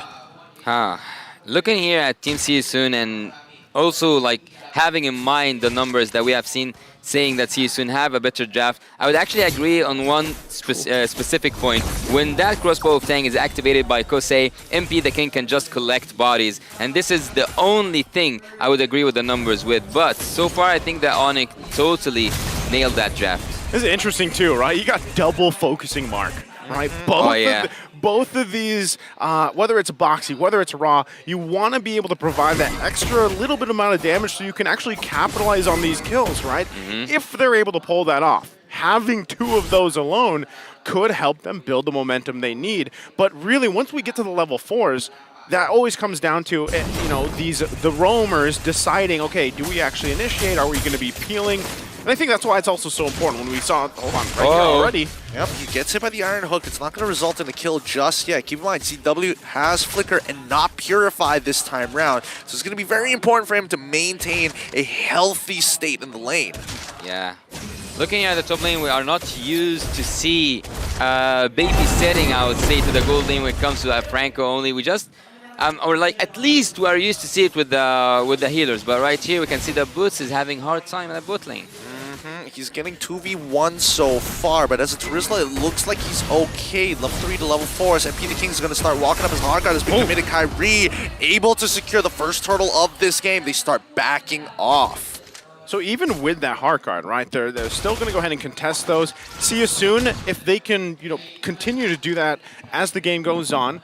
The good thing is no one died, but if they can actually utilize that, pull it off, and then get a kill on top of it, that would help them here, given the situation. But even if you look at how that went, Onyx was kind of calm and collected on how they handled that. And even with this, right, Boots going to miss that penalty zone. The thumbs up there from Felix. So really, it's up to these teams. But I want to point something out that we saw even from the previous game. Sure. When there's not a lot of kills happening here, one thing that Onyx does really well is building a gold lead without getting the early kills, right? They play the map very well on how they handled it. So see you soon. They got to keep an eye on this. Instantly getting punished. Face check, instantly dead. The Menace Rage has done enough in allowing for Kyrie to find multiple kills here on top of the fact that Sans has stolen the Decimate to chain two together. Good response. Sniper. CW tries. Sans flickers force to get the double kill ensured. That's going to be a 3-for-1 trade. Wow, a swift play here. You're speaking of like everything's being calm. Everything's being calm around the map, but Team Onyx are just there for blood. They are just there for chaos. On the top lane side, they managed with a flicker and a bloody hunt to take Kaja out, and not just that, they continued by having almost, it was 3 kills on the top side. CW after taking that gold of the turret. Oh my god. Flickers and then into the Divine Judgment. Hardguard to try and make it happen, but no, Kyrie has too much damage. And without CW in the back, gets a double, no problem. What an dude, that was almost a nasty play with Sans, stealing the Hardguard. Very creative, good reaction time, but they trade support for mid laner. And this is the scary thing I was talking about, right? Just in a few minutes, the gold lead now 2.5k ahead, and going back to history here, Onyx is going to play around this really well. So now see you soon being down this a little bit. They're going to be a little more passive in how they approach some of these. But with the lineup alone, when you look at Angel, when you look at the Franco, you're kind of playing off the fact that, all right, we got to land these iron hooks, man. Yeah. Right? He goes in with the final slash, trying to make some miracle happen. Not going to happen here. But still, you're finding yourself wondering for See You Soon, how do we do this? How do we turn some of these around? I actually like the initiation from Boxy earlier, trying to go in with a flicker, get the bloody hunt off, but unfortunately, Onyx was there on time. And that's something that's kind of hard to counterplay, right? Obviously, Onyx they've been through this, they know how to respond to some of these rotations here, and also the lineup that See You Soon has on how to counter it. So really, you're wondering, See You Soon, where's our damage, right? It has to be on Kosei, but he's actually struggling right now, even looking at the gold breakdown between the two gold laners. Yeah, I would say that, that was a really good hook, but are they committing to it? Yes, they're looking for the Bandit's Rage as well. Boxy goes down straight away with a stolen Decimate coming in from Sans. They got to be so very careful here. Unfortunately for Boxy the King, he wasn't even able to get his ult off at all. Sans, he's got to show that disrespect, right? He's got to keep See You Soon in their place. Yeah, Sans just doing his thing there. Oh, the damage it was almost there, but the left tap's keeping them alive. Now the top side is going to get pushed. MP the King, he wants his hot guard being activated. Keyboy, preemptively flickering. Oh my god, Felix flickering forward to make it happen with a final slash, but the counter engage coming in from Boots to turn this around. They don't find anybody. Felix giving up his life, even though it was such a good time for a play. How did Keyboy not die? Oh, they're still going. Kyrie, he's going to find the kill all towards Ra's side. Boxing the King's running, but Kusei, he's got it. Crossbow 10 activated. Bloody Hunt being dropped, but it's too late. Can't be done. Nothing can be done here any longer. I mean, Sans is trying his absolute best, and even for Boxy the King, he's got to be in the right position, right place at the right time. But Onyx, they're not giving them any space. The Sky Kings being banished from the sky because they managed to activate this crossbow of Tang, but before that, Team Onyx, this is when experience speaks. They can scale that goal. They can also go for really good trades. And even though there was a flicker final slash from Soraya and Felix, Team Onyx are the ones who won the team fight. Yep, and they also take the turtle with no issues whatsoever, right? They are reading See You Soon. For some reason, they've got insane game sets. Oh, there it is. Iron Hook into Bloody Hunt straight away. Good guy Boots is going to have to take it. Whoa, penalty zone. The crossbow tank is out. This is actually a lot of ultimates committed on one guy as Onyx is looking for an opportunity. Keyboy getting locked. No, Iron Hook lands onto Sans. He's forced to flicker on out of there. Hard guard as well being expanded. Keyboy, despite having the Divine Judgment, it just was not enough with the amount of peel coming in from See You Soon. And now this is where it gets awkward too, as both sides having Keyboy ends up getting knocked up by MP. The King's Motor coils, and Kyrie can't get out of the fight. Decimate, and now the vengeance from the side of Sariam Felix to pick up the kill. Two underneath the turret. Just a fishing bowl here underneath the turret. A barrel indeed. CW finally makes it out as Boots able to deal with this. He should be able to get this wave, but it's too risky to stay under the tower any longer. They give up T1 down bot side. There's See You Soon, right? They got some fight back in them, and that's what we need to see here for game 2. They've littled the gold lead a little bit more. If they can continue to do that, fight Onyx in these moments, and a lot. Again, going back to it, they need to land these iron hooks, turn the tides, get some of these initiations themselves, and so maybe they're feeling a little more confident now after that exchange in the bottom lane. Well, I love how Keyboy left Boots as a sacrificial lamb there, to be honest. Because when he saw that the crossbow tank was inevitable, that Kosei would trigger it, he just left them and he went with the concealed play to go inside. Oh, what a nice hook. Great game sense coming up from Boxy the King as once again they lock down a Boots. He's going to be able to flicker on out of there, but do they initiate on this penalty zone into 4? And once the crossbow tank is activated, Keyboy once again ditches him once more. Big ultimates down, Lord coming up at 2. Okay, the fact that Boots is not here for this Lord now, See You Soon can actually start this up. They just have to win the retry battle if they actually commit to it. Kyrie also going to be making his way, but right now, See You Soon doesn't want to risk it. They might just continue to farm up a little bit more. It isn't a huge, massive gold gap anymore with it, but still, Boots is now back up. They decide to go ahead and pull up the Lord. Well, speaking of positioning here, I think that Boots can flip everything around with a counter engage coming from the penalty zone. He can, and he will actually, I believe, take Boxy the King, and I would think that they will bait Boxy the King to hook one of their own and then counter engage with Boots. Well, here we go. Final slash is already out as and Kyrie still gets it. Penetrates into Divine Judgment, but once again finding the kill onto MP the King, and Kusei runs, but CW says no more.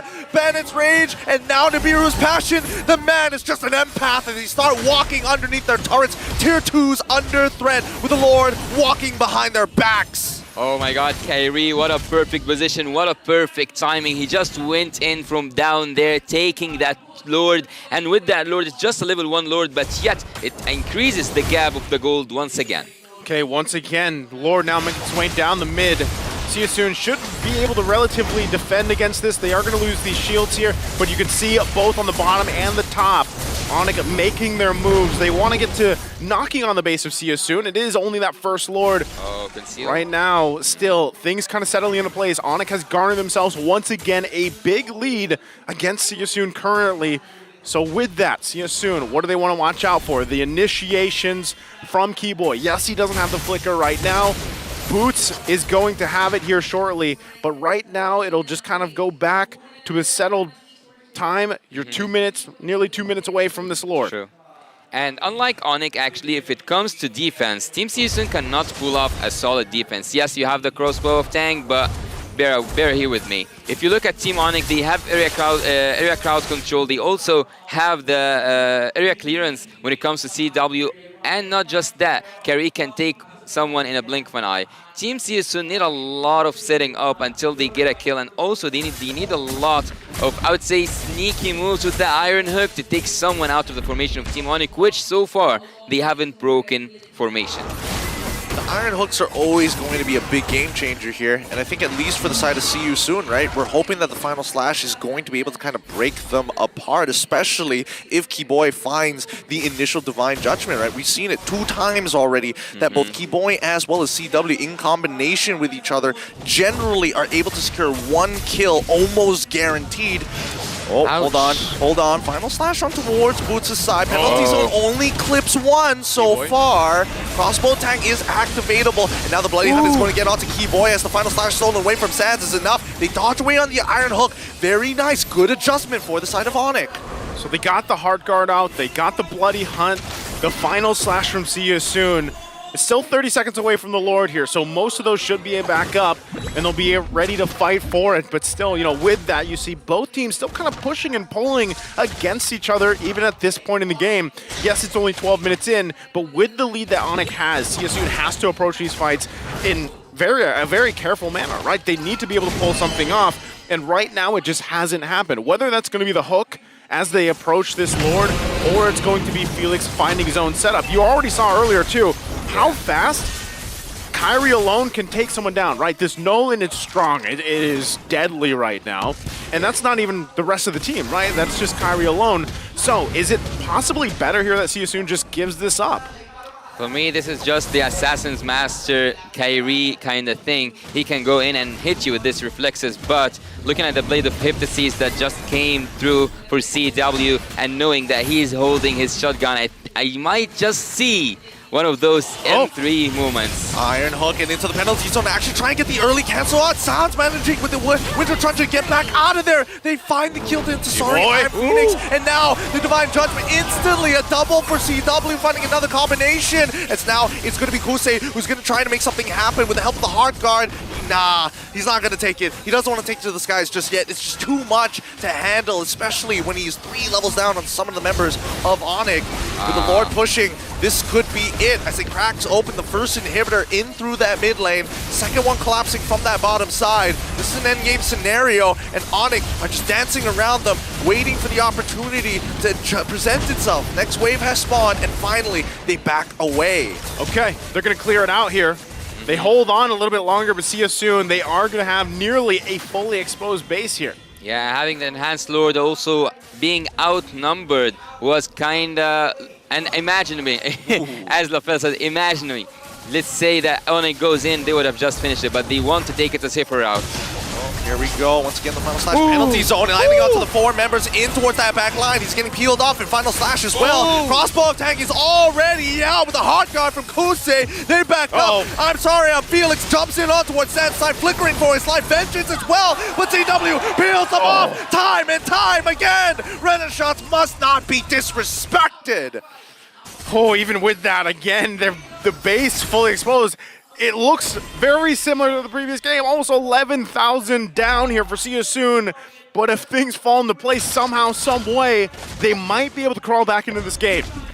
I really loved when Kyrie just dodged that Iron Hook. He did land an Iron Hook upon him, but he managed to find his way out and find his way through. 12.5k for the Beatrix, having almost 3k ahead. And when it comes to farm, 2 items down, 2 items behind for the 1-1. Yet, Kusei is dealing a really good amount of damage. He can take someone out, but the problem is for Kusei is whenever he finds a crossbow of tank opening, he only finds it on the front laners who are so tanky, and that's in the case to Boots. Or I wouldn't say Keyboy, because when Keyboy sees Kusei, he's down for sure. But Boots is the only person that can be triggered upon the crossbow of tank.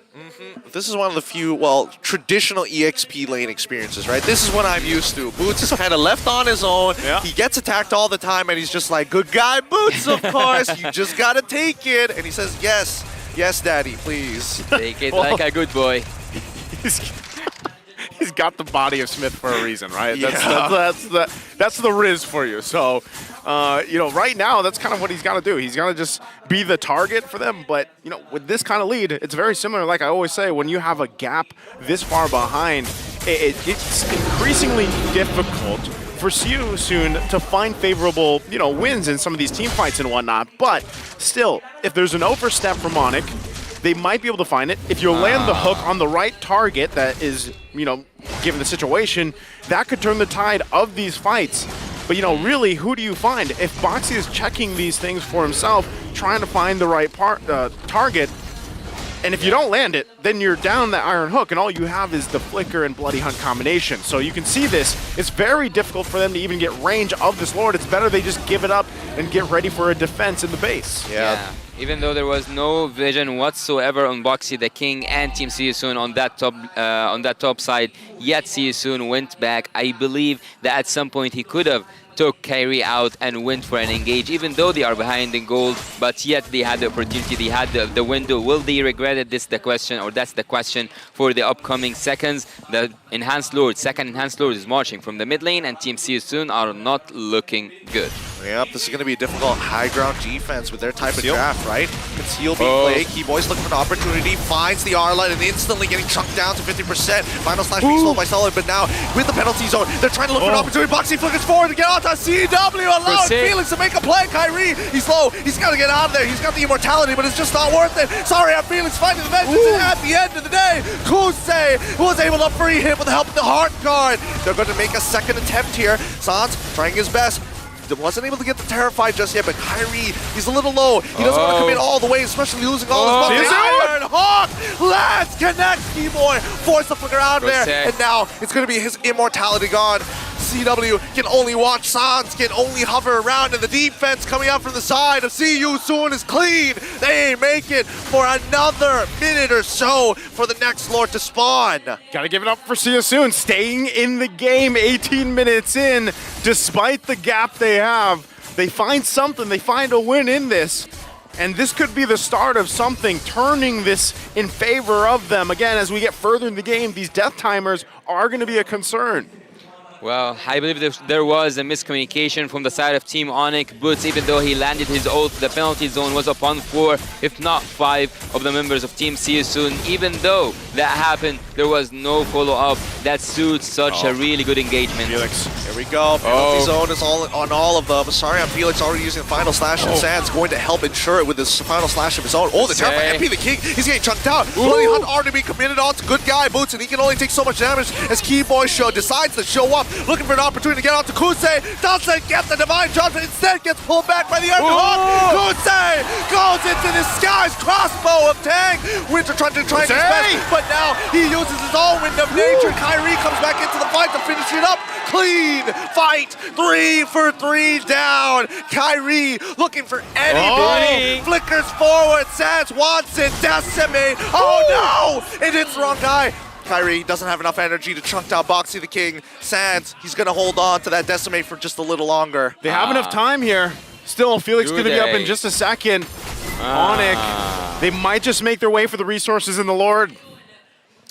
They're going to make their way over there, but not after the purple buff as assassin junglers, such as Nolan would like to say himself. But this is dangerous, right? You can see that finally See You Soon have scaled to a point where it's a pretty even fight as long as they minimize the overall damage from Keyboy. Yeah, this is one of the games so far that had so many kills, so many team fights, but look at Boxy the King. Oh, once again, nicely play coming in from Felix as well as Boxy the King. They're trying to save Sans. He loses his Winter Truncheon and Immortality. He's out of there. And now they're going to be able to secure this Lord, but unfortunately, Keyboy gets yoinked backwards. Not enough damage to commit to this as they have to stick around their base and clear up these waves. Suffocating by the amount of minions coming in through the base. Team See You Soon cannot commit to that Lord, cannot go and engage, even though they have the suppression hero, even though they have Kusei with the hard guard upon him. Even with all that said, Team Onyx are now in control. The Sky Kings are looking for a hunt. Man, time and time again so far for this game, See You Soon has somehow defended despite being so far behind. Are they able to do it again here? They have to make quick work of this Lord. 20 minutes, a 20-minute Lord here. It's tough. Boxy the King going to be looking forward, getting on top of Nolan straight away. Final slash coming in from the side. It's Kusei. Goes into there with the crossbow. Tag finds one. Is able to bring Kyrie's immortality, but the base is getting chunked out. The body's distracted. He attacked it, and it's GG. Well played as the crystal cracks under the Onyx pressure. And the Sky Kings will sweep the series decisively there and securing, again, a top seed going into the knockout stage.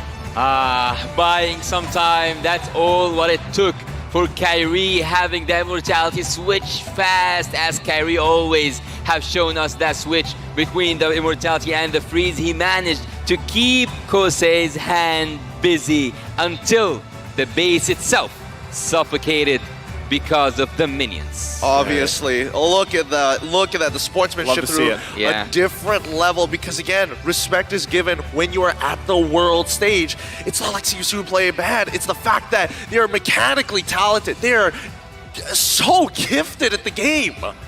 So good. It's such a great series here. Yes, it was a sweep, but let's throw it over to the stage to hear from our victors. Manjin, take it away. Ladies and gentlemen, give it up for Onyx! Dominating their group. They are now top 1 up against See You Soon. Guys, congratulations. First of all, Kyrie, what can you say about your performance and how important is this victory for you guys? Who has the mic? All right. Okay. How important is this victory for you guys? Very important because we're number 1 at our bracket and we're gonna face the number 2 at other bracket. Okay. All right, you're gonna wait. All right, Kyrie, there was an important moment in that game where you stole the Lord with that retribution and then you made a comeback. You turned it around. What was going through your mind when you stole that Lord? I can't really remember. You can't remember. You watch the replay, you will remember. Okay, all right. Let me talk to some other guys. Sans. Okay, Sans. All right. Sans. Okay. Based on the games that you've seen, all of the games that you've seen, all right. Okay, which team has impressed you so far?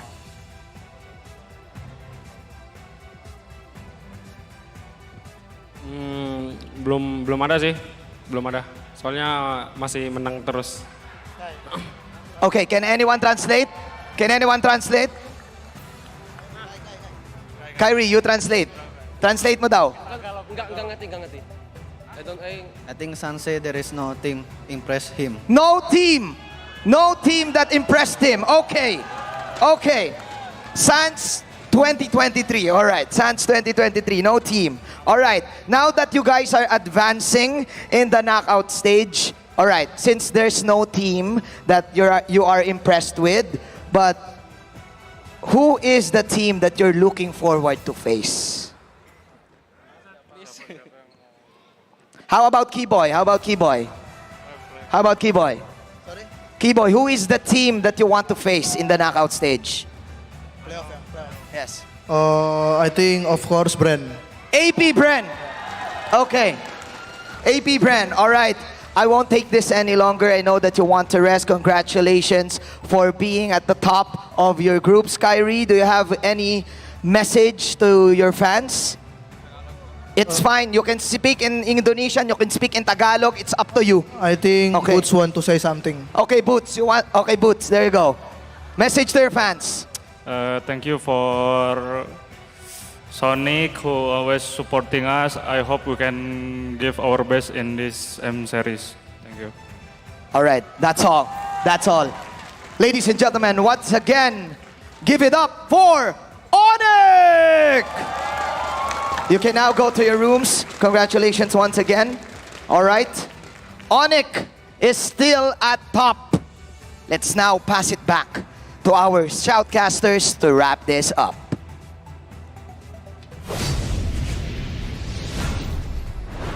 Thank you so much, Manjin, and of course, congratulations once again to Onyx there. What a performance they've had through the group stage, and now they've garnered themselves that top spot going into the knockout stages, of course. And we heard there who exactly they do want to eventually play against, and we'll be watching them later after this series, actually. AP Bren later on versus Team Flash. So, real quick, any thoughts on that series? How did it feel here, Gideon? Well, personally for me, I think this was a great series to see a litmus test for specifically See You Soon, right? They had enough of the mechanical skill to make this a challenge for Onyx for game number 2. Well, speaking of challenges, let's see who was the MVP of the game. Once again, it's Sans clearing up the sky, and as expected from the Sky Kings themselves, they aim for the skies, they want AB Bren. Sans here looking at the statistics, KDA with 808 and also having kill participation 81. In the previous game was 81, this one is 80%. And I would say that he's once again aiming for that magical penetration that he applies, even though right now we all know that if Novaria, not Novaria, I'm just mistaken between the previous game and this one. But anyways, let's get back to the highlights here. Sans, and this moment actually what made Onyx kind of, I would say, in the lead, in the driver's seat since minute 1. They were able, with Sans here, knowing that the missed sniper shot from CW was committed by, oh my god. Like, if we speak about every shot that we get, if we speak about every highlight that we get, we will not get enough. We will not stop talking because this game was full of team fights. Onyx team here at this moment, they managed to reverse that and counter that engage with the Terizla ultimate with the penalty zone, and here was the first time CU soon were able to get at least, I would say, almost a Lord, even though Kyrie was there, coming from the back lines, taking the Lord down, and Onyx once again coming back on top. Yeah, there would be some moments here, again, as we look at these highlights, is, you know, especially the fact that you have a Heart Guard, you have Kosei with the way the crossbow of Tang. He was able to find some moments, and it actually looked like if maybe they had withstanded one more march into the base, they could have turned things around, because even moments like this, right, you're thinking that they can pull it off, but again, the response, the synergy, even the juggling of items later on here really played its part for Onyx, right? And unfortunately for Siasun, they weren't able to capitalize on this moment here where they turn things around, but then again, Kyrie and Sans, with their positioning, they were able to close things out through this. And with this moment as well, it was great, but again, the base, it was being focused on until eventually the win goes to Onyx here. I really do admire how Kosei executed that 1-1 because he was playing, he was having this footwork up there in the top lane, and also with the hard guard upon him, it gave him so much courage to engage and also disengage and re-engage, which is something that I really admire about the 1-1 players. And at some point, we have seen that Keyboy was trying with the concealed flicker ult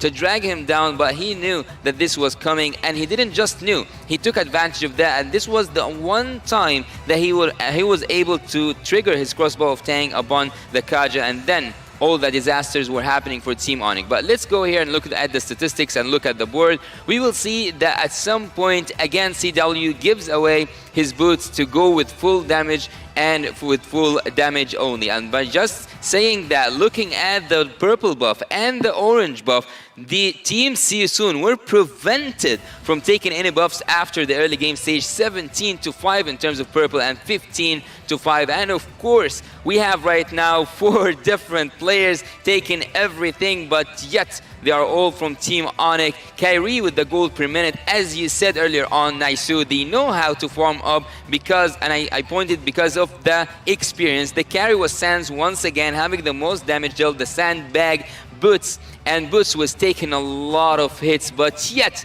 which is the person that I wouldn't actually expect to see at the Forgotten One, CW, with the most assists, even though he was dealing a lot of damage, if not the most damage in his team. Yeah, you know, it's funny that you say that because, yeah, it's weird to say he was the Forgotten One, right? But ultimately, he just had, in a way, a gold lane experience. He was able to just pull things off. He provided a lot of damage, but a lot of the cleanup, right? The kills capitalized there was either from Sans, Kyrie, and the rest falling into place for them. So, you know, when you look at even that scoreboard earlier, you see how dominant the Nolan can be in a certain, you know, player's hands like this, how they just eat up your entire resources in jungle.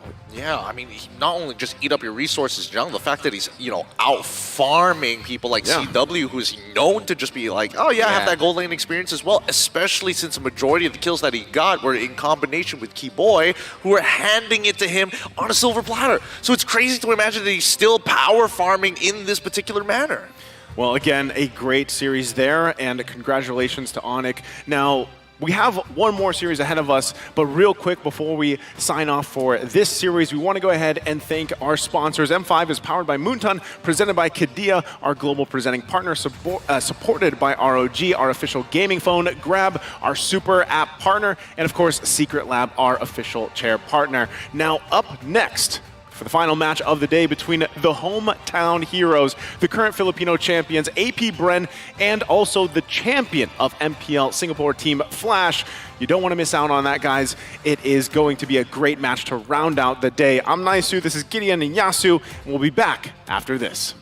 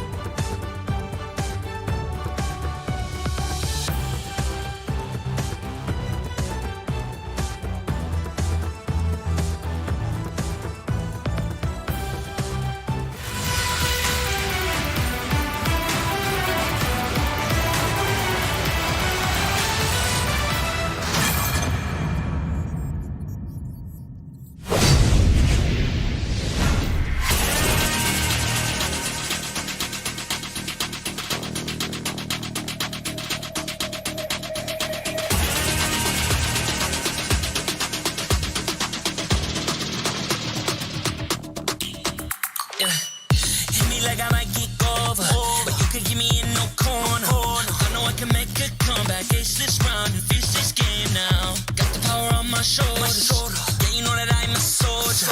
You can keep me off my guard, but you can't keep me from my honor. I feel like the floor is over. The energy's getting higher. You're saving my arms, 'cause I know just what I got.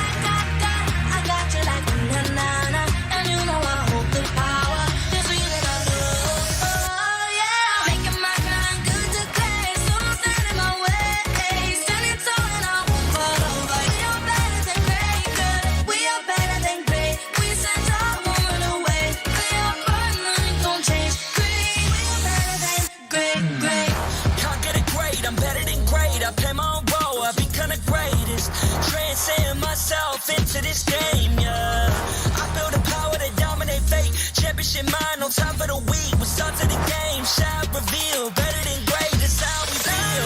I feel like the floor is over. The energy's getting higher. You're saving my arms, 'cause I know just what I got. I got you like na-na-na, and you know I hold the power. This feeling I love, oh yeah. Making my grind good to great, so don't stand in my way. Standing tall and I won't fall over. We are better than great, good. We are better than great. We stand tall, won't run away. We are burn, nothing gon' change. Great, we are better than great. If we stand tall and believe we can make it, you and me, with a sense of urgency, you'll see I'm better than great. I'm better than great. Oh yeah. Oh, I'm better than. Making my grind good to great, so don't stand in my way. Standing tall and I won't fall over. We are better than great, good. We are better than great. We stand tall, won't run away. We are firm, nothing gon' change. Great, we are better than great.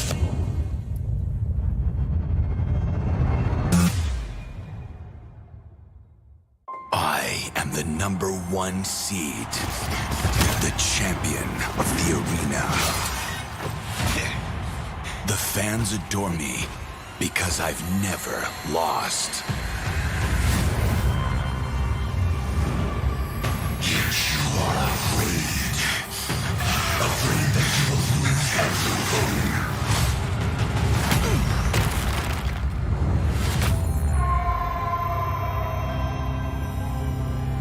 Do you ever get scared of losing, Kimmy? Well, big girl, I think we should cherish the joy and excitement of each game. Not who won or lost. That's right. I'll strive for victory, but I won't lose myself in its pursuit.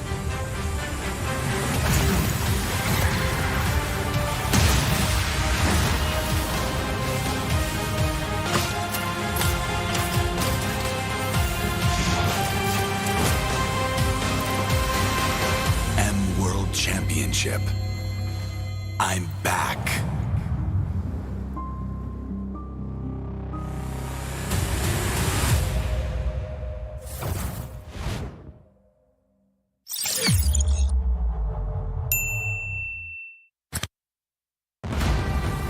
We are here at Gamers 8 to show that we are walking the walk.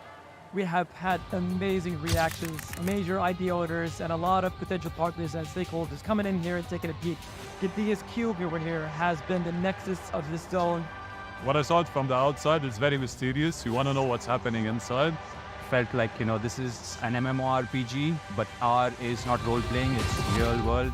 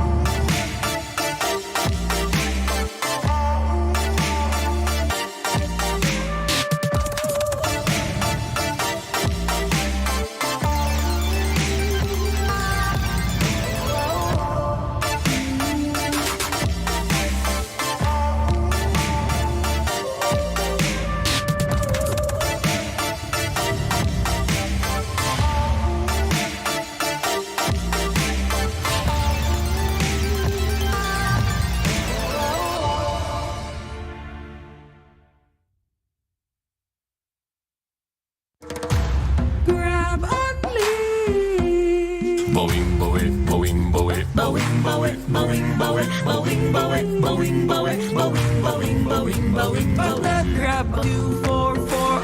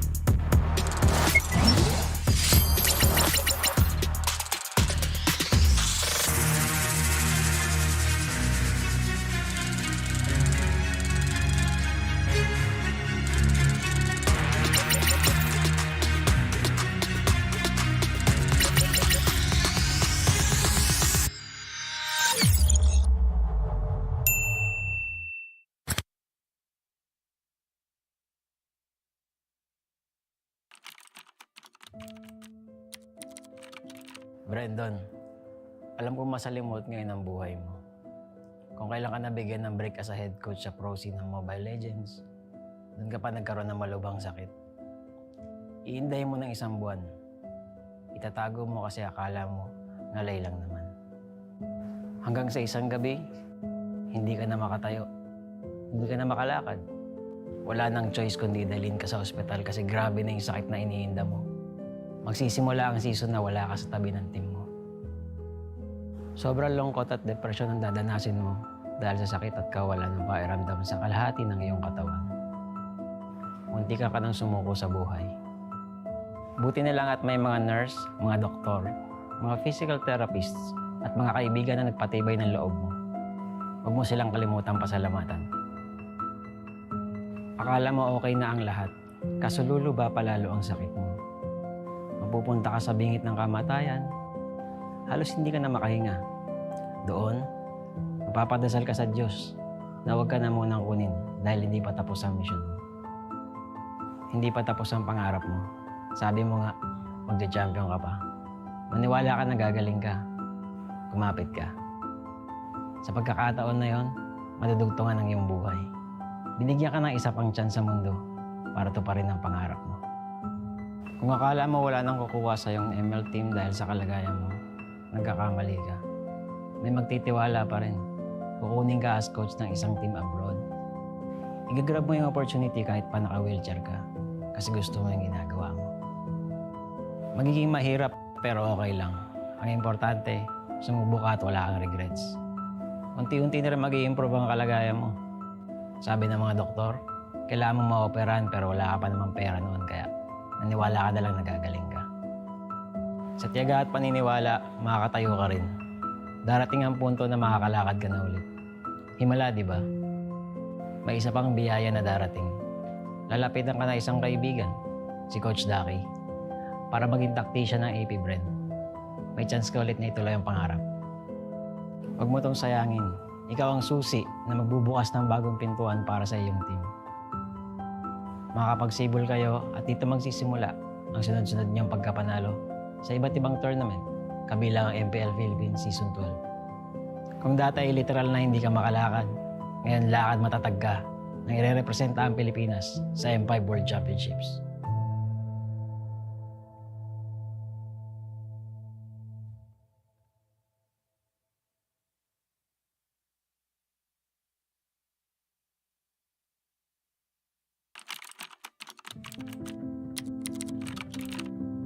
David, nakakatuwa manood ng MPL, no? Nakikita mo yung mga idol mo. Yung iba dyan, magiging kakampi mo. Maglaro ka lang na maglaro, tapos magpataas ka ng rank at stars. Sa sobrang loko mo, darating pa nga yung 24 hours na nag-live ka ng ML para magpapansin. Dahil sa kasipagan mong yun, may chance ka pang nakasali ka sa Bren. Sobrang saya ng magiging run mo kasi magcha-champion ka na sa MPL tapos makakasali ka pa sa M2 World Championship. Nakaka-pressure pa yan kasi rookie ka pa lang tapos mag-worlds ka na. Buti na lang, umayon yung resulta sa atin. Magiging champion ka ng M2. Oo, masaya siya. Kaso warning lang ha, yung mga susunod na mangyayari dito magiging mahirap at masakit para sa'yo. Ganun talaga yung buhay eh. Hindi laging masaya. Minsan, kapag nasa tuktok ka at hindi mo alam kung paano harapin ang tagumpay, sasagadsad ka pababa, tatamarin ka, makikinig sa maling sinasabi ng iba. At ang uli, magmamahal ka ng taong lolokohin ka lang pala. Sa mga panahong yun, mapatingin ka na lang sa salamin at parang hindi mo nakilala yung sarili mo. Magiging madilim yung mga susunod na kabanata ng buhay mo. Pero David, dito ka matututo. Oh, baka gusto mo laktawan tong part na to ha? Hindi pwede, kasi mahalagang pagdaanan mo to. Okay lang matakot, gawin mo pa rin. Magta-top 8 kayo sa MPL, talo, laglag. Hindi lang isa, 2 beses pa. Dahil dito, mapaisip ka kung kaya mo pa ba, kung para sa'yo pa ba yung ML, ngayon ka dapat hindi tumigil. Kailangan mong ituloy at patunayan sa sarili mo na kaya mo, kahit sa mga oras na wala ka ng ganang gumalaw. Kung magagawa mo to, magkakaroon ka ng disiplina. Gagawin mo siya dahil pinangako mo sa sarili mo na panahon na para magising at magbago. Kapag naayos mo na yung sarili mo, magiging maayos na teammate ka na sa mga kasama mo. Kung yung dati nga, sarili mo lang iniisip mo. Ngayon, mas masaya ka na kapag masaya yung teammates mo, di ba? Dahilan ito para mag-champion kayo sa iba't ibang tournaments, pati na rin sa MPL Season 12. Matutupad rin yung pangarap mo para sa team na makapag-M5. Ngayon, sa pagkakataong ito, mas gagalingan mo pa kasi gusto mong maranasan nila ang feeling na naranasan mo noon.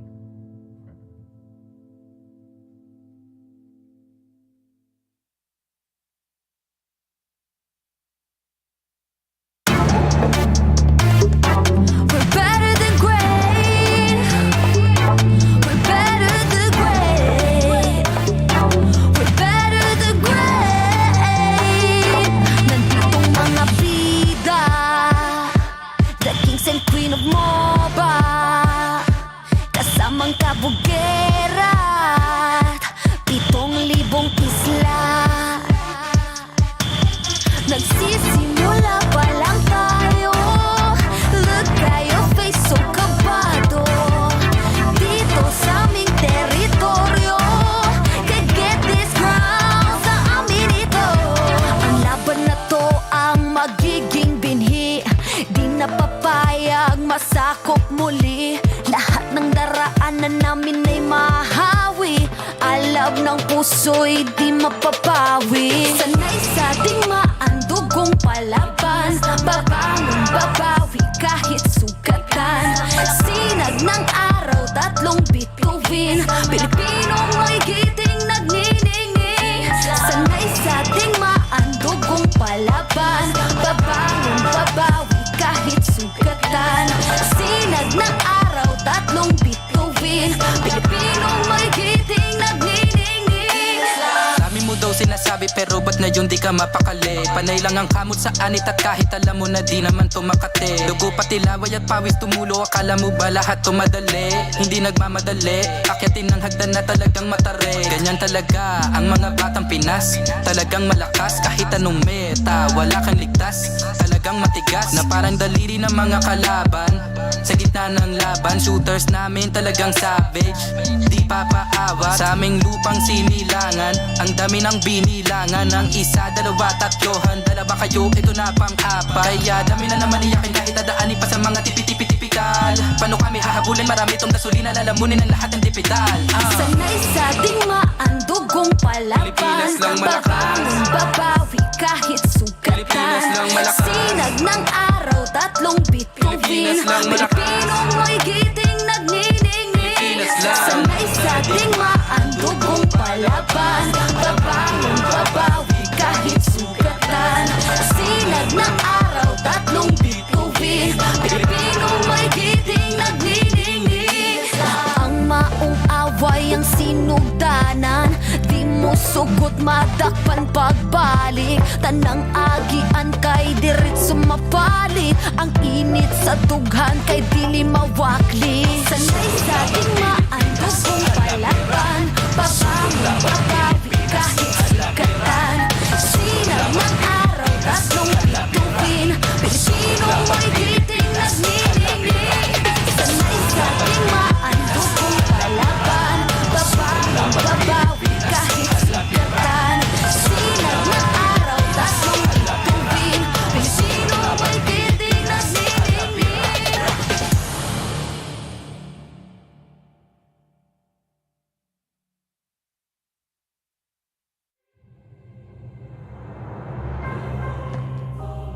The Shadow Dragon was once my biggest weakness, but now it's my most potent weapon.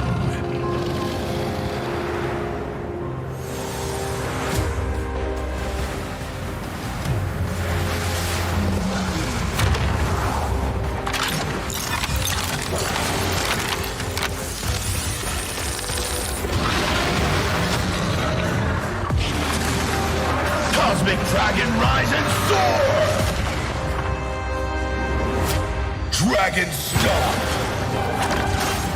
Dragon Scales! Dragon Rush! Rise beyond greatness and seize your own destiny. destiny.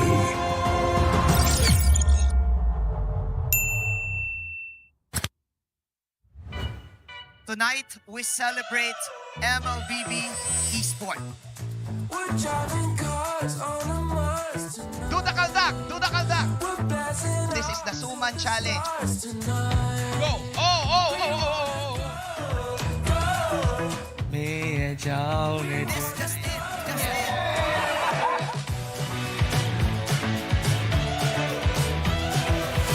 Welcome to M5 Gala!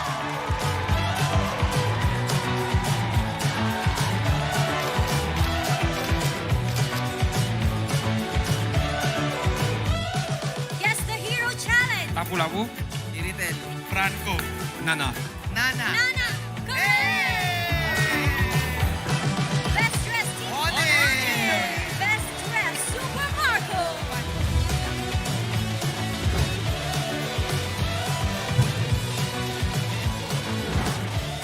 Thank you so much for joining us at the M5 Gala, and we'll see you at the M5 World Championship.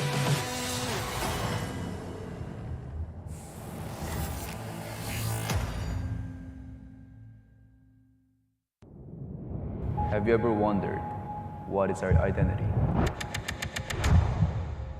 Our identity isn't limited to just esport players. Our style. Sweat. Our passion. And vibe. Feel our energy. When we dominate the stage,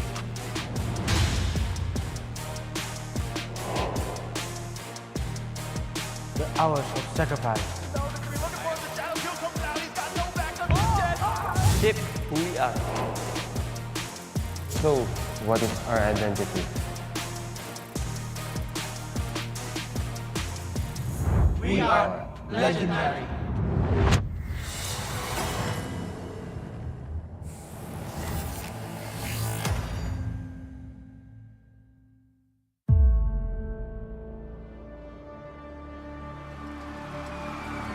In the history of M Series, no host country has ever won the championship title. No other region has ever claimed the throne. No team has ever secured the championship twice. In this thrilling showdown, 16 teams across the world have gathered once more to seize the trophy. Which teams will prove themselves in their epic rivalry rematch? Will a new region unveil their strength and climb to the top? And who will leave an unforgettable mark with their skills? Behold, the old guards, seasoned titans returning to reclaim glory. Our gallery.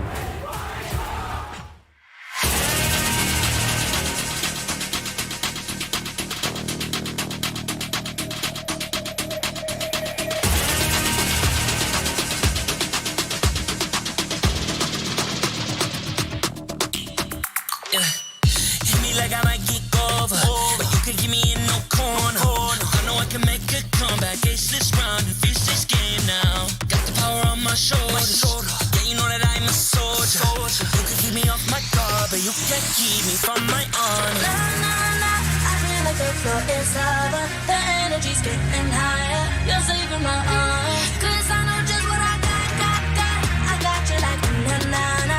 And you know I hold the power. This feeling I love. Oh yeah. Making my grind good to great. So don't stand in my way. Standing tall and I won't fall over. We are better than great, good. We are better than great. We stand tall, won't run away.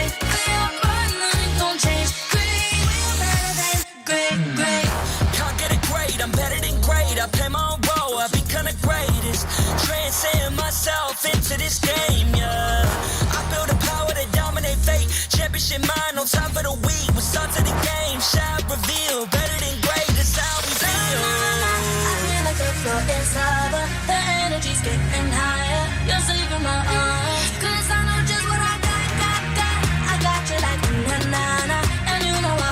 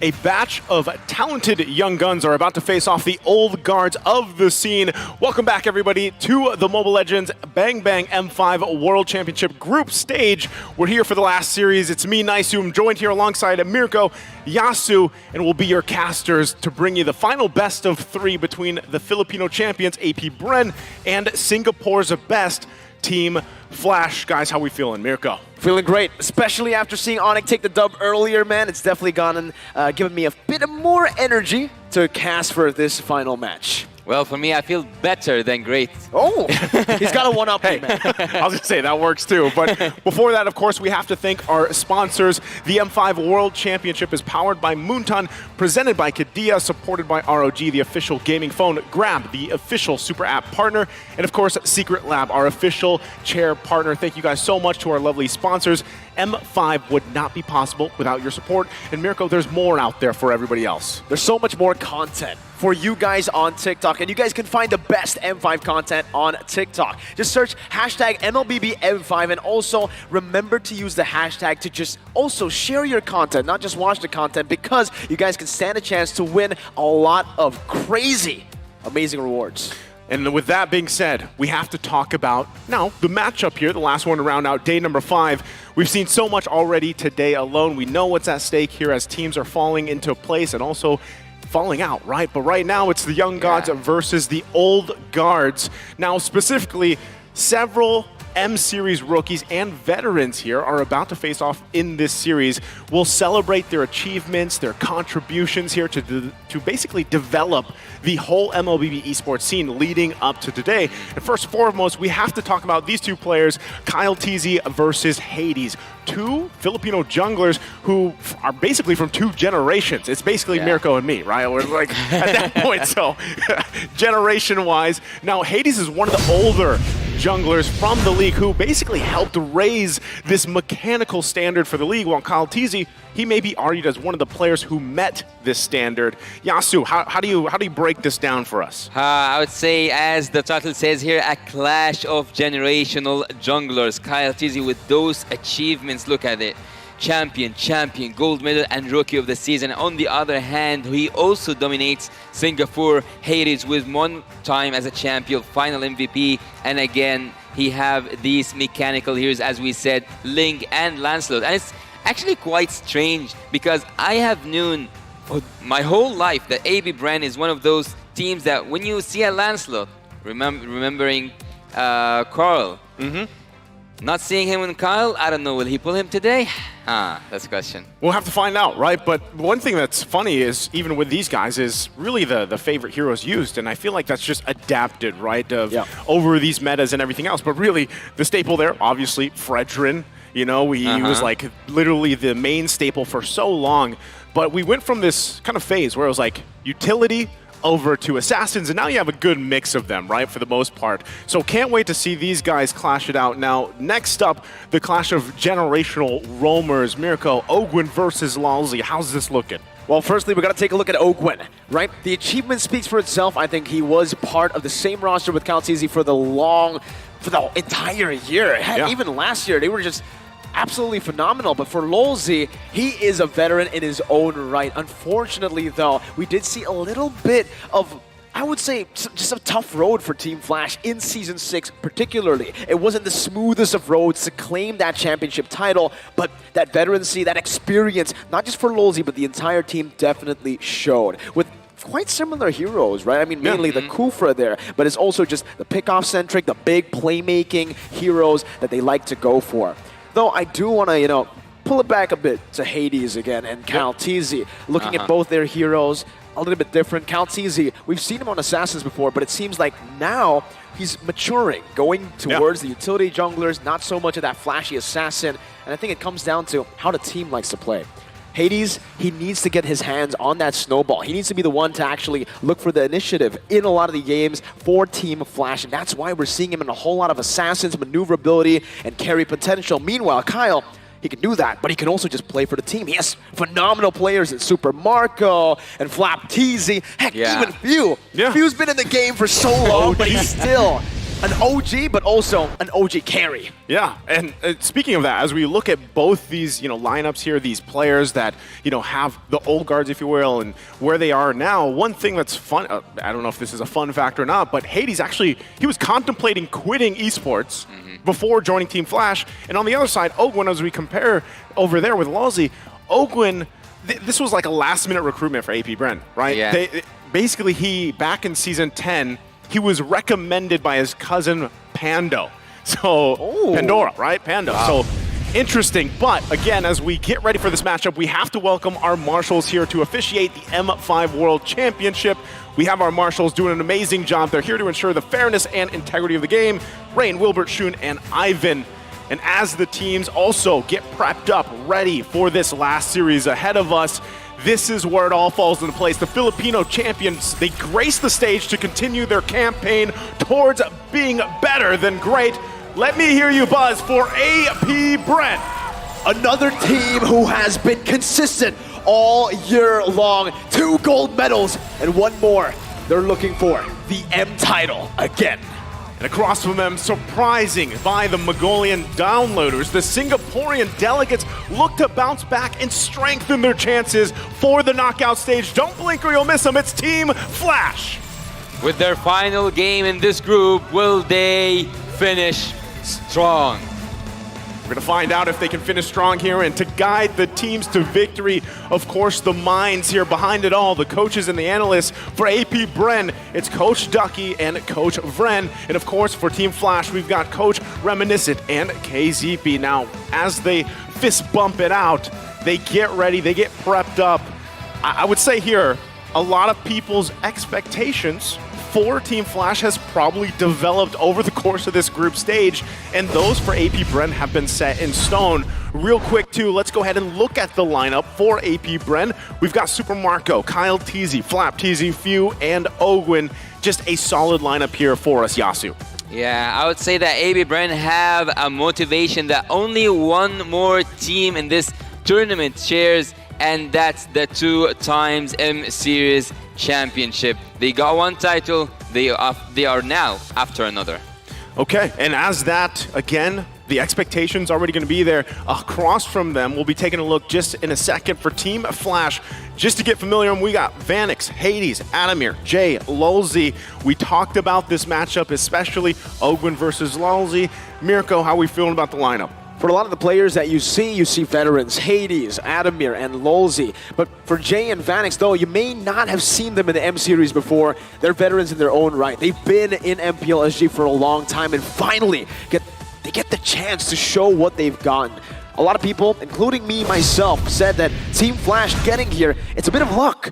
That one last hit from Bray could have changed everything. But hey, at this point, luck is a skill to it. Team Flash have definitely utilized that, have honed that luck to turn it to just absolute skill. They've shown us in the group stages that they're not a team that can be completely written off. Unfortunately, maybe in the talent prediction, it's a bit of a... Well, it's contradicting. Well, it sweeps across the board for us, right? But there's a reason why, Yasu. What's your reason? Well, before my reason, I don't know how will Cheryl feel about that.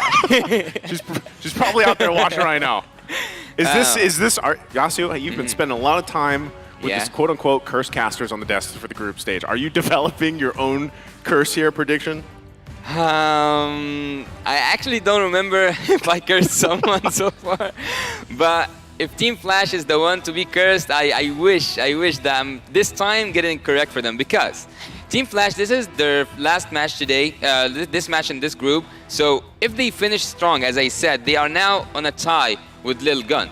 So if they manage to win this game, and ironically enough, actually the fate of this group, I'm not gonna say in the hands of Team AB Bren, but it's centered about Team AB Bren, because AB Bren is the one to decide. Today he's gonna play against Flash, tomorrow he's gonna play against Lil Gun. Yeah, great point, because again, for this matchup alone, as we wait for this draft to be upon us, this could make or break the chances for the knockouts for Team Flash. Look at the audience predictions as well from around the world. Like when Singapore goes 90% towards AP Bren, that's painful, man. Maybe misclick? No way. No, there's no misclicks there. They're just, that's that's the proof in the pudding, right? As we like to put it. So again, predictions are out. We only know exactly how this is going to play. But one thing that I will say for sure is Team Flash, they actually have surprised a lot of people, you know, up to this point. Even with Team Lil Gun, you know, they had their own expectations even for the wild card leading into this. But again, we all saw that series unfold, and who's to say they can't do the same thing against AP Bren? Exactly. They can try to replicate what they did, heck, at MPL Singapore. Yeah. Nobody, well, some people, but almost no one, right, predicted them to win MPL SG. The fact that they were able to come back in that kind of way, it feels like it's meant to be. It was written in the stone for them to make it to M5, and it'll just be anticlimactic if they don't show up in this matchup. And I love that because for me, I would say they've shown up for the group stages, you know, at least up to this point. Yeah. And in a similar matter, it's like, okay, who's across from them? Yes, it's the Filipino champions, it's AP Bren. They have all their own titles. But this is a great moment for Team Flash to actually come out swinging and maybe prove a point here. Maybe prove some downers. You're again, referencing the predictions, prove some of the downers here.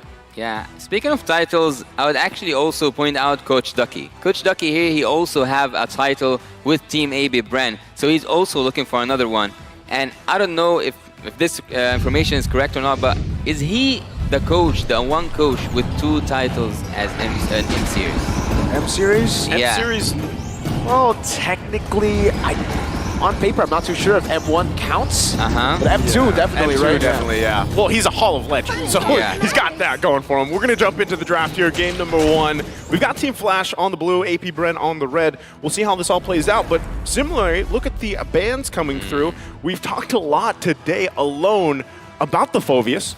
Fairness is being taken out. They don't want to deal with these long team fights. And also, on the other side, there's Juan and Bruno. Okay, so Team Flash, they banned the Nolan themselves. I was about to say that they will take the Nolan, but we have seen earlier on today when Nolan was used and Phoveus was banned from team, if I'm not mistaken, was Onyx. The other team, the opponent team, can you guys remember? Because I'm bad with See you soon? See you soon? Yeah, see you soon. See you soon, they got the best use out of it because they had a lot of mobility heroes. Speaking of Arlott, also speaking of 1-1. But in this game, I don't know where actually the draft is going because you banned the Phoveus, you didn't set up for a Nolan. What are you cooking, Flash? I mean, I think one of those picks could be the 1-1. That's why they banned. Once AP Brent banned it out, they're just going to go straight for the Nolan. They're like, all right, they're on to us. We do not want to pick a Nolan here. It's a bit too one-dimensional. It's good for a carry jungler like Hades, but without the proper support, without the proper setup, it's not really that independent jungler that you would want to have on Hades. Not only that, but, looking at this, we're going to wait for the first pick here for Team Flash. Yasu, real quick, who do you think it's going to be? I know you like to play this little mini game yourself. No, I'm not the one who's asking questions. Okay, the Guinevere, but I'm going to try for AB Brent though, right? I would say a Valentina can do the trick, and I don't know, I think that Kaja as well. All right, a Novaria, but I think it's too early for a Novaria and Arlott. All right, this works. Again, picks here. Novaria has been proven a point for the most part throughout the group stage. Yeah. The vision, the utility, and the poke potential is just, it's too tough to deal with for a lot of teams. You saw Sans. Yeah, we saw Sans, get the MVP on that. Twice. What, twice? And then you pair it up with an Arlott. And I will say, for Arlott in general, the playmaking potential is out of this world for this hero, and you can only imagine so much how that can work, but I like the fact that Team Flash did first pick up the Guinevere. Now, are they able to actually utilize this pick? Because, yes, we saw it in the hands of Kyrie recently, worked really well in the jungle, right? But also we've seen other teams kind of falter with it, even if they pick it up first here, Yasu. All right, but as I said earlier on, we have seen Phoveus being banned by Team Onyx, and the Team Sisun got the advantage of it by using the mobility here. So far, I'm not seeing a lot of mobility from Team Flash that can, the players can be afraid from having the Phoveus. But having that said, should we be worried about Adamir's Khalid? Looking at the way that Adamir has been playing, it's so weird because Adamir has role swapped so many times. He's played the gold lane back in Evo's SG, then he swapped over to the jungle, and now he's an XP laner, but he's kept that same flexible style even in the XP. He can be the carry for the team. Yep. Mostly he goes utility though. I mean, even when they won against RSG, SG, that crazy game that they came back from, that was on the Frederick. You know what I love? I always say this about the XP lane as this last pick. It's going to be the Claude here for AP Brand. What I love about the XP lane, man, is the development of that lane alone and how much impact it has currently in the meta. And even if you discuss the versions of XP laners, right? You have that back lane focus-centric kind of heroes. Khalid can be one of them. We just saw this also from the last series work really well. Or even, you know, the pretty much the zoning potential. That's why the Terizla is so hot. Yuzhong was so, you know, so popular for a while. He's kind of fallen off a little bit in terms of priority for the XP lane, but I like the dynamic we have currently. All right. From Team Flash right now, after having the Khalid, I would say that the question of is he gonna be, where's the XP lane? Yeah, you have the Khalid. But for Team AB Brand, it's not settled yet because you have an Arlet, and Arlet can go for the roaming duties. And with that being said, having an Arlet here actually helps with the penalty zone that you just mentioned. You mentioned like the Terizla earlier on, Naisu, and I think that having a penalty zone ultimate here for AB Brand can actually be a disaster for Team Flash. And seeing that also the Diggy is banned, I don't know why not just stack up crowd control. Maybe at Terizla I'm calling it out with you, and maybe also I would expect AB Brand to go for a Fredrin. I'm even looking at the Minotaur right now, man. You know, if one of the teams want to go with that, again with their you got to ban it out. You got it, right? Because even the Diggy was banned out here, so they kind of want to narrow some of these options. And once again, referencing what we saw from the roamers alone, we know that both of them even like to play, you know, the Kufra, for example. So really set up to potential could work either way. But, you know, I wouldn't leave it up to just, if AP Brand actually wanted to park an Arlot in the roam, we've actually, that's happened before. So who's to say it is for sure going to go in the XP lane right now? Well, would you think with me right now that Team Flash or Team AB Brand should be afraid of Lolzy's Cho? I think usually I would have to agree, but the fact that they already have a Claude and Arlet as well, some of these great heroes, to deny any sort of full lockdown, you know, going for the Purify and the Claude would already kind of force you to not go Cho, already deny the Cho way. So I think for Flash, it would actually be scary for Flash if Lolzy picked up the Cho. It's countered already. Well, there's the answer. And now right now, as I mentioned, right, this is a roam, a hero that Oakland likes to go with. And it's funny too because you know the confidence of Oakland. I don't know if you guys caught the tier listing of roamers previously. Yeah. You know, so he doesn't want to overrate himself. He doesn't want to overrate himself. But you got to be honest, Ogwin is up there with some of the best right now currently. Interesting. Here's that Team Flash flavor. I love it. Look, I love it. At this moment, at this exact moment, no Purify is enough whatsoever, Super Marco. Who was it backstage that said Tigreal and Lu Yi? There was someone at some point that said this. I don't know if it was, maybe it was Wolf LaFell, I don't know. But it was one of the analysts out there. One of the dudes. One of the guys. One of the guys backstage. I just remember, Mr. Mao. Mr. Mao. I had breakfast with him the day I landed. No, the day I landed in the Philippines. Okay. With Zia and with Zia as well, and Pika. But we were talking about this. They were like, "Yo, Luoyi can work." We're really waiting to maybe pull off a Luoyi, maybe? I don't know. But then we had a full conversation of like, why it won't work. And why so won't it work? No. And now we're seeing it for Team Flash. So, hey. So he's probably, wherever so Mr. Mao is like, yo, I'm happy. I told you, Zia. That's what Mr. Mao is saying. I can guarantee you. Dude, just think about it. No, I got to do it this way. Imagine the 5-man implosion. What does Brody does? That too. 5-man implosion into the Luoyi. I don't actually. I forgot what her skill is called. Actually, I haven't seen her in forever, man. It's been a while. It's been a while. A hot while, man. You're right. Okay, real quick, Yasu, take us through the lineups here, as you can see. Okay, so I've called it out for Team AB Brand to stack up more crowd control, but it seems like Team Flash also got that note, having that Lu Yi for the first time we see it with us in the M5. Also, having Lolzy on that Tiger, I would say that every setup from Team Flash will be perfectly executed. There's no way out once the area crowd control starts from the side of Team Flash, which justifies the Diggy ban. Well, we're going to find out here as we load up into the Land of Dawn. It's the Filipino champions versus the Singaporean champions as they head into game number 1 here in the last best of 3 for day number 5 in the M5 group stage. Both teams getting set up here in the rotation. We'll really have to see, Yasu, how everything you broke down there falls into place with these early setups, these early rotations, with this interesting, as I would say, lineup, especially from Team Flash. Well, Ogwin for sure will be a pain for Team Flash because there's no mobility whatsoever that can move around there. Jay, in the early game damage, he can burst old baby brain down, and not just that, the engage is happening after using the ult of the Liu Yi, repositioning, and look at Flap, he's just losing a lot of HP, and that's what we got used to see with Ademir and with Khalid being on the damage.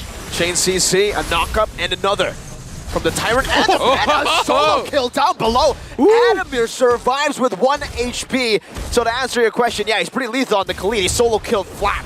Yeah, that was not what I was expecting, you know, under the 2-minute mark from Team Flash, but that is a great start to them. And the fact that you get the XP lane, where we were talking about this difference between the XP laners, how they kind of have this impact on the game. That's a great start in the hands of Ademir, and how he'll be able to actually be this impactful role early on into that first turtle.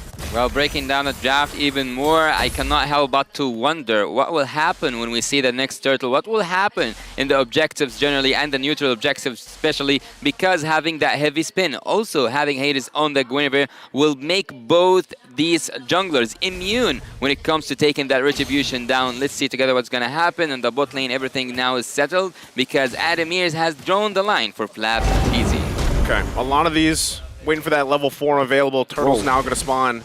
Positioning too. Hold on, mid lane, Lolzy should be fine, but he's going to be quite low. So he's probably got to go ahead, clear this up, get back. Might have to fight this out still for the Turtle. Both teams kind of getting in position. It's probably going to go for a reset. You can see as well, Lolzy making his way back. But right now, AP Brand wants to kind of take their time here. Everybody pretty much has that level 4 except Ogwin, but he's going to jump in. Not sure if they want to follow up just yet. It is going to be Hades that he pushes back, though. He wants to have... It's final slash onto Hades. Spatial migration, Flap TZ.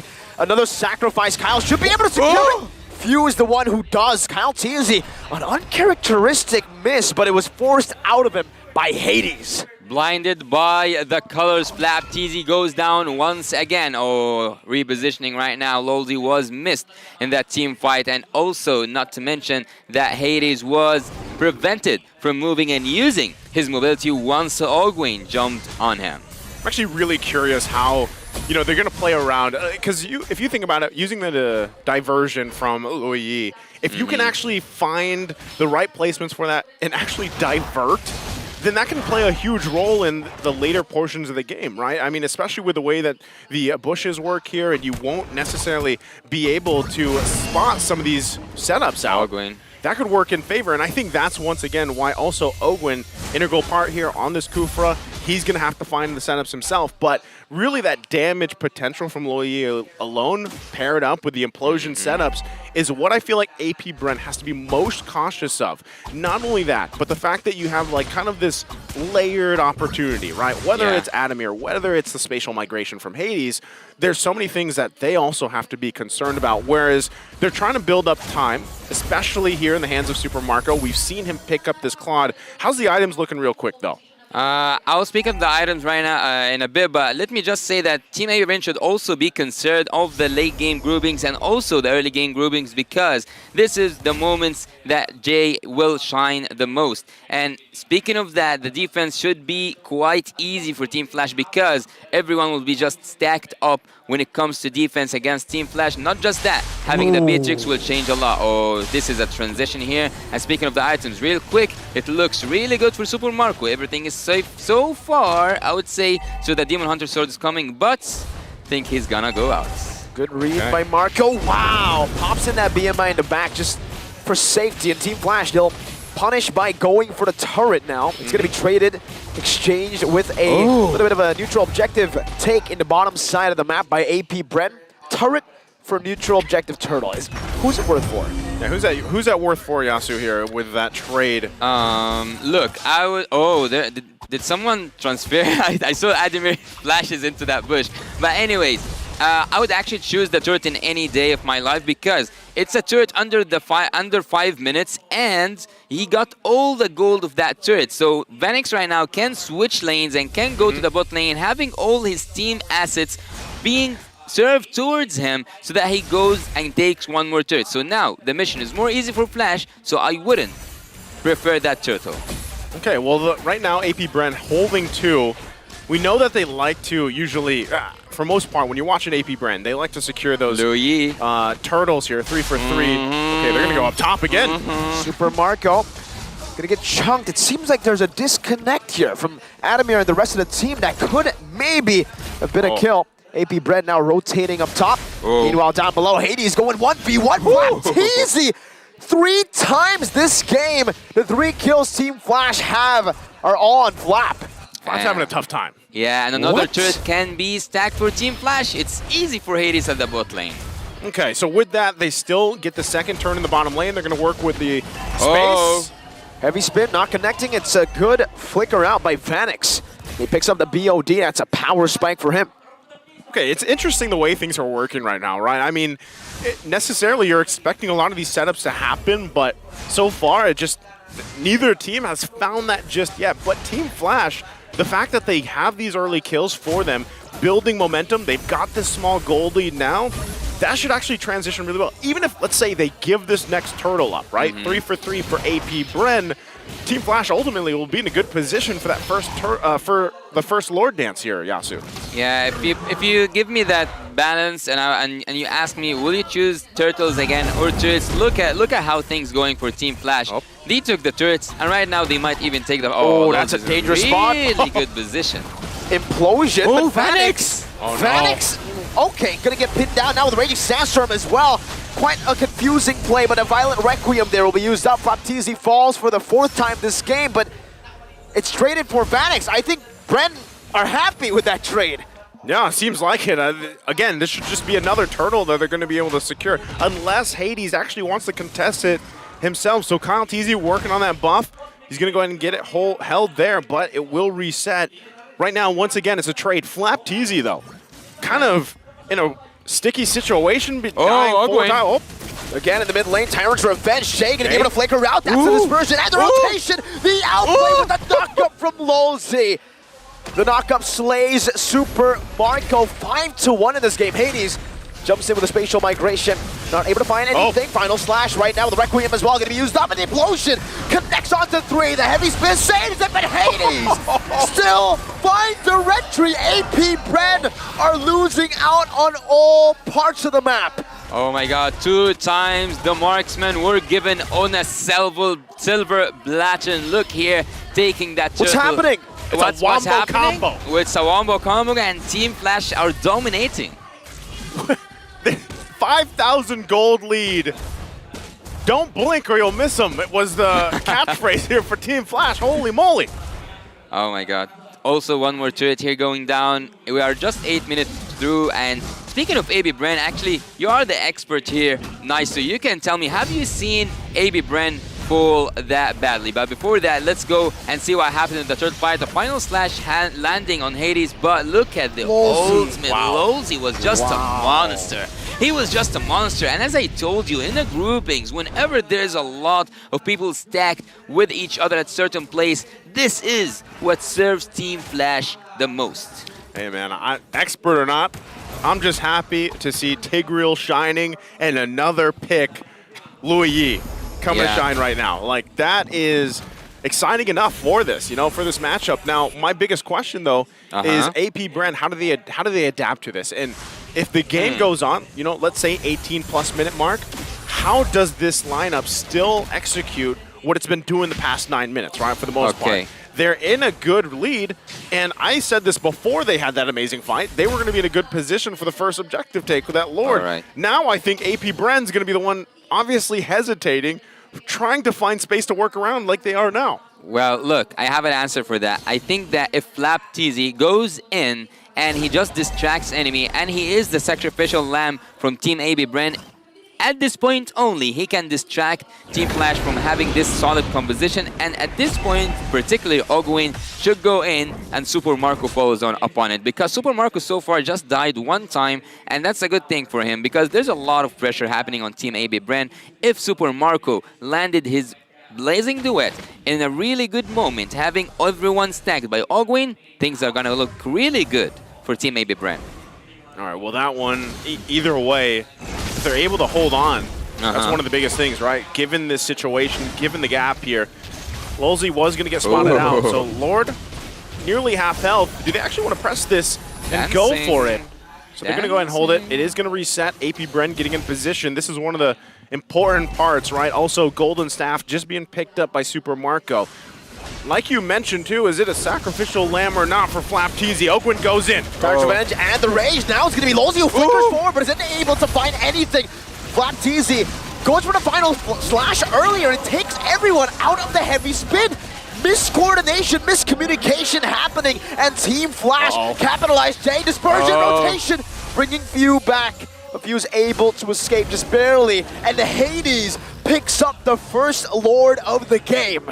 Wow, not following up on that final slash, even though he was the sacrificial lamb in the previous moment. Yet, AB Bren having Lolzy out of the formation, having Lolzy away from his own teammates, and even melted down. He didn't use his ult quite good enough. So, Team AB Bren, that was the window. I was baffled.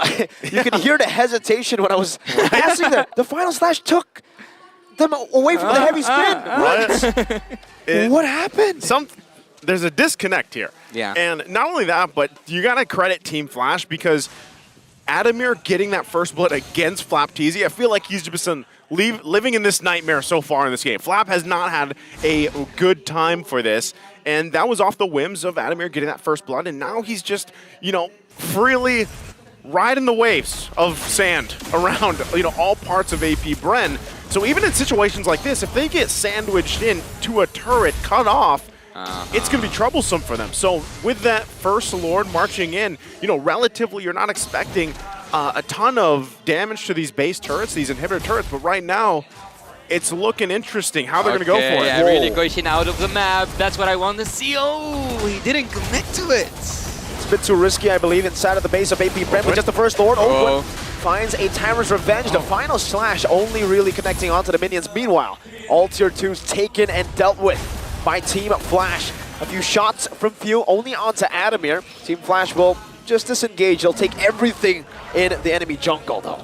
Relocating is a key for Team Flash because with having that Lu Yi and having the ultimates out of the boundaries, out of the vision of Team AB Brain can actually make a solid backdoor with Lolzy's engage and also the rest of the, I would say, the pack, because Team Flash are working right now as if they were one man. Something interesting here, and that I've always said about AP Brand, even back in when, it was really relevant and in ISF, the way that they like to play it, it was usually they were securing all these objectives early on, the 8-minute to 9-minute mark. They usually got a kill, they transitioned to the First Lord, and then they dominated from there. Right now, I just feel like this Lu Yi pick and everything else, the execution from Team Flash has completely disgruntled AP Bren to the point where they're just like, man, what is going on? There's diversion after diversion. We don't know where to look, and they're struggling with it, right? So if that's the game plan for Team Flash to kind of just leave AP Bren guessing, then it's working right now. And if they can keep it working, Hades going to jump in. Spatial migration onto Kyle. Still, he's able to dash out quite easily out of that one. Well, speaking of where to look, actually I've just have a quick look at the itemization coming from Kyle TZ. He doesn't have the gold enough, I would say. Half items coming from the side of the Akai, and he is 3K behind. And 2 levels Hades. down as well. Yeah, that's a gap to talk about. Bro, this is not what you usually see from this team. Well, right now, again, diversion is something, Lu Yi is not something we usually see, but it's working wonders right now for Team Flash, and this is another Lord that could just go in the hands of Team Flash. For free, the Bennett's Rage comboed in. Hades used the red tree. That's perfect calculation. You might say, hey, it should be going to the jungler. No, as long as it goes to Team Flash, it's a win. Okay, so Yasuo, since That's another Lord in the hands of Team Flash here. How's the defense looking? How's the high ground and everything else for AP Bren to defend against this next Lord marching on the top? We have spoken a little bit about Team Flash when they go to defense, but they don't look like they are going to defense anytime soon. AB Bren, if we look at them, they have that crowd control. They can push the minions away. They can make a little bit of a mess, I would say, in terms of the final slash. But is the clearance enough? I don't think so. I wouldn't recommend having a Claude to rely on in the defense phase. But that's what we have, or that's what Team AB Bren have, and that's what they should work with. We'll see if they can make it work for them as they get prepped up and ready. Already losing that top turret. Lord's got to be worked on.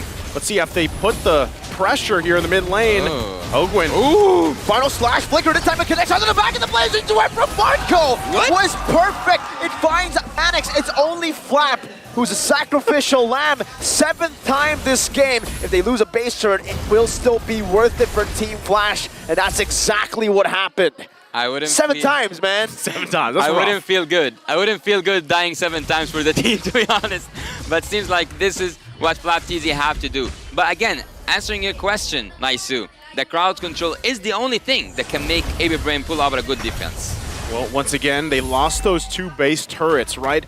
We talked about this a little bit in the last series. Oh, with relocation. Onyx. Oh, dive. Relocation. They're going to go up top. This is dangerous. They find Marco. Oh, okay, he knows. That's how you do it. That's how you utilize the jungle creeps, man. Good check. Spot it out, right? So, going back to it, Flap TZ, I feel like at this point in the game, you just got to do that. If you can get, who cares about the KDA at this point, right? It's all he has to do is get a good final slash off. That would turn the tide of some of these fights because so far, Super Marco's actually done a pretty good job farming up, getting to where he needs to be on this Claude, given the situation, given the fact that they are down quite a bit of gold at this point. So if they're able to find some type of setup here, that could be a problem for Team Flash and things could quickly flip over. But that's why you see them really trying to find moments here. Ogwin, even himself, looking for where is the... What? Oh. That's a flicker implosion. Ogwin has tough boots. I'm not too sure if that was the right target. Ogwin now going onto the tank as well. Whoa, good final slash, no follow-up just for now. Lolzy gonna be chunked very low, but a BMI gets Super Marco all the way back. It was almost that immortality taken out by Hugh. But for Team Flash, they'll just disengage. Adamir opens up that bush, spotting Calteezy in the mid lane, gonna be taken down. Heavy spin. Adamir Hades finds a violent requiem and is instantly followed up with a dispersion. Not enough damage, but it's enough right now. Ogwin still able to survive. Jay in the back with a disappear. He goes in all alone, 1v5. Jay, you're a mage, you're not an assassin. He gets the winner in time, but what was that? That was a bad decision.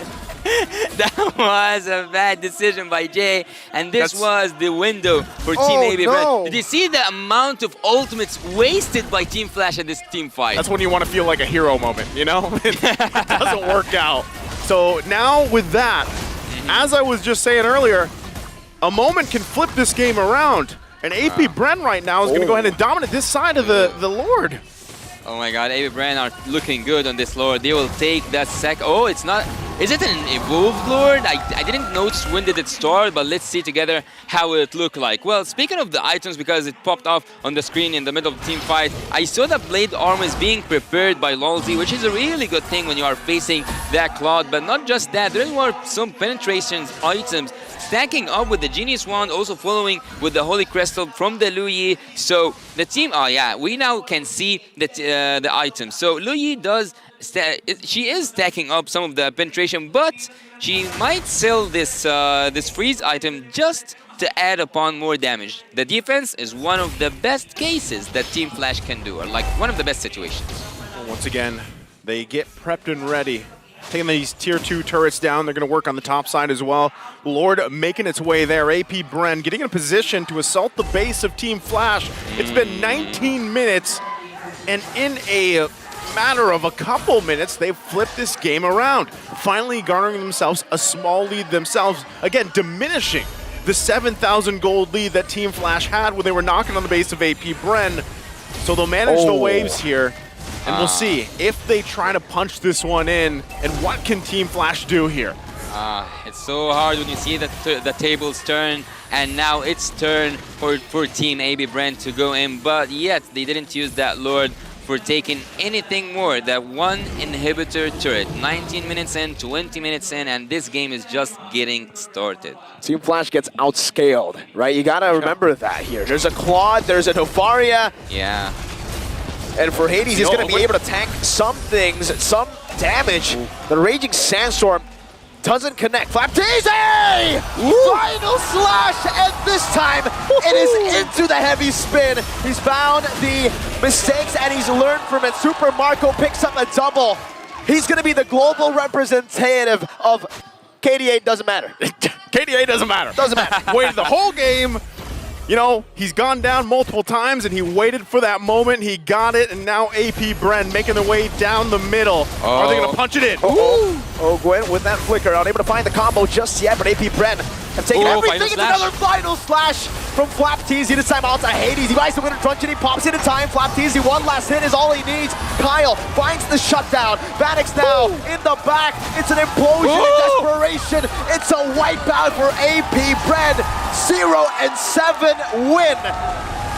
Wow. Very quickly, AP Bren turns things around in a matter of minutes to secure game one here against Team Flash. I can hear the bees buzzing for Team AB Bren. A first victory here, and having their second appearance in this group, they can make Team Flash. What the heck? Go away. It looked so cool until it didn't. You know, like it worked so well until just something happened. I feel like at one point, man, Flapteezy, he had enough. 0-7, that's where he draws the line. That's enough. That was enough. 0-1 all the way to 0-6, it's fine. I can take more. 0-7, nah. That's where I draw the line, fam. But yet, as I told you, he was the sacrificial lamb of this formation. When he goes in, he just had one job, and that's to distract Team Flash. That's a poor lamb, man. Yeah, that's tough, you know, when that's the course of the game. But hey, eventually, I don't know, maybe Arlot's like the new Franco in a way, because Franco's always like, oh, I miss all these hooks, but it only took one hook. But now, you get all these deaths, you're playing Arlot, it only takes that one final slash, right? And that's the perfect thing, where if you imagine it, it can happen. Now, once again, if he gets MVP, bro. Hey, maybe he should, for everything he put up with. Maybe he's the silent MVP, but not the MVP himself. Who's it going to be? Owen? Marco? Right. Super Marco here. Again, game MVP, Super Marco, the 5-1-1 on this Claude pick, Yasu. His spell was on point, but at some point I actually said that one Purify wouldn't be enough against Team Flash, to be honest, but he went for a safer route, I would say, in terms of the emblem. He went in a little bit tanky, but look at the itemization. At some point he knew that he's not getting the gold he needs to stack up damage or to get the damage he needs, so he had to sell the armor boots that he bought earlier on today. And the final slash by Flapteezy, not at this moment, at the last moment, was actually the final slash specifically for Hades, the last thing he saw in the Land of Dawn. Here we saw that Team Flash was dominating the game all the way through. They had the KDA, they had everything, they had the team fight, they had the crowd control and the burst damage, but yet they didn't have enough to close the game and to finish it for their favor. This was the window I was talking to you about. Here, Team Flash wasted a lot of their ultimates, and this was the opening for Team AB Bren, but they found another window. Wow. Yeah, moments like that, you know, this is where the tides kind of started to turn a little bit. And usually, I mean, even with this, right, it's like, you didn't have to go for that. I understand some of the logic there, but really, you know, from there, things collapse. And that's the one that Flapteezy was waiting for, that final slash, to turn the tide even further of this game. And they continued on from there. Look at how Marco just shreds through anything. You put them in a line, you let them just sit there for a bit, they disappear. Super Marco's damage in the later stage. It's crazy because he was behind, bro. He was just farming. He looked for angles to come back in the game, and I feel like that's why he's one of the top goal laners now in the world. The team was losing. They had 2 kills. Guys, 2 kills.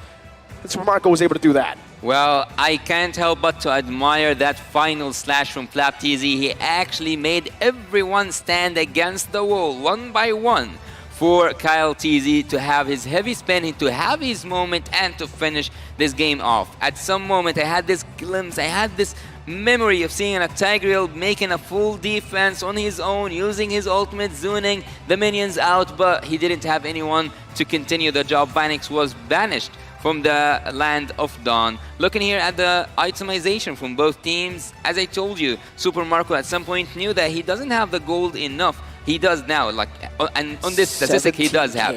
But on the game, during the game itself, we know that at some point Team Flash had 10k gold lead. Yeah. So, and also, do you guys remember the time where he revealed that Death Bush with the first kill? And also, there was the throw from I don't know if you agree with me or not, but there was a throw from Jay when he went in super aggressive for the backline and he was revealed. If he was in the bush, maybe he would have pulled up a surprise or recall, but he went out. No. That was a strat. That's assassin Luo Yi, buddy. Yeah, he was trying to have that, like I said, the hero moment. Like the point was, he knew that there was multiple members quite low, and the intention there was to try to cap them off, right? Like that's really what he would want to do. But the response that time, again, how many times does the diversion work, right? Eventually, it's going to get figured out, and that's kind of what happened here as things fell into place here, Yasu. Forgotten one. He's definitely not going to be forgotten. At some point, he was 0-7-2, if I'm not mistaken. So having these 8 assists means that he was the turning factor at the final moments for Team AB Bren. He was the final decider with that final slash. Flap TZ, your efforts will be mentioned in history. You said that, you know, at one point he was 0-7-2. This proves that he was 0-7-8 by the end of the game. It still was 0-7. That was the line you said. Yeah. Bro, KDA literally doesn't matter. I've seen Maloyski do this every game in MPLID, and now it's Flap.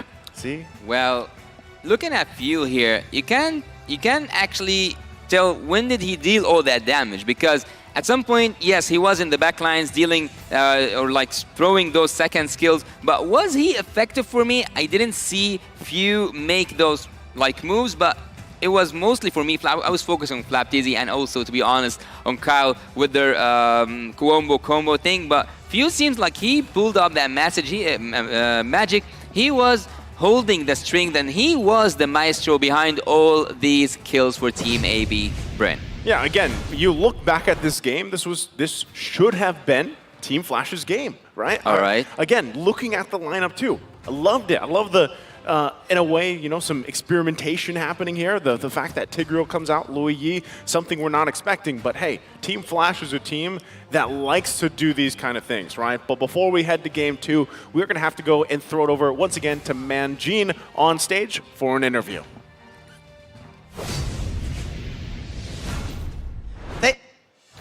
Thank you so much to our shoutcasters. That was a hard fight. That was a hard game number 1 for AP Bren. Anyways, we have here the M4 World Champions, Echo.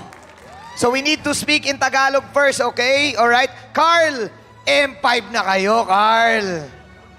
M5 watcher po. Watcher. All right. They're finally here in M5 as supporters, as viewers. Let me ask you guys, how is the M5 experience so far? Kumusta, JP?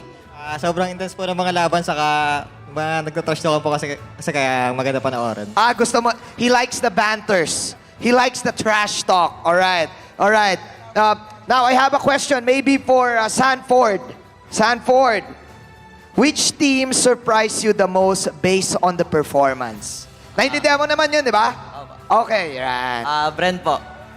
Bren, may iba bang team? Do you have any other teams that you like the performance? Yung team po ni Fly Solo, yung Deus Vult po ata. Deus Vult. Alright, Deus Vult. Nandun si Kid Bomba. Alright. Now I have a question for Carlito the Great. Carl. Oh, you have fans here, Carl, ha? Alam mo na yan, Carl.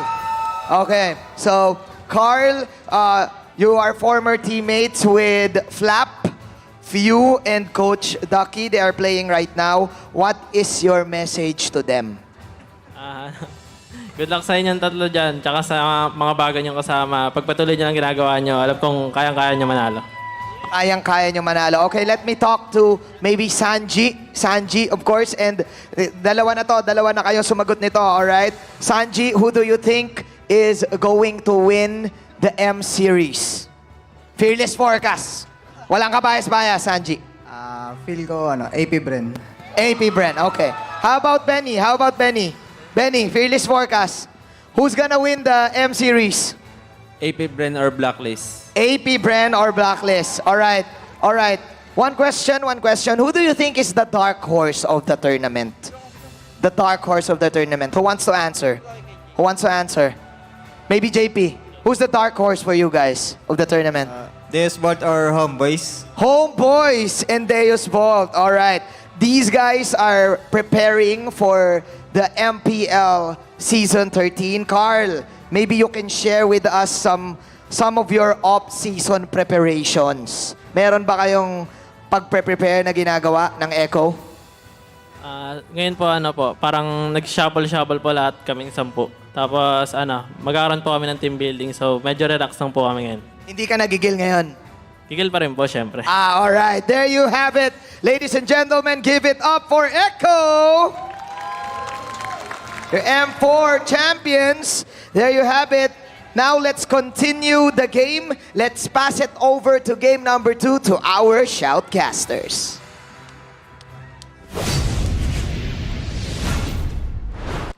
Thank you so much, Manjin, and also thank you to Echo. You know, we watched them walk in earlier. Yasu, I know you were surprised, man, that they were actually here. Nice he wasn't lying. Yeah. Actually, for me personally, before the tournament begins, I was kind of surprised that Team Echo isn't in the tournament because at some point I thought that it's inevitable for them to be. I'm not saying that the other Philippine teams are bad or anything, but having a chance to defend your own titles, back-to-back champion, that was a dream. I think it was too good to be true, and Team Echo, better luck next time. I don't know, seeing them here as guests isn't what I expected. Well, I mean, there's a lot of fans still out there, obviously, for Echo. And, you know, a lot of people are hoping that they could go and defend their title. But still, there's so many just good teams right now. Yeah. I feel like the competitiveness in the esport of MLBB has risen magnitudes over the past year alone. You know, and that's the beauty of even the wild card. And I always say this after getting to experience it, is that's the great thing about it. You see these regions rising through, and, you know, you have to go back and look at game 1. Team Flash, a team right from Singapore here, holding a very big lead against the Filipino champions, AP Bren. That already is actually, to me, quite a statement. Now, was it with a lineup that you typically don't see? Yes, but that's what makes Team Flash awesome. I mean, that's, again, when you look back at their road here, they won some of those games, obviously, with some of these unorthodox picks that work for them. And I think that's what makes them special as a team. And actually, speaking of the regions who are now uprising and showing really great performance on the international stage, we cannot neglect the fact that Kyrie, earlier on today, there was a quote where he spoke well about Team Homeboys. And now we have just heard from JB that he also recommends that they might be the dark horse. So again, as you said, there are a lot of teams in this tournament that can turn things around, and it's not only about the champions defending titles, it's about, I'm not going to say a new era, because so far we can't find a champion in this tournament that has 2 M series. So I'm not going to say a new era, I'm going to say uprising teams. Okay, let's see exactly what happens here, but as we wait for the draft for game 2, Mirko, I'm going to ask you, because, you know, I know even when you were play-by-play in the team fights there, it was kind of crazy, right? It was chaotic in a way in its own right. Now, everything that happened there for Team Flash, it fell into place. So do you think for game 2, they kind of go with one of those interesting lineups again to get the lead against AP Bren? Surprisingly enough, I think again, right? I mean, the drafts look very experimental in game number 1, but that's exactly what gave them the lead in the start. You're right. It feels like AP Bren were just not ready for that kind of draft in the early stage of the game. They didn't know how to really properly react to the diversions rotating across the map. But I feel like now it's readable. If you go for the same thing, AP Bren know exactly what's coming at them, right? That was their shot, man. And, the execution, it's always like this for a lot of the newer teams coming into the M Series. They get a good lead. Triple Esports yesterday as well against Onyx, a tournament favorite. Yep. Same thing that's happening now, but they're not able to fully utilize the goal lead they get in the early game to take the game all the way. Yeah, and just looking at AP Bren in general, especially the history over the past months that they've been playing, I feel like in a way when they have this very dominant play style for a while, especially in the early game, objectively, teams have kind of caught on that in their own way, right? Yep. And if it's these kind of drafts that you're not used to seeing, and it causes enough kind of confusion, and your tempo is going to be messed up, that's kind of what happened to AP Bren there. Now, Team Flash, we know too that there are some of these pocket picks, if you will, that work for them. Even Hades alone, we do know that he likes to specialize and likes to pick up the Aamon, the Aamon here, right? Can work for him, Hellcurt, stuff like that. But, you know, in this situation, given how everything's kind of fallen into place here, is it too risky, Yasu, to go something like that? Should Team Flash go with something that is more a little bit like, if you will, I don't know what is standard, Yeah, you know, no anymore. meta, Yeah, because really there's so many different strategies you can actually pull through. So is that something Team Flash might want to consider here for Game 2? Well, at some point, I kind of had a similar conversation with some of the pro players, and I've asked them, not the same exact question, but a similar one. And that one was, do you guys take your pick if you trust it enough that even if the coach doesn't trust? So let's say, for example, maybe that Louis wasn't agreed by the coach, but the player himself knew, or Jay himself knew, that it is the time for me to shine with that pick, with the pick of Louis. So this is the question actually to coming through. Do Team Flash have more stuff hitting for us? Because maybe that was like their card to play against AB Bren. So far, I don't think that we will see a target ban upon such these, like one of these heroes. Maybe find a way to work with them. So maybe they will give them the Louis again. They will open up everything for Team Flash, but yet they will have now an idea about how to deal with it. Not the way they did in the draft, but maybe in the macro. Yeah, it's a little weird for me because, like, with that last draft, if you're AP Bren, you're kind of thinking, like, okay, well, what are they going to pull through, right? Like, what is going to show up from Team Flash? Even just looking at their run through the group stages. And again, I think that makes even the draft approaching it, you kind of just try to cover your bases for the most part. First phase, you see a lot of this, you know, similar heroes being banned out here. We'll see if AP Bren wants to approach that and how, again, they want to adjust. Because if you look even how Game 1 went, it didn't start too hot for AP Bren, right? They struggled technically in the early game. And it started by Flap. It started by Flap at the bot lane. He was so pressured by the Khalid pick. And actually, at some point, Team Flash, they got inhibitor turrets, right?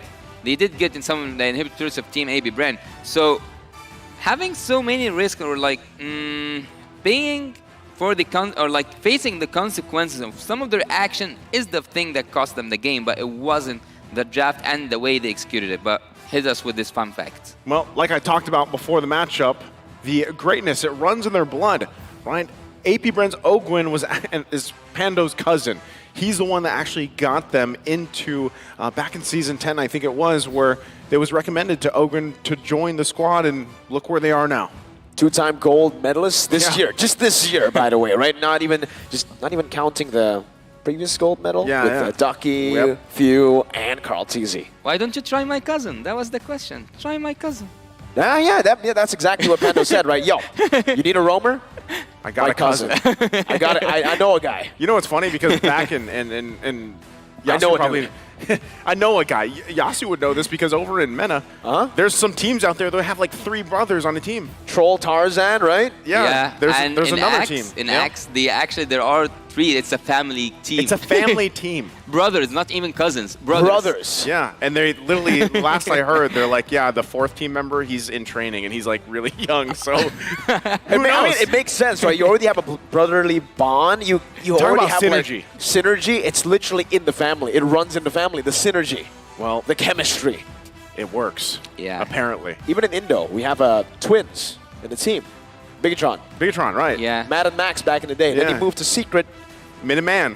Minuteman? Oh, right? We always throwing it back. There's always going to be brothers, man. There's always going to be twins as well. Malaysia and Indo, twins. I wonder actually how many stories there are out there. It's like, yeah, just try my brother, try my cousin.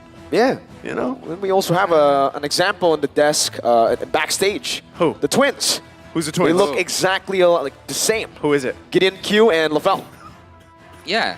That That actually works makes- too. Yeah, it makes a lot of sense. They could actually, be for me. brothers, man. I believe their title, like Gideon Q's title, is the English Lofel. And Lofel's title is the Malaysian Gideon Q. The Malaysian Gideon Q. Yeah. But then it gets even crazier, though. You're talking about casters here. Yeah? What about the our good old friend What are we getting at Jays, here? Jays and Arashi. Oh, man. It's a shame. Shout out that to you guys, by the way. Shout outs to Jays and Arashi. I actually worked with Jays and MPLID for the longest time. Yeah. I haven't met Arashi, though, in SG. Nah, Jays was just my roommate over for the wild card. Yeah, he I did told cast him for the to- wild yeah. card. Yeah. It was great, man. Miss that guy. He actually shifted to analyst, yeah? Kind of. Yeah. Well, as we wait for the draft here, we talk about anything synergy, families setting up, but it's true, right? I mean, at the same time, you see a lot of things fall into place here. Now, for Team Flash, once again, we can. This is a team really that when you're trying to, I feel like even Wolf, in a way, would have some difficulty trying to conceptualize what they want to go for. But we are going to be jumping into the draft now for game number 2. How does Team Flash adjust to get us to a game 3 ahead against AP Brent? Well, actually, before that draft starts, I wanted to say something, and it goes like this. Since we have that time, why don't we throw out some strange picks, yet effective? For me, I want like each one of us to say a certain pick. I would say Granger.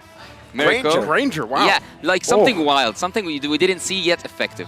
Like we saw Imperial with the Yisun. Do I have to pick my favorite hero, or do I have to pick a hero that's random? Your favorite hero, but not played. Like one of those who are forgotten. Yisun Shin, I've seen it in the wild card, but not here, right? I would love to see Yisun Shin get played here in the main stage. Last time we saw it in M, was it Zane? Zane, right? In the main stage, it was so, Zane, yeah. Okay. And Naisu, what's your favorite?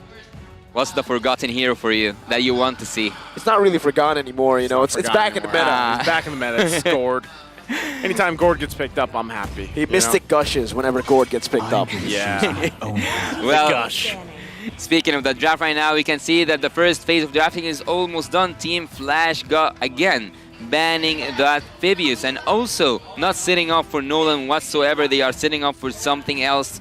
And this time, it's not forgotten. This time, Arlet is banned by Team Flash. Okay, I think that's a good start here for some of these things falling into place. Team Flash, though, waiting for this last ban from AP Bren. With what's open, you know, because the Guinevere's taken out, you are still leaving open. Bruno, not sure if they want to go that route. Faramis. The Faramis is still going to be there. Valentina, of course. Angela. Time to drop the beat. Joy is taken out. That's probably honestly, that's probably one of the better ones you can go for now. Again, priority-wise here, Yasu, what are we thinking? I would say go for the Valentina because if AB Bren right now pulls off an Angela or even a Faramis, you can have the best of both worlds. You can have the hard guard. You can also have the Realm. You can have everything that Team AB Bren has for their first picks.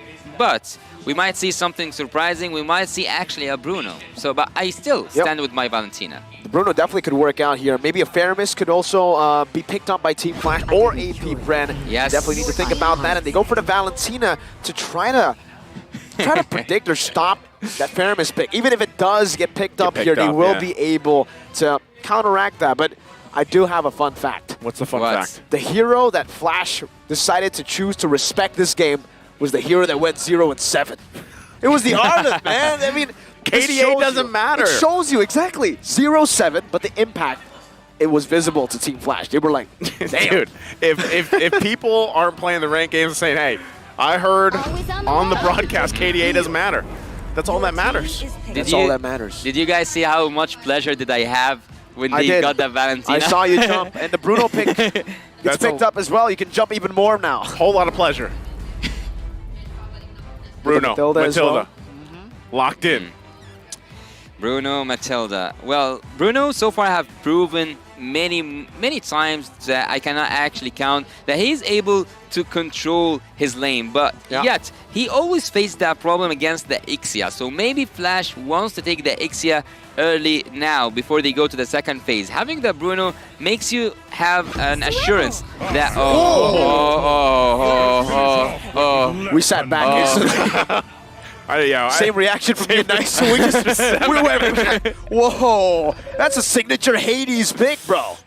Is it a man? Okay, I wasn't like I don't know. Actually, I'm like confused and at war with myself here because I'm like, is this what I was expecting or is this not? Because just again looking at Team Flash, how they made it here, what they went through, and how they performed so far, this is probably a better case scenario for them to just pick it up, go with Minotaur. You got the Valentina, you can work around that. But now I'm just kind of concerned, right, for Hades here. Why? On how AP Bren wants to play this. Also the fact that, yes, you have a Matilda.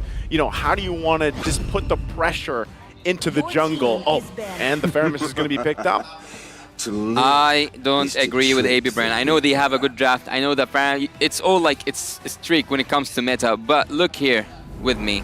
Team Flash, they do have the Fanny, and there's no crowd control, no crowd control. I'm not gonna count the Matilda ult as a crowd control here. So having Hades on his Fanny and now being able to ban the crowd control heroes, maybe he'll take out the Kaja, maybe also take out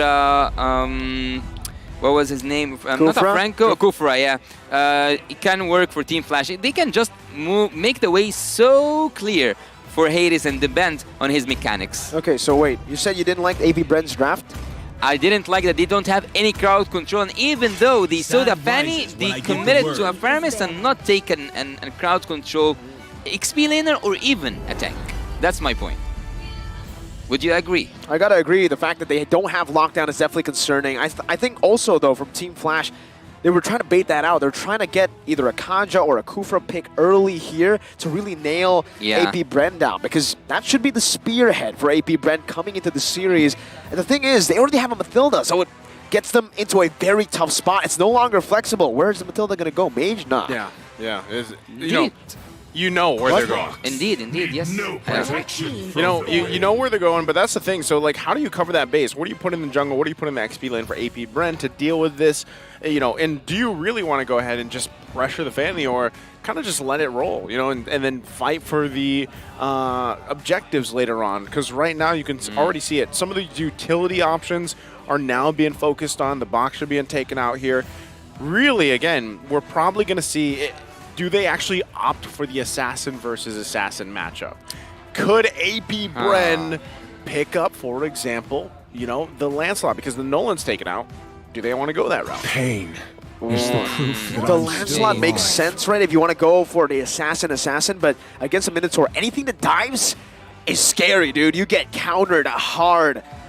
Yeah. What's concerning is that Diggy hasn't been banned out, right? I mean, I don't know if they want to go for a very deep, like, Diggy Matilda mid lane composition. That's super risky, but hey, that Minion's Fury could definitely be handled by something like that. Diggy Matilda? Do you know what I want to call out here for Team Flash? What? Trizla. Just take Trizla and everything goes down. Everything. For Team Flash? No, it goes down for AB Bren. So they ban Trizla? No, they take Trizla. Okay. They take the Trizla, okay. They take the Trizla. And maybe even ban a Diggy here. I know that I spoke about the Kaja and the Kufra, but have a... All right. I don't know why they use Yuzong, though. I don't see any use of banning that Yuzong so far. Well, again, Diggy's kind of out of the picture for me. You already got the Faramis, the Matilda here. So XP lane in the jungle. Really, you still want the initiator, because you guys make a good point, right? You can't just let the Fanny be unleashed, not really being bothered at all. You have the Minotaur, great, can work. There's an answer. Hey, just go for the old, the old reliable. The old reliable, all the way Fred. from M4. This hero's been meta for a whole year, dude. Even more than a year. It's been meta all throughout ever since it's been released. Fred is spelt with 4 letters, and there's another name also 4 letters, and it's one of your favorite words. What is it? Or one of your favorite names. What is it? Guy's a Chad. That's a Chad right there. Yeah, I mean, here's a Chad. He walks up, and this is exactly what AP Bren need. A lot of mid-control with the Faramis and the Matilda. That's good wave clear. Utilize that to invade as early as possible. Take away that purple buff, because, sure, the main way to counter a Fanny's lockdown, but a better way is to shut her down with taking that purple buff away. No purple, no problem. No need lockdown. I gotta say, I am getting older and my memory just not as the same as before. Not mentioning it. Look, I called for an Ixia, I called for a Trizla, so I'm good with what I said before. But again, I kind of forgot actually about the Matilda and Paramis being locked down, and I was looking at the second phase of banning from Team Flash to look for more like crowd control heroes or something. So banning the Baxia actually and also the Yuzong means that they had what they wanted at the first place. They didn't know, from my perspective at least, they didn't know what to ban except for those heroes that can at least annoy at some point. Yeah, and with that, again, the problem to solve for the Fanny here, I think AP Bren can actually execute this well with the Fredrin locked in. You got the Faramis. You got a way to get away too with the Matilda. So utility is going to be heavily in favor for them. Real quick, let's look at the team comparison here, Yasu. Team Flash. For me, that's a team that should win with this draft. Like, for me, they won the draft. For Team A-Bren, yes, for sure, they have the hospital meta, they have the ambulance meta, if you want to say about, if you want to talk about it, but I wouldn't agree with them. Well, agree or disagree, we're going to find out here as we get loaded into the land of Dawn. Game number 2, it's match point for AP Bren against Team Flash. We'll see if Team Flash can turn it around here with the lineup that they've taken for this one. Again, Ixia could prove to be very worthy in this game and impactful if they're able to pull it off, alongside the Fanny here for Hades. Well, before we get into the action, I want to point out that any ultimate that Team AB Bren have, we will have a copy from it with Jay. So, ladies and gentlemen, you have, for me at least, a winning draft 100% win, at least for me. For Team Flash? Yeah, for Team Flash. Okay, you're going with Team Flash. Your favorite Team Flash lineup. All in. Okay. All in, 100%, yeah. Naisu? Yeah, he's going 100% in it. Emblems looking pretty good here, too, for both teams, obviously. A lot of tenacities as well for Team Flashes. They're going to have to deal with some of this when they're already flickering out. So, you know, that's a small win for them. Can he actually get away from this? He should be fine, even though Lolzy's there. But this is kind of Ogren's job right now, right? Be a nuisance. Deal with his Fanny here. Well, look. With the flicker earlier, that's a good damage. But with the flicker earlier on, he should be punished, though. Ooh. Ogwen's taken very low. Calteezy is actually a level down. Finally gets to level 4. And it seems like despite Team Flash having a bit more damage to play with in the early stage, it's still AP Bren who have a little bit of a lead through the lanes. I think farming has been pretty good for them. 45 gold lane is very small, can go back and forth. But even in that gold lane, Vanix is getting out-traded by Marco. Seeing the Fanny again and again tells me that the early game will be for the favorite Team Flash, while Cutthroat comes in. Good defensive there with the flicker. So Turtle's going to be up. They already got the information that Hades is going to be on the top side, so that is the go signal to start up that Turtle. You can already see it being worked on here by Kyle Teasy. Oh, a purple. Rest of Team Flash, though, also trying to get in position. Ogwen just being a nuisance once again on around the purple buff. So trying to stall out Hades. This should just, once again, Turtle go in the hands of AP Bren here. That was so close. It was a bit too close for comfort for the side of AP Bren. Adamir rotating over. Meanwhile, Ogwen trying to stop Hades from taking that purple buff, but he still had that retreat, so he picks it up for free. Turtle for purple. Actually, at some point I was looking at Hades and neglecting the team fight. I thought that it's inevitable for Kyle to use his retribution. It was so risky, and I was actually kind of betting that Hades will not use his retribution, but after seeing Ogwen goes in, everything flipped around. If that happened, if that scenario in my head happened and took place, Team Flash would have went for the invade on the purple buff, and at this point, Fanny will be so far in lead when it comes to XP compared to the Fredrin. Yeah, even with that, again, I think one of the biggest parts here for Team Flash and Hades in general is every Fanny's, obstacle is like, hold on, Flap, though. Oh, not able to find the kill. Flap Teasy survives. Just with 1 HP. Meanwhile, there's a trade up top that AP Bren are trying to look for. What? What? I think he thought that Flap were to recall. That's why he didn't jump into the bush. But hey, a turret is a turret. You get a lot of plating anyways here. Cal Teasy invades the other side of the map, trying to look for that mirror play, and Hades will just recall as Adamir proxies the wave. Okay, so they're going to get a little bit of that gold to work around with on the bottom side, which does, keep things relatively even against AP Bren economy wise, and they're 30 seconds away from this turtle. So I feel like for Team Flash, they want to be able to get in position to actually contest this, but this is what I was expecting. When that Fredrin was locked in, this is the pressure that is that Hades has to deal with here. Oh. And look at the poke already to Lolzy. Caltese should be able to last hit this, and he does. He finds the purple buff now. It's gonna be Hades without a purple buff. AP Brent escaping, Caltese re-engaging, getting a good taunt and an Appraiser's Wrath. One last hit despite the flicker. Caltese stabs his way to the first kill in the game. Controlling that purple buff is 101 how to counter a Fanny. And Caltese has successfully got this mission right. AB Bren with 1.2k gold ahead. I wouldn't talk about the gold lead, I would just talk about Hades facing a hard time Flash team. And as we say, oh, that was so close. There is one more turtle, right? This is the second turtle for Team AB Bren, and they are getting ahead in the gold. But I saw something when we saw the emblems earlier on. Vanix is going for kinda tanky approach when it comes to emblem.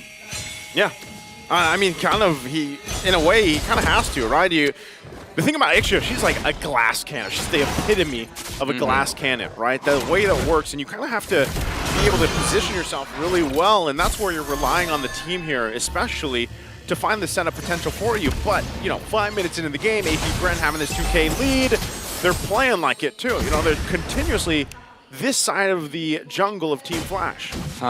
Why are Hades the one controlling the bot lane though? Oh, it was cut it down. Wow, Adamir now needs to join. So, will there be a fight here? Yep, Theo still able to escape with the help. Wow, why? No commitment for the side of Team Flash. Hesitating, maybe thinking that there's going to be a little bit or more members around. Kyle just picks up the purple buff for free. There's not much Team Flash can do. And now even with the Appraiser's Wrath just used to poke, that 100% win for Team Flash is not 100% so far. Yeah, it's not looking like that. Still going to be putting the pressure here in the mid lane. Again, a little trip around the Circle Eagle. But look at the level gap, too, between the junglers. Kyle Teasy, 2 levels ahead right now of Hades. And that's, once again, how much pressure is being put here. Flap, get some information. He's going to go ahead and get back. But you can see the way that AP Bren is playing on the macro level here against what Team Flash is doing. I kind of love what Flab is doing, actually controlling the lanes and also cutting them through for Team AB Bren. He's kind of annoying Team Flash at some point. They cannot do anything at this point when it comes to laning phase because Adamir completely neglects the bot lane, completely neglects the XP duties, and I cannot help but to wonder, Team Flash, they do have a winning draft. It is a 100% winning draft still for me, but they are not executing it as I imagined. It's all about the execution, yeah? Yeah. Team Flash with a 100% winning draft, their execution is not 100%. Yeah, nice. Yeah, that's the maths, right? That's simple maths right now, but, whoa, Vanix. Is it at least 20% though, the execution? I would give it 40%. Ah, it's not bad. Hey, Yasu, you're the analyst here, so whatever percentage you want to throw out, I'll at least be on board for now, right? So Super Marco picking up his Berserker's Fury. But this is my problem here with this. It's a low kill game. You've got a Fanny. You're supposed to be scaling really hard in the early game. Getting these kills. Please. You don't have it though. And the game, look at this. Like, Hades can't even move around right now. So you're going to have to kind of default to usually what happens in this situation. Fanix with a flicker. Gets out Lolzy now. Knocks Flap TZ out, but that's all he can do, really. He just knocks him up for a bit, gives him a bit of airtime. Okay, well, going back to it, you're going to get to a point here on Hades where you just kind of split push. Yeah. Right? And go for that, but mid lane. Adamir with a penalty zone, and that's going to be a full barrage to the back, but there's no flicker to help him get to the range. Now is an Appraiser's Wrath dealing with another Realm HP. The world is massive, and it gets to Adamir, canceling the recall. Hades recalling on the other side, and Kyle Teasy is taking control. You know what they want to do. They want to go and steal that purple buff again. Meanwhile, Flap, completely different from game number 1. You just experienced how this draft can work. If he just had that flicker Vanix, he could have easily swept Team AB Bren down. But yet, again, as you said, Naisu, and this is the point I kind of forgot to point out here. Fanny in the early game, you have it. Late game damage, you have it in the Ixia. Crowd control and setups, you have it with the Minotaur and the Terizla. Stealing all these good ultimates, you have it in the Valentina. What else do you need? Well, now. a purple buff right now is what they need for sure. Hades is going to get stunned up completely, and yeah, that early game to mid game completely neutralized because the steals continue to happen. And well, Yasu pointed out earlier, without the flicker, that 100% turns to 0% for Vanix. Yeah. I mean, with that, you know, anytime you pick up any of these heroes that really require that purple buff, it's kind of a disaster when you don't get it for this long, right? Like, what can you do? Yes, you see Hades putting the pressure there, looking for that tier 1 on the bottom side, but that's ultimately another objective going to the hands of AP Bren here, and the rest of the team really trying to work it out. One thing that I will say for Team Flash is at least Vanix, for the most part, has tried to farm up. He is gapped in comparison to Super Marco, but hey, he hasn't died, neither has Adamir, right? Hades has just been flying around, so there might be a point in this game where Team Flash can make their way back. Again, we saw the opposite happening the previous game of 7K difference for AP Brent. Owen was about to follow him all the way to the base there, but he decides to caca back out there just to utilize the Lord a bit more efficiently, and they're going to try to crack open the tier 2s in the mid lane first with the Bruno helping out. Calteezy trying to zone Team Flash away from that tier 2 in the mid lane, but they'll say, you know what, we'll just control the bottom lane first. Super Marco gets a free turret, and then they utilize another wave here with a built-up slow push with the Lord pushing up top. Incredible wave manipulation by AP Bren. That's the last tier 2 turret taken down by the Winions. AP Bren now looking for the base. The base turret in the top side going to be targeted down. Jay with a good Terrify onto Owen. That's a splash as well from the base turret. Lolzy jumps in but gets knocked up. Now it's another realm defensively. Adamir, that's a defensive penalty zone to defend the base. And now it's going to be Jay. What? He just gets taken out, disappearing in an instant. You blink and you miss it. Yeah, that's the price. These are the coincident. Oh my God, this is consequences. There it is. That you have to face. Yeah, 100%, man. Oh no! Not anymore. The 100%. Lolzy Not taking anymore. down Vanix. Running for the hills. Adamir is looking for a play. Hades does no damage. The full barrage does no damage. Even with the flicker, it's still not 100. Adamir flickers backwards, and now AP Brenner doing whatever they want. Yeah, releasing some pressure. That's the only thing Hades can do at this point by taking and making those split pushes possible. Team Flash, nothing at this point. Give me even the courage to say 20% winning chance. Now it's 20. We went from 100 to 20 here, Yasu. Well, again, hey, look at it this way. There's 0-0-0 across the board for him, Adamir, and Vanix, right? Oh, yeah. Can they keep it together and actually turn something around? Well, at this point, it's looking really dire. I don't even know 20% at this point because, you know, AP Bren, with this lineup that they have, and the fact that they can extend some of these team fights with the Netherrealm, that's the biggest issue. I mean, even this, Ogwin just taking a trip, you know? He outtrades the assassin. That shouldn't happen. He's enjoying. But looking at the items that just like disappear right now, there was some semi-items or like half items from the side of from Kyle, and he managed now to at least complete 2 of them, which is, one of them is the curse. What happened? What did I miss? No, it's just the fact that the Roamer deals more damage than the assassin. It's weird. Yeah, and you know what also is weird for me? This draft not winning. But anyways, let's go. We're still on that. Yeah, I cannot get past that because it's stick to me right now. You guys like pinned it to me. 100, 100, 100 all over the game. So Team Flash at this point, what can they do? What can they do is one good setup. Actually, yeah, one good setup can make a solid defense, and having that Netherrealm stolen from few can make that defense possible for Team Flash. Oh man, I'm also a believer in one good setup, but in this situation, you're 12K behind at the 13-minute mark, man, and your gold laners, that's like 4,000 gold behind. Yeah, it's, how many items are those? Like 2 items more? 1.5 maybe? Yeah. 1 point. I'm not good with numbers. Hades? Me neither. Okay. I'm not good with numbers too. Now, AP Brenner just utilizing the number game that they have, a 12,000 gold lead that's completely built up. It seems like Team Flash, they have no way to defend even this base turret in the mid lane. Hades has fast hands, but what can they do with this? Vanix is playing in the back. That's Adamir who jumps in the back as well. Ogwen provides the proper support. Super Marco has the win of nature. That just might be it. No! They win the fight, but in the end, it's 4-0. They didn't even let Team Flash get a kill in game number 2. Complete domination from the Hive. Get a dominating here performance for AP Bren, the Filipino champions here. Just unstoppable, it looked like in this series. Oh my god, things are not looking good at all for Team Flash at this point. They will wait until tomorrow. They will wait until they see Lil Gun in this group. AB Bren controls their fate right now, and right now they will just give those fist bumps to show some sportsmanship.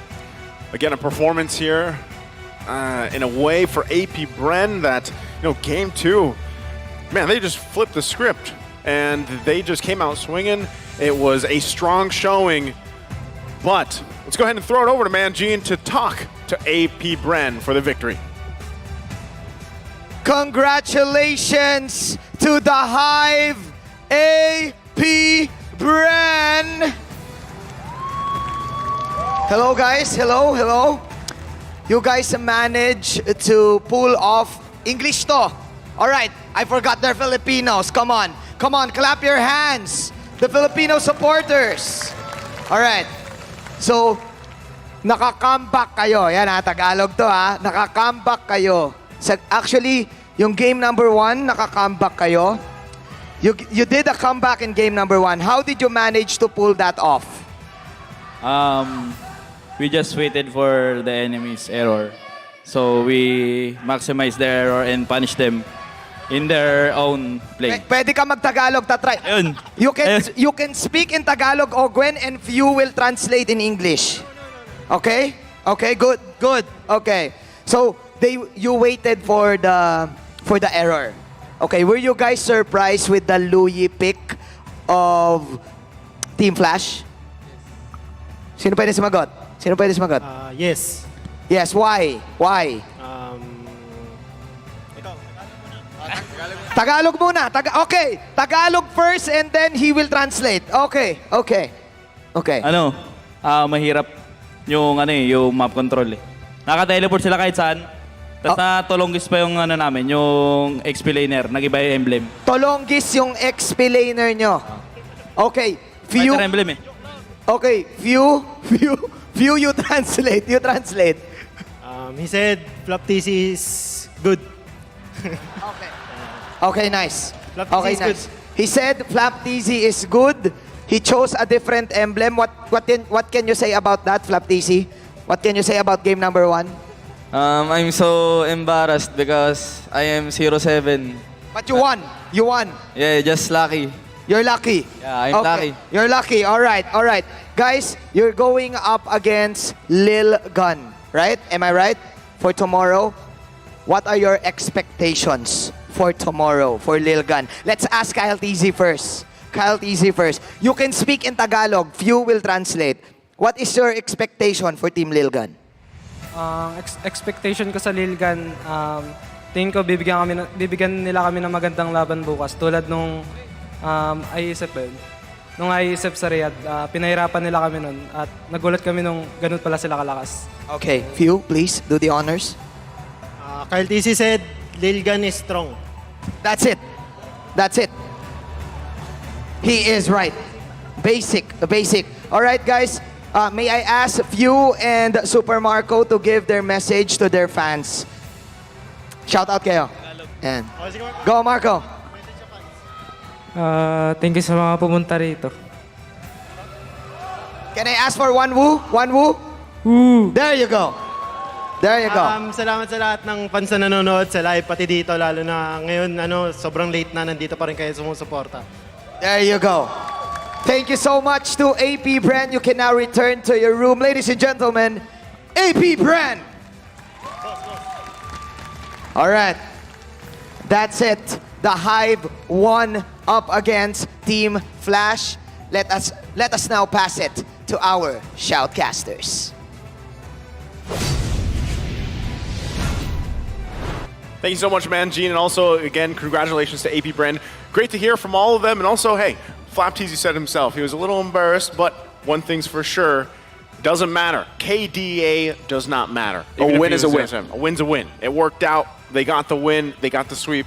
And I love what they said, too, because they talked about, Team Little Gun ahead of them, what they were surprised about when they faced them off in ISF. And, I know you had a chance as well to be a part of ISF, the online qualifiers and everything. So who knows what's in store for us tomorrow. But right now, we're going to be looking at the MVP for this game. Again, AP Brent all around just performed in every single lane and role.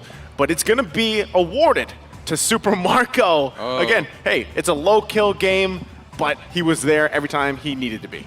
Well, Super Marco, I wouldn't actually have anyone expected to see as an MVP in a 4-0 game.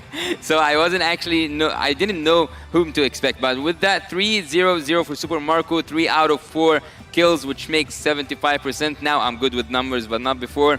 So looking at this game from different angles, I would say that as the AB Brand player said on stage, waiting for the mistakes was the key for a comeback for the first game. But in this game, it was actually the domination of that purple buff from the side of Team AB Brand. No matter how many times Hades tried to go in and do the cutthroats, have his freestyles doing, but Team Flash couldn't have the damage output that they needed. And no matter how many times you steal the Paramis ult, no matter how many times you activate it and also have this crowd control, the goal difference speaks for itself. We almost hit at 14k difference at a certain point. Here we can see that Hades was trying his best to regenerate some of this energy and also clear the lane, to clear all the lanes actually, because the pressure was coming from the top lane, also from the mid lane, and there was nothing at a certain point that Hades can do or anyone from Team Flash.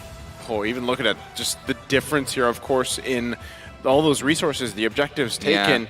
And that's always the risk you take when you lock in the Fanny, especially early on, right? This was the first phase that it was picked up. So then your game plan comes through to, okay, let's counter that Fanny. Let's put the pressure there. And that's kind of what AP Bren did. Very low, kill game overall, quick game. And that's a downside, especially when you have a Fanny and Iksha. And you need time for those heroes alone to build up, but then you're just choked out everywhere. Where do you find those wins in this situation? Well, in a 14k difference game, in a 14 minutes, it's so hard to find any opening. It's so hard to find any solution. Vanex actually was 0-0-0, Hades as well, and Adamir. I would say that the base was being it has been actually taken by the minions. I didn't see a lot of the members from Team AB Brand trying to commit to the crystal. But anyways, let's see here who was the forgotten one. Ogwayne, but not this time. It's not Flapteasy, it's Ogwayne. Streak. We can see here all across the screen all of the members from AB Brand, because Team Flash at this game was, for me at least, absent. 100% KP though for the Forgotten one. Definitely not forgotten here as well in game number 2. But Super Marco, can we just talk about this guy? 2 games in the winning position. Yeah. All right, we can definitely say that in a winning position, Bruno, you can just flow through. But in game 1, the fact that he stayed consistent game 1, game 2, this level of consistency is something that I gotta say, I gotta pay my respects to Super Marco, man. This guy is amazing. Yeah, he had a very similar consistency throughout, even recently with their international in ISF, and then throughout, the even regular season or the playoffs, if you will. And there's a reason why they, got everything they did. Like if you just look at AP Bren's past year, there's so much there for them, right? And I see this in a lot of teams, even recently, obviously with Onyx too. You look at all the roles, they all pop off in their own way. They all carry their role very well. And that's kind of what transitions into them and translates to their successes, right? And for this, Team Flash, unfortunately, they were just kind of outgunned in this game especially. But going back to what they did in game 1, that was great themselves. And, who knows, again, what's in store tomorrow for the last day of the group stages. That is the tough time. But for AP Bren, even with this game, the way that it unfolded, they're in very prime position here to possibly do really well for the rest of this tournament. Yeah, they are now on top of their group. They have 4 victories, or 2 victories. 2-0 and 2-0. They won. Yeah, they won against Bremer's Goals and now against Team Flash. So looking here at the team fight participation, I wouldn't like talk a lot about it because just Flapteasy. This one is 0%. He was just focusing on that split push. He was just focusing on cutting the lanes. But looking at Team Flash, actually, I wouldn't say that they didn't deal the damage they needed to deal. It was just about how much annoying having a Matilda and a Faramis at the same composition for your opponent team. No matter how hard you try, no matter how much damage you apply and the damage output that comes from you, there's always an engage and disengage coming from either Ogwin or you, just to take every effort that you have from your hands and just to get it used actually against you, because they have the chance always to re-engage and to always have this counter engagement. This is the damage taken, and Kyle got his, I would say, enough of taking damage, 102k. But speaking of numbers, do you know what number did I get correctly today? Yes. What's that? 2-0 for Bren. 2-0 for Brent. Yes, that's 100% true. That is 100% true.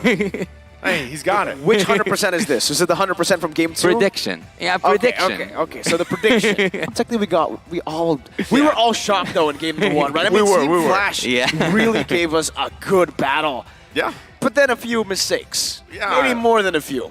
More than.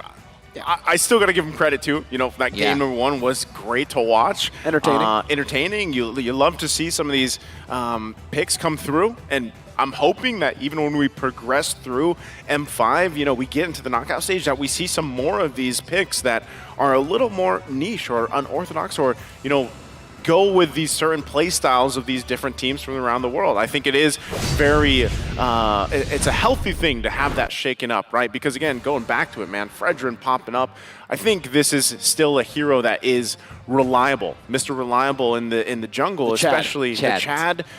You put him against a Fanny, and this makes it much harder, but you know that's why even when teams have done that, they faced this before, you really have to take care of the Fanny. You really have to take care of the resources and transition through the game, because like we saw from that, if you struggle too much from it, it's really hard to get the momentum going, right? So with that, we are going to be looking at the group standings here, how things have fallen into place now that day 5 is concluded for the group stage. So let's go ahead and look at the group update.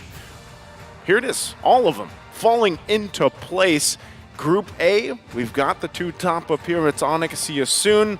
For Group B, we have Blacklist International, and then of course Fireflux. Group C, AP Brennan Lilgun, who we'll see some more of, and of course Group D, currently we have Geek Fam up there along with Daewoo. And we still don't know. Yeah, and for Team Flash, actually, I don't know how do they feel right now, because their fate is being decided by the rest, or like the last game in this group, LG, Team Lilgun, and Team Abram. And we possibly might have tiebreaker. There's a possible tiebreaker for Group D as of now. So, you know, as we wait for the back end, the production team and everyone else to kind of figure all these numbers out, right? Where things are going to fall into place.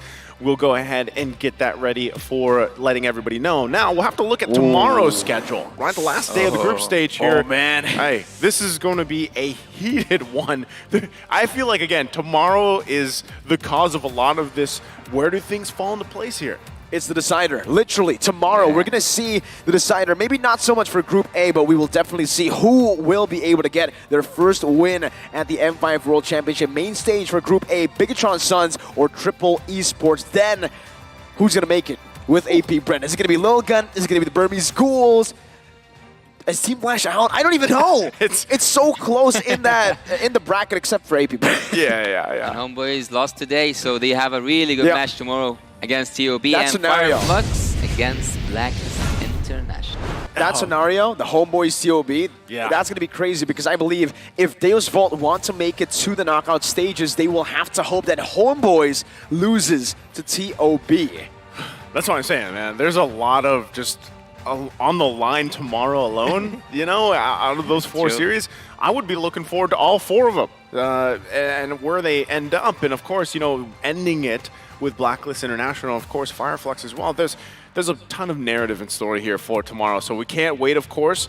We have had a jam-packed day today, and everything has unfolded here up to this point. This is also because we're in obviously a different format than what we had before. This is why it's such high stakes, right? 8 teams will eventually not be proceeding to the knockouts. So hey, it's been 4 amazing series that we've had today. Thank you guys so much for sticking around for us around the world watching this. This wouldn't be possible, of course, without our sponsors. Powered by Moonzon, presented by Kidia, supported by ROG, the official gaming phone, Grab, the official super app partner, and Secret Lab, our official chair partner.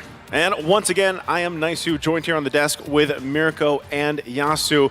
We have loved the action through the day, and of course the other casters that were here with us earlier on in the day and resting up for tomorrow. Now, before we end, we're going to throw it over to our host, Manjin, to see what he has to say to wrap up this amazing day.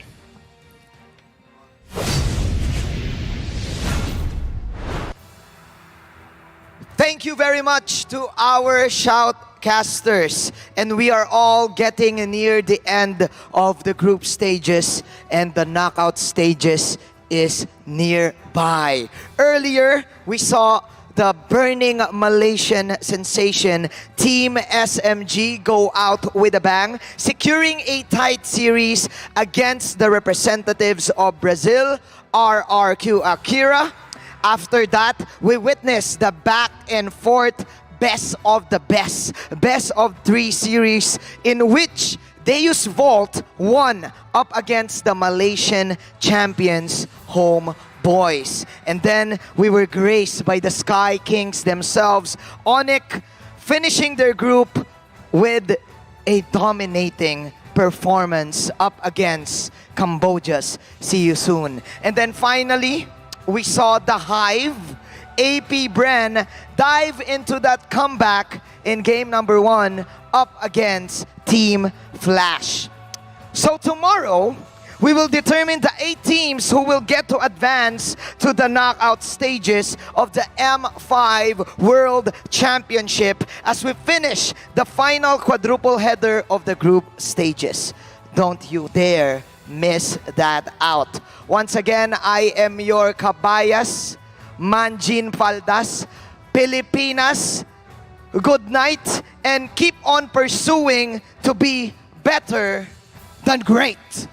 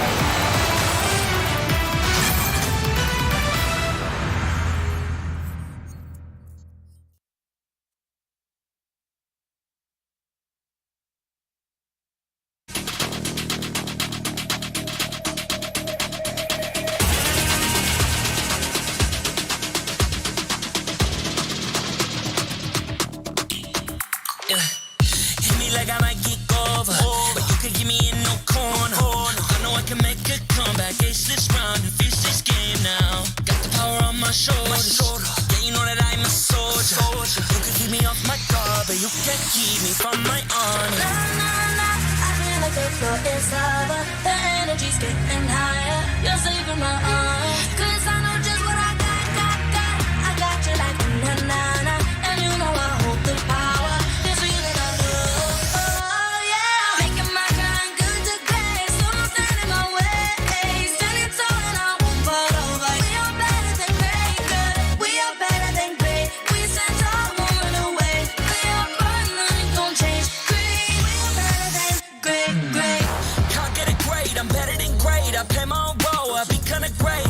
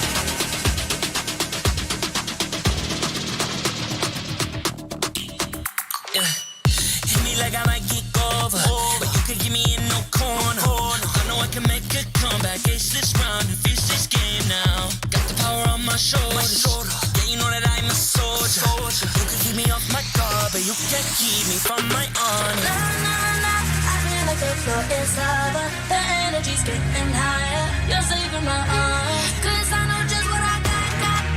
I got you like na na na, and you know I hold the power. This feeling I love, oh yeah. Making my grind good to great, so don't stand in my way.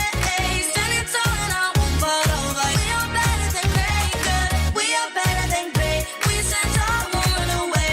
We are fun, nothing gon' change. Great, we are better than great, great. Can't get it great, I'm better than great. I play my own role, I become the greatest. Transcend myself into this game, yeah. I feel the power to dominate fate. Championship mind, no time for the weak. We're start to the game, shout, reveal. Better than great, that's how we feel. I feel like the floor is lava. The energy's getting higher. You're saving my arm. 'Cause I know just what I got. I got you like na na na, and you know I hold the power. This feeling I love, oh yeah. Making my grind good to great, so don't stand in my way. Standing tall and I won't fall over. We are better than great, good. We are better than great. We stand tall, won't run away. We are fun, nothing gon' change. Great, we are better than great, great. If we stand tall and believe we can make it, you and me, with a sense of urgency, you'll see I'm better than great. I'm better than great. Oh yeah, yeah. Oh, I'm better than. I'm better than. Making my grind good to great, so don't stand in my way. Standing tall and I won't fall over. We are better than great, good. We are better than great. We stand tall, won't run away. We are fun, nothing gon' change. Great, we are better than great, great.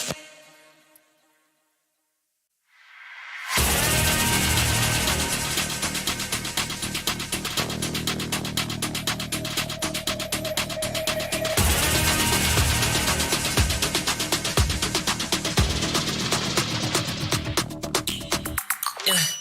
Hit me like I might get over, but you can give me in no corner. I know I can make a comeback, ace this round and finish this game now. Got the power on my shoulders. Yeah, you know that I'm a soldier. You can keep me off my guard, but you can't keep me from my honor. Nah, nah, nah, I feel like the floor is lava. The energy's getting higher. You're saving my arm. 'Cause I